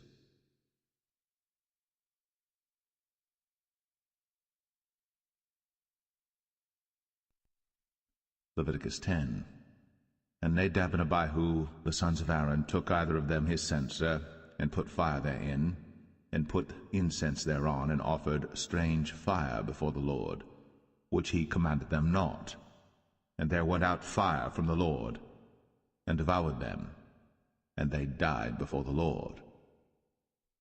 Then Moses said unto Aaron, This is it that the Lord spake, saying, I will be sanctified in them that come nigh me, and before all the people I will be glorified. And Aaron held his peace. And Moses called Mishael and Elzaphan, the sons of Uzziel, the uncle of Aaron, and said unto them, Come near, carry your brethren from before the sanctuary out of the camp. So they went near, and carried them in their coats out of the camp, as Moses had said.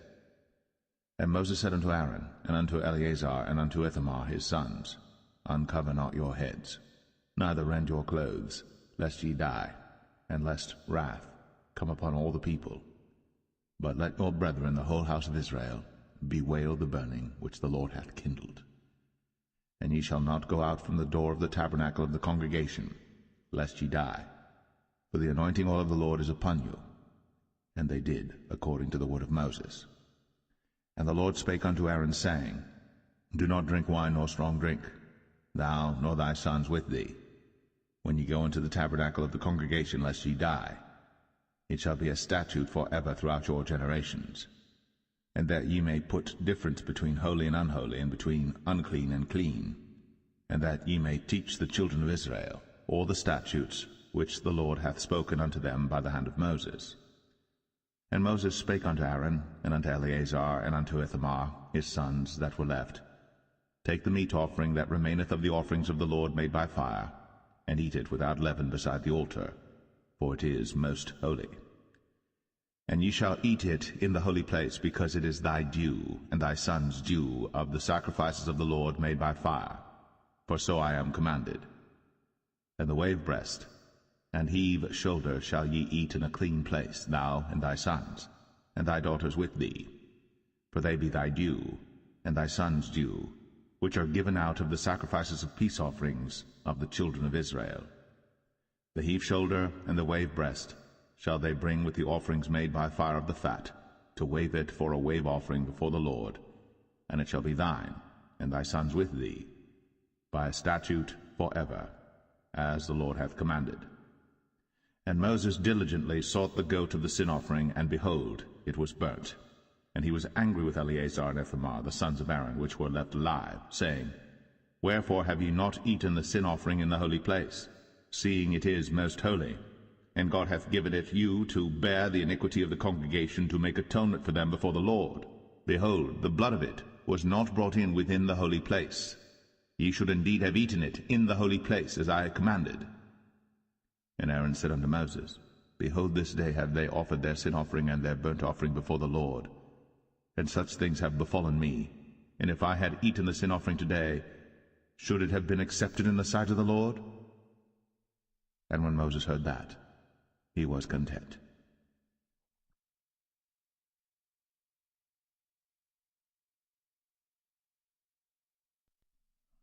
Leviticus 11. And the Lord spake unto Moses and to Aaron, saying unto them, Speak unto the children of Israel, saying, These are the beasts, which ye shall eat among all the beasts that are on the earth. Whatsoever parteth the hoof, and is cloven-footed, and cheweth the cud, among the beasts, that shall ye eat. Nevertheless these shall ye not eat of them that chew the cud, or of them that divide the hoof. As the camel, because he cheweth the cud, but divideth not the hoof, he is unclean unto you. And the coney, because he cheweth the cud, but divideth not the hoof, he is unclean unto you. And the hare, because he cheweth the cud, but divideth not the hoof, he is unclean unto you. And the swine, though he divide the hoof, and be cloven-footed, yet he cheweth not the cud, he is unclean to you. Of their flesh shall ye not eat, and their carcass shall ye not touch, they are unclean to you. These shall ye eat of all that are in the waters. Whatsoever hath fins and scales in the waters, in the seas, and in the rivers, them shall ye eat. And all that have not fins and scales in the seas, and in the rivers, of all that move in the waters, and of any living thing which is in the waters, they shall be an abomination unto you. They shall be even an abomination unto you. Ye shall not eat of their flesh, but ye shall have their carcasses in abomination. Whatsoever hath no fins nor scales in the waters, that shall be an abomination unto you. And these are they which ye shall have in abomination among the fowls. They shall not be eaten.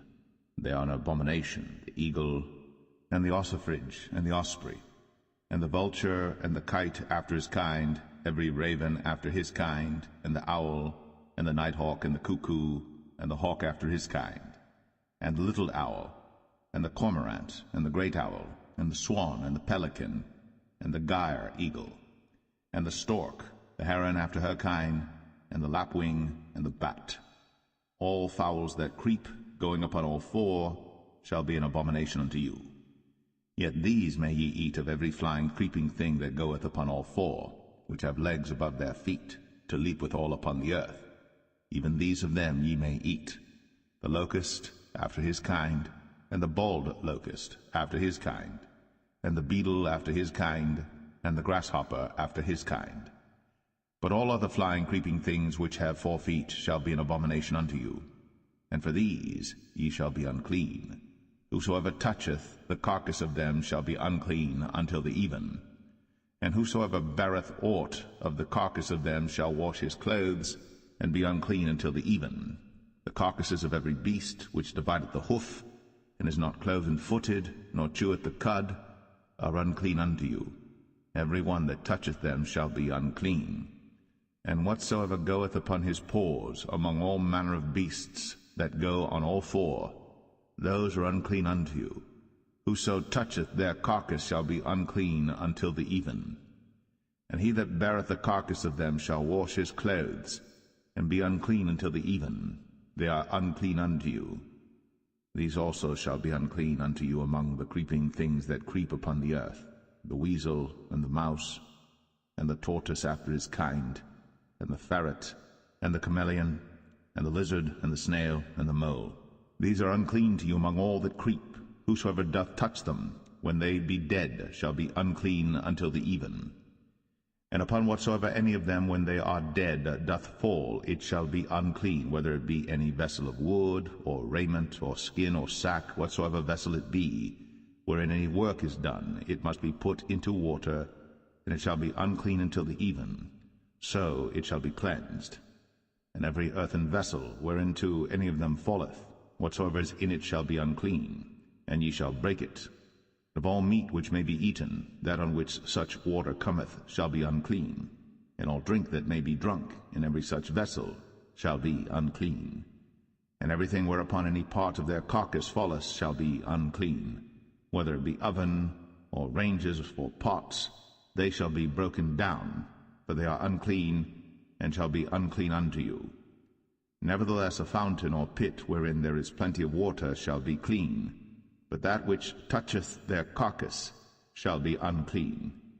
And if any part of their carcass fall upon any sowing seed which is to be sown, it shall be clean.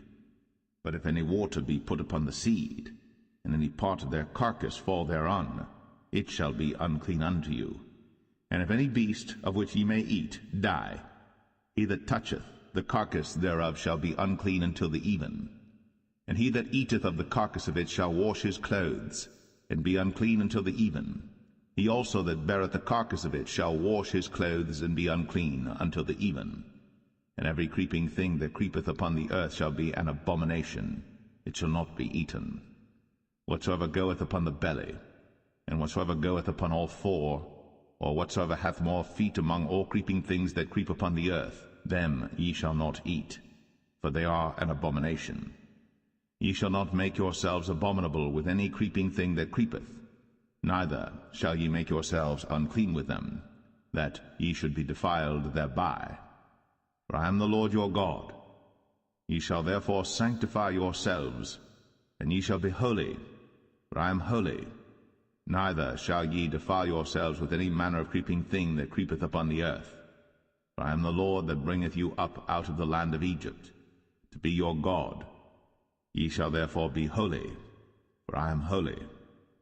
This is the law of the beasts, and of the fowl, and of every living creature that moveth in the waters, and of every creature that creepeth upon the earth, to make a difference between the unclean and the clean, and between the beast that may be eaten and the beast that may not be eaten.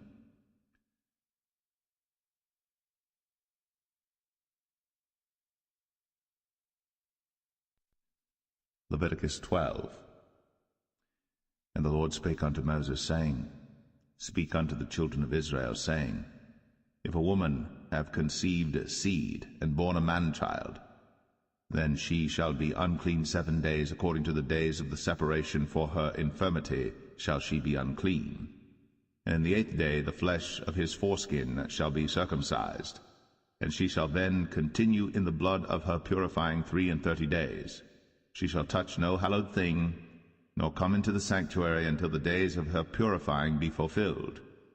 And if she bear a maid child, then she shall be unclean 2 weeks, as in her separation, and she shall continue in the blood of her purifying 66 days.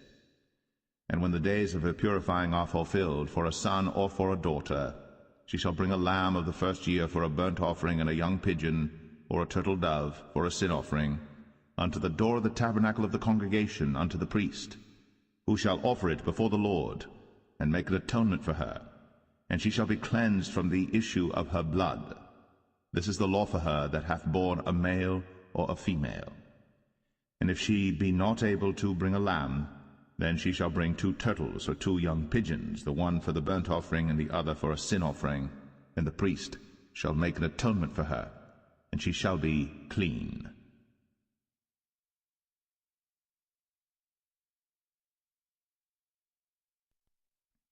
Leviticus 13. And the Lord spake unto Moses and Aaron, saying, When a man shall have in the skin of his flesh a rising, a scab, or bright spot, and it be in the skin of his flesh like the plague of leprosy, then he shall be brought unto Aaron the priest, or unto one of his sons the priests.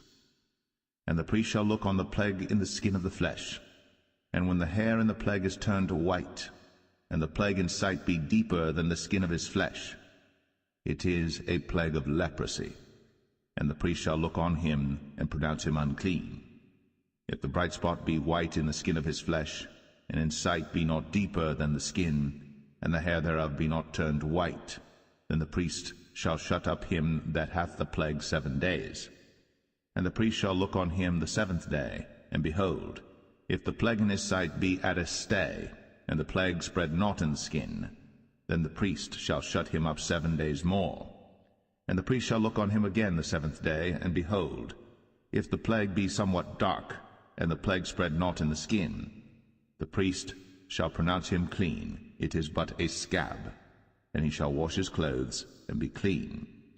But if the scab spread much abroad in the skin, after that he hath been seen of the priest for his cleansing, he shall be seen of the priest again.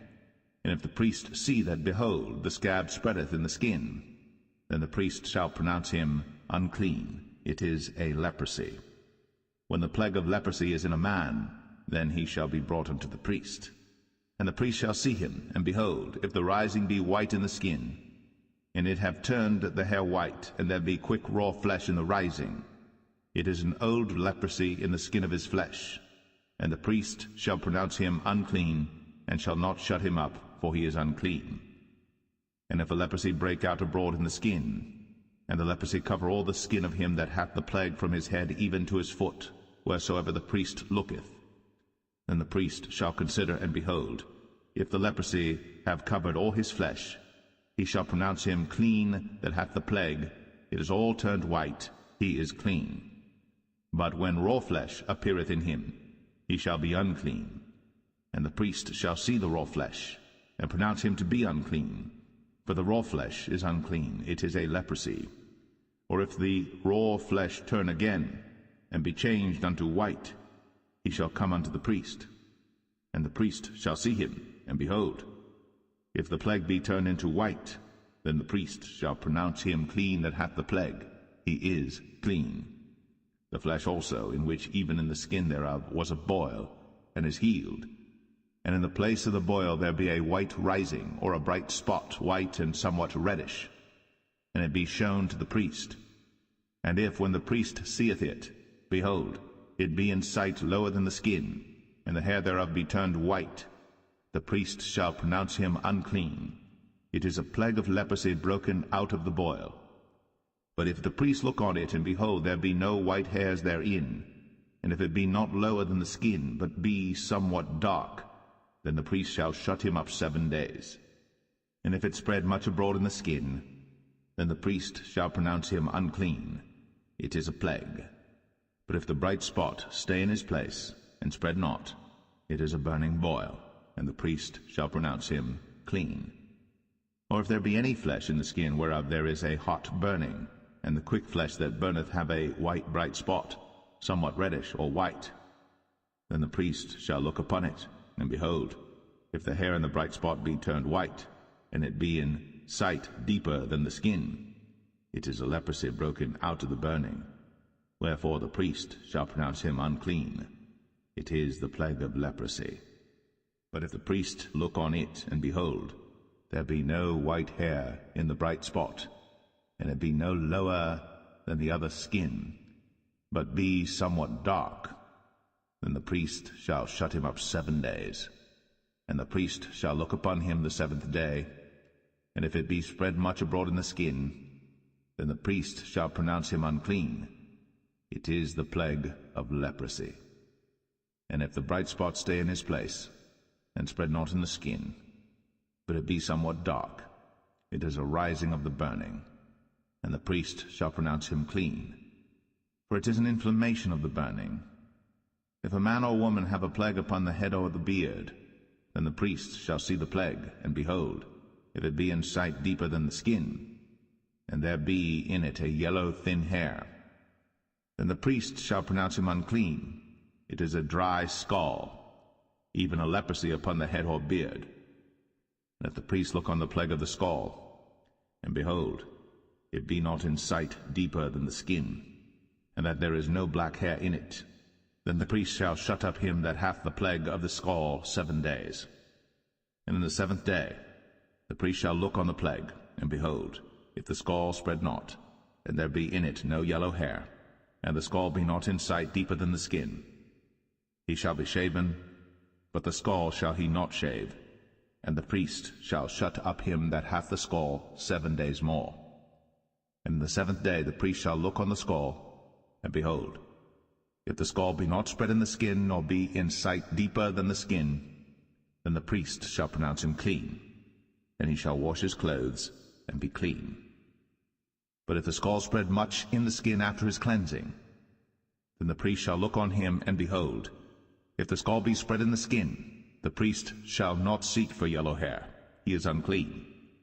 But if the scall be in his sight at a stay, and that there is black hair grown up therein, the scall is healed, he is clean, and the priest shall pronounce him clean. If a man also or a woman have in the skin of their flesh bright spots, even white bright spots, then the priest shall look, and behold, if the bright spots in the skin of their flesh be darkish white, it is a freckled spot that groweth in the skin, he is clean. And the man whose hair is fallen off his head, he is bald, yet is he clean. And he that hath his hair fallen off from the part of his head toward his face, he is forehead bald, yet is he clean. And if there be in the bald head or bald forehead a white reddish sore, it is a leprosy sprung up in his bald head, or his bald forehead. Then the priest shall look upon it, and behold, if the rising of the sore be white, reddish in his bald head, or in his bald forehead, as leprosy appeareth in the skin of the flesh, he is a leprous man. He is unclean. The priest shall pronounce him utterly unclean. His plague is in his head. And the leper in whom the plague is, his clothes shall be rent, and his head bare, and he shall put a covering upon his upper lip, and shall cry, Unclean, unclean. All the days wherein the plague shall be in him, he shall be defiled. He is unclean. He shall dwell alone. Without the camp shall his habitation be.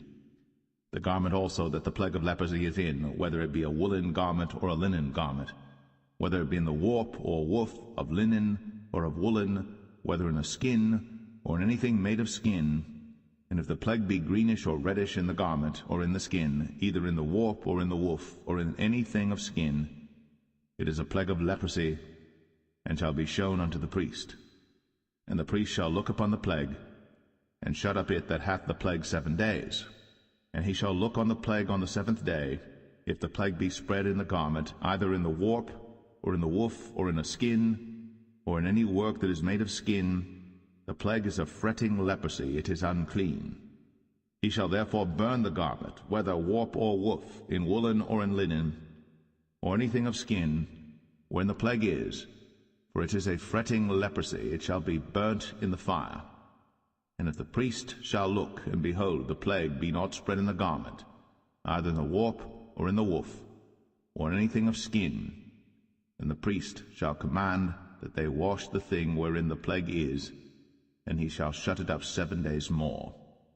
And the priest shall look on the plague after that it is washed, and behold, if the plague have not changed his color, and the plague be not spread, it is unclean.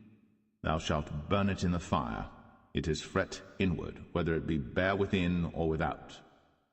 And if the priest look, and behold, the plague be somewhat dark after the washing of it, then he shall rend it out of the garment, or out of the skin, or out of the warp, or out of the woof.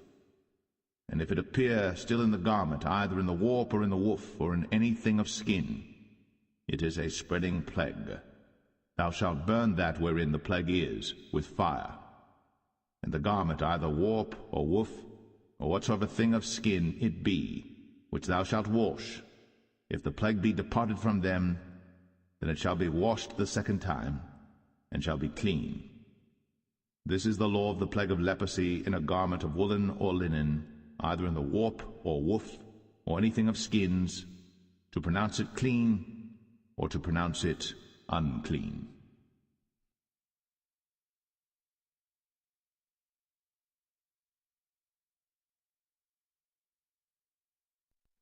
Leviticus 14. And the Lord spake unto Moses, saying, This shall be the law of the leper in the day of his cleansing. He shall be brought unto the priest. And the priest shall go forth out of the camp, and the priest shall look, and behold, if the plague of leprosy be healed in the leper, then shall the priest command to take for him that is to be cleansed 2 birds alive and clean, and cedar wood, and scarlet and hyssop. And the priest shall command that one of the birds be killed in an earthen vessel over running water. As for the living bird, he shall take it, and the cedar wood, and the scarlet, and the hyssop, and shall dip them and the living bird in the blood of the bird that was killed over the running water. And he shall sprinkle upon him that is to be cleansed from the leprosy 7 times, and shall pronounce him clean, and shall let the living bird loose into the open field.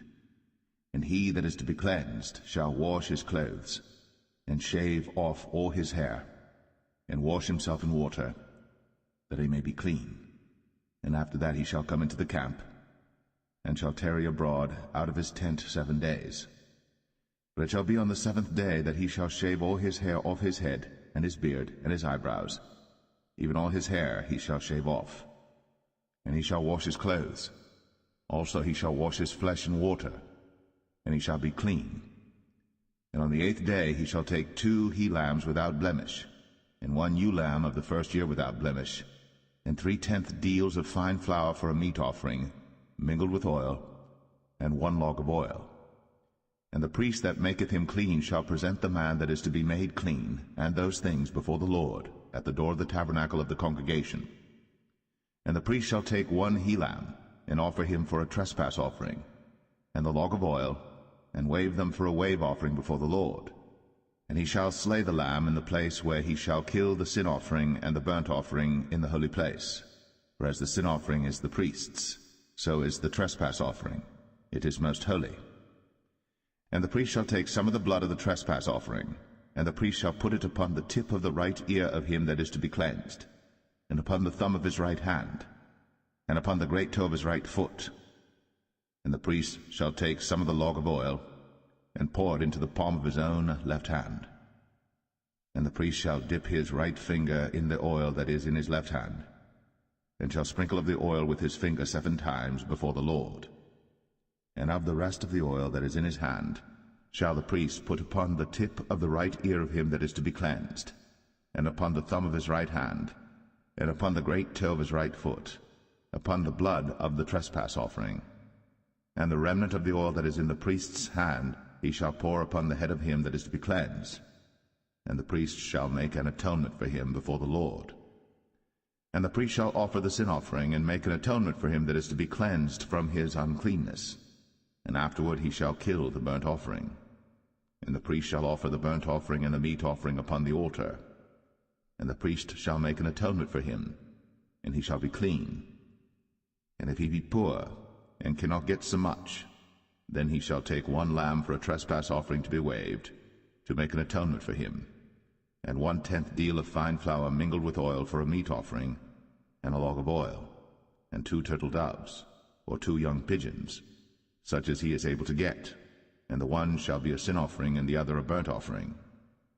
And he shall bring them on the 8th day for his cleansing unto the priest, unto the door of the tabernacle of the congregation before the Lord.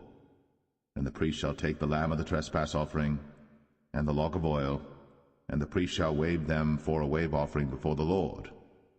And he shall kill the lamb of the trespass offering, and the priest shall take some of the blood of the trespass offering, and put it upon the tip of the right ear of him that is to be cleansed, and upon the thumb of his right hand, and upon the great toe of his right foot. And the priest shall pour of the oil into the palm of his own left hand. And the priest shall sprinkle with his right finger some of the oil that is in his left hand 7 times before the Lord. And the priest shall put of the oil that is in his hand upon the tip of the right ear of him that is to be cleansed, and upon the thumb of his right hand, and upon the great toe of his right foot, upon the place of the blood of the trespass offering. And the rest of the oil that is in the priest's hand he shall put upon the head of him that is to be cleansed, to make an atonement for him before the Lord. And he shall offer the one of the turtle doves, or of the young pigeons, such as he can get, even such as he is able to get, the one for a sin offering, and the other for a burnt offering with the meat offering. And the priest shall make an atonement for him that is to be cleansed before the Lord. This is the law of him in whom is the plague of leprosy, whose hand is not able to get that which pertaineth to his cleansing. And the Lord spake unto Moses and unto Aaron, saying, When ye be come into the land of Canaan, which I give to you for a possession, and I put the plague of leprosy in a house of the land of your possession, and he that owneth the house shall come and tell the priest, saying, It seemeth to me there is as it were a plague in the house. Then the priest shall command that they empty the house before the priest go into it to see the plague, that all that is in the house be not made unclean. And afterward the priest shall go in to see the house. And he shall look on the plague, and behold, if the plague be in the walls of the house with hollow strakes, greenish or reddish, which in sight are lower than the wall, then the priest shall go out of the house to the door of the house, and shut up the house 7 days. And the priest shall come again the 7th day, and shall look, and behold, if the plague be spread in the walls of the house, then the priest shall command that they take away the stones in which the plague is, and they shall cast them into an unclean place without the city.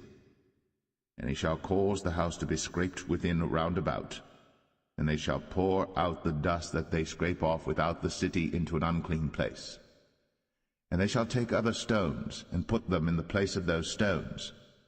And he shall take other mortar, and shall plaster the house.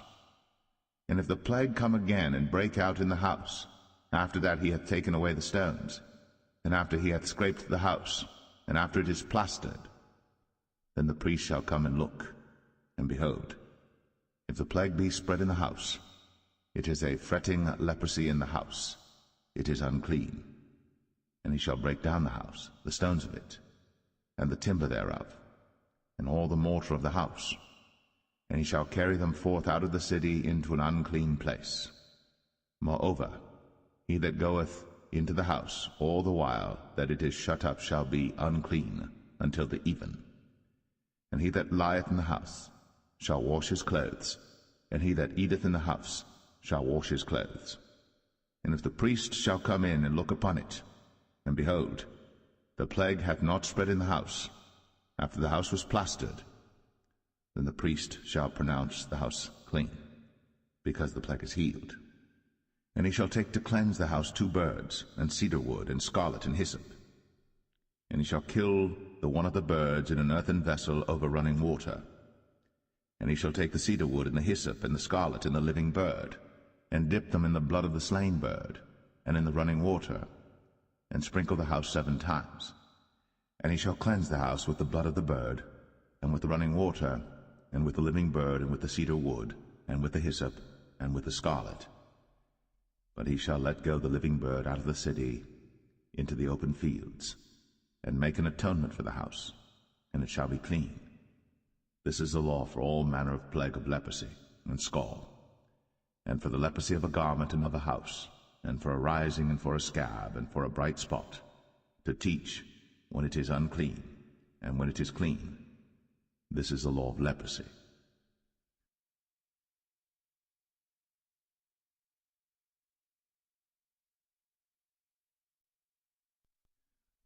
Leviticus 15. And the Lord spake unto Moses and to Aaron, saying, Speak unto the children of Israel, and say unto them, When any man hath a running issue out of his flesh, because of his issue he is unclean. And this shall be his uncleanness in his issue, whether his flesh run with his issue, or his flesh be stopped from his issue, it is his uncleanness. Every bed whereon he lieth that hath the issue is unclean, and everything whereon he sitteth shall be unclean. And whosoever toucheth his bed shall wash his clothes, and bathe himself in water, and be unclean until the even. And he that sitteth on anything whereon he sat that hath the issue shall wash his clothes, and bathe himself in water, and be unclean until the even. And he that toucheth the flesh of him that hath the issue shall wash his clothes, and bathe himself in water, and be unclean until the even. And if he that hath the issue spit upon him that is clean, then he shall wash his clothes, and bathe himself in water, and be unclean until the even. And what saddle soever he rideth upon that hath the issue shall be unclean. And whosoever toucheth anything that was under him shall be unclean until the even. And he that beareth any of those things shall wash his clothes, and bathe himself in water, and be unclean until the even.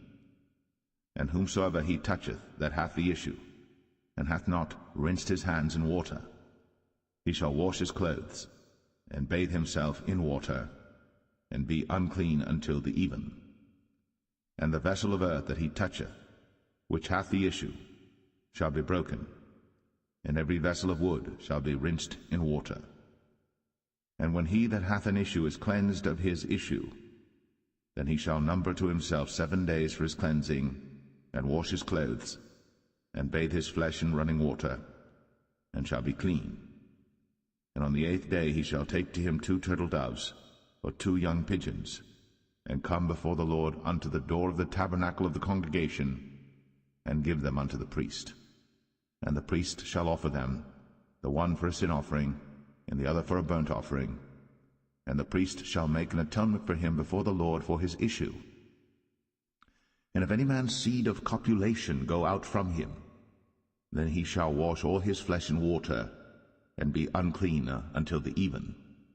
And every garment and every skin whereon is the seed of copulation shall be washed with water, and be unclean until the even. The woman also with whom man shall lie with seed of copulation, they shall both bathe themselves in water, and be unclean until the even. And if a woman have an issue, and her issue in her flesh be blood, she shall be put apart 7 days, and whosoever toucheth her shall be unclean until the even. And everything that she lieth upon in her separation shall be unclean. Everything also that she sitteth upon shall be unclean.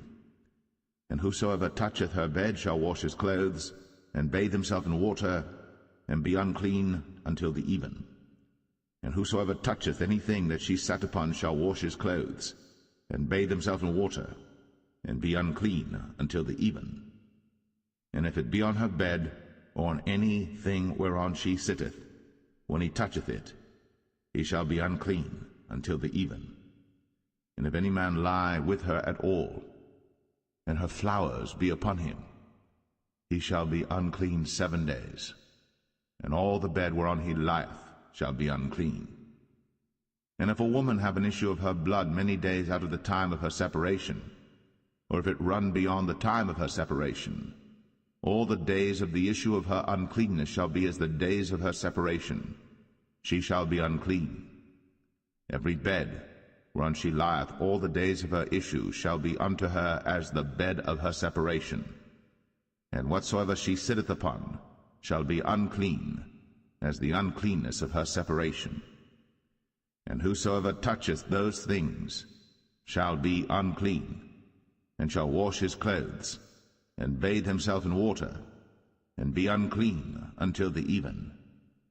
But if she be cleansed of her issue, then she shall number to herself 7 days, and after that she shall be clean. And on the 8th day she shall take unto her 2 turtles, or 2 young pigeons, and bring them unto the priest, to the door of the tabernacle of the congregation.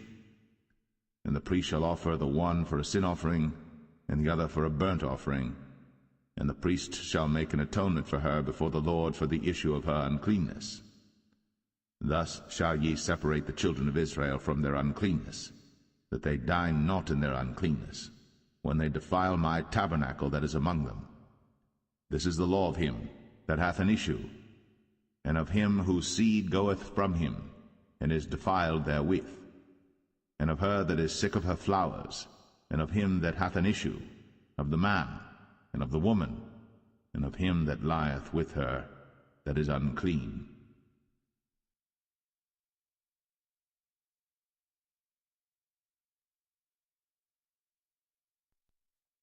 Leviticus 16. And the Lord spake unto Moses after the death of the 2 sons of Aaron, when they offered before the Lord and died. And the Lord said unto Moses, Speak unto Aaron thy brother, that he come not at all times into the holy place within the veil before the mercy seat, which is upon the ark, that he die not. For I will appear in the cloud upon the mercy seat. Thus shall Aaron come into the holy place with a young bullock for a sin offering, and a ram for a burnt offering. He shall put on the holy linen coat, and he shall have linen breeches upon his flesh, and shall be girded with a linen girdle, and with the linen mitre shall he be attired. These are holy garments. Therefore shall he wash his flesh in water, and so put them on. And he shall take of the congregation of the children of Israel 2 kids of the goats for a sin offering, and 1 ram for a burnt offering. And Aaron shall offer his bullock of the sin offering which is for himself, and make an atonement for himself and for his house. And he shall take the 2 goats and present them before the Lord at the door of the tabernacle of the congregation. And Aaron shall cast lots upon the 2 goats, 1 lot for the Lord, and the other lot for the scapegoat. And Aaron shall bring the goat upon which the Lord's lot fell, and offer him for a sin offering. But the goat on which the lot fell to be the scapegoat shall be presented alive before the Lord, to make an atonement with him, and to let him go for a scapegoat into the wilderness. And Aaron shall bring the bullock of the sin offering which is for himself, and shall make an atonement for himself and for his house, and shall kill the bullock of the sin offering which is for himself. And he shall take a censer full of burning coals of fire from off the altar before the Lord, and his hands full of sweet incense beaten small, and bring it within the veil. And he shall put the incense upon the fire before the Lord, that the cloud of the incense may cover the mercy seat that is upon the testimony, that he die not. And he shall take of the blood of the bullock, and sprinkle it with his finger upon the mercy seat eastward, and before the mercy seat shall he sprinkle of the blood with his finger 7 times. Then shall he kill the goat of the sin offering that is for the people, and bring his blood within the veil, and do with that blood as he did with the blood of the bullock, and sprinkle it upon the mercy seat, and before the mercy seat. And he shall make an atonement for the holy place, because of the uncleanness of the children of Israel, and because of their transgressions and all their sins. And so shall he do for the tabernacle of the congregation that remaineth among them in the midst of their uncleanness. And there shall be no man in the tabernacle of the congregation when he goeth in to make an atonement in the holy place, until he come out, and have made an atonement for himself, and for his household, and for all the congregation of Israel.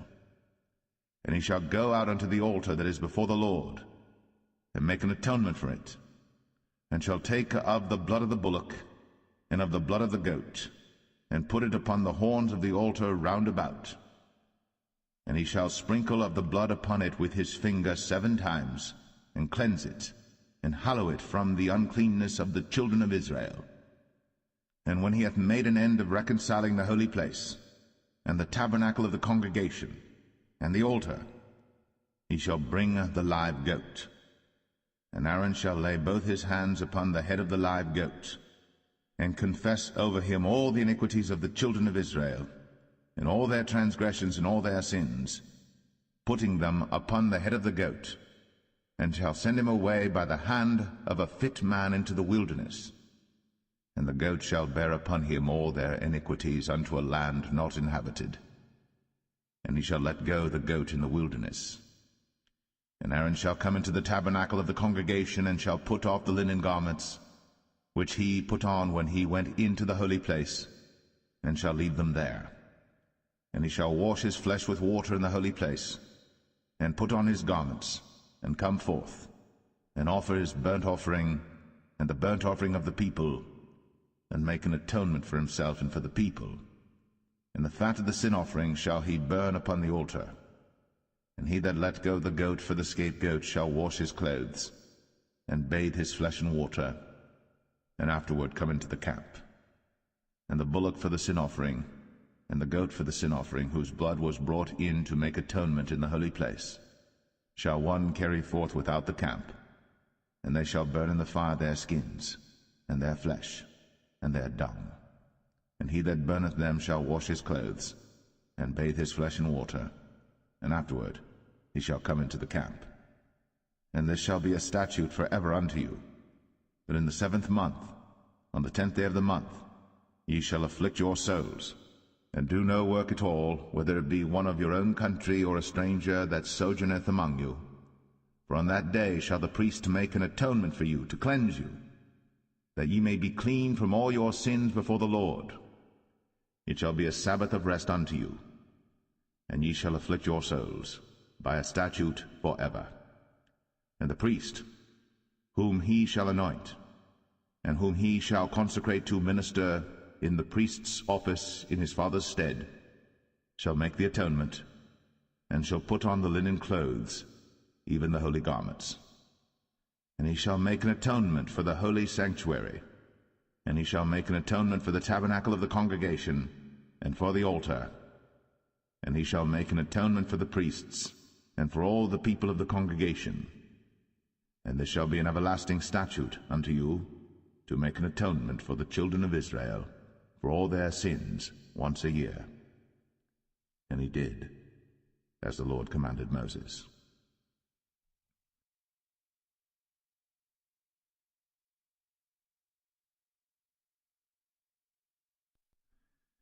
Leviticus 17. And the Lord spake unto Moses, saying, Speak unto Aaron, and unto his sons, and unto all the children of Israel, and say unto them, This is the thing which the Lord hath commanded, saying, What man soever there be of the house of Israel that killeth an ox, or lamb, or goat, in the camp, or that killeth it out of the camp, and bringeth it not unto the door of the tabernacle of the congregation to offer an offering unto the Lord before the tabernacle of the Lord, blood shall be imputed unto that man, he hath shed blood, and that man shall be cut off from among his people, to the end that the children of Israel may bring their sacrifices which they offer in the open field, even that they may bring them unto the Lord, unto the door of the tabernacle of the congregation, unto the priest, and offer them for peace offerings unto the Lord. And the priest shall sprinkle the blood upon the altar of the Lord at the door of the tabernacle of the congregation, and burn the fat for a sweet savour unto the Lord. And they shall no more offer their sacrifices unto devils, after whom they have gone a-whoring. This shall be a statute for ever unto them throughout their generations.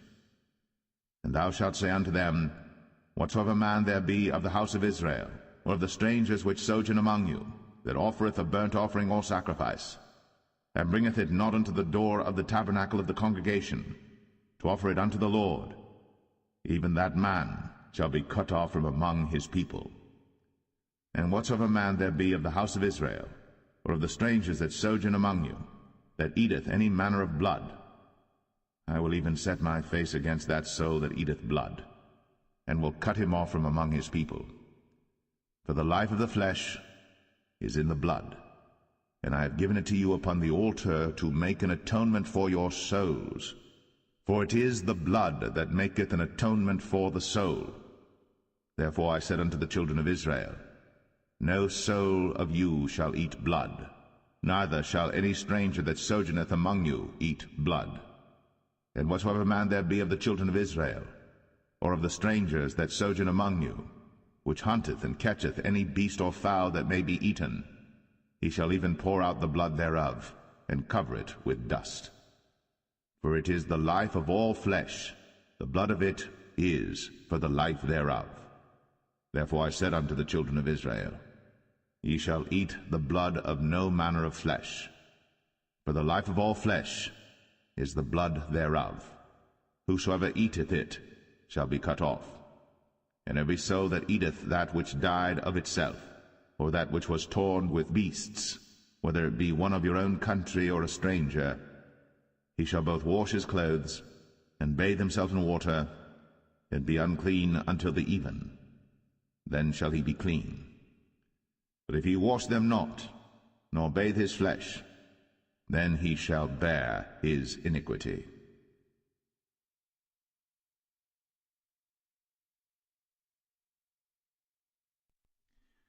Leviticus 18. And the Lord spake unto Moses, saying, Speak unto the children of Israel, and say unto them, I am the Lord your God. After the doings of the land of Egypt, wherein ye dwelt, shall ye not do, and after the doings of the land of Canaan, whither I bring you, shall ye not do, neither shall ye walk in their ordinances. Ye shall do my judgments, and keep mine ordinances, to walk therein. I am the Lord your God. Ye shall therefore keep my statutes and my judgments, which if a man do, he shall live in them. I am the Lord. None of you shall approach to any that is near of kin to him, to uncover their nakedness. I am the Lord. The nakedness of thy father, or the nakedness of thy mother, shalt thou not uncover. She is thy mother, thou shalt not uncover her nakedness. The nakedness of thy father's wife shalt thou not uncover. It is thy father's nakedness. The nakedness of thy sister, the daughter of thy father, or daughter of thy mother, whether she be born at home or born abroad, even their nakedness thou shalt not uncover. The nakedness of thy son's daughter, or of thy daughter's daughter, even their nakedness thou shalt not uncover, for theirs is thine own nakedness. The nakedness of thy father's wife's daughter, begotten of thy father, she is thy sister, thou shalt not uncover her nakedness. Thou shalt not uncover the nakedness of thy father's sister, she is thy father's near kinswoman. Thou shalt not uncover the nakedness of thy mother's sister, for she is thy mother's near kinswoman. Thou shalt not uncover the nakedness of thy father's brother. Thou shalt not approach to his wife, she is thine aunt. Thou shalt not uncover the nakedness of thy daughter-in-law, she is thy son's wife. thou shalt not uncover her nakedness. Thou shalt not uncover the nakedness of thy brother's wife. It is thy brother's nakedness. Thou shalt not uncover the nakedness of a woman and her daughter, neither shalt thou take her son's daughter, or her daughter's daughter, to uncover her nakedness, for they are her near kinswoman. It is wickedness.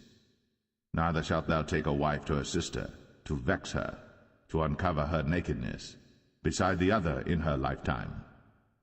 Also thou shalt not approach unto a woman to uncover her nakedness, as long as she is put apart for her uncleanness. Moreover, thou shalt not lie carnally with thy neighbor's wife, to defile thyself with her. And thou shalt not let any of thy seed pass through the fire to Moloch, neither shalt thou profane the name of thy God. I am the Lord. Thou shalt not lie with mankind as with womankind. It is abomination. Neither shalt thou lie with any beast, to defile thyself therewith. Neither shall any woman stand before a beast to lie down thereto. It is confusion. Defile not ye yourselves in any of these things. For in all these the nations are defiled which I cast out before you, and the land is defiled. Therefore I do visit the iniquity thereof upon it, and the land itself vomiteth out her inhabitants. Ye shall therefore keep my statutes and my judgments, and shall not commit any of these abominations, neither any of your own nation, nor any stranger that sojourneth among you. For all these abominations have the men of the land done, which were before you, and the land is defiled, that the land spew not you out also, when ye defile it, as it spewed out the nations that were before you. For whosoever shall commit any of these abominations, even the souls that commit them, shall be cut off from among their people. Therefore shall ye keep mine ordinance, that ye commit not any one of these abominable customs, which were committed before you, and that ye defile not yourselves therein. I am the Lord your God.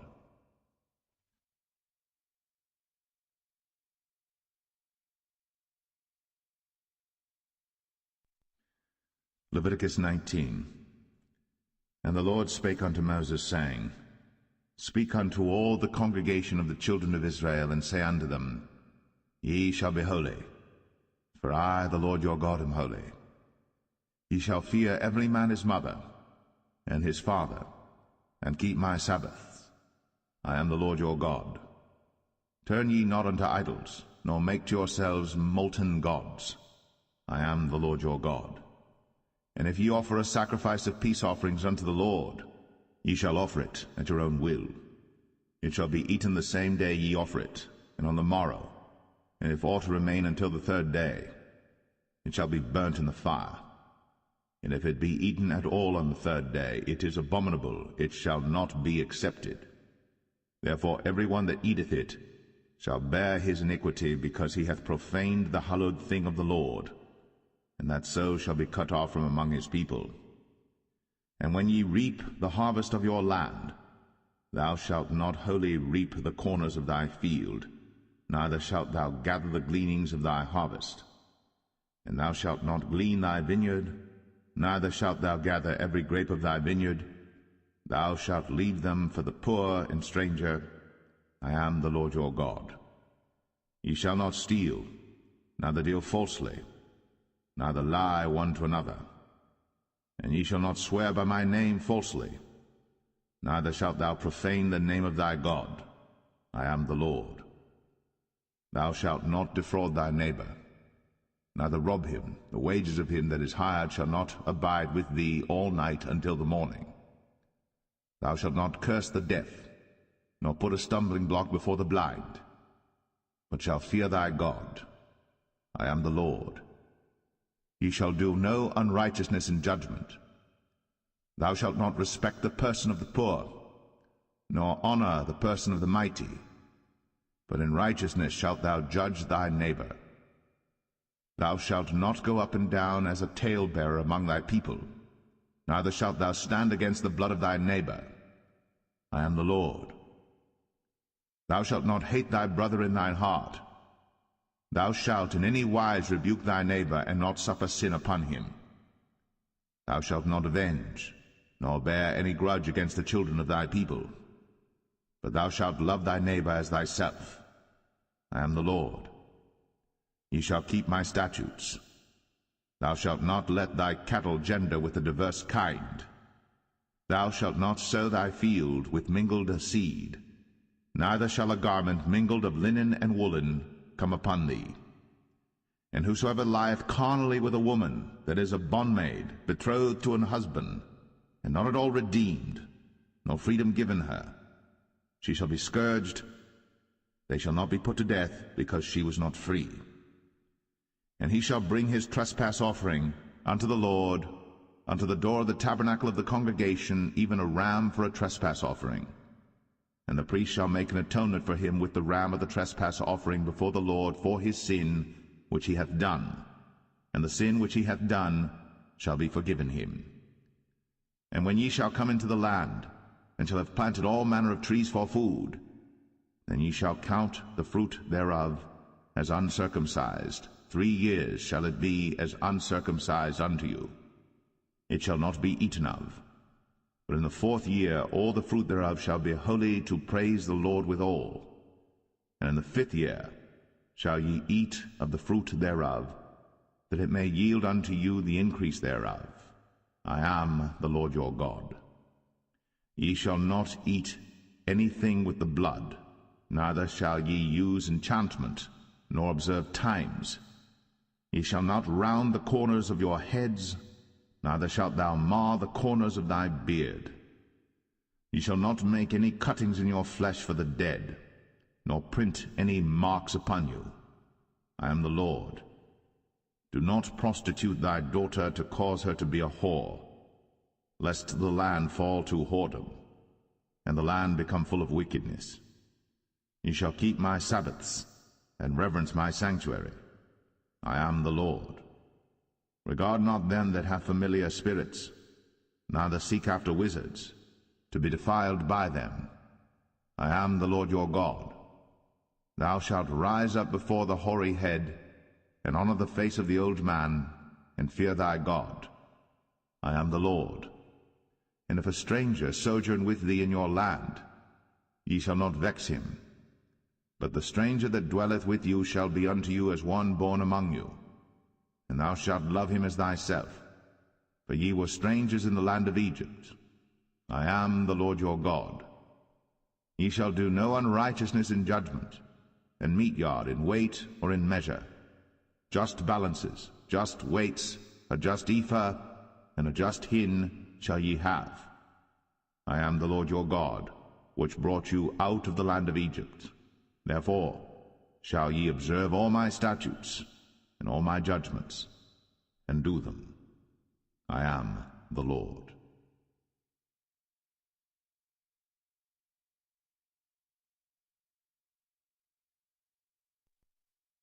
Leviticus 20. And the Lord spake unto Moses, saying, Again, thou shalt say to the children of Israel, Whosoever he be of the children of Israel, or of the strangers that sojourn in Israel, that giveth any of his seed unto Moloch, he shall surely be put to death. The people of the land shall stone him with stones. And I will set my face against that man, and will cut him off from among his people, because he hath given of his seed unto Moloch, to defile my sanctuary, and to profane my holy name. And if the people of the land do any ways hide their eyes from the man, when he giveth of his seed unto Moloch, and kill him not, then I will set my face against that man, and against his family, and will cut him off, and all that go a-whoring after him, to commit whoredom with Moloch from among their people. And the soul that turneth after such as have familiar spirits, and after wizards, to go a-whoring after them, I will even set my face against that soul, and will cut him off from among his people. Sanctify yourselves therefore, and be ye holy, for I am the Lord your God. And ye shall keep my statutes, and do them. I am the Lord which sanctify you. For every one that curseth his father or his mother shall be surely put to death. He hath cursed his father or his mother, his blood shall be upon him. And the man that committeth adultery with another man's wife, even he that committeth adultery with his neighbor's wife, the adulterer and the adulteress shall surely be put to death. And the man that lieth with his father's wife hath uncovered his father's nakedness. Both of them shall surely be put to death. Their blood shall be upon them. And if a man lie with his daughter-in-law, both of them shall surely be put to death. They have wrought confusion. Their blood shall be upon them. If a man also lie with mankind, as he lieth with a woman, both of them have committed an abomination. They shall surely be put to death. Their blood shall be upon them. And if a man take a wife and her mother, it is wickedness. They shall be burnt with fire, both he and they, that there be no wickedness among you. And if a man lie with a beast, he shall surely be put to death, and ye shall slay the beast. And if a woman approach unto any beast, and lie down thereto, thou shalt kill the woman and the beast. They shall surely be put to death. Their blood shall be upon them. And if a man shall take his sister, his father's daughter, or his mother's daughter, and see her nakedness, and she see his nakedness, it is a wicked thing, when they shall be cut off in the sight of their people. He hath uncovered his sister's nakedness, he shall bear his iniquity. And if a man shall lie with a woman having her sickness, and shall uncover her nakedness, he hath discovered her fountain, and she hath uncovered the fountain of her blood, and both of them shall be cut off from among their people. And thou shalt not uncover the nakedness of thy mother's sister, nor of thy father's sister, for he uncovereth his near kin, they shall bear their iniquity. And if a man shall lie with his uncle's wife, he hath uncovered his uncle's nakedness, they shall bear their sin, they shall die childless. And if a man shall take his brother's wife, it is an unclean thing. He hath uncovered his brother's nakedness, they shall be childless. Ye shall therefore keep all my statutes and all my judgments, and do them, that the land, whither I bring you to dwell therein, spew you not out. And ye shall not walk in the manners of the nation, which I cast out before you. For they committed all these things, and therefore I abhorred them. But I have said unto you, ye shall inherit their land, and I will give it unto you to possess it, a land that floweth with milk and honey. I am the Lord your God, which have separated you from other people. Ye shall therefore put difference between clean beasts and unclean, and between unclean fowls and clean. And ye shall not make your souls abominable by beast, or by fowl, or by any manner of living thing that creepeth on the ground, which I have separated from you as unclean. And ye shall be holy unto me, for I the Lord am holy, and have severed you from other people, that ye should be mine. A man also, or woman that hath a familiar spirit, or that is a wizard, shall surely be put to death. They shall stone them with stones, their blood shall be upon them.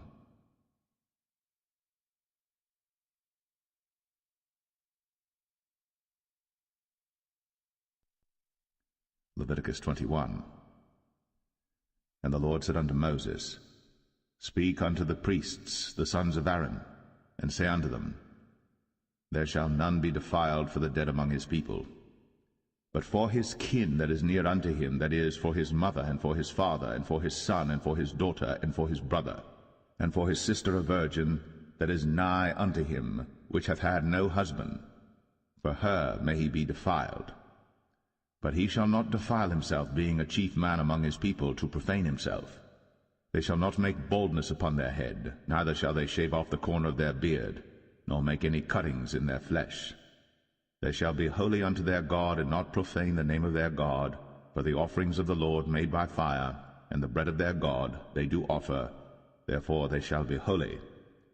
They shall not take a wife that is a whore, or profane, neither shall they take a woman put away from her husband, for he is holy unto his God.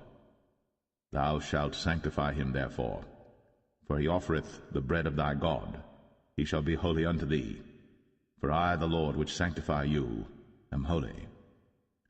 And the daughter of any priest, if she profane herself by playing the whore, she profaneth her father. she shall be burnt with fire. And he that is the high priest among his brethren, upon whose head the anointing oil was poured, and that is consecrated to put on the garments, shall not uncover his head nor rend his clothes. Neither shall he go into any dead body, nor defile himself for his father or for his mother. Neither shall he go out of the sanctuary, nor profane the sanctuary of his God. For the crown of the anointing oil of his God is upon him. I am the Lord. And he shall take a wife in her virginity, a widow or a divorced woman, or profane, or an harlot. These shall he not take, but he shall take a virgin of his own people to wife. Neither shall he profane his seed among his people, for I the Lord do sanctify him. And the Lord spake unto Moses, saying, Speak unto Aaron, saying, Whosoever he be of thy seed in their generations that hath any blemish, let him not approach to offer the bread of his God. For whatsoever man he be that hath a blemish, he shall not approach, a blind man, or a lame, or he that hath a flat nose, or anything superfluous, or a man that is broken-footed, or broken-handed, or crooked-backed, or a dwarf, or that hath a blemish in his eye, or be scurvy, or scabbed, or hath his stones broken. No man that hath a blemish of the seed of Aaron the priest shall come nigh to offer the offerings of the Lord made by fire. He hath a blemish. He shall not come nigh to offer the bread of his God. He shall eat the bread of his God, both of the most holy and of the holy. Only he shall not go in unto the veil, nor come nigh unto the altar, because he hath a blemish, that he profane not my sanctuaries. For I the Lord do sanctify them. And Moses told it unto Aaron and to his sons, and unto all the children of Israel.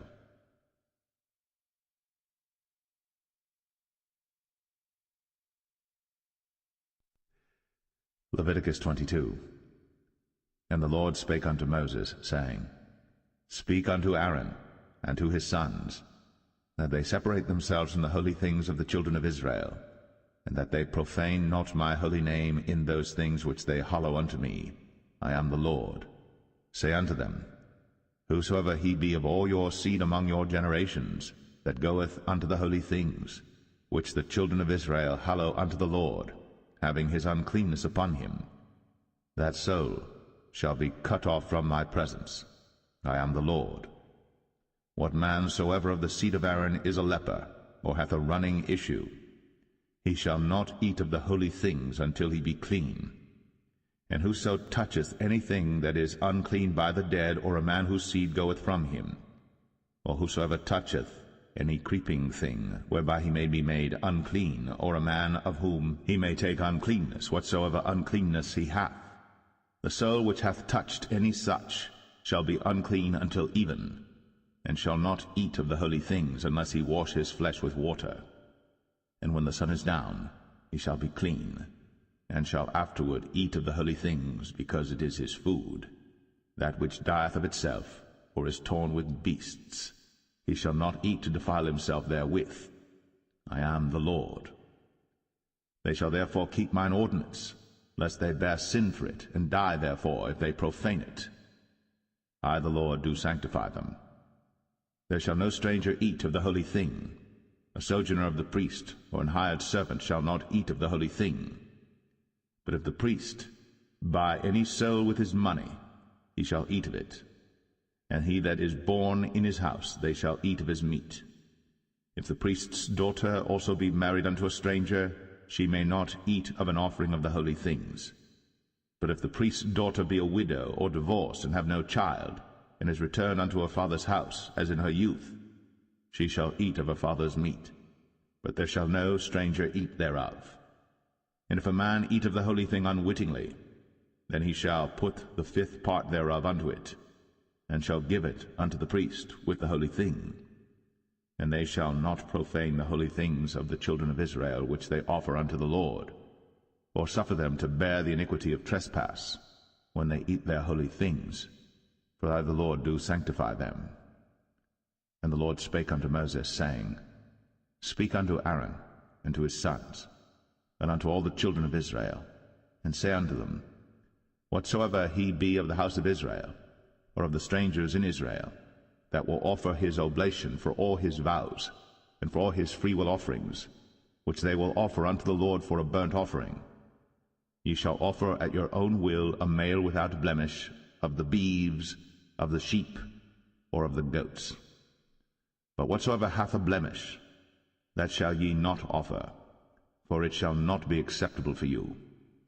And whosoever offereth a sacrifice of peace offerings unto the Lord to accomplish his vow, or a freewill offering in beeves or sheep, it shall be perfect to be accepted. There shall be no blemish therein. Blind, or broken, or maimed, or having a wen, or scurvy, or scabbed, ye shall not offer these unto the Lord, nor make an offering by fire of them upon the altar unto the Lord, either a bullock, or a lamb that hath anything superfluous or lacking in his parts, that mayest thou offer for a freewill offering, but for a vow it shall not be accepted. Ye shall not offer unto the Lord that which is bruised, or crushed, or broken, or cut. Neither shall ye make any offering thereof in your land. Neither from a stranger's hand shall ye offer the bread of your God of any of these, because their corruption is in them, and blemishes be in them. They shall not be accepted for you. And the Lord spake unto Moses, saying, When a bullock or a sheep or a goat is brought forth, then it shall be 7 days under the dam, and from the 8th day and thenceforth it shall be accepted for an offering made by fire unto the Lord. And whether it be cow or ewe, ye shall not kill it and her young both in 1 day. And when ye will offer a sacrifice of thanksgiving unto the Lord, offer it at your own will. On the same day it shall be eaten up. Ye shall leave none of it until the morrow. I am the Lord. Therefore shall ye keep my commandments, and do them. I am the Lord. Neither shall ye profane my holy name, but I will be hallowed among the children of Israel. I am the Lord which hallow you, that brought you out of the land of Egypt, to be your God. I am the Lord.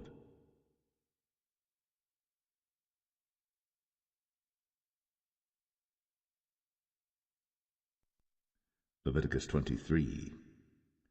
And the Lord spake unto Moses, saying, Speak unto the children of Israel, and say unto them, Concerning the feasts of the Lord, which ye shall proclaim to be holy convocations, even these are my feasts. 6 days shall work be done, but the 7th day is the Sabbath of rest, and holy convocation. Ye shall do no work therein. It is the Sabbath of the Lord in all your dwellings. These are the feasts of the Lord, even holy convocations, which ye shall proclaim in their seasons. In the 14th day of the 1st month at even is the Lord's Passover, and on the 15th day of the same month is the feast of unleavened bread unto the Lord. 7 days ye must eat unleavened bread. In the 1st day ye shall have an holy convocation. Ye shall do no servile work therein, but ye shall offer an offering made by fire unto the Lord 7 days. In the 7th day is an holy convocation. Ye shall do no servile work therein. And the Lord spake unto Moses, saying, Speak unto the children of Israel, and say unto them, When ye be come into the land which I give unto you, and shall reap the harvest thereof, then ye shall bring a sheaf of the first fruits of your harvest unto the priest. And he shall wave the sheaf before the Lord, to be accepted for you. On the morrow after the Sabbath the priest shall wave it. And ye shall offer that day, when ye wave the sheaf, an he-lamb without blemish of the 1st year for a burnt offering unto the Lord. And the meat offering thereof shall be 2/10 deals of fine flour mingled with oil, an offering made by fire unto the Lord for a sweet savour. And the drink offering thereof shall be of wine, the 4th part of an hin. And ye shall eat neither bread, nor parched corn, nor green ears, until the selfsame day that ye have brought an offering unto your God. It shall be a statute for ever throughout your generations in all your dwellings. And ye shall count unto you from the morrow after the Sabbath, from the day that ye brought the sheaf of the wave offering, 7 Sabbaths shall be complete.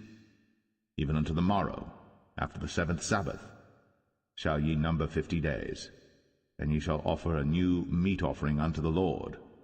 Ye shall bring out of your habitations 2 wave loaves of 2/10 deals. They shall be of fine flour. They shall be baked with leaven. They are the first fruits unto the Lord. And ye shall offer with the bread 7 lambs without blemish of the first year, and 1 young bullock, and 2 rams. They shall be for a burnt offering unto the Lord, with their meat offering, and their drink offerings, even an offering made by fire of sweet savour unto the Lord. Then ye shall sacrifice 1 kid of the goats for a sin offering, and 2 lambs of the first year for a sacrifice of peace offerings. And the priest shall wave them with the bread of the firstfruits for a wave offering before the Lord. With the 2 lambs they shall be holy to the Lord for the priests. And ye shall proclaim on the selfsame day, that it may be an holy convocation unto you. Ye shall do no servile work therein.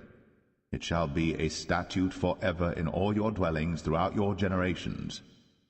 And when ye reap the harvest of your land, thou shalt not make clean riddance of the corners of thy field when thou reapest, neither shalt thou gather any gleanings of thy harvest. Thou shalt leave them unto the poor, and to the stranger. I am the Lord your God. And the Lord spake unto Moses, saying, Speak unto the children of Israel, saying, In the 7th month, in the 1st day of the month, shall ye have a Sabbath, a memorial of blowing of trumpets, and holy convocation. Ye shall do no servile work therein, but ye shall offer an offering made by fire unto the Lord. And the Lord spake unto Moses, saying, Also on the 10th day of this 7th month there shall be a day of atonement. It shall be an holy convocation unto you, and ye shall afflict your souls, and offer an offering made by fire unto the Lord. And ye shall do no work in that same day, for it is a day of atonement, to make an atonement for you before the Lord your God. For whatsoever soul it be that shall not be afflicted in that same day, he shall be cut off from among his people. And whatsoever soul it be that doeth any work in that same day, the same soul will I destroy from among his people. He shall do no manner of work. It shall be a statute for ever throughout your generations in all your dwellings. It shall be unto you a Sabbath of rest, and ye shall afflict your souls. In the 9th day of the month at even, from even unto even shall ye celebrate your Sabbath.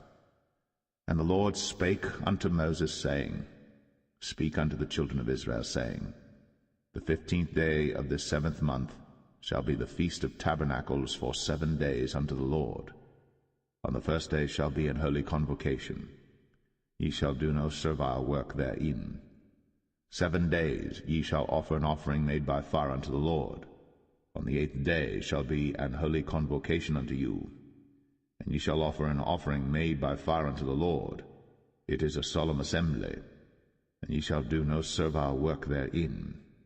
These are the feasts of the Lord, which ye shall proclaim to be holy convocations, to offer an offering made by fire unto the Lord, a burnt offering, and a meat offering, a sacrifice, and drink offerings, everything upon his day. Beside the Sabbaths of the Lord, and beside your gifts, and beside all your vows, and beside all your free will offerings which ye give unto the Lord, also in the 15th day of the 7th month, when ye have gathered in the fruit of the land, ye shall keep a feast unto the Lord 7 days. On the 1st day shall be a Sabbath, and on the 8th day shall be a Sabbath. And ye shall take you on the 1st day the boughs of goodly trees, branches of palm trees, and the boughs of thick trees, and willows of the brook. And ye shall rejoice before the Lord your God 7 days. And ye shall keep it a feast unto the Lord 7 days in the year. It shall be a statute for ever in your generations. Ye shall celebrate it in the 7th month. Ye shall dwell in booths 7 days. All that are Israelites born shall dwell in booths. That your generations may know that I made the children of Israel to dwell in booths, when I brought them out of the land of Egypt. I am the Lord your God. And Moses declared unto the children of Israel the feasts of the Lord.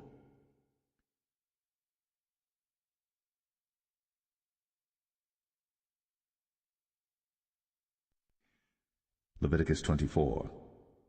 And the Lord spake unto Moses, saying, Command the children of Israel, that they bring unto thee pure oil olive beaten for the light, to cause the lamps to burn continually. Without the veil of the testimony, in the tabernacle of the congregation, shall Aaron order it from the evening unto the morning before the Lord continually. It shall be a statute for ever in your generations. He shall order the lamps upon the pure candlestick before the Lord continually. And thou shalt take fine flour, and bake 12 cakes thereof. 2 tenth deals shall be in 1 cake. And thou shalt set them in 2 rows, 6 in a row, upon the pure table before the Lord. And thou shalt put pure frankincense upon each row, that it may be on the bread for a memorial, even an offering made by fire unto the Lord. Every Sabbath he shall set it in order before the Lord continually, being taken from the children of Israel by an everlasting covenant. And it shall be Aaron's and his sons, and they shall eat it in the holy place. For it is most holy unto him of the offerings of the Lord made by fire, by a perpetual statute. And the son of an Israelitish woman, whose father was an Egyptian, went out among the children of Israel. And this son of the Israelitish woman and a man of Israel strove together in the camp. And the Israelitish woman's son blasphemed the name of the Lord, and cursed. And they brought him unto Moses. And his mother's name was Shilemeth, the daughter of Dibri of the tribe of Dan. And they put him in ward, that the mind of the Lord might be shown them. And the Lord spake unto Moses, saying, Bring forth him that hath cursed without the camp, and let all that heard him lay their hands upon his head, and let all the congregation stone him. And thou shalt speak unto the children of Israel, saying, Whosoever curseth his God shall bear his sin. And he that blasphemeth the name of the Lord, he shall surely be put to death, and all the congregation shall certainly stone him, as well the stranger, as he that is born in the land, when he blasphemeth the name of the Lord, shall be put to death. And he that killeth any man shall surely be put to death. And he that killeth a beast shall make it good, beast for beast. And if a man cause a blemish in his neighbor, as he hath done, so shall it be done to him. Breach for breach, eye for eye, tooth for tooth. As he hath caused a blemish in a man, so shall it be done to him again. And he that killeth a beast, he shall restore it. And he that killeth a man, he shall be put to death. Ye shall have one manner of law, as well for the stranger as for one of your own country. For I am the Lord your God. And Moses spake to the children of Israel, that they should bring forth him that had cursed out of the camp, and stone him with stones. And the children of Israel did as the Lord commanded Moses.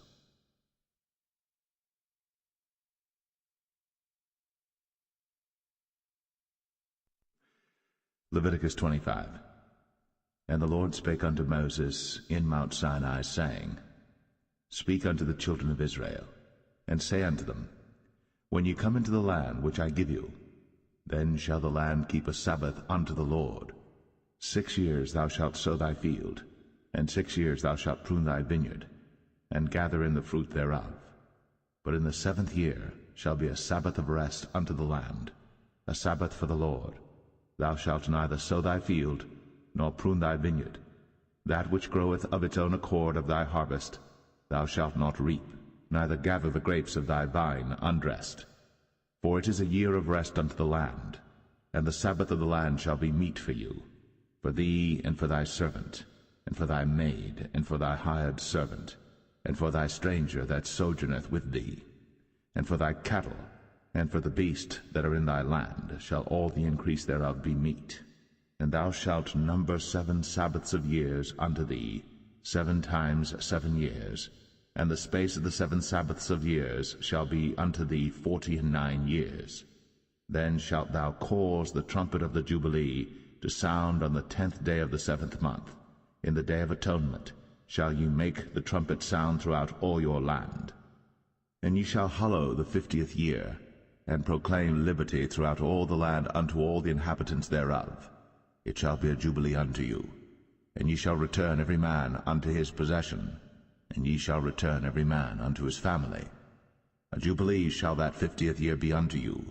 Ye shall not sow, neither reap that which groweth of itself in it, nor gather the grapes in it of thy vine undressed. For it is the jubilee. It shall be holy unto you. Ye shall eat the increase thereof out of the field.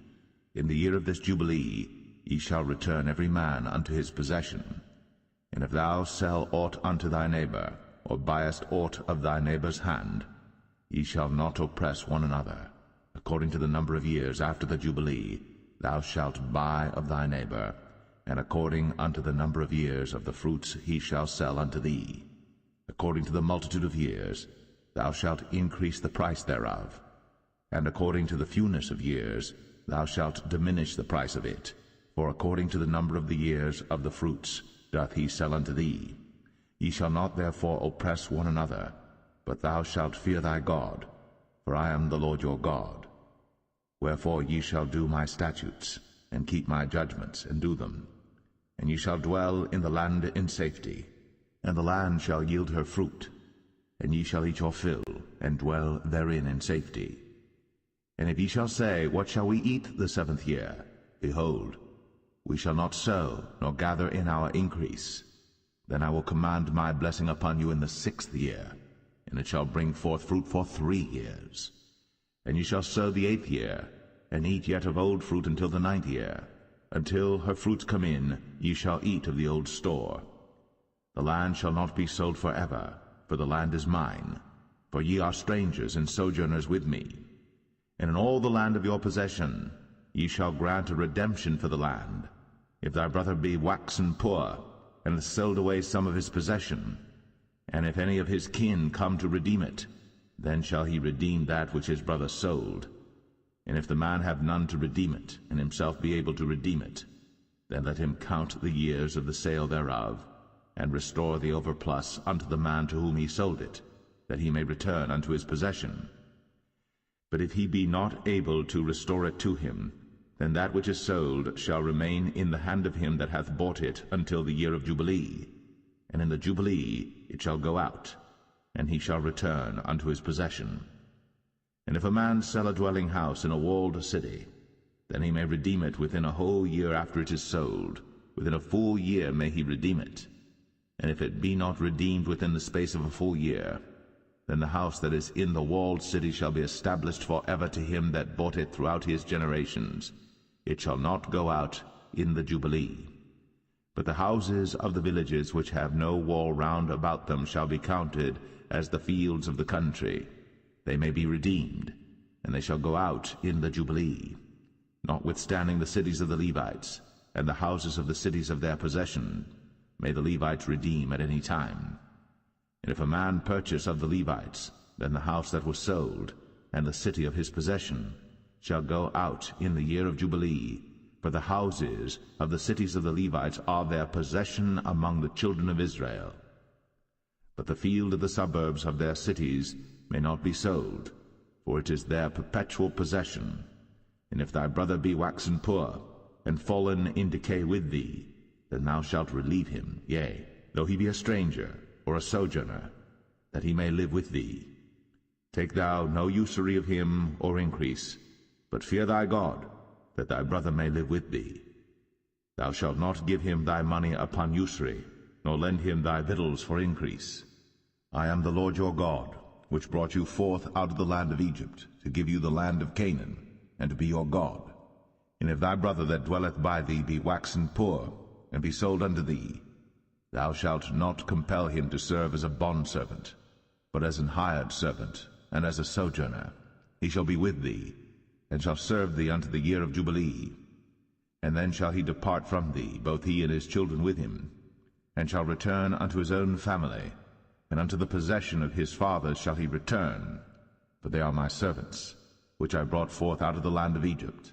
They shall not be sold as bondmen. Thou shalt not rule over him with rigor, but shalt fear thy God. Both thy bondmen and thy bondmaids, which thou shalt have, shall be of the heathen that are round about you. Of them shall ye buy bondmen and bondmaids. Moreover, of the children of the strangers that do sojourn among you, of them shall ye buy, and of their families that are with you, which they begat in your land, and they shall be your possession. And ye shall take them as an inheritance for your children after you, to inherit them for a possession. They shall be your bondmen forever.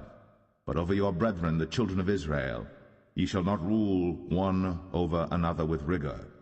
And if a sojourner or stranger wax rich by thee, and thy brother that dwelleth by him wax poor, and sell himself unto the stranger or sojourner by thee, or to the stock of the stranger's family, after that he is sold, he may be redeemed again. One of his brethren may redeem him. Either his uncle or his uncle's son may redeem him, or any that is nigh of kin unto him of his family may redeem him, or if he be able, he may redeem himself. And he shall reckon with him that bought him from the year that he was sold to him unto the year of Jubilee. And the price of his sale shall be according unto the number of years, according to the time of an hired servant shall it be with him. If there be yet many years behind, according unto them, he shall give again the price of his redemption out of the money that he was bought for. And if there remain but few years unto the year of Jubilee, then he shall count with him, and according unto his years shall he give him again the price of his redemption. And as a yearly hired servant shall he be with him, and the other shall not rule with rigor over him in thy sight. And if he be not redeemed in these years, then he shall go out in the year of Jubilee, both he and his children with him. For unto me the children of Israel are servants. They are my servants whom I brought forth out of the land of Egypt. I am the Lord your God.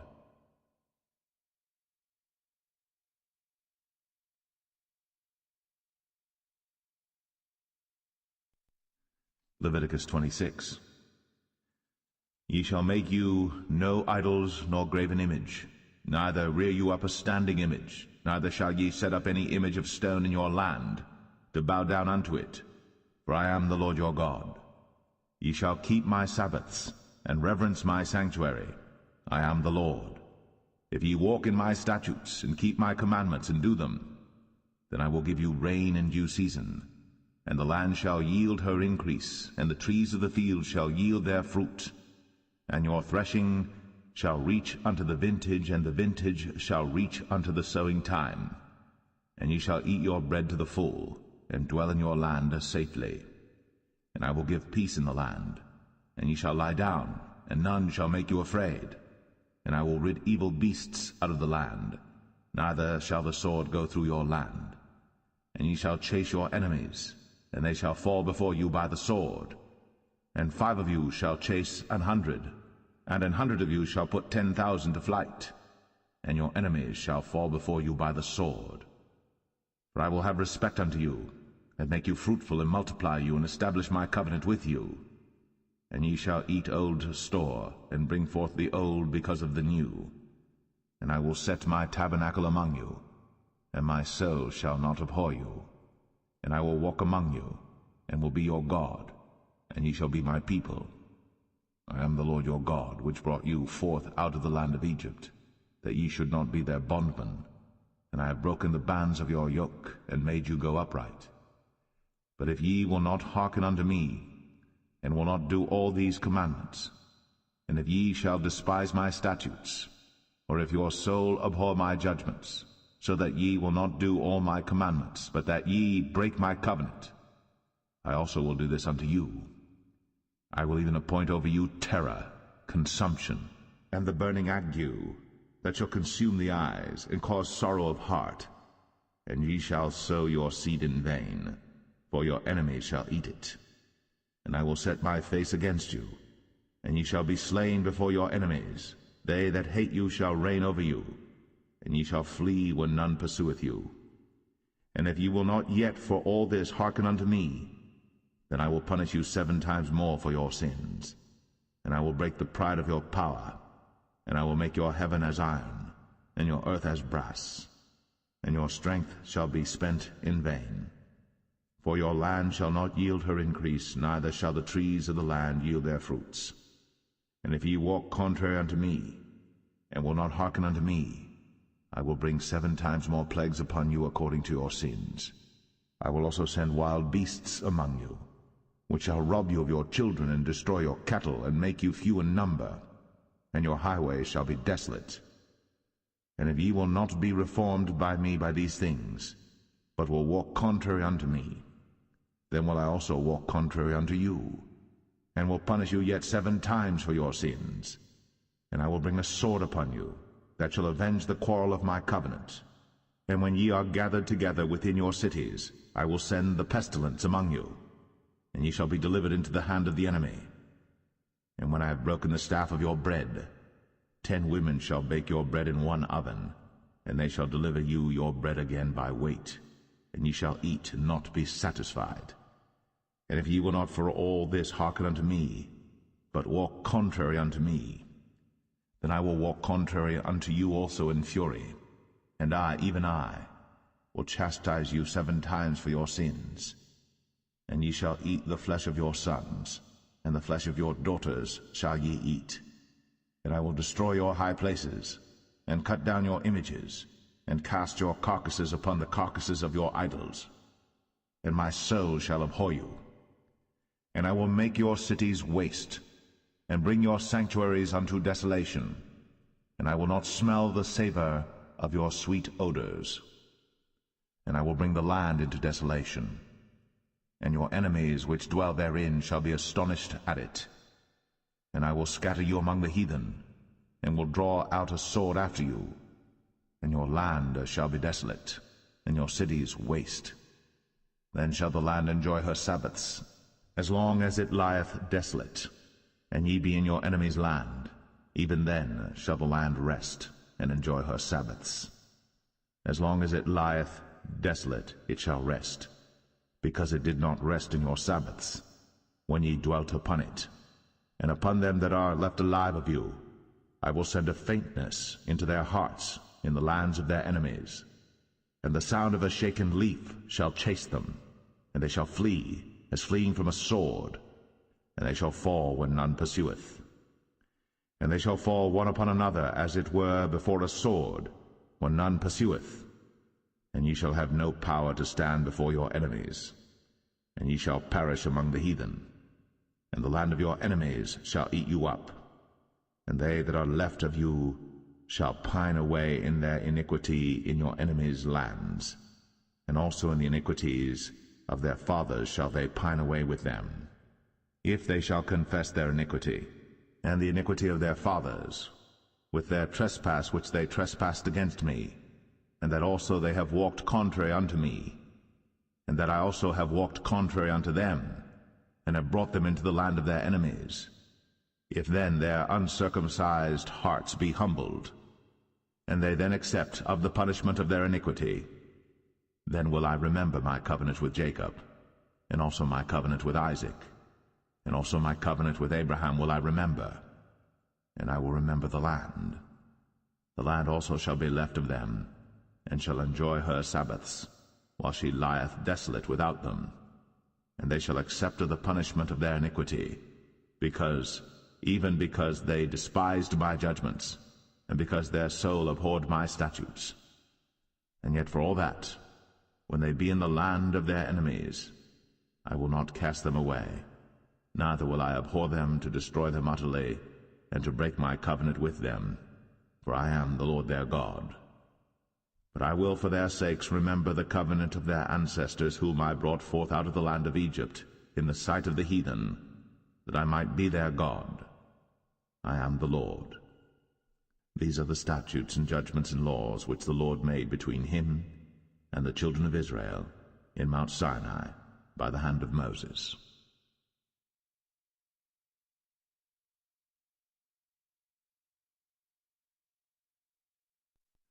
Leviticus 27. And the Lord spake unto Moses, saying, Speak unto the children of Israel, and say unto them, When a man shall make a singular vow, the person shall be for the Lord by thy estimation. And thy estimation shall be of the male from 20 years old even unto 60 years old.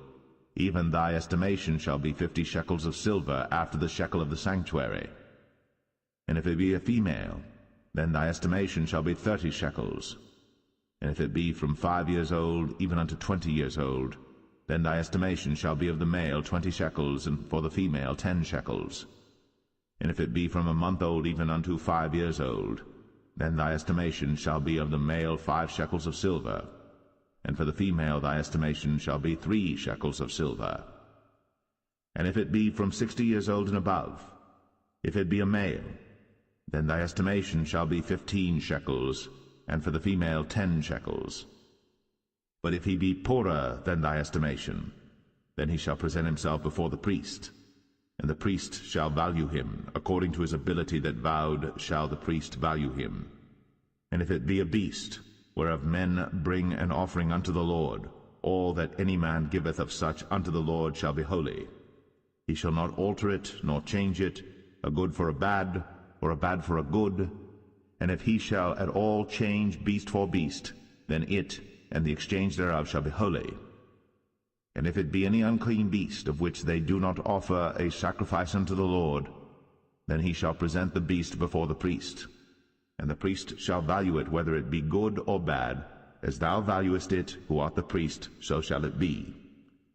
But if he will at all redeem it, then he shall add a fifth part thereof unto thy estimation. And when a man shall sanctify his house to be holy unto the Lord, then the priest shall estimate it, whether it be good or bad, as the priest shall estimate it, so shall it stand. And if he that sanctified it will redeem his house, then he shall add the fifth part of the money of thy estimation unto it, and it shall be his. And if a man shall sanctify unto the Lord some part of a field of his possession, then thy estimation shall be according to the seed thereof, an homer of barley seed shall be valued at 50 shekels of silver. If he sanctify his field from the year of Jubilee according to thy estimation, it shall stand. But if he sanctify his field after the Jubilee, then the priest shall reckon unto him the money according to the years that remain, even unto the year of the Jubilee, and it shall be abated from thy estimation. And if he that sanctified the field will in any wise redeem it, then he shall add the fifth part of the money of thy estimation unto it, and it shall be assured to him.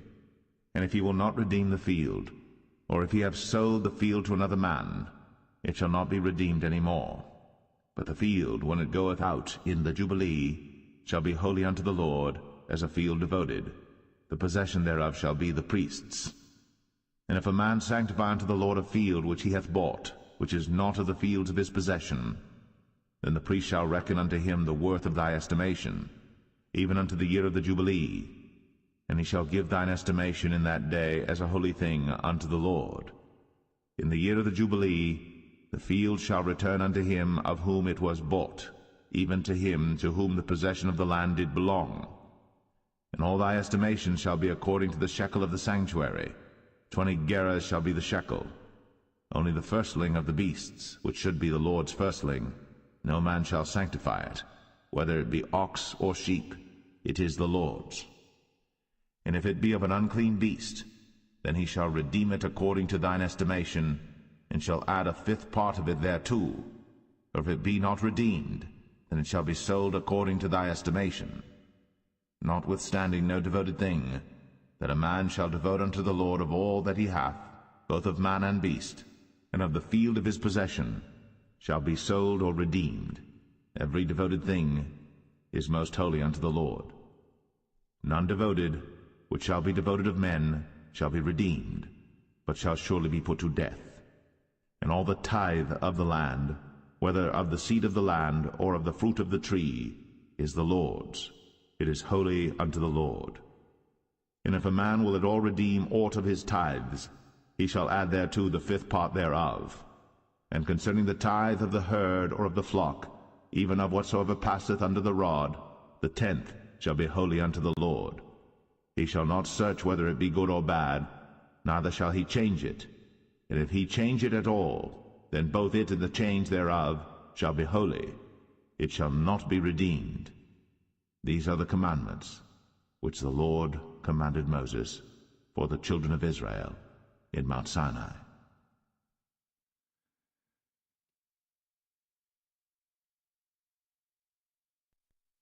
The Book of Numbers, chapter 1. And the Lord spake unto Moses in the wilderness of Sinai, in the tabernacle of the congregation, on the first day of the 2nd month, in the 2nd year after they were come out of the land of Egypt, saying, Take ye the sum of all the congregation of the children of Israel, after their families, by the house of their fathers, with the number of their names, every male by their polls. From 20 years old and upward, all that are able to go forth to war in Israel, thou and Aaron shall number them by their armies. And with you there shall be a man of every tribe, every one head of the house of his fathers. And these are the names of the men that shall stand with you.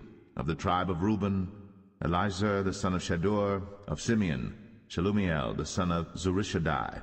Of Judah, Nahshon the son of Amminadab. Of Issachar, Nethanel the son of Zuar. Of Zebulun, Eliab the son of Helon. Of the children of Joseph, of Ephraim, Elishama the son of Ammihud. Of Manasseh, Gamaliel the son of Pedazur. Of Benjamin, Abidan the son of Gideoni. Of Dan, Ahiezer the son of Ammishaddai. Of Asher, Pagiel the son of Ochran. Of Gad, Eliasaph the son of Duel. Of Naphtali, Ahira the son of Enan. These were the renowned of the congregation, princes of the tribes of their fathers, heads of thousands in Israel. And Moses and Aaron took these men, which are expressed by their names, and they assembled all the congregation together on the first day of the 2nd month. And they declared their pedigrees after their families, by the house of their fathers, according to the number of the names, from 20 years old and upward, by their polls. As the Lord commanded Moses, so he numbered them in the wilderness of Sinai. And the children of Reuben, Israel's eldest son, by their generations, after their families, by the house of their fathers, according to the number of the names, by their polls, every male from 20 years old and upward, all that were able to go forth to war. Those that were numbered of them, even of the tribe of Reuben, were 46,500. Of the children of Simeon by their generations, after their families, by the house of their fathers, those that were numbered of them, according to the number of the names, by their polls, every male from 20 years old and upward, all that were able to go forth to war. Those that were numbered of them, even of the tribe of Simeon, were 59,300. Of the children of Gad, by their generations, after their families, by the house of their fathers, according to the number of the names, from 20 years old and upward, all that were able to go forth to war. Those that were numbered of them, even of the tribe of Gad, were 45,650. Of the children of Judah, by their generations, after their families, by the house of their fathers, according to the number of the names, from 20 years old and upward, all that were able to go forth to war. Those that were numbered of them, even of the tribe of Judah, were 314,600. Of the children of Issachar, by their generations, after their families, by the house of their fathers, according to the number of the names, from 20 years old and upward, all that were able to go forth to war. Those that were numbered of them, even of the tribe of Issachar, were 54,400. Of the children of Zebulun, by their generations, after their families, by the house of their fathers, according to the number of the names, from 20 years old and upward, all that were able to go forth to war. Those that were numbered of them, even of the tribe of Zebulun, were 57,400.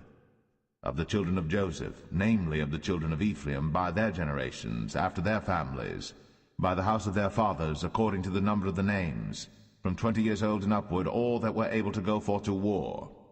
Those that were numbered of them, even of the tribe of Ephraim, were 40,500. Of the children of Manasseh, by their generations, after their families, by the house of their fathers, according to the number of the names, from 20 years old and upward, all that were able to go forth to war. Those that were numbered of them, even of the tribe of Manasseh, were 32,200.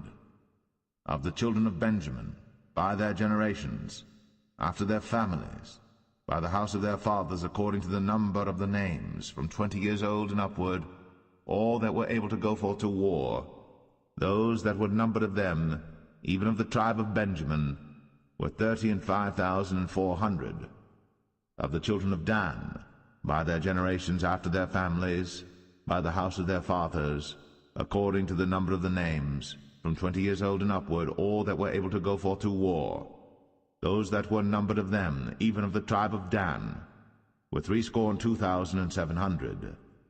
Of the children of Asher, by their generations, after their families, by the house of their fathers, according to the number of the names, from 20 years old and upward, all that were able to go forth to war. Those that were numbered of them, even of the tribe of Asher, were 41,500. Of the children of Naphtali, throughout their generations, after their families, by the house of their fathers, according to the number of the names, from 20 years old and upward, all that were able to go forth to war, those that were numbered of them, even of the tribe of Naphtali, were 53,400. These are those that were numbered, which Moses and Aaron numbered. And the princes of Israel, being 12 men, each one was for the house of his fathers. So were all those that were numbered of the children of Israel, by the house of their fathers, from 20 years old and upward, all that were able to go forth to war in Israel. Even all they that were numbered were 600,000 and 3,550. But the Levites after the tribe of their fathers were not numbered among them. For the Lord had spoken unto Moses, saying, Only thou shalt not number the tribe of Levi, neither take the sum of them among the children of Israel. But thou shalt appoint the Levites over the tabernacle of testimony, and over all the vessels thereof, and over all things that belong to it. They shall bear the tabernacle, and all the vessels thereof, and they shall minister unto it, and shall encamp round about the tabernacle. And when the tabernacle setteth forward, the Levites shall take it down. And when the tabernacle is to be pitched, the Levites shall set it up, and the stranger that cometh nigh shall be put to death. And the children of Israel shall pitch their tents, every man by his own camp, and every man by his own standard throughout their hosts. But the Levites shall pitch round about the tabernacle of testimony, that there be no wrath upon the congregation of the children of Israel. And the Levites shall keep the charge of the tabernacle of testimony. And the children of Israel did, according to all that the Lord commanded Moses. So did they.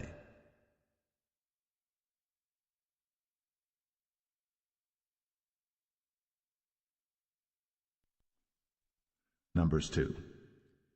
And the Lord spake unto Moses and unto Aaron, saying, Every man of the children of Israel shall pitch by his own standard, with the ensign of their father's house. Far off about the tabernacle of the congregation shall they pitch. And on the east side toward the rising of the sun shall they of the standard of the camp of Judah pitch throughout their armies. And Nahshon the son of Amminadab shall be captain of the children of Judah. And his host, and those that were numbered of them, were 314,600. And those that do pitch next unto him shall be the tribe of Issachar.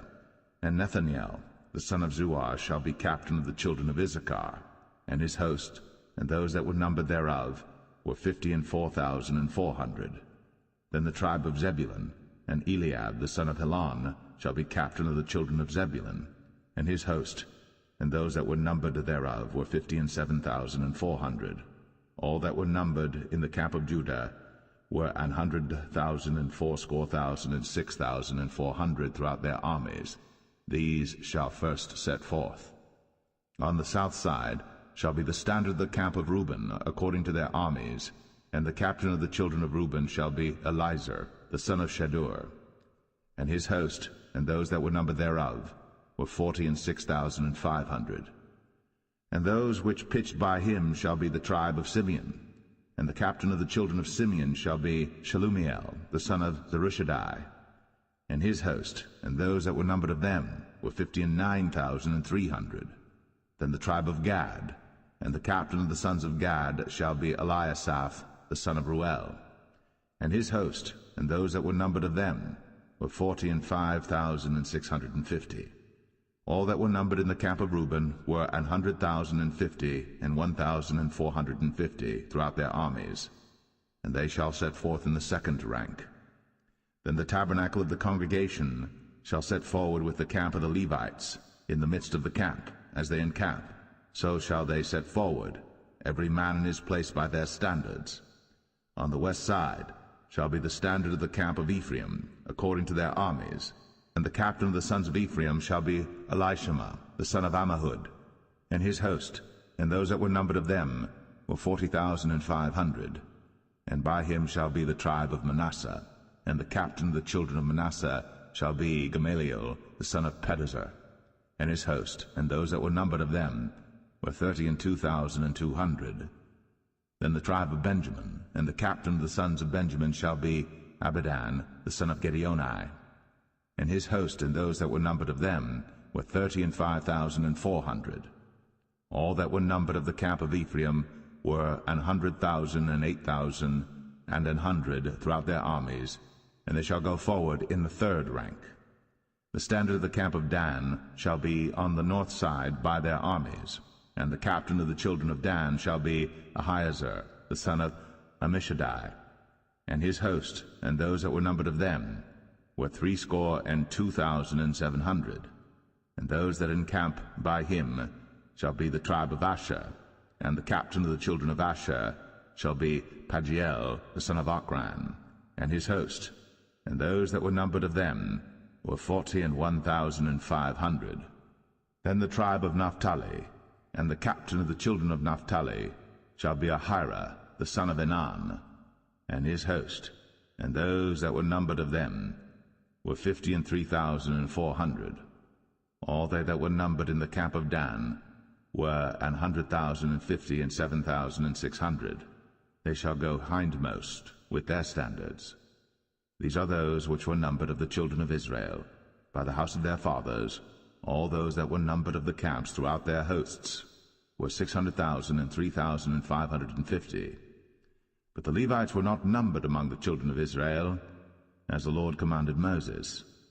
And the children of Israel did according to all that the Lord commanded Moses. So they pitched by their standards, and so they set forward, every one after their families, according to the house of their fathers.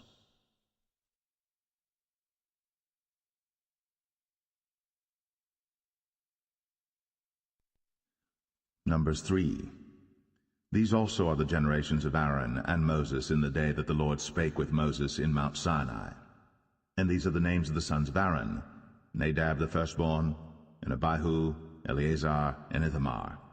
These are the names of the sons of Aaron, the priests which were anointed, whom he consecrated to minister in the priest's office.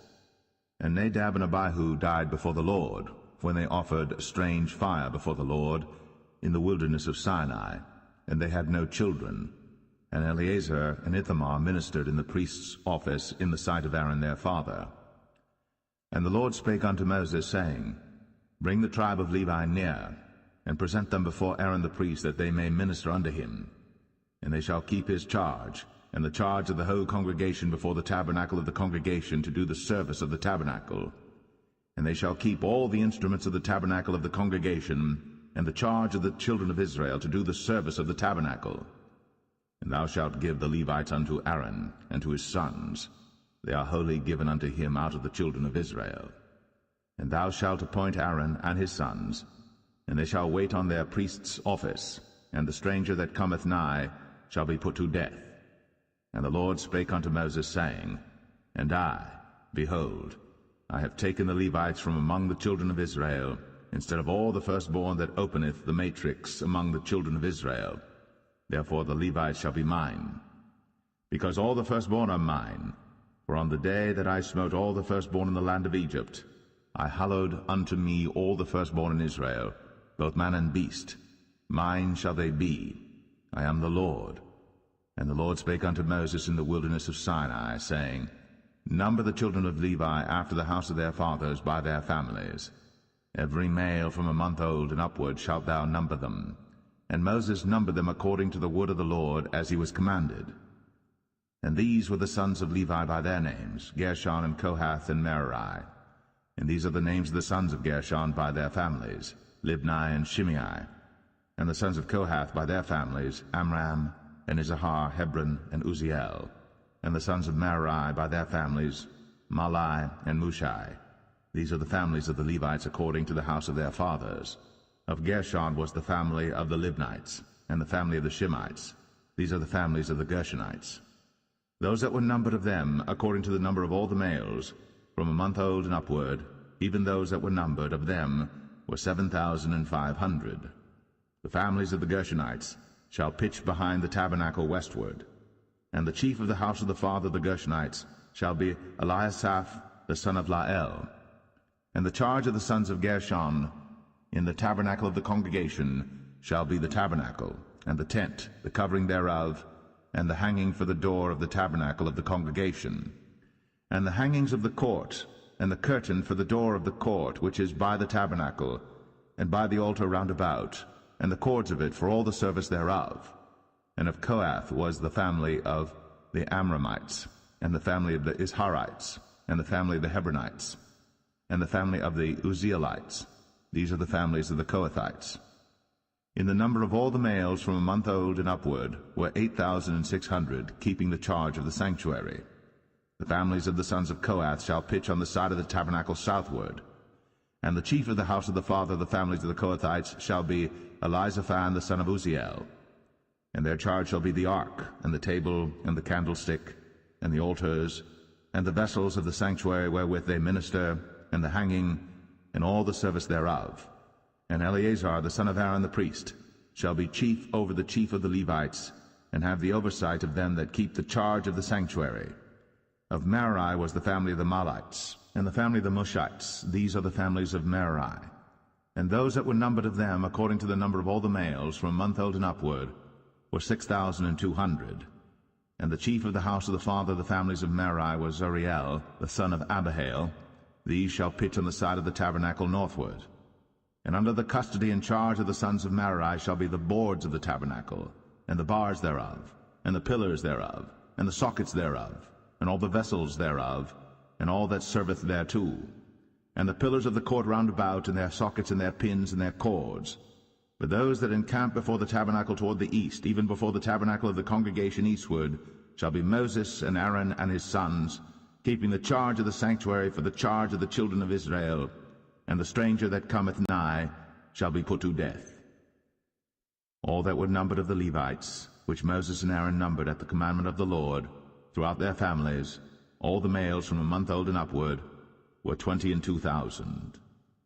And the Lord said unto Moses, Number all the firstborn of the males of the children of Israel from a month old and upward, and take the number of their names.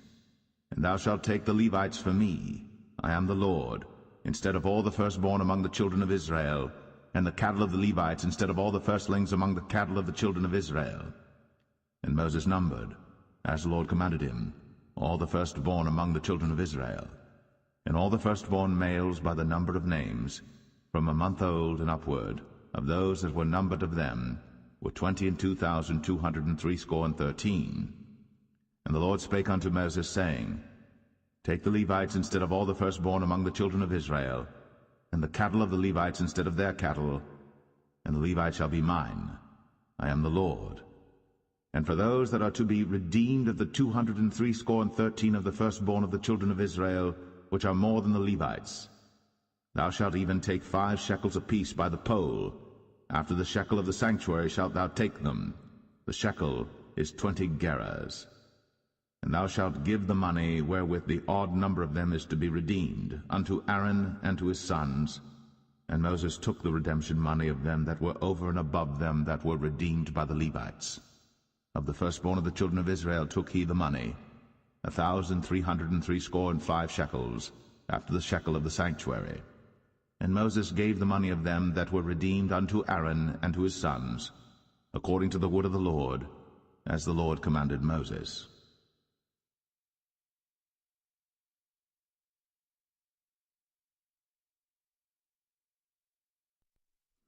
Numbers 4. And the Lord spake unto Moses and unto Aaron, saying, Take the sum of the sons of Kohath, from among the sons of Levi, after their families, by the house of their fathers, from 30 years old and upward, even until 50 years old, all that enter into the host, to do the work in the tabernacle of the congregation. This shall be the service of the sons of Kohath, in the tabernacle of the congregation, about the most holy things. And when the camp setteth forward, Aaron shall come, and his sons, and they shall take down the covering veil, and cover the ark of the testimony with it, and shall put thereon the covering of badgers' skins, and shall spread over it a cloth wholly of blue, and shall put in the staves thereof. And upon the table of showbread they shall spread a cloth of blue, and put thereon the dishes, and the spoons, and the bowls, and covers to cover withal, and the continual bread shall be thereon. And they shall spread upon them a cloth of scarlet, and cover the same with the covering of badgers' skins, and shall put in the staves thereof. And they shall take a cloth of blue, and cover the candlestick of the light, and his lamps, and his tongs, and his snuff dishes, and all the oil vessels thereof, wherewith they minister unto it. And they shall put it in all the vessels thereof within a covering of badgers' skins, and shall put it upon a bar. And upon the golden altar they shall spread a cloth of blue, and cover it with a covering of badgers' skins, and shall put to the staves thereof. And they shall take all the instruments of ministry, wherewith they minister in the sanctuary, and put them in a cloth of blue, and cover them with a covering of badgers' skins, and shall put them on a bar. And they shall take away the ashes from the altar, and spread a purple cloth thereon. And they shall put upon it all the vessels thereof, wherewith they minister about it, even the censers, the flesh hooks, and the shovels, and the basins, all the vessels of the altar. And they shall spread upon it a covering of badgers' skins, and put to the staves of it. And when Aaron and his sons have made an end of covering the sanctuary, and all the vessels of the sanctuary as the camp is to set forward, after that the sons of Kohath shall come to bear it. But they shall not touch any holy thing, lest they die. These things are the burden of the sons of Kohath in the tabernacle of the congregation. And to the office of Eleazar the son of Aaron the priest pertaineth the oil for the light, and the sweet incense, and the daily meat offering, and the anointing oil, and the oversight of all the tabernacle, and of all that therein is, in the sanctuary, and in the vessels thereof. And the Lord spake unto Moses and unto Aaron, saying, Cut ye not off the tribe of the families of the Kohathites from among the Levites, but thus do unto them, that they may live and not die, when they approach unto the most holy things. Aaron and his sons shall go in, and appoint them every one to his service and to his burden. But they shall not go in to see when the holy things are covered, lest they die. And the Lord spake unto Moses, saying, Take also the sum of the sons of Gershon, throughout the houses of their fathers by their families. From 30 years old and upward until 50 years old shalt thou number them, all that enter in to perform the service, to do the work in the tabernacle of the congregation. This is the service of the families of the Gershonites, to serve and for burdens. And they shall bear the curtains of the tabernacle, and the tabernacle of the congregation, his covering, and the covering of the badger skins that is above upon it, and the hanging for the door of the tabernacle of the congregation, and the hangings of the court, and the hanging for the door of the gate of the court, which is by the tabernacle, and by the altar round about, and their cords, and all the instruments of their service, and all that is made for them, so shall they serve. At the appointment of Aaron and his sons shall be all the service of the sons of the Gershonites, in all their burdens, and in all their service. And ye shall appoint unto them in charge all their burdens.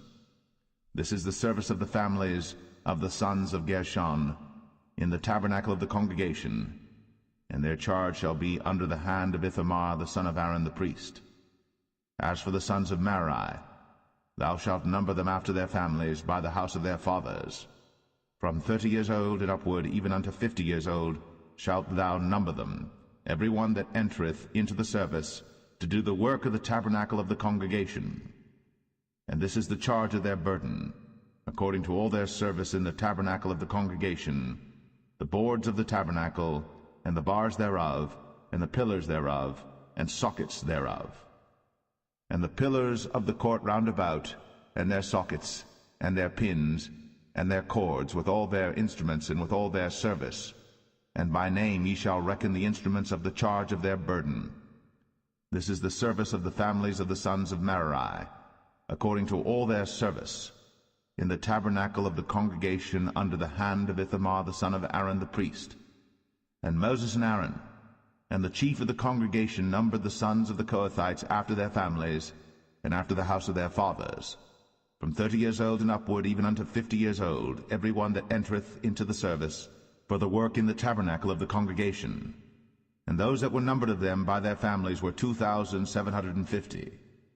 These were they that were numbered of the families of the Kohathites, all that might do service in the tabernacle of the congregation, which Moses and Aaron did number, according to the commandment of the Lord, by the hand of Moses.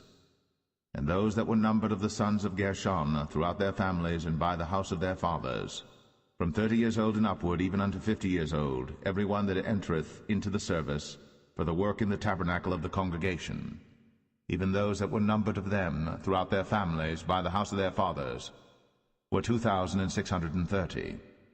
These are they that were numbered of the families of the sons of Gershon, of all that might do service in the tabernacle of the congregation, whom Moses and Aaron did number according to the commandment of the Lord. And those that were numbered of the families of the sons of Merari, throughout their families by the house of their fathers, from 30 years old and upward, even unto 50 years old, every one that entereth into the service, for the work in the tabernacle of the congregation, even those that were numbered of them after their families were 3,200. These be those that were numbered of the families of the sons of Merari, whom Moses and Aaron numbered according to the word of the Lord by the hand of Moses. All those that were numbered of the Levites, whom Moses and Aaron and the chief of Israel numbered, after their families, and after the house of their fathers, from 30 years old and upward, even unto 50 years old, every one that came to do the service of the ministry, and the service of the burden in the tabernacle of the congregation. Even those that were numbered of them were 8,580. According to the commandment of the Lord they were numbered by the hand of Moses, every one according to his service, and according to his burden. Thus were they numbered of him, as the Lord commanded Moses.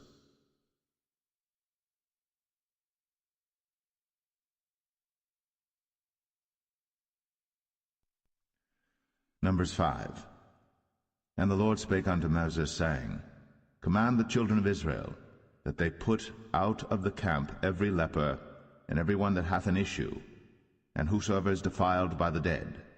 Both male and female shall ye put out, without the camp shall ye put them, that they defile not their camps, in the midst whereof I dwell. And the children of Israel did so, and put them out without the camp, as the Lord spake unto Moses. So did the children of Israel.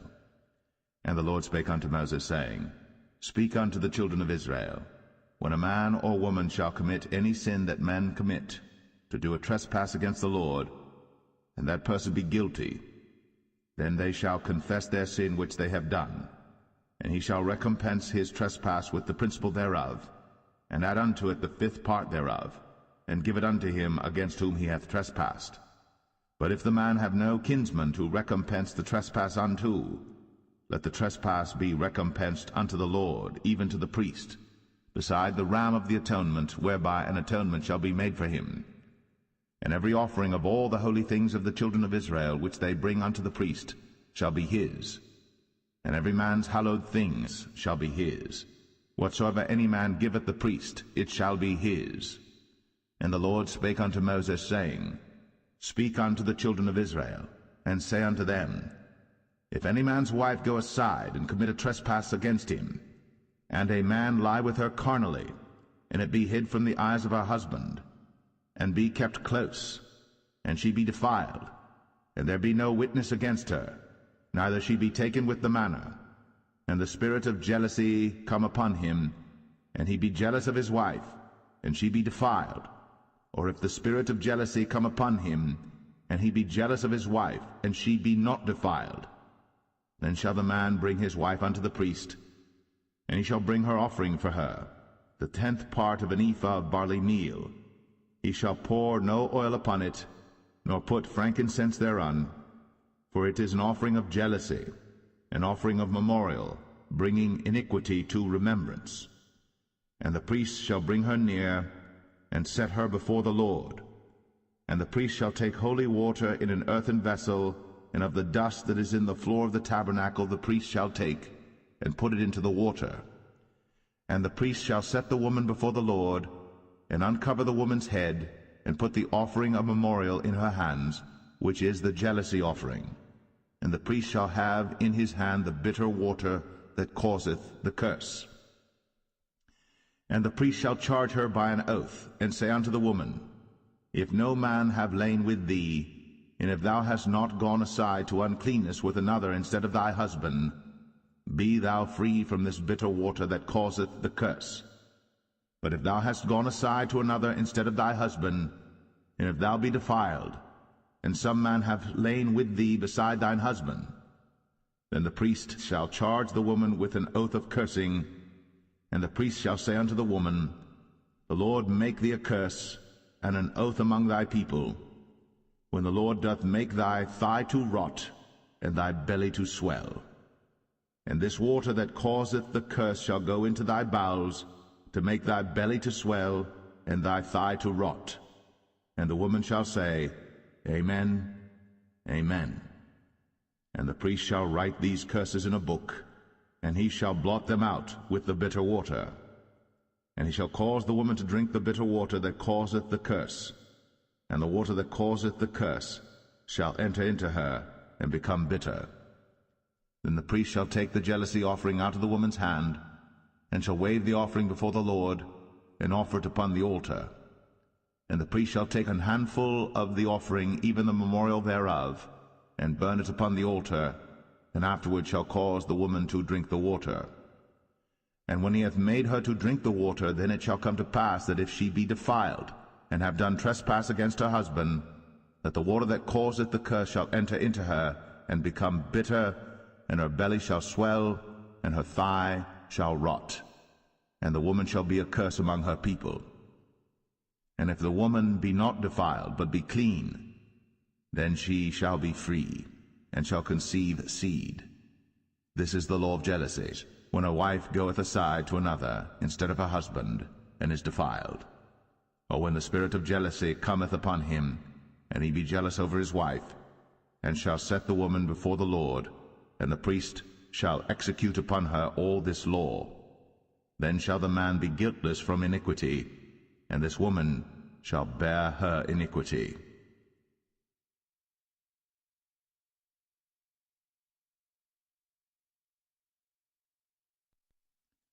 Number 6. And the Lord spake unto Moses, saying, Speak unto the children of Israel, and say unto them, When either man or woman shall separate themselves to vow a vow of a Nazarite, to separate themselves unto the Lord, he shall separate himself from wine and strong drink, and shall drink no vinegar of wine, or vinegar of strong drink. Neither shall he drink any liquor of grapes, nor eat moist grapes or dried. All the days of his separation shall he eat nothing that is made of the vine tree, from the kernels even to the husk. All the days of the vow of his separation there shall no razor come upon his head, until the days be fulfilled, in the which he separateth himself unto the Lord. He shall be holy, and shall let the locks of the hair of his head grow. All the days that he separateth himself unto the Lord, he shall come at no dead body. He shall not make himself unclean for his father, or for his mother, for his brother, or for his sister, when they die, because the consecration of his God is upon his head. All the days of his separation he is holy unto the Lord. And if any man die very suddenly by him, and he hath defiled the head of his consecration, then he shall shave his head in the day of his cleansing. On the 7th day shall he shave it. And on the 8th day he shall bring 2 turtles, or 2 young pigeons, to the priest, to the door of the tabernacle of the congregation, and the priest shall offer the one for a sin offering, and the other for a burnt offering, and make an atonement for him, for that he sinned by the dead, and shall hallow his head that same day.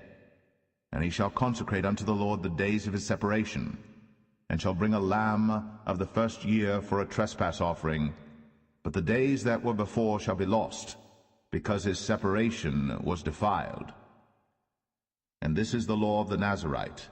When the days of his separation are fulfilled, he shall be brought unto the door of the tabernacle of the congregation, and he shall offer his offering unto the Lord, 1 he-lamb of the first year without blemish for a burnt offering, and 1 ewe-lamb of the first year without blemish for a sin offering, and 1 ram without blemish for peace offerings, and a basket of unleavened bread, cakes of fine flour mingled with oil, and wafers of unleavened bread anointed with oil, and their meat offering, and their drink offerings. And the priest shall bring them before the Lord, and shall offer his sin offering and his burnt offering. And he shall offer the ram for a sacrifice of peace offerings unto the Lord, with the basket of unleavened bread. The priest shall offer also his meat offering and his drink offering. And the Nazarite shall shave the head of his separation at the door of the tabernacle of the congregation, and shall take the hair of the head of his separation, and put it in the fire which is under the sacrifice of the peace offerings. And the priest shall take the sodden shoulder of the ram, and 1 unleavened cake out of the basket, and 1 unleavened wafer, and shall put them upon the hands of the Nazarite, after the hair of his separation is shaven. And the priest shall wave them for a wave offering before the Lord. This is holy for the priest, with the wave breast and heave shoulder. And after that the Nazarite may drink wine. This is the law of the Nazarite who hath vowed, and of his offering unto the Lord for his separation, beside that his hand shall get, according to the vow which he vowed, so he must do after the law of his separation. And the Lord spake unto Moses, saying, Speak unto Aaron and unto his sons, saying, On this wise ye shall bless the children of Israel, saying unto them, The Lord bless thee, and keep thee. The Lord make his face shine upon thee, and be gracious unto thee. The Lord lift up his countenance upon thee, and give thee peace. And they shall put my name upon the children of Israel, and I will bless them.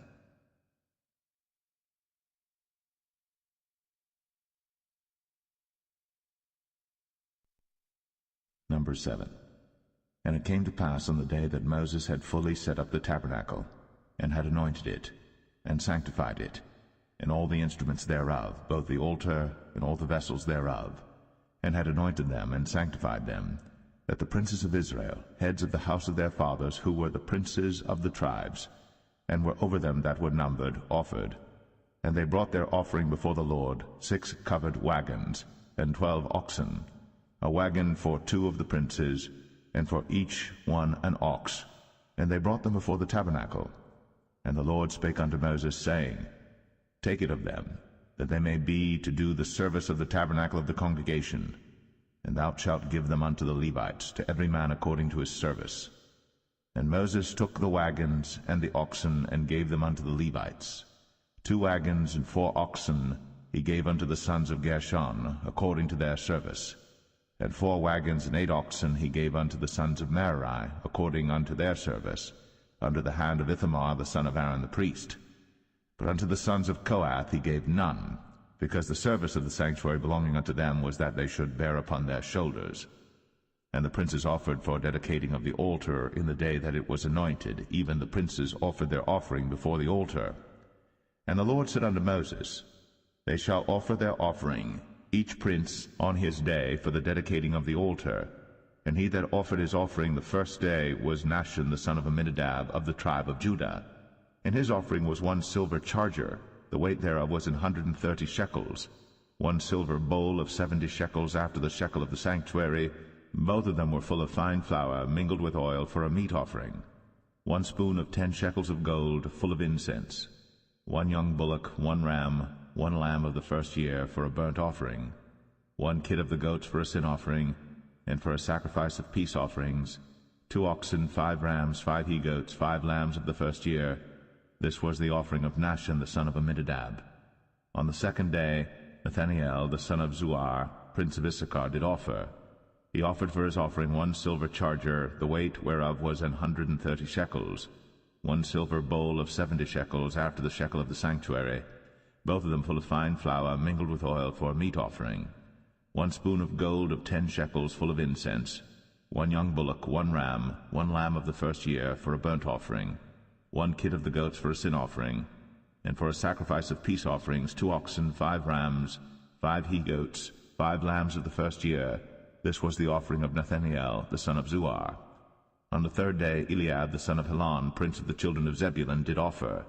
His offering was 1 silver charger, the weight whereof was 130 shekels, 1 silver bowl of 70 shekels after the shekel of the sanctuary, both of them full of fine flour, mingled with oil, for a meat offering, 1 golden spoon of 10 shekels, full of incense, 1 young bullock, 1 ram, 1 lamb of the first year, for a burnt offering, 1 kid of the goats for a sin offering, and for a sacrifice of peace offerings 2 oxen, 5 rams, 5 he-goats, 5 lambs of the first year.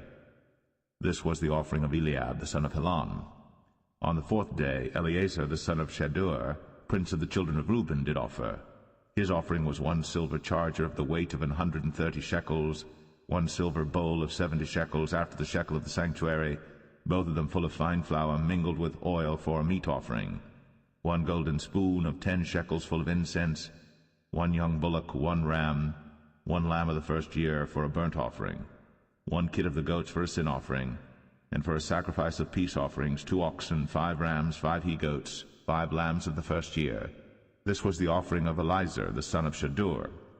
On the 5th day, Shelumiel, the son of Zerushadai, prince of the children of Simeon, did offer. His offering was 1 silver charger, the weight whereof was 130 shekels, 1 silver bowl of 70 shekels, after the shekel of the sanctuary, both of them full of fine flour mingled with oil for a meat offering, 1 golden spoon of 10 shekels full of incense, 1 young bullock, 1 ram, 1 lamb of the first year for a burnt offering, 1 kid of the goats for a sin offering, and for a sacrifice of peace offerings 2 oxen, 5 rams, 5 he-goats, 5 lambs of the first year. This was the offering of Shelumiel, the son of Zerushadai. On the 6th day, Eliasaph, the son of Deuel, prince of the children of Gad, offered.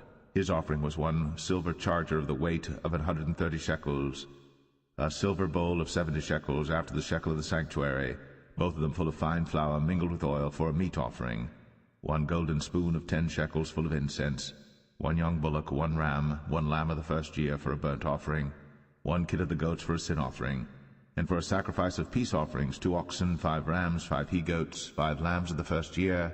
This was the offering of Eliasaph, the son of Deuel. On the 7th day, Elishama, the son of Ammihud, prince of the children of Ephraim, offered. His offering was 1 silver charger, the weight whereof was 130 shekels, 1 silver bowl of 70 shekels, after the shekel of the sanctuary, both of them full of fine flour mingled with oil for a meat offering, 1 golden spoon of 10 shekels full of incense, 1 young bullock, 1 ram, 1 lamb of the first year for a burnt offering, 1 kid of the goats for a sin offering, and for a sacrifice of peace offerings 2 oxen, 5 rams, 5 he-goats, 5 lambs of the first year. This was the offering of Elishama, the son of Ammihud. On the 8th day offered Gamaliel, the son of Pedahzur, prince of the children of Manasseh. His offering was 1 silver charger of the weight of 130 shekels, 1 silver bowl of 70 shekels, after the shekel of the sanctuary, both of them full of fine flour mingled with oil for a meat offering, 1 golden spoon of 10 shekels full of incense, 1 young bullock, 1 ram, 1 lamb of the first year for a burnt offering, 1 kid of the goats for a sin offering, and for a sacrifice of peace offerings 2 oxen, 5 rams, 5 he-goats, 5 lambs of the first year. This was the offering of Gamaliel, the son of Pedahzur. On the 9th day, Abidan, the son of Gideoni, prince of the children of Benjamin, offered. His offering was 1 silver charger, the weight whereof was 130 shekels, 1 silver bowl of 70 shekels, after the shekel of the sanctuary, both of them full of fine flour mingled with oil for a meat offering, 1 golden spoon of 10 shekels full of incense, 1 young bullock, 1 ram, 1 lamb of the first year for a burnt offering, 1 kid of the goats for a sin offering, and for a sacrifice of peace offerings 2 oxen, 5 rams, 5 he-goats, 5 lambs of the first year. This was the offering of Abidan, the son of Gideoni. On the 10th day, Ahiezer, the son of Ammishaddai, prince of the children of Dan, offered.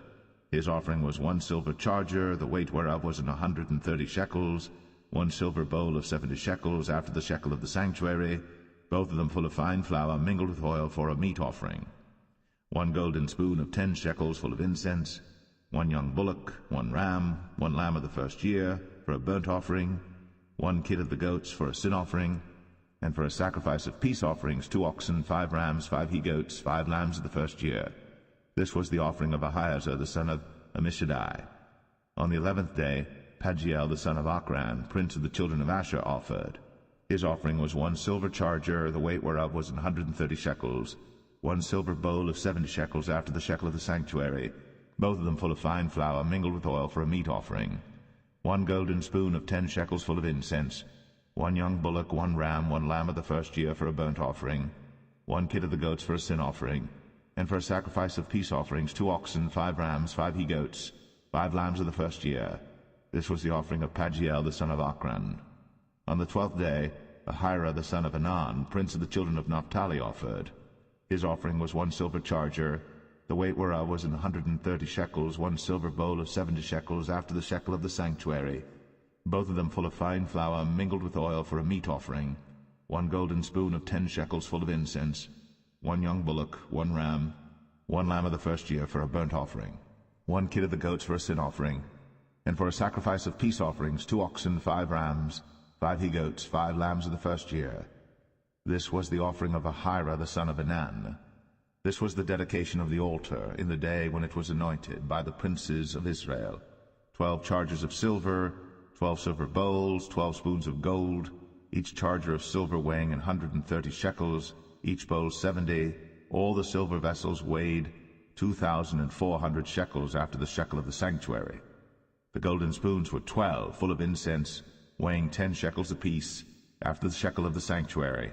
All the gold of the spoons was 120 shekels.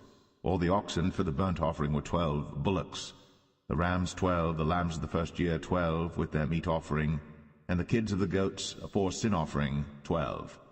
And all the oxen for the sacrifice of the peace offerings were 20, and 4 bullocks, the rams 60, the he-goats 60, the lambs of the first year 60. This was the dedication of the altar. After that it was anointed. And when Moses was gone into the tabernacle of the congregation to speak with him, then he heard the voice of one speaking unto him from off the mercy seat, that was upon the ark of testimony, from between the 2 cherubims, and he spake unto him.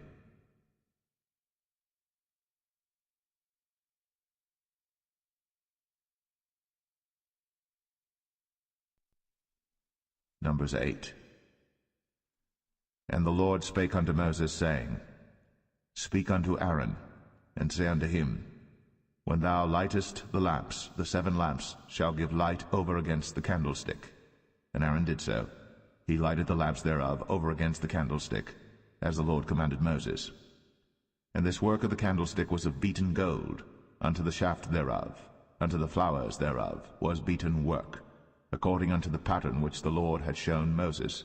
So he made the candlestick. And the Lord spake unto Moses, saying, Take the Levites from among the children of Israel, and cleanse them. And thus shalt thou do unto them to cleanse them. Sprinkle water of purifying upon them, and let them shave all their flesh, and let them wash their clothes, and so make themselves clean. Then let them take a young bullock with his meat offering, even fine flour mingled with oil, and another young bullock shalt thou take for a sin offering. And thou shalt bring the Levites before the tabernacle of the congregation, and thou shalt gather the whole assembly of the children of Israel together. And thou shalt bring the Levites before the Lord, and the children of Israel shall put their hands upon the Levites. And Aaron shall offer the Levites before the Lord for an offering of the children of Israel, that they may execute the service of the Lord. And the Levites shall lay their hands upon the heads of the bullocks. And thou shalt offer the one for a sin offering, and the other for a burnt offering unto the Lord, to make an atonement for the Levites. And thou shalt set the Levites before Aaron, and before his sons, and offer them for an offering unto the Lord. Thus shalt thou separate the Levites from among the children of Israel, and the Levites shall be mine. And after that shall the Levites go in to do the service of the tabernacle of the congregation.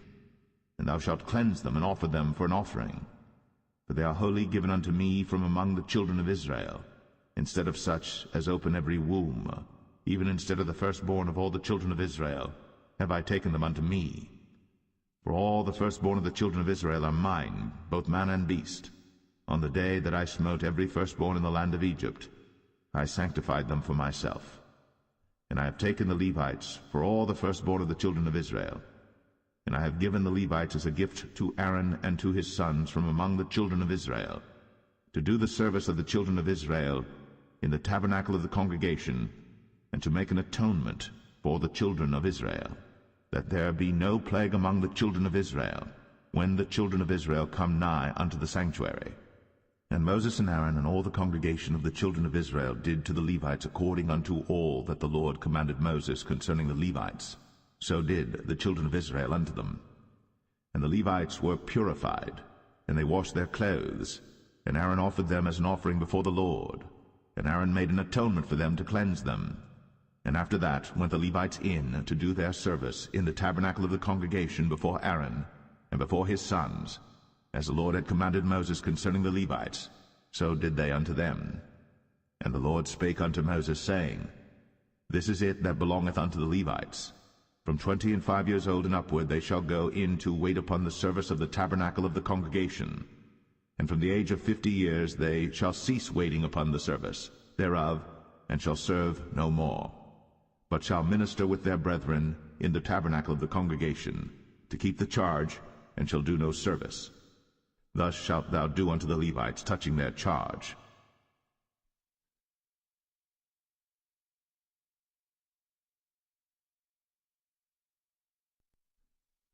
Numbers 9.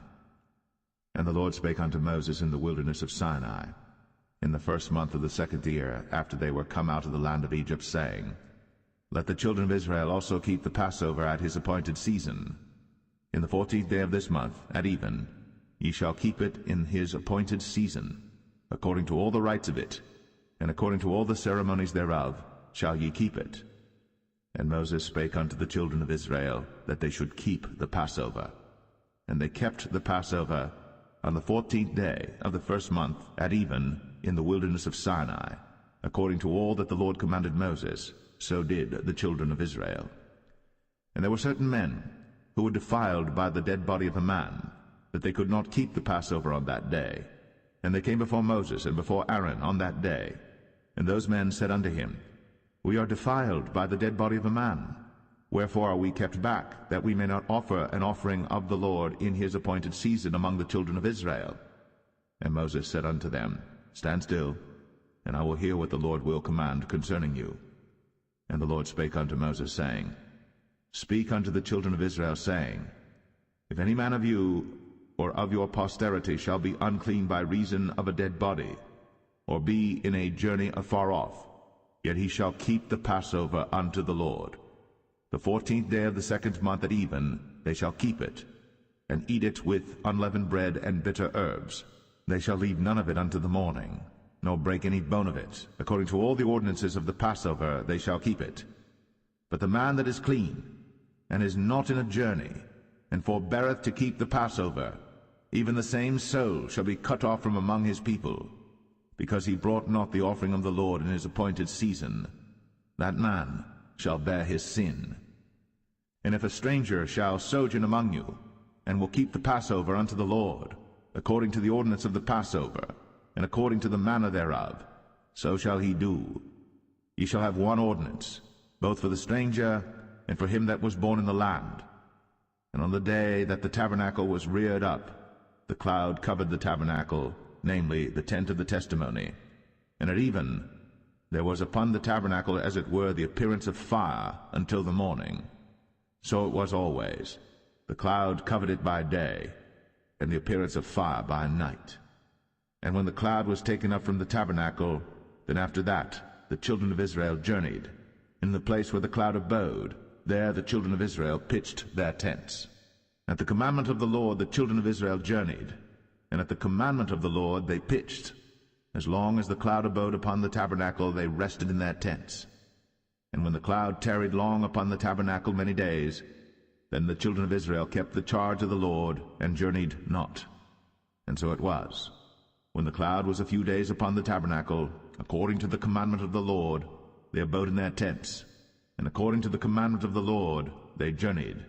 And so it was, when the cloud abode from even unto the morning, and that the cloud was taken up in the morning, then they journeyed.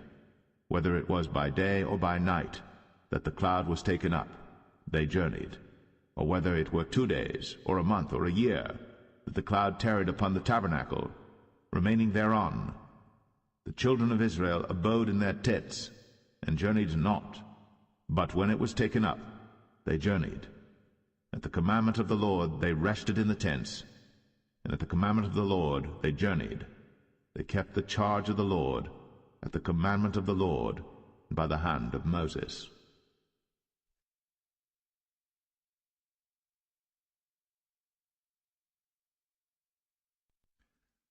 Numbers 10. And the Lord spake unto Moses, saying, Make thee 2 trumpets of silver, of a whole piece shalt thou make them, that thou mayest use them for the calling of the assembly, and for the journeying of the camps. And when they shall blow with them, all the assembly shall assemble themselves to thee at the door of the tabernacle of the congregation. And if they blow but with 1 trumpet, then the princes, which are heads of the thousands of Israel, shall gather themselves unto thee. When ye blow an alarm, then the camps that lie on the east parts shall go forward. When ye blow an alarm the 2nd time, then the camps that lie on the south side shall take their journey, they shall blow an alarm for their journeys.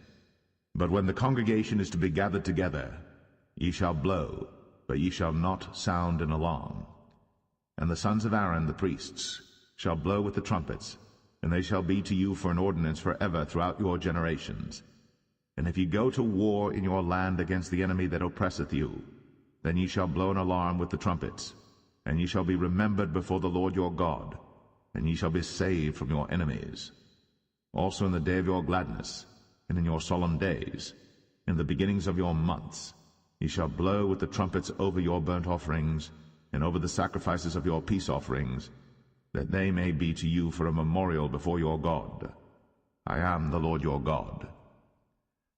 And it came to pass on the 20th day of the 2nd month, in the 2nd year, that the cloud was taken up from off the tabernacle of the testimony. And the children of Israel took their journeys out of the wilderness of Sinai, and the cloud rested in the wilderness of Paran. And they first took their journey according to the commandment of the Lord by the hand of Moses. In the first place went the standard of the camp of the children of Judah according to their armies, and over his host was Nahshon the son of Amminadab.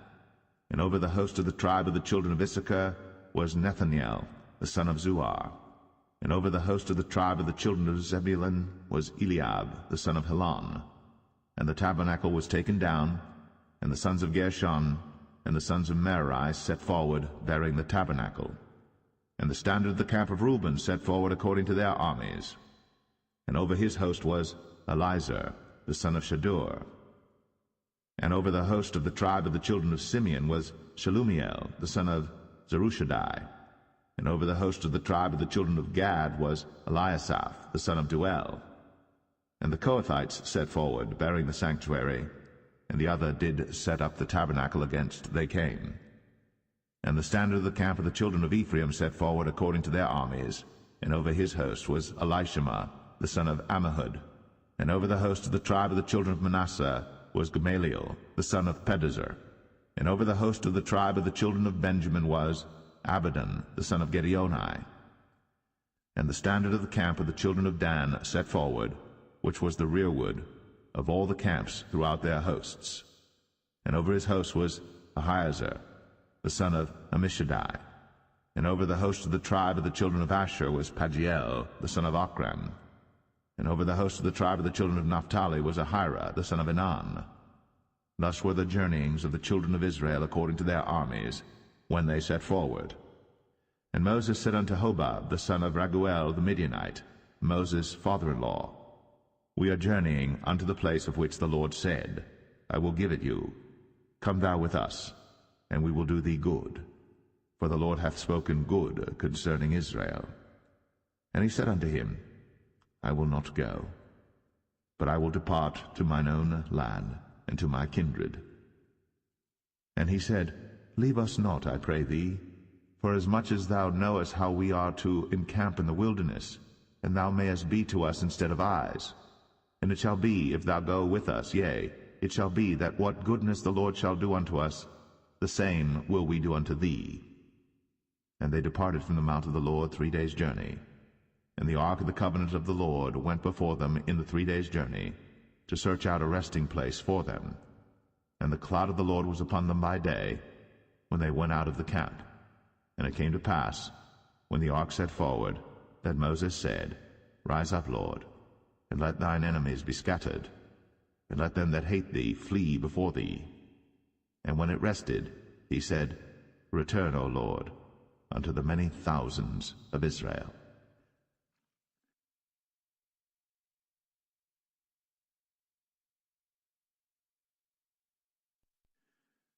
Numbers 11. And when the people complained, it displeased the Lord. And the Lord heard it, and his anger was kindled. And the fire of the Lord burnt among them, and consumed them that were in the uttermost parts of the camp. And the people cried unto Moses. And when Moses prayed unto the Lord, the fire was quenched. And he called the name of the place Taberah, because the fire of the Lord burnt among them. And the mixed multitude that was among them fell a-lusting. And the children of Israel also wept again, and said, Who shall give us flesh to eat? We remember the fish which we did eat in Egypt freely, the cucumbers, and the melons, and the leeks, and the onions, and the garlic. But now our soul is dried away. There is nothing at all beside this manna before our eyes. And the manna was as coriander seed, and the color thereof as the color of bdellium. And the people went about, and gathered it, and ground it in mills, or beat it in a mortar, and baked it in pans, and made cakes of it. And the taste of it was as the taste of fresh oil. And when the dew fell upon the camp in the night, the manna fell upon it. Then Moses heard the people weep throughout their families, every man in the door of his tent. And the anger of the Lord was kindled greatly. Moses also was displeased. And Moses said unto the Lord, Wherefore hast thou afflicted thy servant? And wherefore have I not found favor in thy sight, that thou layest the burden of all this people upon me? Have I conceived all this people? Have I begotten them, that thou shouldst say unto me, Carry them in thy bosom, as a nursing father beareth the sucking child, unto the land which thou swarest unto their fathers? Whence should I have flesh to give unto all this people? For they weep unto me, saying, Give us flesh, that we may eat. I am not able to bear all this people alone, because it is too heavy for me. And if thou deal thus with me, kill me, I pray thee, out of hand, if I have found favor in thy sight, and let me not see my wretchedness. And the Lord said unto Moses, Gather unto me 70 men of the elders of Israel, whom thou knowest to be the elders of the people, and officers over them, and bring them unto the tabernacle of the congregation, that they may stand there with thee. And I will come down and talk with thee there. And I will take of the Spirit which is upon thee, and will put it upon them, and they shall bear the burden of the people with thee, that thou bear it not thyself alone. And say thou unto the people, Sanctify yourselves against tomorrow, and ye shall eat flesh. For ye have wept in the ears of the Lord, saying, Who shall give us flesh to eat? For it was well with us in Egypt. Therefore the Lord will give you flesh, and ye shall eat.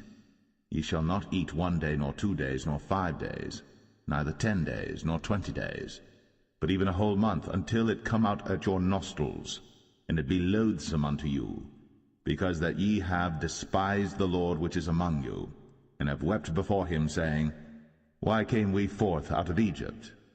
And Moses said, The people among whom I am are 600,000 footmen, and thou hast said, I will give them flesh, that they may eat a whole month.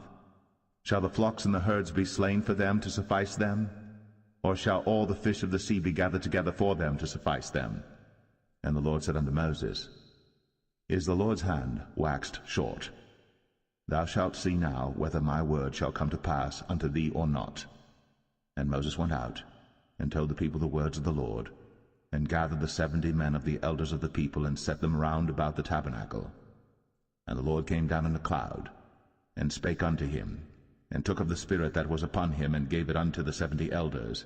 And it came to pass that, when the Spirit rested upon them, they prophesied, and did not cease. But there remained 2 of the men in the camp. The name of the one was Eldad, and the name of the other Medad. And the Spirit rested upon them, and they were of them that were written, but went not out unto the tabernacle, and they prophesied in the camp. And there ran a young man, and told Moses, and said, Eldad and Medad do prophesy in the camp. And Joshua the son of Nun, the servant of Moses, one of his young men, answered and said, My lord Moses, forbid them. And Moses said unto him, Enviest thou for my sake? Would God that all the Lord's people were prophets, and that the Lord would put his Spirit upon them. And Moses gat him into the camp, he and the elders of Israel. And there went forth a wind from the Lord, and brought quails from the sea, and let them fall by the camp, as it were a day's journey on this side, and as it were a day's journey on the other side, round about the camp, and as it were 2 cubits high upon the face of the earth.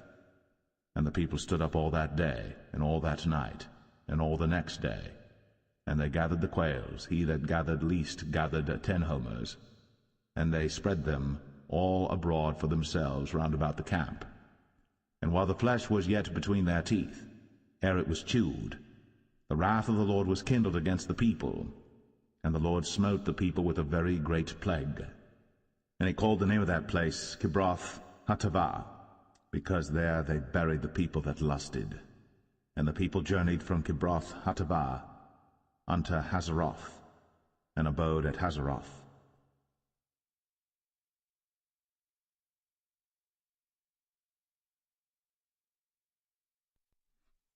Numbers 12. And Miriam and Aaron spake against Moses because of the Ethiopian woman whom he had married, for he had married an Ethiopian woman. And they said, Hath the Lord indeed spoken only by Moses? Hath he not spoken also by us? And the Lord heard it. Now the man Moses was very meek, above all the men which are upon the face of the earth.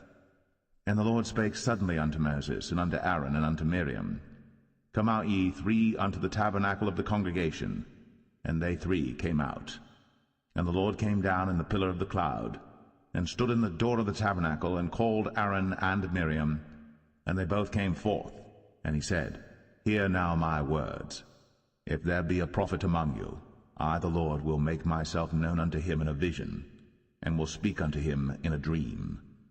My servant Moses is not so, who is faithful in all mine house. With him will I speak mouth to mouth, even apparently, and not in dark speeches. And the similitude of the Lord shall he behold. Wherefore then were ye not afraid to speak against my servant Moses? And the anger of the Lord was kindled against them, and he departed.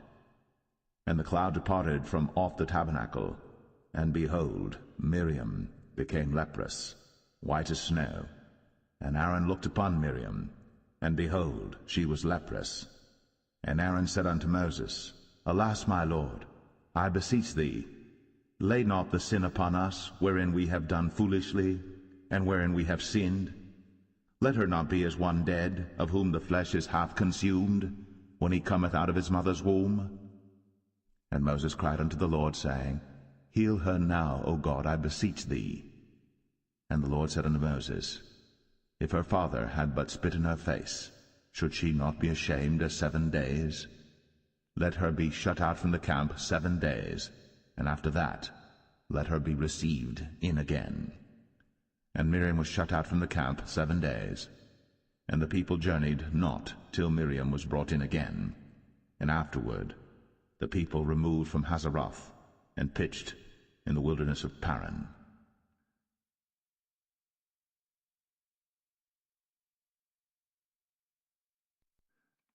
Numbers 13. And the Lord spake unto Moses, saying, Send thou men, that they may search the land of Canaan, which I give unto the children of Israel. Of every tribe of their fathers shall ye send a man, every one a ruler among them. And Moses, by the commandment of the Lord, sent them from the wilderness of Paran. All those men were heads of the children of Israel, and these were their names: of the tribe of Reuben, Shammua the son of Zakur; of the tribe of Simeon, Shaphat the son of Hori; of the tribe of Judah, Caleb the son of Jephunneh; of the tribe of Issachar, Igal the son of Joseph; of the tribe of Ephraim, Hoshea the son of Nun; of the tribe of Benjamin, Paltai the son of Raphu; of the tribe of Zebulun, Gadiel the son of Sodai; of the tribe of Joseph, namely of the tribe of Manasseh, Gadai the son of Susai; of the tribe of Dan, Amiel the son of Gemalli; of the tribe of Asher, Sethar the son of Michael; of the tribe of Naphtali, Nabai the son of Vosai; of the tribe of Gad, Geuel the son of Machi. These are the names of the men which Moses sent to spy out the land. And Moses called Hoshea the son of Nun, Jehoshua. And Moses sent them to spy out the land of Canaan, and said unto them, Get you up this way southward, and go up into the mountain, and see the land what it is, and the people that dwelleth therein, whether they be strong or weak, few or many, and what the land is that they dwell in, whether it be good or bad, and what cities they be that they dwell in, whether in tents or in strongholds, and what the land is, whether it be fat or lean, whether there be wood therein or not. And be ye of good courage, and bring of the fruit of the land. Now the time was the time of the first ripe grapes. So they went up and searched the land from the wilderness of Zin unto Rehob, as men come to Hamath. And they ascended by the south, and came unto Hebron, where Ahiman, Sheshai, and Talmai, the children of Anak, were. Now Hebron was built 7 years before Zoan in Egypt. And they came unto the brook of Eshcol, and cut down from thence a branch, with one cluster of grapes, and they bare it between two upon a staff.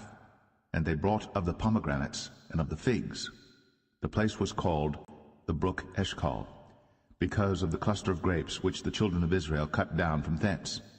And they returned from searching of the land after 40 days. And they went and came to Moses and to Aaron, and to all the congregation of the children of Israel, unto the wilderness of Paran, to Kadesh, and brought back word unto them, and unto all the congregation, and showed them the fruit of the land. And they told him, and said, We came unto the land whither thou sentest us, and surely it floweth with milk and honey, and this is the fruit of it. Nevertheless the people be strong that dwell in the land, and the cities are walled and very great. And moreover we saw the children of Anak there. The Amalekites dwell in the land of the south, and the Hittites, and the Jebusites, and the Amorites dwell in the mountains, and the Canaanites dwell by the sea, and by the coast of Jordan. And Caleb stilled the people before Moses, and said, Let us go up at once, and possess it, for we are well able to overcome it. But the men that went up with him said, We be not able to go up against the people, for they are stronger than we. And they brought up an evil report of the land, which they had searched unto the children of Israel, saying, The land, through which we have gone to search it, is a land that eateth up the inhabitants thereof, and all the people that we saw in it are men of a great stature. And there we saw the giants, the sons of Anak, which come of the giants. And we were in our own sight as grasshoppers, and so we were in their sight.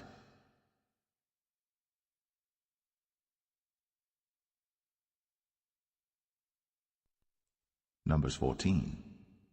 And all the congregation lifted up their voice, and cried, and the people wept that night. And all the children of Israel murmured against Moses, and against Aaron. And the whole congregation said unto them, Would God that we had died in the land of Egypt, or would God we had died in this wilderness? And wherefore hath the Lord brought us unto this land, to fall by the sword, that our wives and our children should be a prey? Were it not better for us to return into Egypt? And they said one to another, Let us make a captain, and let us return into Egypt. Then Moses and Aaron fell on their faces before all the assembly of the congregation of the children of Israel. And Joshua, the son of Nun, and Caleb, the son of Jephunneh, which were of them that searched the land, rent their clothes. And they spake unto all the company of the children of Israel, saying, The land, which we passed through to search it, is an exceeding good land. If the Lord delight in us, then he will bring us into this land, and give it us, a land which floweth with milk and honey. Only rebel not ye against the Lord, neither fear ye the people of the land, for they are bread for us. Their defense is departed from them, and the Lord is with us. Fear them not. But all the congregation bade stone them with stones. And the glory of the Lord appeared in the tabernacle of the congregation before all the children of Israel. And the Lord said unto Moses, How long will this people provoke me? And how long will it be ere they believe me, for all the signs which I have shown among them? I will smite them with the pestilence, and disinherit them, and will make of thee a greater nation, and mightier than they. And Moses said unto the Lord, Then the Egyptians shall hear it, for thou broughtest up this people in thy might from among them, and they will tell it to the inhabitants of this land. For they have heard that thou, Lord, art among this people, that thou, Lord, art seen face to face, and that thy cloud standeth over them, and that thou goest before them by daytime in a pillar of a cloud, and in a pillar of fire by night. Now if thou shalt kill all this people as one man, then the nations which have heard the fame of thee will speak, saying, Because the Lord was not able to bring this people into the land which he sware unto them, therefore he hath slain them in the wilderness. And now I beseech thee, let the power of my Lord be great, according as thou hast spoken, saying, The Lord is long-suffering, and of great mercy, forgiving iniquity and transgression, and by no means clearing the guilty, visiting the iniquity of the fathers upon the children unto the third and fourth generation. Pardon, I beseech thee, the iniquity of this people according unto the greatness of thy mercy, and as thou hast forgiven this people from Egypt even until now. And the Lord said, I have pardoned according to thy word. But as truly as I live, all the earth shall be filled with the glory of the Lord, because all those men which have seen my glory and my miracles, which I did in Egypt and in the wilderness, and have tempted me now these 10 times, and have not hearkened to my voice, surely they shall not see the land which I swear unto their fathers, neither shall any of them that provoked me see it. But my servant Caleb, because he had another spirit with him, and hath followed me fully, him will I bring into the land whereinto he went, and his seed shall possess it. Now the Amalekites and the Canaanites dwelt in the valley. Tomorrow turn you and get you into the wilderness by the way of the Red Sea. And the Lord spake unto Moses and unto Aaron, saying, How long shall I bear with this evil congregation, which murmur against me? I have heard the murmurings of the children of Israel, which they murmur against me. Say unto them, As truly as I live, saith the Lord, as ye have spoken in mine ears, so will I do to you. Your carcasses shall fall in this wilderness, and all that were numbered of you according to your whole number, from 20 years old and upward, which have murmured against me. Doubtless ye shall not come into the land, concerning which I swear to make you dwell therein, save Caleb the son of Jephunneh, and Joshua the son of Nun. But your little ones, which ye said should be a prey, them will I bring in, and they shall know the land which ye have despised. But as for you, your carcasses, they shall fall in this wilderness, and your children shall wander in the wilderness 40 years, and bear your whoredoms until your carcasses be wasted in the wilderness. After the number of the days in which ye searched the land, even 40 days, each day for a year, shall ye bear your iniquities, even 40 years, and ye shall know my breach of promise. I the Lord have said, I will surely do it unto all this evil congregation that are gathered together against me. In this wilderness they shall be consumed, and there they shall die. And the men which Moses sent to search the land, who returned, and made all the congregation to murmur against him by bringing up a slander upon the land, even those men that did bring up the evil report upon the land, died by the plague before the Lord. But Joshua the son of Nun, and Caleb the son of Jephunneh, which were of the men that went to search the land, lived still. And Moses told these sayings unto all the children of Israel, and the people mourned greatly. And they rose up early in the morning, and gat them up into the top of the mountain, saying, Lo, we be here, and will go up unto the place which the Lord hath promised, for we have sinned. And Moses said, Wherefore now do ye transgress the commandment of the Lord? But it shall not prosper. Go not up, for the Lord is not among you, that ye be not smitten before your enemies. For the Amalekites and the Canaanites are there before you, and ye shall fall by the sword, because ye are turned away from the Lord. Therefore the Lord will not be with you. But they presumed to go up unto the hilltop. Nevertheless the ark of the covenant of the Lord and Moses departed not out of the camp. Then the Amalekites came down, and the Canaanites which dwelt in that hill, and smote them, and discomfited them, even unto Hormah.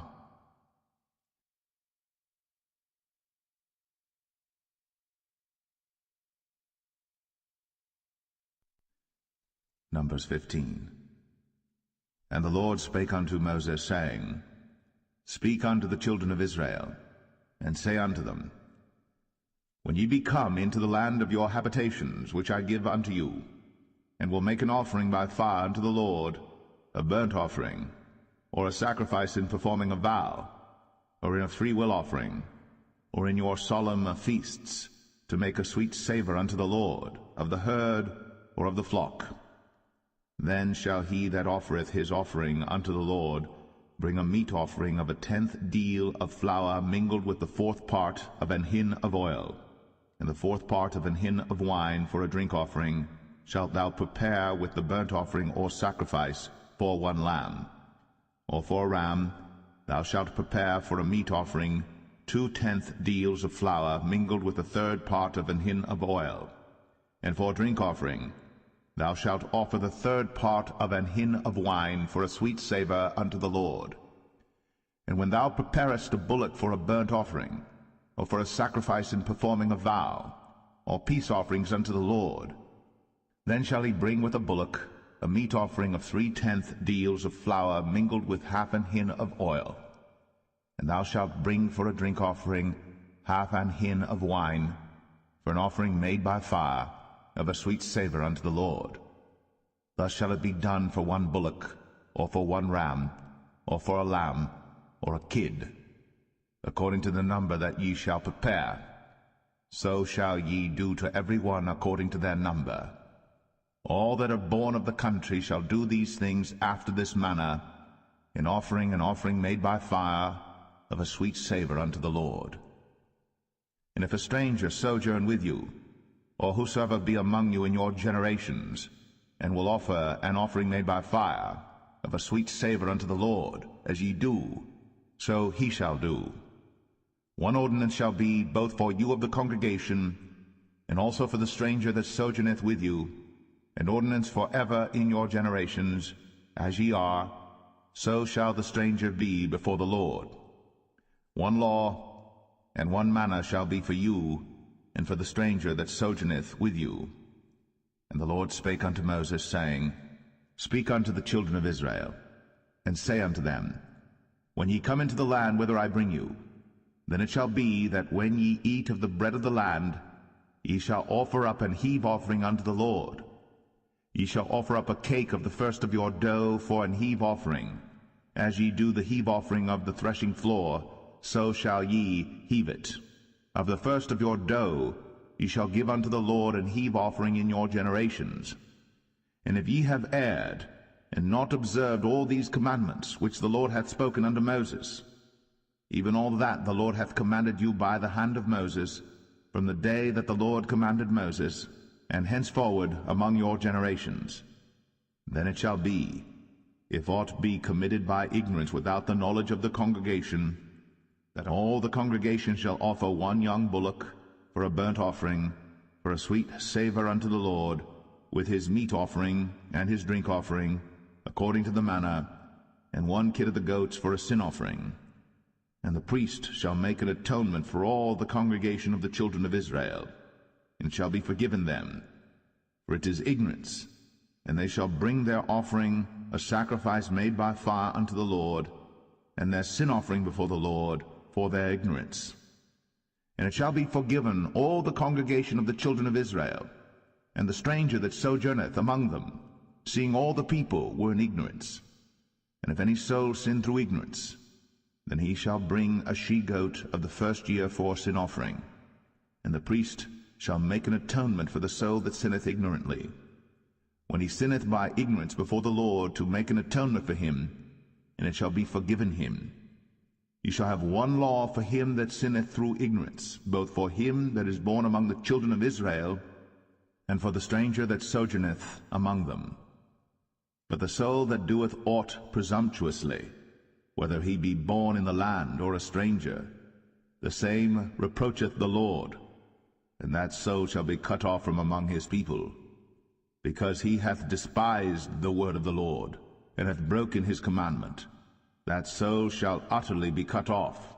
His iniquity shall be upon him. And while the children of Israel were in the wilderness, they found a man that gathered sticks upon the Sabbath day. And they that found him gathering sticks brought him unto Moses and Aaron, and unto all the congregation. And they put him in ward, because it was not declared what should be done to him. And the Lord said unto Moses, The man shall be surely put to death. All the congregation shall stone him with stones without the camp. And all the congregation brought him without the camp, and stoned him with stones, and he died. as the Lord commanded Moses. And the Lord spake unto Moses, saying, Speak unto the children of Israel, and bid them that they make them fringes in the borders of their garments throughout their generations, and that they put upon the fringe of the borders a ribbon of blue. And it shall be unto you for a fringe, that ye may look upon it, and remember all the commandments of the Lord, and do them, and that ye seek not after your own heart and your own eyes, after which ye used to go a-whoring, that ye may remember and do all my commandments, and be holy unto your God. I am the Lord your God, which brought you out of the land of Egypt, to be your God. I am the Lord your God.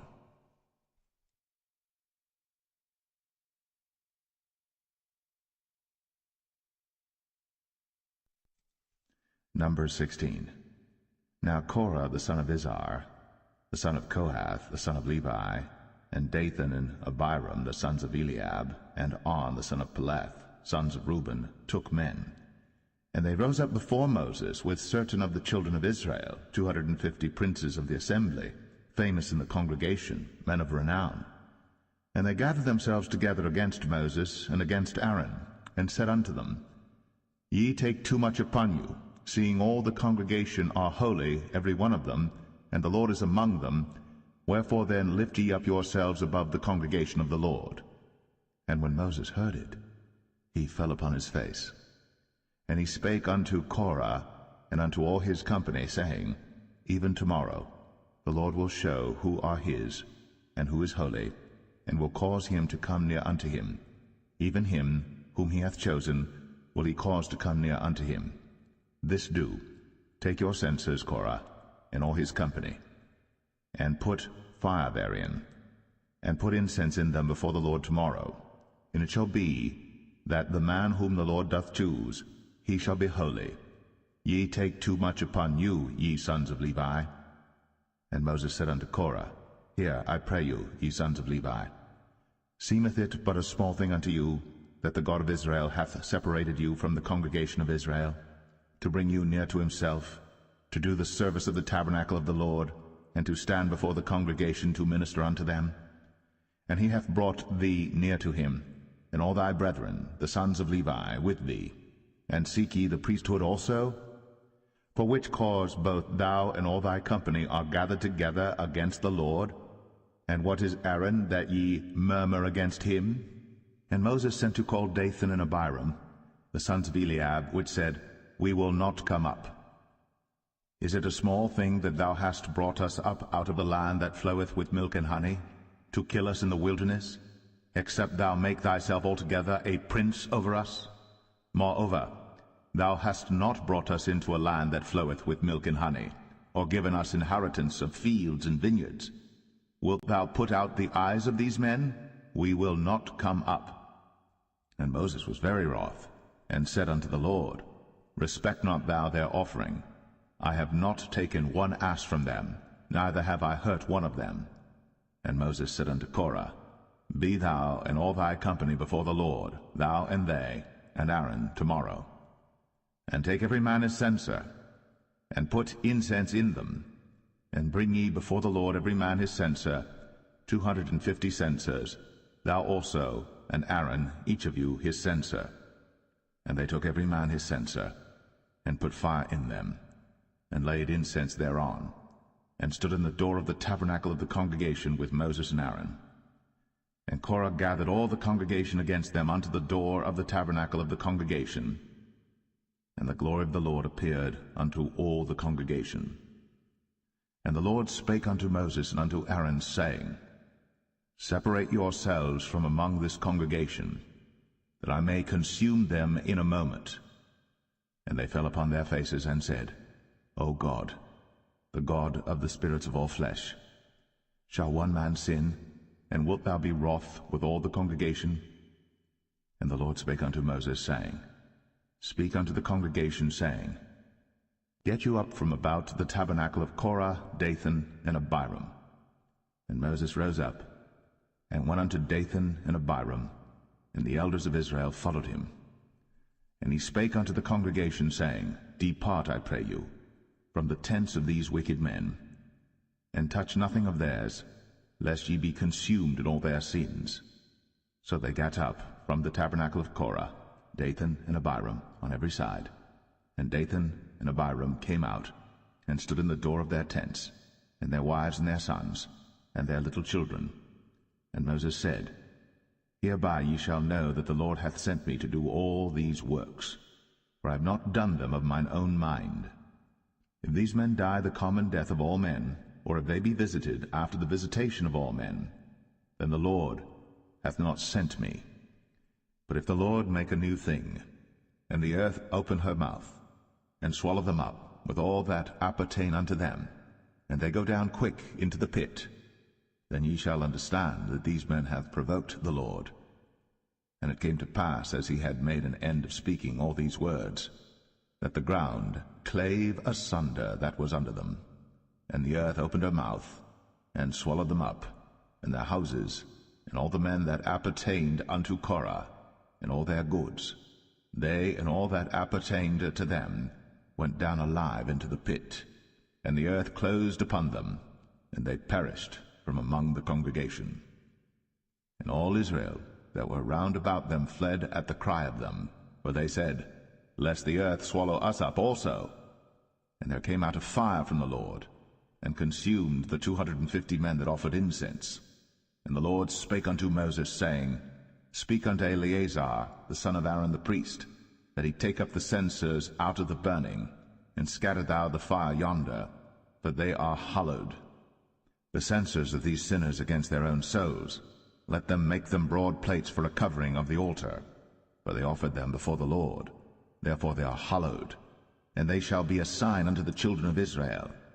And Eleazar the priest took the brazen censers wherewith they that were burnt had offered, and they were made broad plates for a covering of the altar, to be a memorial unto the children of Israel, that no stranger which is not of the seed of Aaron come near to offer incense before the Lord, that he be not as Korah and as his company, as the Lord said to him by the hand of Moses. But on the morrow all the congregation of the children of Israel murmured against Moses and against Aaron, saying, Ye have killed the people of the Lord. And it came to pass, when the congregation was gathered against Moses and against Aaron, that they looked toward the tabernacle of the congregation, and behold, the cloud covered it, and the glory of the Lord appeared. And Moses and Aaron came before the tabernacle of the congregation. And the Lord spake unto Moses, saying, Get you up from among this congregation, that I may consume them as in a moment. And they fell upon their faces. And Moses said unto Aaron, Take a censer, and put fire therein from off the altar, and put on incense, and go quickly unto the congregation, and make an atonement for them. For there is wrath gone out from the Lord, the plague is begun.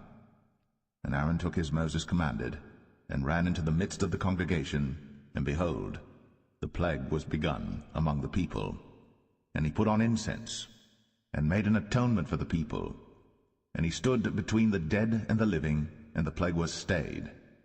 Now they that died in the plague were 14,700, beside them that died about the matter of Korah.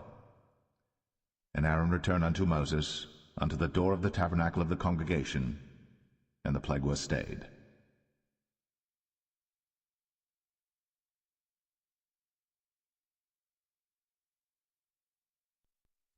Number 17. And the Lord spake unto Moses, saying, Speak unto the children of Israel, and take of every one of them a rod according to the house of their fathers, of all their princes according to the house of their fathers 12 rods. Write thou every man's name upon his rod. And thou shalt write Aaron's name upon the rod of Levi. For 1 rod shall be for the head of the house of their fathers. And thou shalt lay them up in the tabernacle of the congregation before the testimony, where I will meet with you. And it shall come to pass that the man's rod, whom I shall choose, shall blossom, and I will make to cease from me the murmurings of the children of Israel, whereby they murmur against you. And Moses spake unto the children of Israel, and every one of their princes gave him a rod apiece, for each prince 1 according to their fathers' houses, even 12 rods, and the rod of Aaron was among their rods. And Moses laid up the rods before the Lord in the tabernacle of witness. And it came to pass that on the morrow Moses went into the tabernacle of witness, and behold, the rod of Aaron for the house of Levi was budded, and brought forth buds, and bloomed blossoms, and yielded almonds.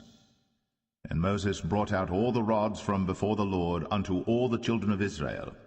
And they looked, and took every man his rod. And the Lord said unto Moses, Bring Aaron's rod again before the testimony, to be kept for a token against the rebels. And thou shalt quite take away their murmurings from me, that they die not. And Moses did so. As the Lord commanded him, so did he. And the children of Israel spake unto Moses, saying, Behold, we die, we perish, we all perish. Whosoever cometh anything near unto the tabernacle of the Lord shall die. Shall we be consumed with dying?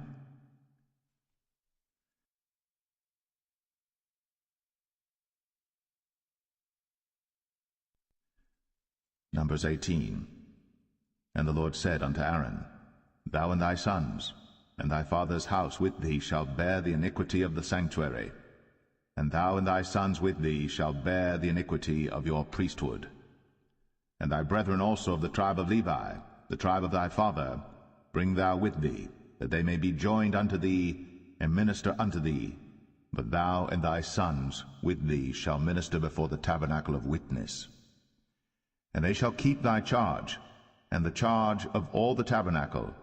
Only they shall not come nigh the vessels of the sanctuary and the altar, that neither they nor ye also die. And they shall be joined unto thee, and keep the charge of the tabernacle of the congregation, for all the service of the tabernacle. And a stranger shall not come nigh unto you.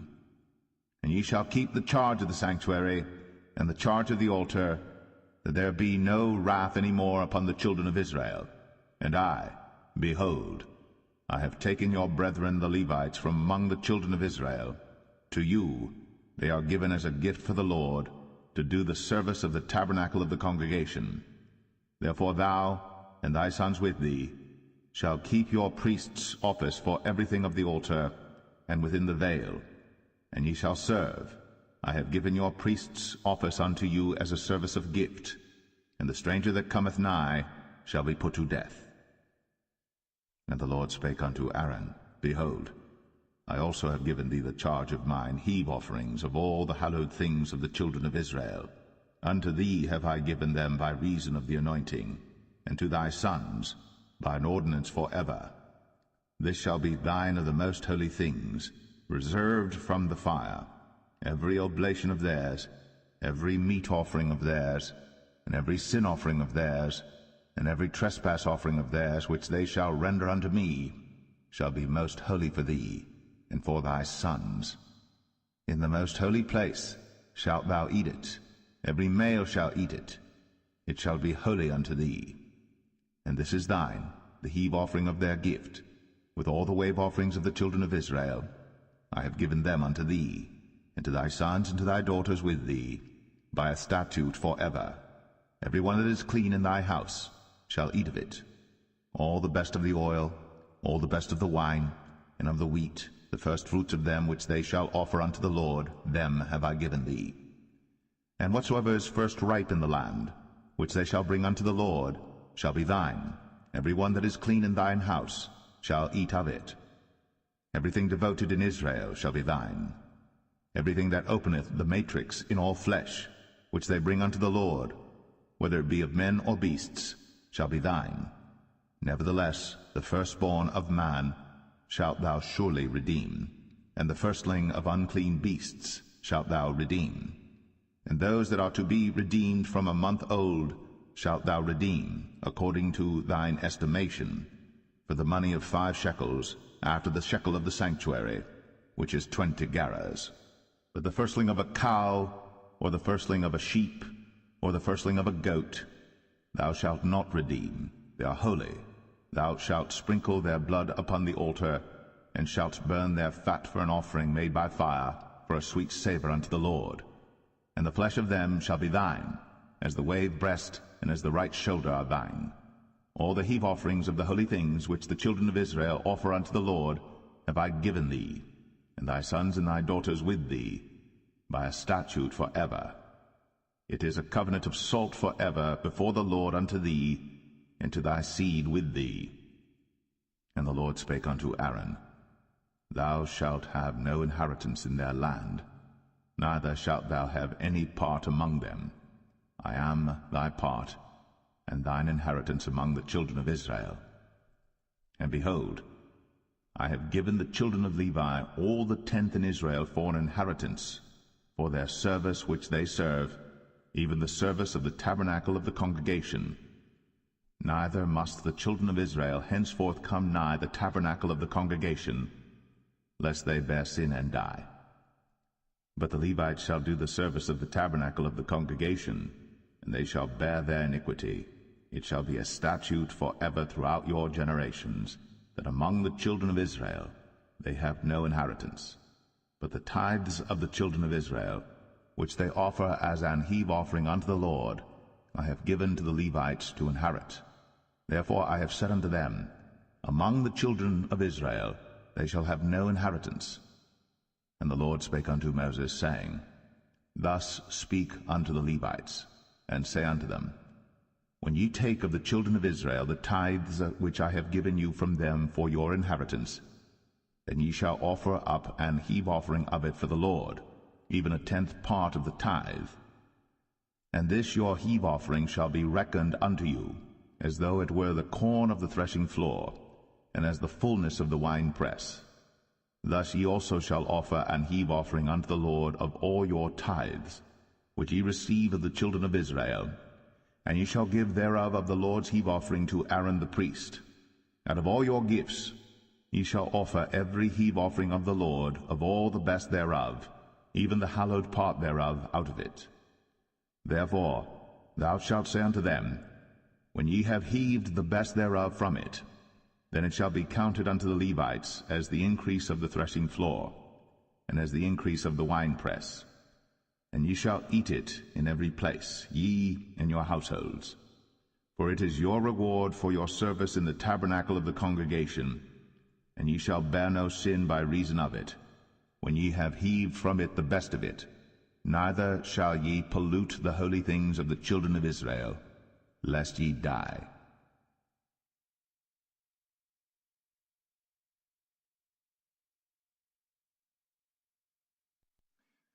Numbers 19. And the Lord spake unto Moses and unto Aaron, saying, This is the ordinance of the law which the Lord hath commanded, saying, Speak unto the children of Israel, that they bring thee a red heifer without spot, wherein is no blemish, and upon which never came a yoke. And ye shall give her unto Eleazar the priest, that he may bring her forth without the camp, and one shall slay her before his face. And Eleazar the priest shall take of her blood with his finger, and sprinkle of her blood directly before the tabernacle of the congregation 7 times. And one shall burn the heifer in his sight, her skin and her flesh, and her blood, with her dung shall he burn. And the priest shall take cedar wood and hyssop, and scarlet, and cast it into the midst of the burning of the heifer. Then the priest shall wash his clothes, and he shall bathe his flesh in water, and afterward he shall come into the camp, and the priest shall be unclean until the even. And he that burneth her shall wash his clothes in water, and bathe his flesh in water, and shall be unclean until the even. And the man that is clean shall gather up the ashes of the heifer, and lay them up without the camp in a clean place. And it shall be kept for the congregation of the children of Israel for a water of separation. It is a purification for sin. And he that gathereth the ashes of the heifer shall wash his clothes, and be unclean until the even. And it shall be unto the children of Israel, and unto the stranger that sojourneth among them, for a statute for ever. He that toucheth the dead body of any man shall be unclean 7 days. He shall purify himself with it on the 3rd day, and on the 7th day he shall be clean. But if he purify not himself the 3rd day, then the 7th day he shall not be clean. Whosoever toucheth the dead body of any man that is dead, and purifieth not himself, defileth the tabernacle of the Lord, and that soul shall be cut off from Israel, because the water of separation was not sprinkled upon him. He shall be unclean, his uncleanness is yet upon him. This is the law when a man dieth in a tent. All that come into the tent, and all that is in the tent, shall be unclean 7 days. And every open vessel which hath no covering bound upon it is unclean. And whosoever toucheth one that is slain with a sword in the open fields, or a dead body, or a bone of a man, or a grave, shall be unclean 7 days. And for an unclean person they shall take of the ashes of the burnt heifer, of purification for sin, and running water shall be put thereto in a vessel. And a clean person shall take hyssop, and dip it in the water, and sprinkle it upon the tent, and upon all the vessels, and upon the persons that were there, and upon him that touched a bone, or one slain, or one dead, or a grave. And the clean person shall sprinkle upon the unclean on the 3rd day, and on the 7th day. And on the 7th day he shall purify himself, and wash his clothes, and bathe himself in water, and shall be clean at even. But the man that shall be unclean, and shall not purify himself, that soul shall be cut off from among the congregation, because he hath defiled the sanctuary of the Lord. The water of separation hath not been sprinkled upon him. He is unclean. And it shall be a perpetual statute unto them, that he that sprinkleth the water of separation shall wash his clothes, and he that toucheth the water of separation shall be unclean until even. And whatsoever the unclean person toucheth shall be unclean, and the soul that toucheth it shall be unclean until even.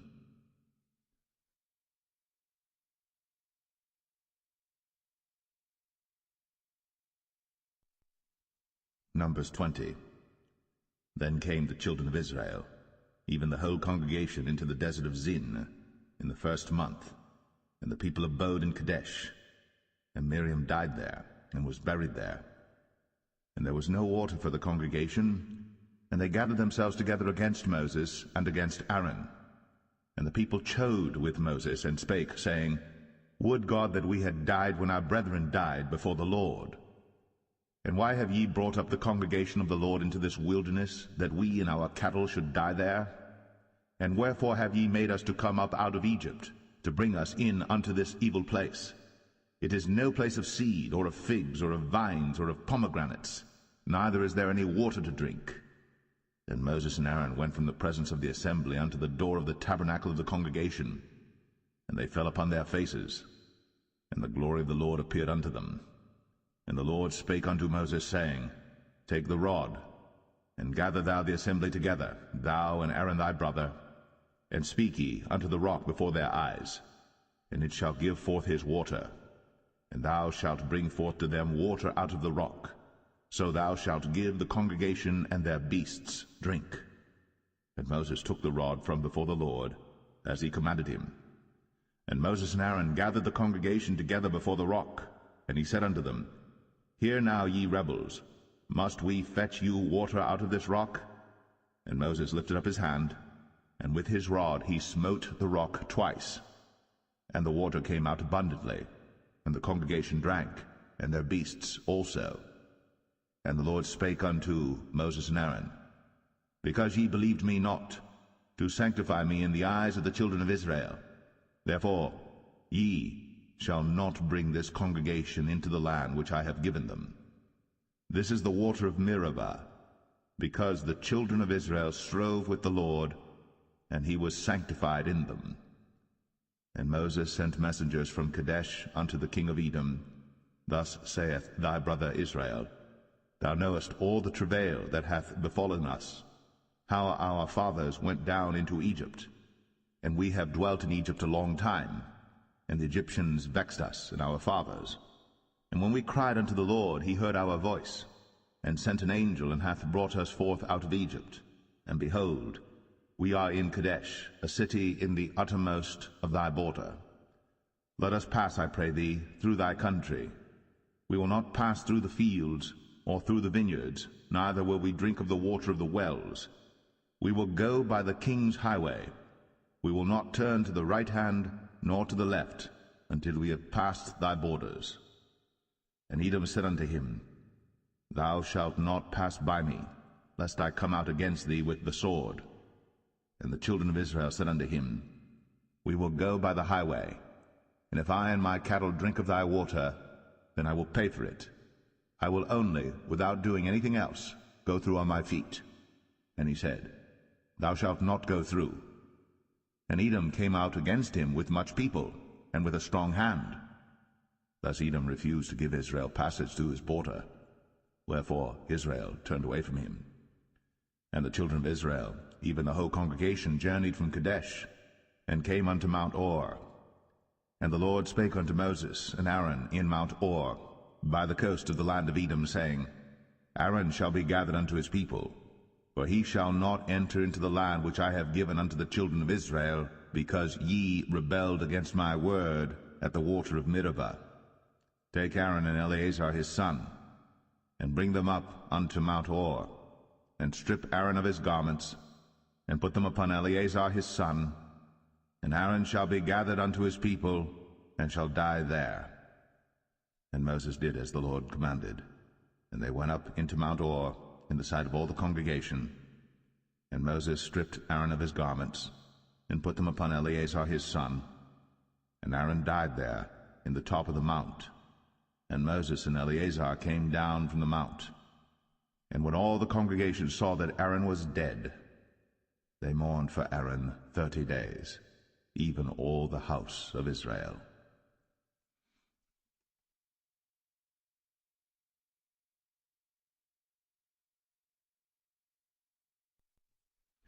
Numbers 21.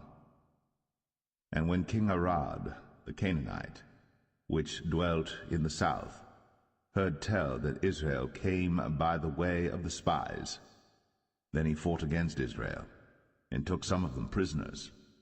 And Israel vowed a vow unto the Lord, and said, If thou wilt indeed deliver this people into my hand, then I will utterly destroy their cities. And the Lord hearkened to the voice of Israel, and delivered up the Canaanites, and they utterly destroyed them in their cities. And he called the name of the place Ormah. And they journeyed from Mount Or by the way of the Red Sea to compass the land of Edom. And the soul of the people was much discouraged because of the way. And the people spake against God and against Moses. Wherefore have ye brought us up out of Egypt to die in the wilderness? For there is no bread, neither is there any water, and our soul loatheth this light bread. And the Lord sent fiery serpents among the people, and they bit the people, and much people of Israel died. Therefore the people came to Moses and said, We have sinned, for we have spoken against the Lord, and against thee. Pray unto the Lord that he take away the serpents from us. And Moses prayed for the people. And the Lord said unto Moses, Make thee a fiery serpent, and set it upon a pole. And it shall come to pass, that every one that is bitten, when he looketh upon it, shall live. And Moses made a serpent of brass, and put it upon a pole. And it came to pass, that if a serpent had bitten any man, when he beheld the serpent of brass, he lived. And the children of Israel set forward, and pitched in Oboth. And they journeyed from Oboth, and pitched at Abarim, in the wilderness which is before Moab, toward the sunrising. From thence they removed, and pitched in the valley of Zered. From thence they removed, and pitched on the other side of Arnon, which is in the wilderness that cometh out of the coasts of the Amorites. For Arnon is the border of Moab, between Moab and the Amorites. Wherefore it is said in the book of the wars of the Lord, what he did in the Red Sea, and in the brooks of Arnon, and at the stream of the brooks that goeth down to the dwelling of Ar, and lieth upon the border of Moab. And from thence they went to Beer, that is the well whereof the Lord spake unto Moses, Gather the people together, and I will give them water. Then Israel sang this song, Spring up, O well, sing ye unto it. The princes digged the well, the nobles of the people digged it, by the direction of the lawgiver, with their staves. And from the wilderness they went to Mattanah, and from Mattanah to Nahaliel, and from Nahaliel to Bamoth, and from Bamoth in the valley, that is in the country of Moab, to the top of Pisgah, which looketh toward Jeshimon. And Israel sent messengers unto Sihon king of the Amorites, saying, Let me pass through thy land. We will not turn into the fields or into the vineyards. We will not drink of the waters of the well, but we will go along by the king's highway until we be past thy borders. And Sihon would not suffer Israel to pass through his border. But Sihon gathered all his people together, and went out against Israel into the wilderness. And he came to Jahaz, and fought against Israel. And Israel smote him with the edge of the sword, and possessed his land from Arnon unto Jabbok, even unto the children of Ammon. For the border of the children of Ammon was strong. And Israel took all these cities, and Israel dwelt in all the cities of the Amorites, in Heshbon, in all the villages thereof. For Heshbon was the city of Sihon the king of the Amorites, who had fought against the former king of Moab, and taken all his land out of his hand, even unto Arnon. Wherefore they that speak in Proverbs say, Come into Heshbon, let the city of Sihon be built and prepared. For there is a fire gone out of Heshbon, a flame from the city of Sihon. It hath consumed Ar of Moab, and the lords of the high places of Arnon. Woe to thee, Moab! Thou art undone, O people of Chemosh. He hath given his sons that escaped, and his daughters, into captivity unto Sihon king of the Amorites. We have shot at them. Heshbon is perished even unto Dibon, and we have laid them waste even unto Nephar, which reacheth unto Medeba. Thus Israel dwelt in the land of the Amorites. And Moses sent to spy out Jazer, and they took the villages thereof, and drove out the Amorites that were there. And they turned and went up by the way of Bashan, and Og the king of Bashan went out against them, he and all his people, to the battle at Edrei. And the Lord said unto Moses, Fear him not, for I have delivered him into thy hand, and all his people and his land. And thou shalt do to him as thou didst unto Sihon king of the Amorites, which dwelt at Heshbon. So they smote him, and his sons, and all his people, until there was none left him alive, and they possessed his land.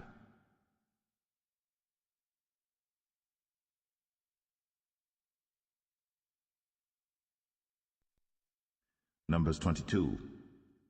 And the children of Israel set forward, and pitched in the plains of Moab, on this side Jordan, by Jericho. And Balak the son of Zippor saw all that Israel had done to the Amorites. And Moab was sore afraid of the people, because they were many. And Moab was distressed because of the children of Israel. And Moab said unto the elders of Midian, Now shall this company lick up all that are round about us, as the ox licketh up the grass of the field. And Balak the son of Zippor was king of the Moabites at that time. He sent messengers, therefore, unto Balaam the son of Beor to Pethor, which is by the river of the land of the children of his people, to call him, saying, Behold, there is a people come out from Egypt. Behold, they cover the face of the earth, and they abide over against me.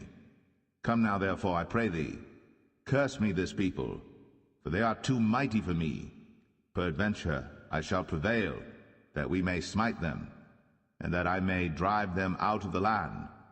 For I wot that he whom thou blessest is blessed, and he whom thou cursest is cursed. And the elders of Moab and the elders of Midian departed with the rewards of divination in their hand. And they came unto Balaam, and spake unto him the words of Balak. And he said unto them, Lodge here this night, and I will bring you word again, as the Lord shall speak unto me. And the princes of Moab abode with Balaam. And God came unto Balaam, and said, What men are these with thee? And Balaam said unto God, Balak the son of Zippor, king of Moab, hath sent unto me, saying, Behold, there is a people come out of Egypt, which covereth the face of the earth. Come now, curse me them. Peradventure I shall be able to overcome them, and drive them out. And God said unto Balaam, Thou shalt not go with them. Thou shalt not curse the people, for they are blessed. And Balaam rose up in the morning, and said unto the princes of Balak, Get you into your land, for the Lord refuseth to give me leave to go with you. And the princes of Moab rose up, and they went unto Balak, and said, Balaam refuseth to come with us. And Balak sent yet again princes, more and more honorable than they. And they came to Balaam, and said to him, Thus saith Balak the son of Zippor, Let nothing, I pray thee, hinder thee from coming unto me. For I will promote thee unto very great honor, and I will do whatsoever thou sayest unto me. Come therefore, I pray thee, curse me this people. And Balaam answered and said unto the servants of Balak, If Balak would give me his house full of silver and gold, I cannot go beyond the word of the Lord my God, to do less or more. Now therefore I pray you, tarry ye also here this night, that I may know what the Lord will say unto me more. And God came unto Balaam at night, and said unto him, If the men come to call thee, rise up and go with them. But yet the word which I shall say unto thee, that shalt thou do. And Balaam rose up in the morning, and saddled his ass, and went with the princes of Moab. And God's anger was kindled because he went. And the angel of the Lord stood in the way for an adversary against him. Now he was riding upon his ass, and his 2 servants were with him. And the ass saw the angel of the Lord standing in the way, and his sword drawn in his hand. And the ass turned aside out of the way, and went into the field. And Balaam smote the ass, to turn her into the way. But the angel of the Lord stood in a path of the vineyards, a wall being on this side, and a wall on that side. And when the ass saw the angel of the Lord, she thrust herself unto the wall, and crushed Balaam's foot against the wall. And he smote her again. And the angel of the Lord went further, and stood in a narrow place, where was no way to turn either to the right hand or to the left.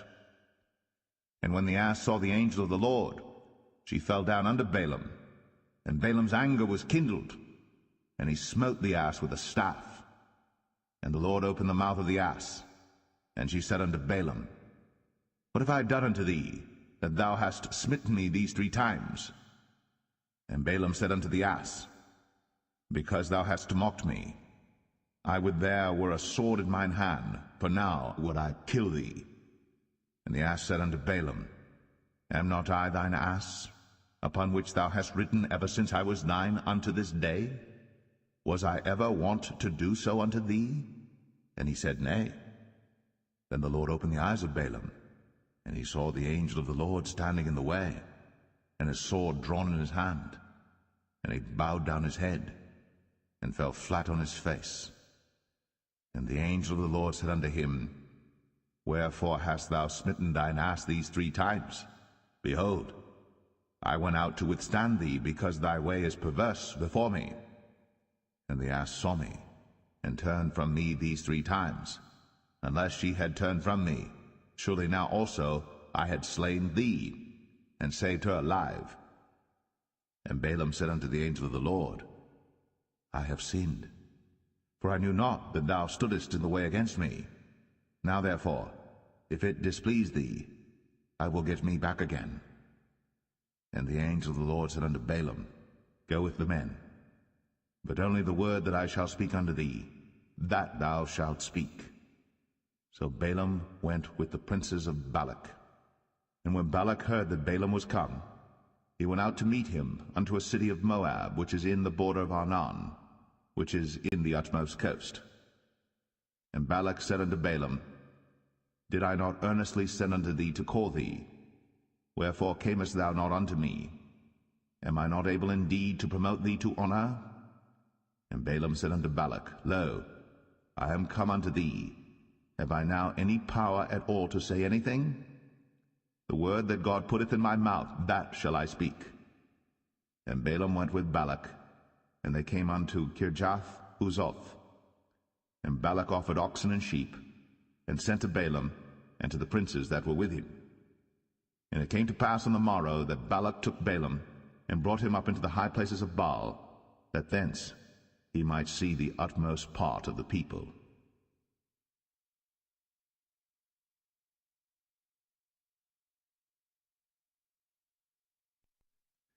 Numbers 23. And Balaam said unto Balak, Build me here 7 altars, and prepare me here 7 oxen and 7 rams. And Balak did as Balaam had spoken. And Balak and Balaam offered on every altar a bullock and a ram. And Balaam said unto Balak, Stand by thy burnt offering, and I will go. Peradventure the Lord will come to meet me, and whatsoever he showeth me, I will tell thee. And he went to an high place. And God met Balaam, and he said unto him, I have prepared 7 altars, and I have offered upon every altar a bullock and a ram. And the Lord put a word in Balaam's mouth, and said, Return unto Balak, and thus thou shalt speak. And he returned unto him, and lo, he stood by his burnt sacrifice, he and all the princes of Moab. And he took up his parable, and said, Balak the king of Moab hath brought me from Aram out of the mountains of the east, saying, Come, curse me, Jacob, and come, defy Israel. How shall I curse whom God hath not cursed? Or how shall I defy whom the Lord hath not defied? For from the top of the rocks I see him, and from the hills I behold him. Lo, the people shall dwell alone, and shall not be reckoned among the nations. Who can count the dust of Jacob, and the number of the 4th part of Israel? Let me die the death of the righteous, and let my last end be like his. And Balak said unto Balaam, What hast thou done unto me? I took thee to curse mine enemies, and behold, thou hast blessed them altogether. And he answered and said, Must I not take heed to speak that which the Lord hath put in my mouth? And Balak said unto him, Come, I pray thee, with me unto another place, from whence thou mayest see them. Thou shalt see but the utmost part of them, and shalt not see them all. And curse me them from thence. And he brought him into the field of Zophim, to the top of Pisgah, and built 7 altars, and offered a bullock and a ram on every altar. And he said unto Balak, Stand here by thy burnt offering, while I meet the Lord yonder. And the Lord met Balaam, and put a word in his mouth, and said, Go again unto Balak, and say thus. And when he came to him, behold, he stood by his burnt offering, and the princes of Moab with him. And Balak said unto him, What hath the Lord spoken? And he took up his parable, and said, Rise up, Balak, and hear. Hearken unto me, thou son of Zippor. God is not a man, that he should lie, neither the son of man, that he should repent. Hath he said, and shall he not do it? Or hath he spoken, and shall he not make it good? Behold, I have received commandment to bless, and he hath blessed, and I cannot reverse it. He hath not beheld iniquity in Jacob, neither hath he seen perverseness in Israel. The Lord his God is with him, and the shout of a king is among them. God brought them out of Egypt. He hath, as it were, the strength of an unicorn. Surely there is no enchantment against Jacob, neither is there any divination against Israel. According to this time it shall be said of Jacob and of Israel, What hath God wrought? Behold, the people shall rise up as a great lion, and lift up himself as a young lion. He shall not lie down until he eat of the prey, and drink the blood of the slain. And Balak said unto Balaam, Neither curse them at all, nor bless them at all. But Balaam answered and said unto Balak, Told not I thee, saying, All that the Lord speaketh, that I must do? And Balak said unto Balaam, Come, I pray thee, I will bring thee unto another place. Peradventure it will please God that thou mayest curse me them from thence. And Balak brought Balaam unto the top of Peor, that looketh toward Jeshimon. Then Balaam said unto Balak, Build me here 7 altars, and prepare me here 7 bullocks and 7 rams. And Balak did as Balaam had said, and offered a bullock and a ram on every altar.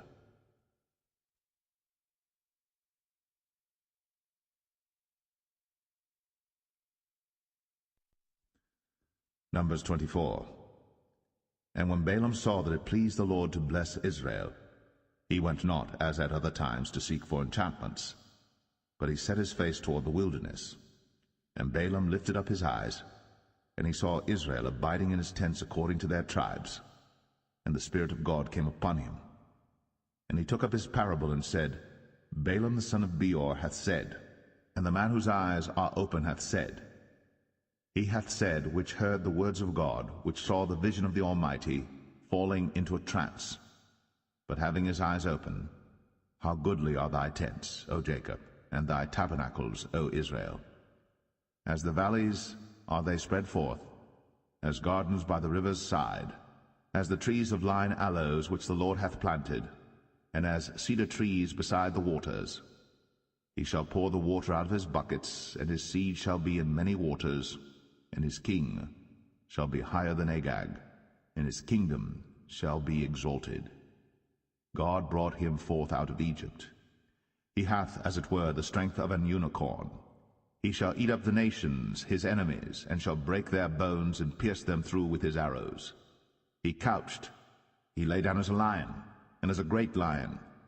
Who shall stir him up? Blessed is he that blesseth thee, and cursed is he that curseth thee. And Balak's anger was kindled against Balaam, and he smote his hands together. And Balak said unto Balaam, I called thee to curse mine enemies, and behold, thou hast altogether blessed them these 3 times. Therefore now flee thou to thy place. I thought to promote thee unto great honor, but lo, the Lord hath kept thee back from honor. And Balaam said unto Balak, Spake I not also to thy messengers which thou sentest unto me, saying, If Balak would give me his house full of silver and gold, I cannot go beyond the commandment of the Lord, to do either good or bad of mine own mind. But what the Lord saith, that will I speak. And now behold, I go unto my people. Come therefore, and I will advertise thee what this people shall do to thy people in the latter days. And he took up his parable and said, Balaam the son of Beor hath said, and the man whose eyes are open hath said, He hath said, which heard the words of God, and knew the knowledge of the Most High, which saw the vision of the Almighty, falling into a trance, but having his eyes open. I shall see him, but not now. I shall behold him, but not nigh. There shall come a star out of Jacob, and a scepter shall rise out of Israel, and shall smite the corners of Moab, and destroy all the children of Sheth. And Edom shall be a possession, Sire also shall be a possession for his enemies. And Israel shall do valiantly. Out of Jacob shall come he that shall have dominion, and shall destroy him that remaineth of the city. And when he looked on Amalek, he took up his parable and said, Amalek was the first of the nations, but his latter end shall be that he perish forever. And he looked on the Kenites, and took up his parable, and said, Strong is thy dwelling place, and thou puttest thy nest in a rock. Nevertheless, the Kenites shall be wasted, until Asher shall carry thee away captive. And he took up his parable, and said, Alas, who shall live when God doeth this? And ships shall come from the coast of Chittim, and shall afflict Asher, and shall afflict Eber, and he also shall perish forever. And Balaam rose up, and went, and returned to his place, and Balak also went his way.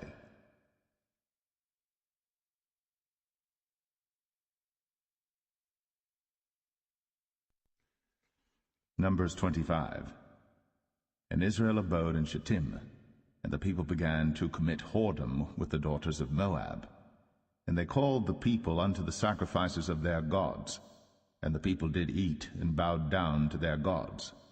And Israel joined himself unto Baal Peor, and the anger of the Lord was kindled against Israel. And the Lord said unto Moses, Take all the heads of the people, and hang them up before the Lord against the sun, that the fierce anger of the Lord may be turned away from Israel. And Moses said unto the judges of Israel, Slay ye every one his men that were joined unto Baal Peor.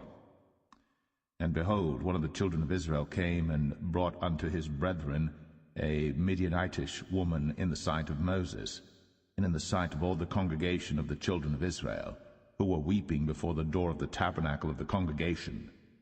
And when Phinehas the son of Eleazar the son of Aaron the priest saw it, he rose up from among the congregation, and took a javelin in his hand, And he went after the man of Israel into the tent, and thrust both of them through, the man of Israel and the woman through her belly.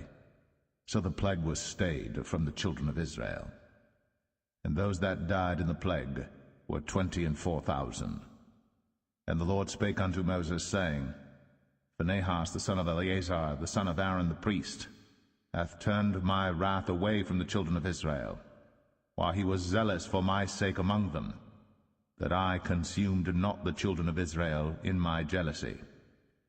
Wherefore say, Behold, I give unto him my covenant of peace, and he shall have it, and his seed after him, even the covenant of an everlasting priesthood, because he was zealous for his God, and made an atonement for the children of Israel.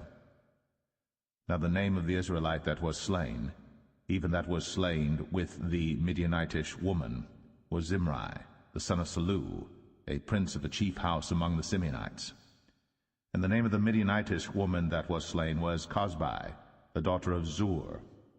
He was head over a people, and of a chief house in Midian. And the Lord spake unto Moses, saying, Vex the Midianites, and smite them, for they vex you with their wiles, wherewith they have beguiled you in the matter of Peor, and in the matter of Cosbi, the daughter of a prince of Midian, their sister, which was slain in the day of the plague, for Peor's sake.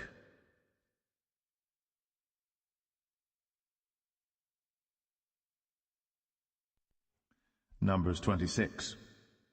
And it came to pass after the plague, that the Lord spake unto Moses and unto Eleazar the son of Aaron the priest, saying, Take the sum of all the congregation of the children of Israel, from 20 years old and upward, throughout their father's house, all that are able to go to war in Israel.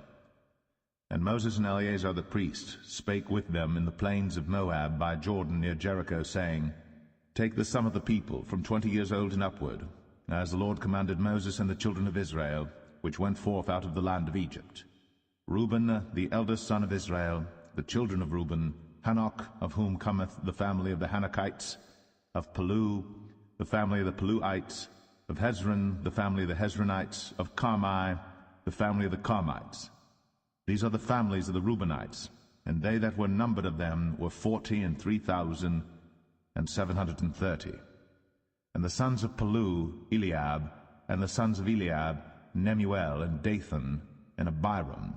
This is that Dathan and Abiram which were famous in the congregation, who strove against Moses and against Aaron in the company of Korah, when they strove against the Lord. And the earth opened her mouth, and swallowed them up together with Korah, when that company died, what time the fire devoured 250 men, and they became a sign. Notwithstanding, the children of Korah died not. The sons of Simeon after their families, of Nemuel, the family of the Nemuelites, of Jamin, the family of the Jaminites, of Jachin, the family of the Jachinites, of Zerah, the family of the Zarhites, of Shaul, the family of the Shaulites. These are the families of the Simeonites, 22,200. The children of Gad after their families, of Zephon, the family of the Zephonites, of Haggai, the family of the Haggites, of Shuni, the family of the Shunites, of Ozni, the family of the Oznites, of Eri, the family of the Erites, of Arad, the family of the Aradites, of Arali, the family of the Aralites. These are the families of the children of Gad according to those that were numbered of them, 40,500. Sons of Judah were Er and Onan, and Er and Onan died in the land of Canaan. And the sons of Judah after their families were, of Shelah, the family of the Shelonites, of Pharez, the family of the Pharzites, of Zerah, the family of the Zarhites. And the sons of Pharez were, of Hezron, the family of the Hezronites, of Hamul, the family of the Hamulites. These are the families of Judah according to those that were numbered of them, 16,500. Of the sons of Issachar after their families, of Tola, the family of the Tolaites, of Pua, the family of the Punites, of Jashub, the family of the Jashubites, of Shimron, the family of the Shimronites. These are the families of Issachar according to those that were numbered of them, 64,300. Of the sons of Zebulun after their families, of Sered, the family of the Sardites, of Elon, the family of the Elonites, of Jaleel, the family of the Jaleelites.